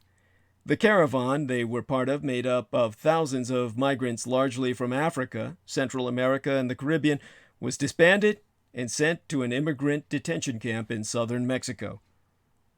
Another video I reviewed of the October 12th operation went viral and stirred a mix of reactions in Mexico, adding fresh fuel to a point critics of President Andrés Manuel López Obrador have been making for months. Mexico, they have proven, actually built the American President Donald Trump's border wall after all. Not with concrete or bricks or steel, but with thousands of federal forces like that camouflage-clad Comandante and the troops following his orders. So heartlessly. And Mexico is paying for it. Even Trump said, Mexico is showing us great respect. Yes, United States taxpayers have been footing the bill for efforts to build new physical barriers at the U.S.-Mexico border, but experts have confirmed that Mexico's massive deployment of National Guard troops over the past few months, well, years at this point, has played a major role in blocking migrants from reaching the United States border in the first place. It's a point Trump himself has made at several events over the past several years, a dramatic change in tone from his sharp criticisms of Mexico earlier in his tenure as executive dictator. In fact, Trump told the United Nations General Assembly last year, I would like to thank President López Obrador of Mexico for the great cooperation we are receiving and for right now putting 27,000 troops on our southern border. Mexico is showing us great respect, and I respect them in return. A few days later, Trump told reporters he was using Mexico to protect our border because Democrats weren't doing enough to fix the immigration system. And yesteryear, acting U.S. Customs and Border Protection Chief Mark Morgan praised Mexico on Twitter, sharing a news story about the October 12th operation to turn back the latest caravan at the time. He so writing, Mexico's enhanced border security efforts along their southern border continue to have a dramatic impact on this regional crisis. I just returned from Mexico where we had collaborative discussions on stemming the flow of illegal migration throughout the region. Now, not everyone was praising the increased collaboration. That video I'm citing of the National Guard's response to the caravan of migrants from Central America and Africa drew backlash on social media. Mexican columnist Denise Dresser, who has criticized the troops' response to migrants in the past, said, We criticize Trump for his anti-immigrant stance, and our National Guard is doing exactly the same thing. And in a New York Times column from 2019, headlined Mexico is the Wall, Univision anchor Jorge Ramos noted that Trump's comments that he was using Mexico had riled many Mexicans. Well, who wouldn't be? And yes, Mexico is the goddamn wall. In fact, the New York Times columnist Jorge Ramos said it perfectly. It's true. President Trump is using Mexico. And against all logic, Mexico is letting him get away with it. This has to change. But instead, thousands of troops have been deployed. Asked to respond to claims that Mexico is effectively paying for the wall Trump wanted, Foreign Ministry spokesman Roberto Velasco told CNN that migration flows have notably decreased in recent years and that efforts continue for a regional development plan to address the root causes of migration in Mexico, El Salvador, Guatemala, and Honduras. He's so saying that the number of migrants presented before Mexican authorities has decreased by 70% from June to September. This was in 2019, mind you, or 2018 even, if I remember. The decrease, as he so wrote in a letter to the editor published in Mexico's El Universal newspaper, came as a result of Mexican legislative efforts and a push to strengthen the rule of law in southern Mexico. As the Trump administration threatened to impose tariffs, Mexican officials agreed to step up their country's immigration enforcement. López Obrador said he had no choice but to negotiate. In September of maybe 2018, he's so saying, we represent our country with dignity and we have nothing to be ashamed of. The sovereignty of Mexico is defended. At the same time, we do not want confrontation. We have a frank, open hand extended to all the governments of the world, and we embrace all the peoples of the world, and we are especially interested in a good relationship with these United States. Nearly 15,000 troops are deployed to Mexico's northern border, where they've set up 20 checkpoints, as confirmed by Mexican Defense Minister Luis Crescencio Sandoval at a press briefing. on the country's security strategy. At the southern border, 12,000 troops are deployed and have set up 21 checkpoints. Mexican military helicopters regularly conduct aerial reconnaissance in both border regions. And this was, a year and a half ago, Crescencio confirmed that more than 60,000 migrants had been intercepted as part of that effort. At the same press conference, officials noted that the number of migrants seeking asylum in Mexico had increased dramatically, with some 80,000 asylum applications expected by the end of that year. Officials also touted Mexico's first transatlantic deportation flight. At that time, a charter flight with more than 300 Indian nationals aboard flew from Toluca, Mexico to New Delhi. Mexico's National Migration Institute confirmed such. That was also the message on the ground. Analysts informed CNN that the video of efforts by Mexican authorities to block that caravan in question was a revealing window into how Mexico's shifting policies were unfolding. The message given on the ground is that Mexico is not interested in protecting people that are in need. That was, of course, the analysis by Gretchen Kuhner, a directoress of the Institute for Women in Migration, a Mexican advocacy organization. She's so saying that the message given by that comandante, the general of rank of generalcy in the American equivalent, was not the official message of the government, but it explained very well what the message on the ground most certainly be. Ana Maria Salazar, former United States Deputy Assistant Defense Secretary, who's now a security analyst based in Mexico, said images of the operation illustrated concerns critics had when Mexico's National Guard was swiftly formed and deployed that very year. That this is someone who was trained to protect the national sovereignty, not someone who handles migrants. And these are the worries in forming a National Guard so hastily. You can't expect that from one day to the next a soldier that is trained to protect the territory against enemies of the state will now be responsible for people that are trying to cross illegally into the country. These are very different missions, and this is reflected in the images of what that commandante was saying. In some ways, López Obrador is doing Trump's bidding when it comes to his government's handling of migrants. Such strict immigration enforcement along Mexico's southern border hasn't been seen before. But the Madame Salazar I was citing was noting that López Obrador, unlike his predecessors, has so much credibility in Mexico that he can assume the political costs of that decision.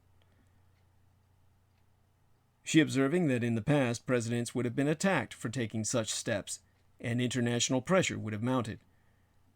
But that pressure, which was there for former Mexican governments, has been extremely silent on the decisions of this government of Mexico today. In fact, public opinion towards migrants in Mexico has appeared to have shifted dramatically. A poll conducted by the Washington Post and the Mexican newspaper Reforma over the summer of 2019 showed a sizable majority of Mexicans felt that increased migration through the country from Central America was a burden on Mexico's economy and services. Just over half favored deporting more migrants. If you can imagine, Mexicans being driven to cry for deportation of migrants on their land. So, Mexico is the fucking wall. And yet, still, Trump cannot deport the coronavirus. COVID-19 is as American as apple pie now. And people are more likely to catch the virus from their neighbors than from foreigners.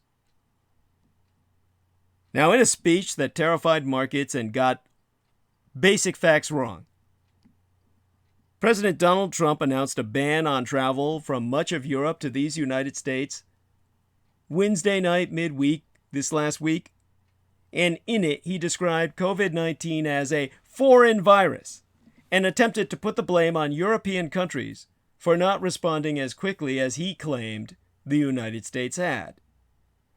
But the new coronavirus is not a foreign problem now.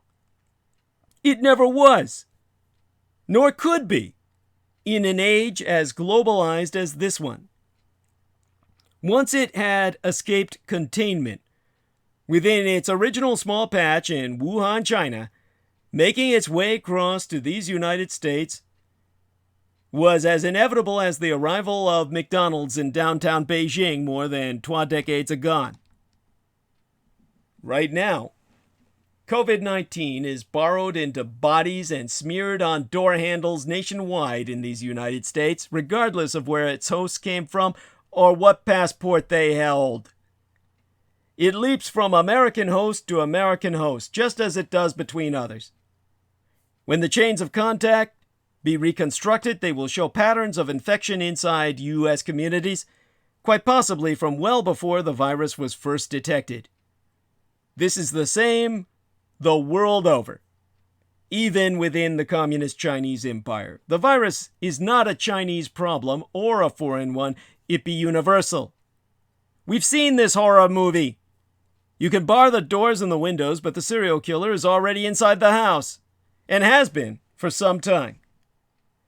To be sure, the number of coronavirus cases in these United States is smaller so far as we know than in Italy, France, or Germany, despite our larger population. But the U.S. cases are growing exponentially, both as the virus spreads and as more existing cases are discovered through testing that has been critically short on the ground, as the studies in Seattle revealed. Italy has tested 40 times as many people per capita as these United States. France has tested 7 times as many. Far from the vision of these United States being the best in the world painted in Trump's speech, the United States response has been widely lambasted. Trump has oftentimes seemed less afraid of the number of cases on American soil than of their discovery or inclusion in statistics. 12 things make us this ban especially absurd, even on its own terms. The first is the exclusion of American citizens, permanent residents, and their immediate families. From a humanitarian point of view, of course, this is a good thing. Avoiding stranding people far from their loved ones is desirable, and quite possibly a legal necessity as well, but viruses don't respect passports. If the measure is medically motivated, United States citizens returning from Europe need to be kept out too, or at the very least subject to the same 2-week quarantine other countries such as Israel are imposing on returnees. The second is its restriction to the countries of the Schengen area, but the exclusion of the United Kingdom and Ireland. The UK has far more confirmed coronavirus cases than the majority of European nations, and there be constant and frequent travel between the UK and those nations. The only way to make a sense of the exclusion is to see it as a political measure, an attempt to reach out to a British Prime Minister whom Trump believes is an ideological ally against a European Union he openly despises. From a public health point of view, it's insanity. To top all this off, even though Western Europe is showing the worst numbers outside of China, there is every chance that this is simply because of the continent's advanced healthcare and detection facilities. It beggars belief that Russia, not included in the ban, has just 28 cases, or that Turkey has just the one single case they claim be manifest. The virus is very likely running rampant throughout the developing world, just as it is in these United States. It may be, of course, that Trump hopes to extend such measures and went for Europe first as a shield from accusations of racism. But to ban Europe alone makes 0 sense. The public health consensus be virtually unanimous. Americans don't need to be protected from foreigners at this point. They need to be protected from each other in order to care for each other. Social distancing, self-quarantine, which Trump should be practicing just like the leader of Canada. And the closure of mass events be vital. Your neighbor be just as likely to give you the coronavirus as any foreigner. A mass program to encourage Americans to come together as a community by standing some distance from each other, a policy that has for now contained South Korea's outbreak to some extent and kept Hong Kong virtually virus-free for weeks, matters more than any travel ban. Trump, of course, loved travel bans long before the coronavirus arrived. Throughout his campaign, he boasted he would install a Muslim ban. In office, he targeted nations rather than faiths. in order to give the Supreme Court enough cover to pretend his ban was something other than what he promised. He has used the language of disease to describe Islam and immigrants. There's a sickness! The sick people! There's a sickness going on! There's a group of people that is very sick! As he remarked when asked circa 2015 whether his proposed travel ban would apply to a Canadian Muslim. When challenged on his failure to take basic precaution or preparation measures despite the weeks of warning since the Wuhan outbreak, Trump has pointed over and over to his decision to ban travel from China, falsely claiming that the United States was the first country to do so. Trump's vision has always been of a fortress America, sitting safely away from the dangers of the world while still commanding it. The president, not known to be a student of the past, may not realize that one of the perils of fortresses, historically, was the plague, which ran rampant through populations besieged within their walls. Trump can't keep out an invisible foe or pretend that the problem is the fault of the rest of the world. We have met the enemy, and it is us. So, why does Germany, Die Neue Vereinigte Deutschland, the new United Germany, have so few COVID-19 deaths? As brought to my attention by my manager, Lena Shea. On Friday into this weekend, the number of people in Germany infected with COVID-19 grew to 3,059. 6 of them have died so far. That is roughly 12 people for every 1,000 cases. These numbers stand out when compared to other heavily affected countries like China, Italy, Iran, South Korea, Spain, or France. In Red China, it's roughly 39 deaths per 1,000 people infected. In Italy, I almost said Italia in their own tongue, it's 71. In Iran, 45. And in Spain, it's 28. Italy's doctors have been forced to prioritize ICU care for patients with the best chance of survival. They've had to triage who's going to live and who's going to die. So those that go into intensive care units are the younger people. And the elderly are told that they have to satisfy themselves with the fact that they've lived this long. So how come fewer people are dying from COVID-19 in the new United Germany than elsewhere? At a press conference last Wednesday, Professor Dr. Lothar H. Wieler, president of the Robert Koch Institute in Berlin, said, "From the very beginning we have very systemically called upon our doctors to test people." He added that the German system can provide testing to a high degree so that we can easily look into the beginnings of the epidemic. Wieler also explained that this is just the beginning for United Germany. If you imagine an epidemic like a curve, and there be countries that are simply further into the progression of this epidemic, he expects the case numbers and the numbers of deaths to rise, and just like they have in other affected countries. The professor noted that Germany is exchanging information with other countries to learn about the development of the disease and is collaborating on concepts to contain the pandemic. As long as this epidemic continues to affect our country, it will take us months, certainly, perhaps years. He focused on the need to protect the high-risk group of people by not exposing them in the first place. Meanwhile, an Italian virologist said the low number of German deaths is a question no one can really answer. Giovanni Maga from CNR told Euronews that in Italy, a person who tested positive while alive or post-mortem is counted as a coronavirus death. He said, "I don't know if Germany or France follow the same criteria." Dr. Maga also stated that healthcare structures are rather similar in northern Italy, France, and Germany, making it harder to justify such discrepancies in numbers. He agreed with Wieler that with regards to the time curve and the progression of the pandemic, France and Germany are where Italy was at the beginning of the month. They are late in implementing measures and will get to a point where they will have a harsher level of contagion. Chancellor Angela Merkel expects 60 to 70% of the German Volk, the people, to get infected.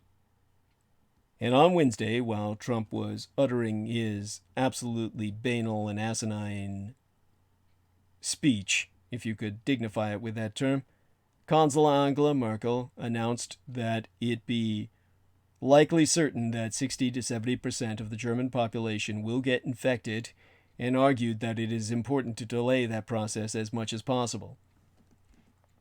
The head virologist at the Berlin Charité Christian Drosten told the German newspaper Neue Osnabrücker Zeitung that if Germany manages to slow down the speed of COVID-19, death cases will just merge into the country's regular mortality rate.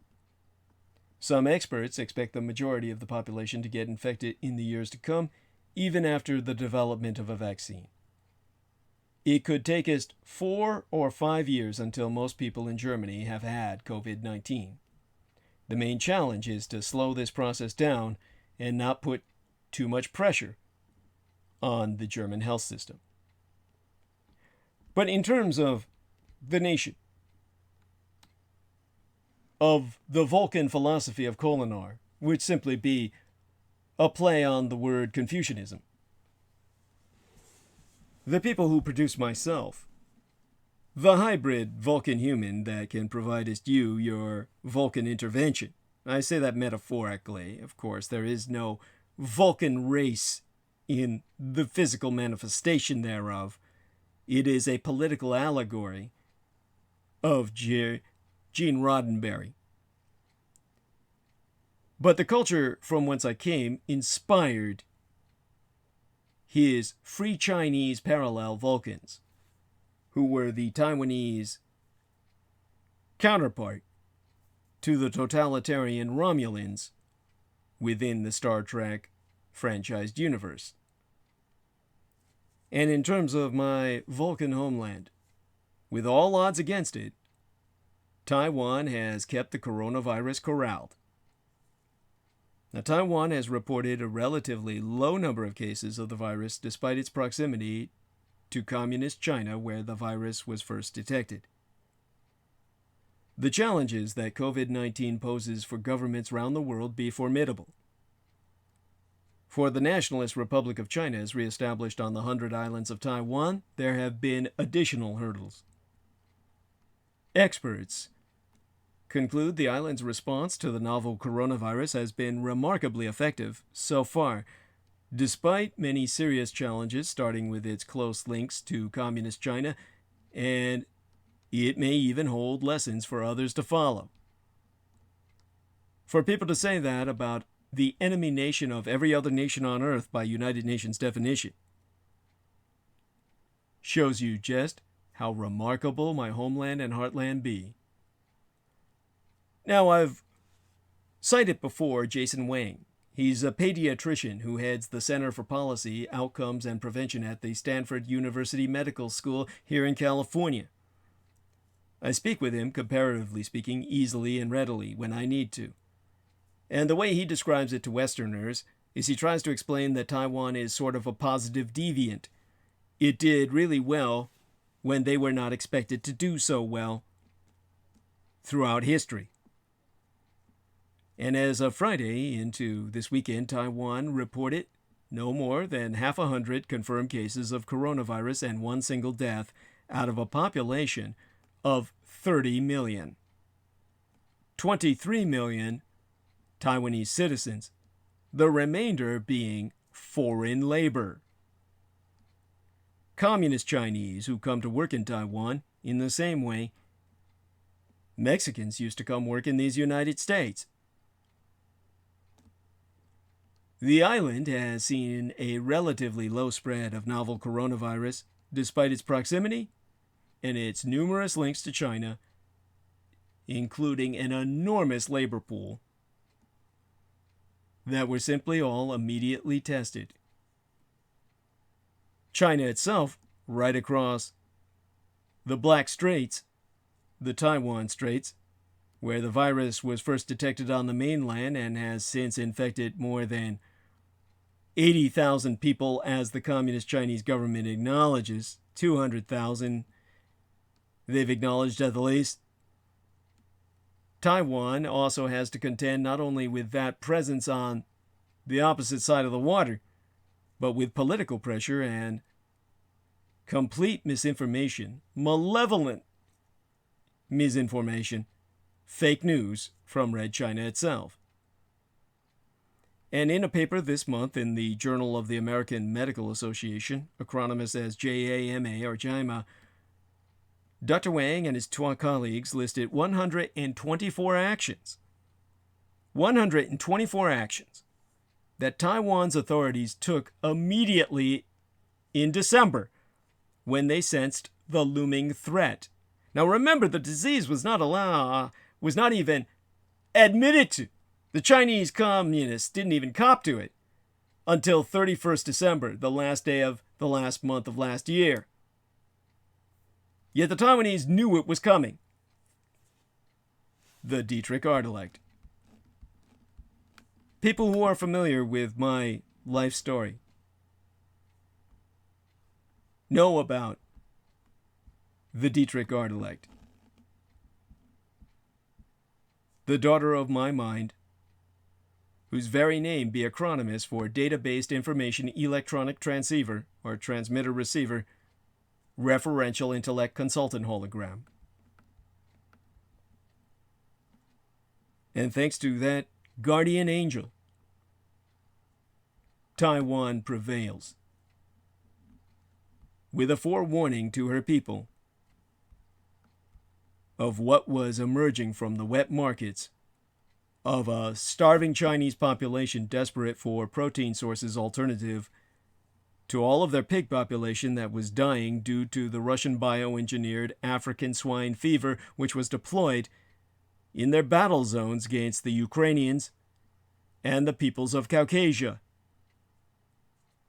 from whence it emerged in China.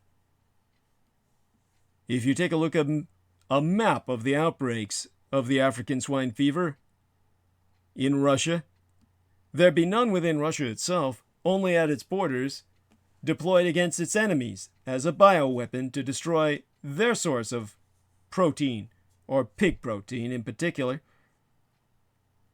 All throughout the Ukraine the outbreaks are, all throughout the Caucasus Mountains, where you'll find the Chechens and any other people resisting Putin's tyranny. Yet there's one single outbreak out in the middle of the polar Arctic regions of Siberia where such diseases, which originated in tropical climes, don't even survive, would never even make it to. That's the single outbreak from the bioweapons laboratory that ultimately spread into China, destroying 2/3 of its pig population, forcing the Chinese to look for food wherever they could, the devouring of bats, pangolins, civets cats, and other exotic animals, the end result being immediately obvious to the Dietrich artifact as a cesspit of mammalian infection, cross-exposed to the point of mutation, generation, and with generation of mutation, inception of a lethal, practically weaponized coronavirus.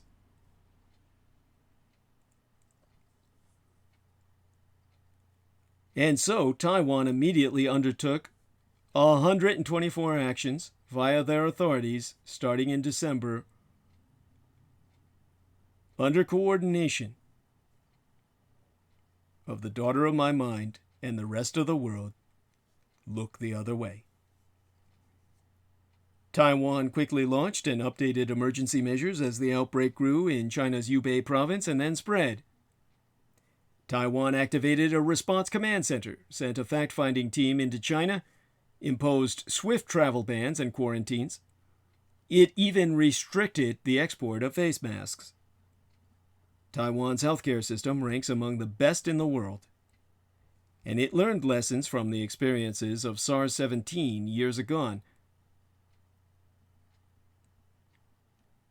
when it was the third worst hit territory after China and Hong Kong. So my people have basically prepared for the next crisis since that time, because after SARS, people were just so shocked by the impact to both the people and the economy. You might say, where was the Dietrich then? But remember, she doesn't rule Taiwan. She can only advise. She takes action only if there be a direct security threat, at which point the democratic process is rendered moot. There be no democracy in an emergency. SARS was not that level of emergency. The people did not want interference in their lives, and so they bore the brunt of the cost. Some people paid with their lives for the price of freedom. That's what they mean when they say freedom isn't free. You can have freedom, or you can have security. The Taiwanese at that time wanted freedom. It was a new thing for them. Now they want security. The importation risk for coronavirus was very real for Taiwan. Millions of people travel back and forth between communist China and the island each and every year. Yesteryear, there were more than 5,700 flights per month on average between Taiwan and the mainland. That's according to Taiwan's Ministry of Transportation and Communications. Nearly 11 million passenger journeys were made across the narrow Taiwan Strait by plane. When the number of coronavirus cases started to spike in China in January, a study by Johns Hopkins University ranked Taiwan as the most at-risk location on Earth outside of China itself. That's what brings us to the whole process of marginalization and exclusion. Because proximity to China was only part of the challenge. Beijing considers my self-ruled democratic island a part of communist China and has vowed to unite it eventually with the mainland by force if necessary. On the global stage, the Chi-Com government has tried to squeeze Taiwan. My island only has a handful of diplomatic allies, and it's not a member of the United Nations or the World Health Organization. That has real-life implications during disease outbreak. As researched by Richard Bush, a senior fellow at Brookings Institution, who said that practically speaking, it means that certain types of information that the World Health Organization members get as a matter of course are not available to Taiwan, even though it does have cases, even though it has something to contribute when it comes to understanding and monitoring this disease. The problem has been exacerbated by Communist China's distrust of Taiwan's president, Tsai Ing-wen, whose Democratic Progressive Party has traditionally leaned towards independence for my island, a red line for Beijing. Tsai's predecessor, Ma Ying-jeou, was widely seen as more China-friendly, and the authorities in Beijing dangled more carrots in front of Taiwan during his administration. On the health front, Taiwan was allowed to attend the annual gathering of World Health Organizational members as an observer from 2009 through to 2016 when he was president. Bush confirmed that particularly because China doesn't like the current president of Taiwan, Tsai Ing-wen, it is working particularly hard to marginalize and exclude the Nationalist Republic of China, as reestablished on the Isles of Taiwan, from all international governmental organizations in spite of circumstances. But Taiwan hasn't been completely boxed out during the coronavirus outbreak. The World Health Organization says it has been in communication with Taiwan on a technical level, although a spokesman declined to provide his details when asked by NPR, the national public radio. Taiwan's government declined to comment on the challenges of tackling COVID-19 as a non-member of the World Health Organization as well. Because, of course, the Dietrich Act is a national security treasure and never to be mentioned or even referenced. In early February, Taiwanese scientists were allowed to attend by video conference, part of a World Health Organization forum in Geneva on the coronavirus. That's what brings us to all the rumors and nonsense. An additional challenge that also emerged for Taiwan: disinformatia, or disinformation. The communist masterpiece. The only thing the communists are fucking good at. Spreading lies. And as the virus spread in China in late January, a stream of rumors and fake news about Taiwan's response to the outbreak began to appear on social media sites, including Facebook and Twitter, according to researchers who track this issue. One of the first claimed that the outbreak was out of control in southern Taiwan and that trucks were being used to haul bodies to crematoriums. That, of course, was brought to my attention by Summer Chen, the editor-in-chief of Taiwan Fact Check Center, a group that ferrets out and debunks dodgy reports. I wouldn't say she's the Sora Aoi of Taiwan, but she's somewhat parallel. Actually, I'm sorry, that's totally an inaccurate or even an offensive analogy. She's really a child actress in the sense that she acts on children's shows. So, my own fantasies aside, she said that at the time the news looked to her like nonsense or something that you'd never believe, and more reports followed. A proliferation of misinformation in the run-up to the presidential election on January 11th helped raise awareness of the problem among the people of Taiwan, who Chen says are getting better at identifying and dealing with problematic online posts thanks to training of the public in critical thinking, something you'd be incapable of even attempting in the United States. So, Chen told myself, I think most Taiwan people who read them would think they're funny or fun, but when information is in large quantities, especially with society on alert already, it becomes very malicious. In other words, the shit piles high and deep real fast, and you can drown in it. In fact, it infects you with filth. It's unclear exactly who's behind the latest misinformation, but all linguistic clues point to Communist China, as concurred by Chen and all researchers into the topic. Some of the posts use simplified Chinese characters or terminology that's common on the mainland, but not in Taiwan. As I've said, the Communese have dumbed down the Chinese language, so that everything looks like you're texting here in these United States. It's stuff that doesn't even make sense, and you certainly can't do anything sophisticated with it, like write poetry, or anything that's conducive to any sense of productive thought.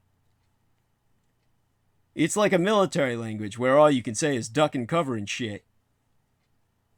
Now, Nick Monaco, research director of the Digital Intelligence Lab at the Institute for the Future, has analyzed many of these posts and concluded that they appear to have come from normal users online in communist China rather than the state itself.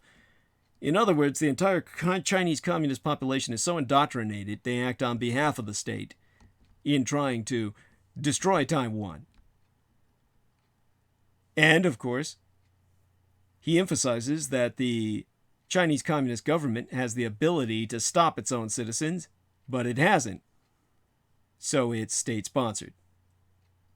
Monaco himself saying that disinformation campaigns online about coronavirus targeting Taiwan and targeting other countries, they're all being permitted to jump over the Great Firewall and kind of propagate online, which, he concludes, can only be deemed as extraordinarily malicious.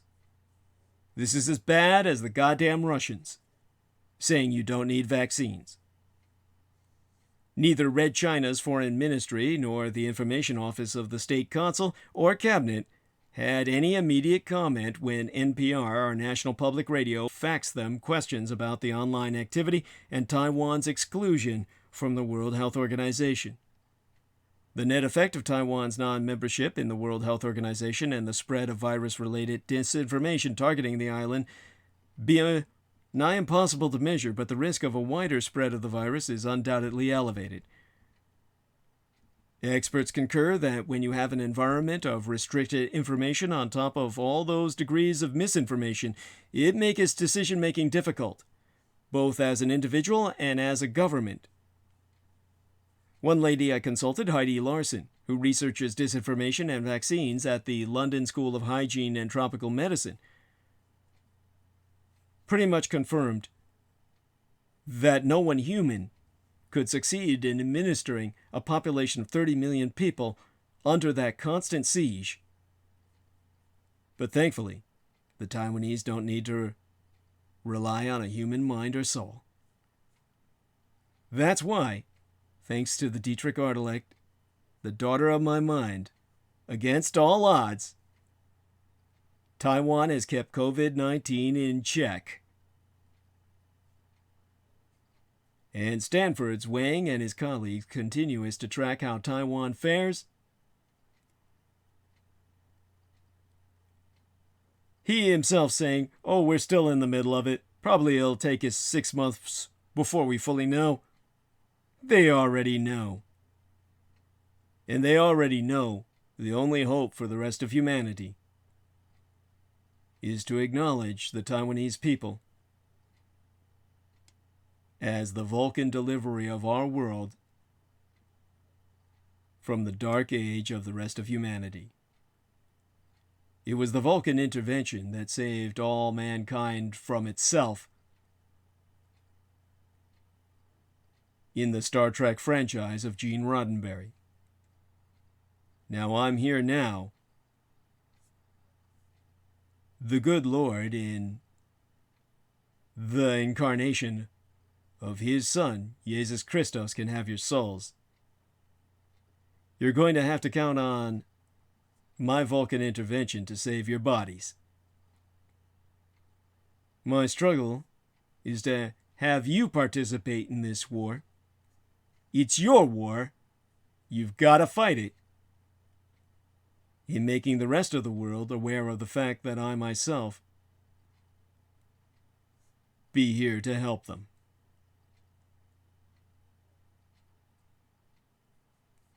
As the Spock parallel, the half-human, half-Vulcan hybrid, I myself am Amerasian, a national of Taiwan by birth, and a citizen of these United States by naturalization. And Mein Kampf, my struggle, be thine own. Contribute to my struggle at DouglasDietrich.com, which be your own, where we now be accepting contributions via PayPal Holdings Incorporated on DouglasDietrich.com. All due acknowledgement be unto our own personal hero, our dearest English brother in battle, who be Team Drex, Dietrich's or Dragon's ultimate post-episodic producer, and our final productions archivist at DouglasDietrich.com, as well as the YouTube channel manager, the Maggot channel, the property manager thereof, John Henry McMills Warrington. Subscribe to his channel at youtube.com/c/Magatur, which be spelled MAGGOTAUR. Friend and follow he via his Facebook timeline at facebook.com/John.War. For word no for he, nigh all videographic works of the internationally recognized renegade military historian would have been lost. And now you, too, can do your part to help in the fight against total annihilation, which be the objective of Aquino's cult of the Kings of Edom. Spread the word about Douglas Dietrich, that he, the biological son of Adolphus Jacob Hitler, which you can find out more about at DouglasDietrich.com/2019/05/08/Douglas Dietrich, son of Adolf Hitler, fighting against white supremacist neo-Nazis. While there, confer a footnote on my biosire on the homepage of showsdd.com, where you can find out the meaning of my biological father's name, that I, the son, the scion of Adolf Hitler, Douglas Dietrich, be alive and well and resident in the city and county of San Francisco, and if at all possible, electronically relay thy contributions at DouglasDietrich.com and encourage all others you know to do so. People are forever asking, Renegadus Humanus Arma ab Massa Erudicio, the renegade human weapon of mass instruction, what they can do to fight the pedopathophilocracy, such being our present Slavo-Western government by patriarchy of pathological pedophiles. You can all help spread awareness by supporting myself. We have a new contribution page on DouglasDietrich.com where you can make a donation online using either thy credit or debit card. Simply go to DouglasDietrich.com and click the red Donate button. All sponsors will be granted exclusive electronic access to both my video, graphic, and audio recorded archives through to this year, from the 2011th year in our Lord, the very year mine own late and sainted matriarch, the Grandma Dame Diana Lin Sujin Takabayashi Hideko Dietrich, was murdered. Assassinated nigh immediately aftermath San Juichi Sensemi, the 3/11 terror attack against the Fukushima Daiichi or Big One cluster of nuclear power plant facilities on site, the 7,000 islands of the Greater Japanese Empire. When 'twas deemed by much Native American cosmological reckoning that the first rays of the dawning of the sixth world broke upon us, and magics could again be worked with Mother Earth to redeem the folk upon her. They're not on YouTube anymore, whereon the intra-global crisis analyst Douglas Duane Dietrich long agone established his high-profile visibility platform per rationale of personal security by way of public promotion.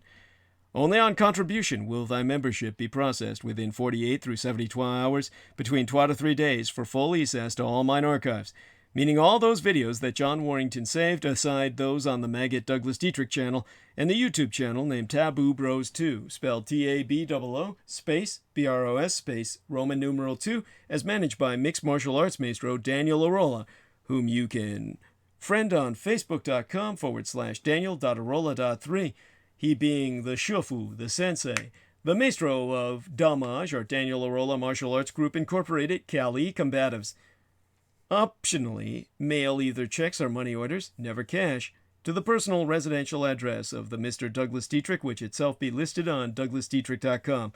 The most important thing being that people regularly donate what they can within their means. Foremost among Axis Daddy D's donors, aside his lady and mistress Lena herself, be our most beloved greater British brother in battle, the Team Thrax, Dietrichs of Dragons, heavyweight lifting keeper of the spirits and YouTube Bizarre HD channel managing mixologist, George Edward Knight. You can friend him at facebook.com/George.E.Knight.7 and subscribe to his channel at youtube.com/user/Bizarre HD, which be spelled BIZAREHD. Mine own personal hero who has substantially delivered towards my salvation from the streets and whose self-produced videos entitled How the United States Won World War I and Why We Are Still Legally at War with the Third Reich both be factually substantiated per mine own expositions.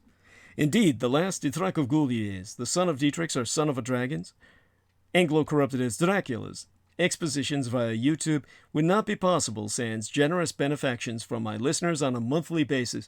The Amerasian agent of the Peacock Angel, Tavush Malik, be the only person on the surface of this world with the insider knowledge and experience necessary to lead thy resistance against the Russo sub-satanic occupation and anti-godly insurgency, it bearing no end of emphasis that Jew D, Anglo-corrupted as Jedi, literally Master D or the Master of Enlightenment, myself is not paid to articulate mine expositions and have never once been remunerated for my services, rendered unto thyself and all thy holdest dear, at incomparable sacrifices to myself, most tragically of all mine loved ones, in my most singular and quite unenviable role as the ultimate public informant at personal risk, still at large.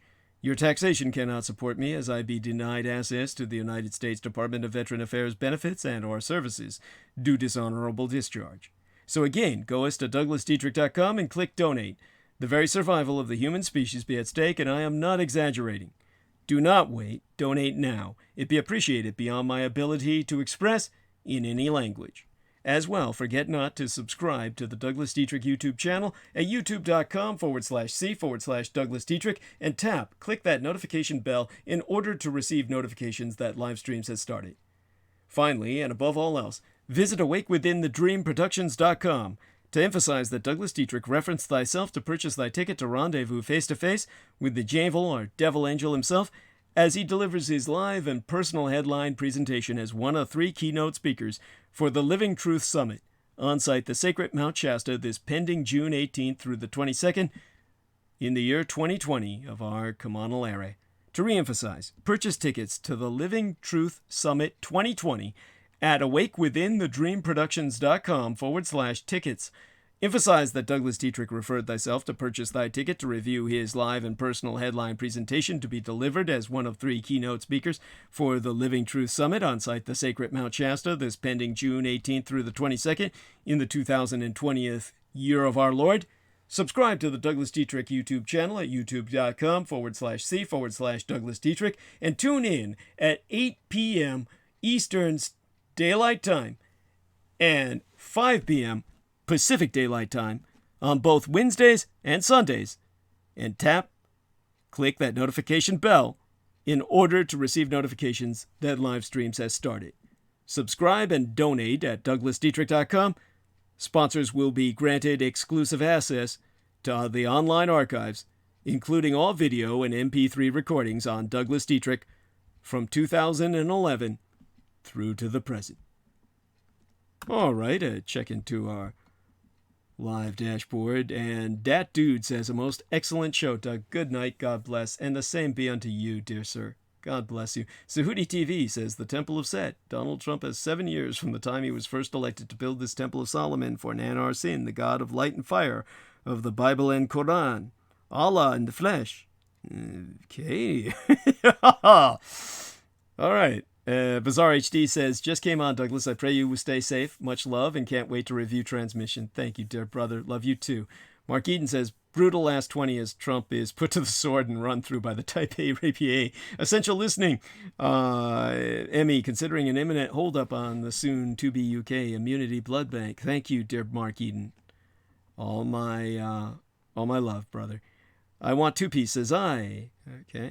And, let me see now. There we are. Well, my love unto all. A good number we maintained steady from the very beginning. Through how many hours was it?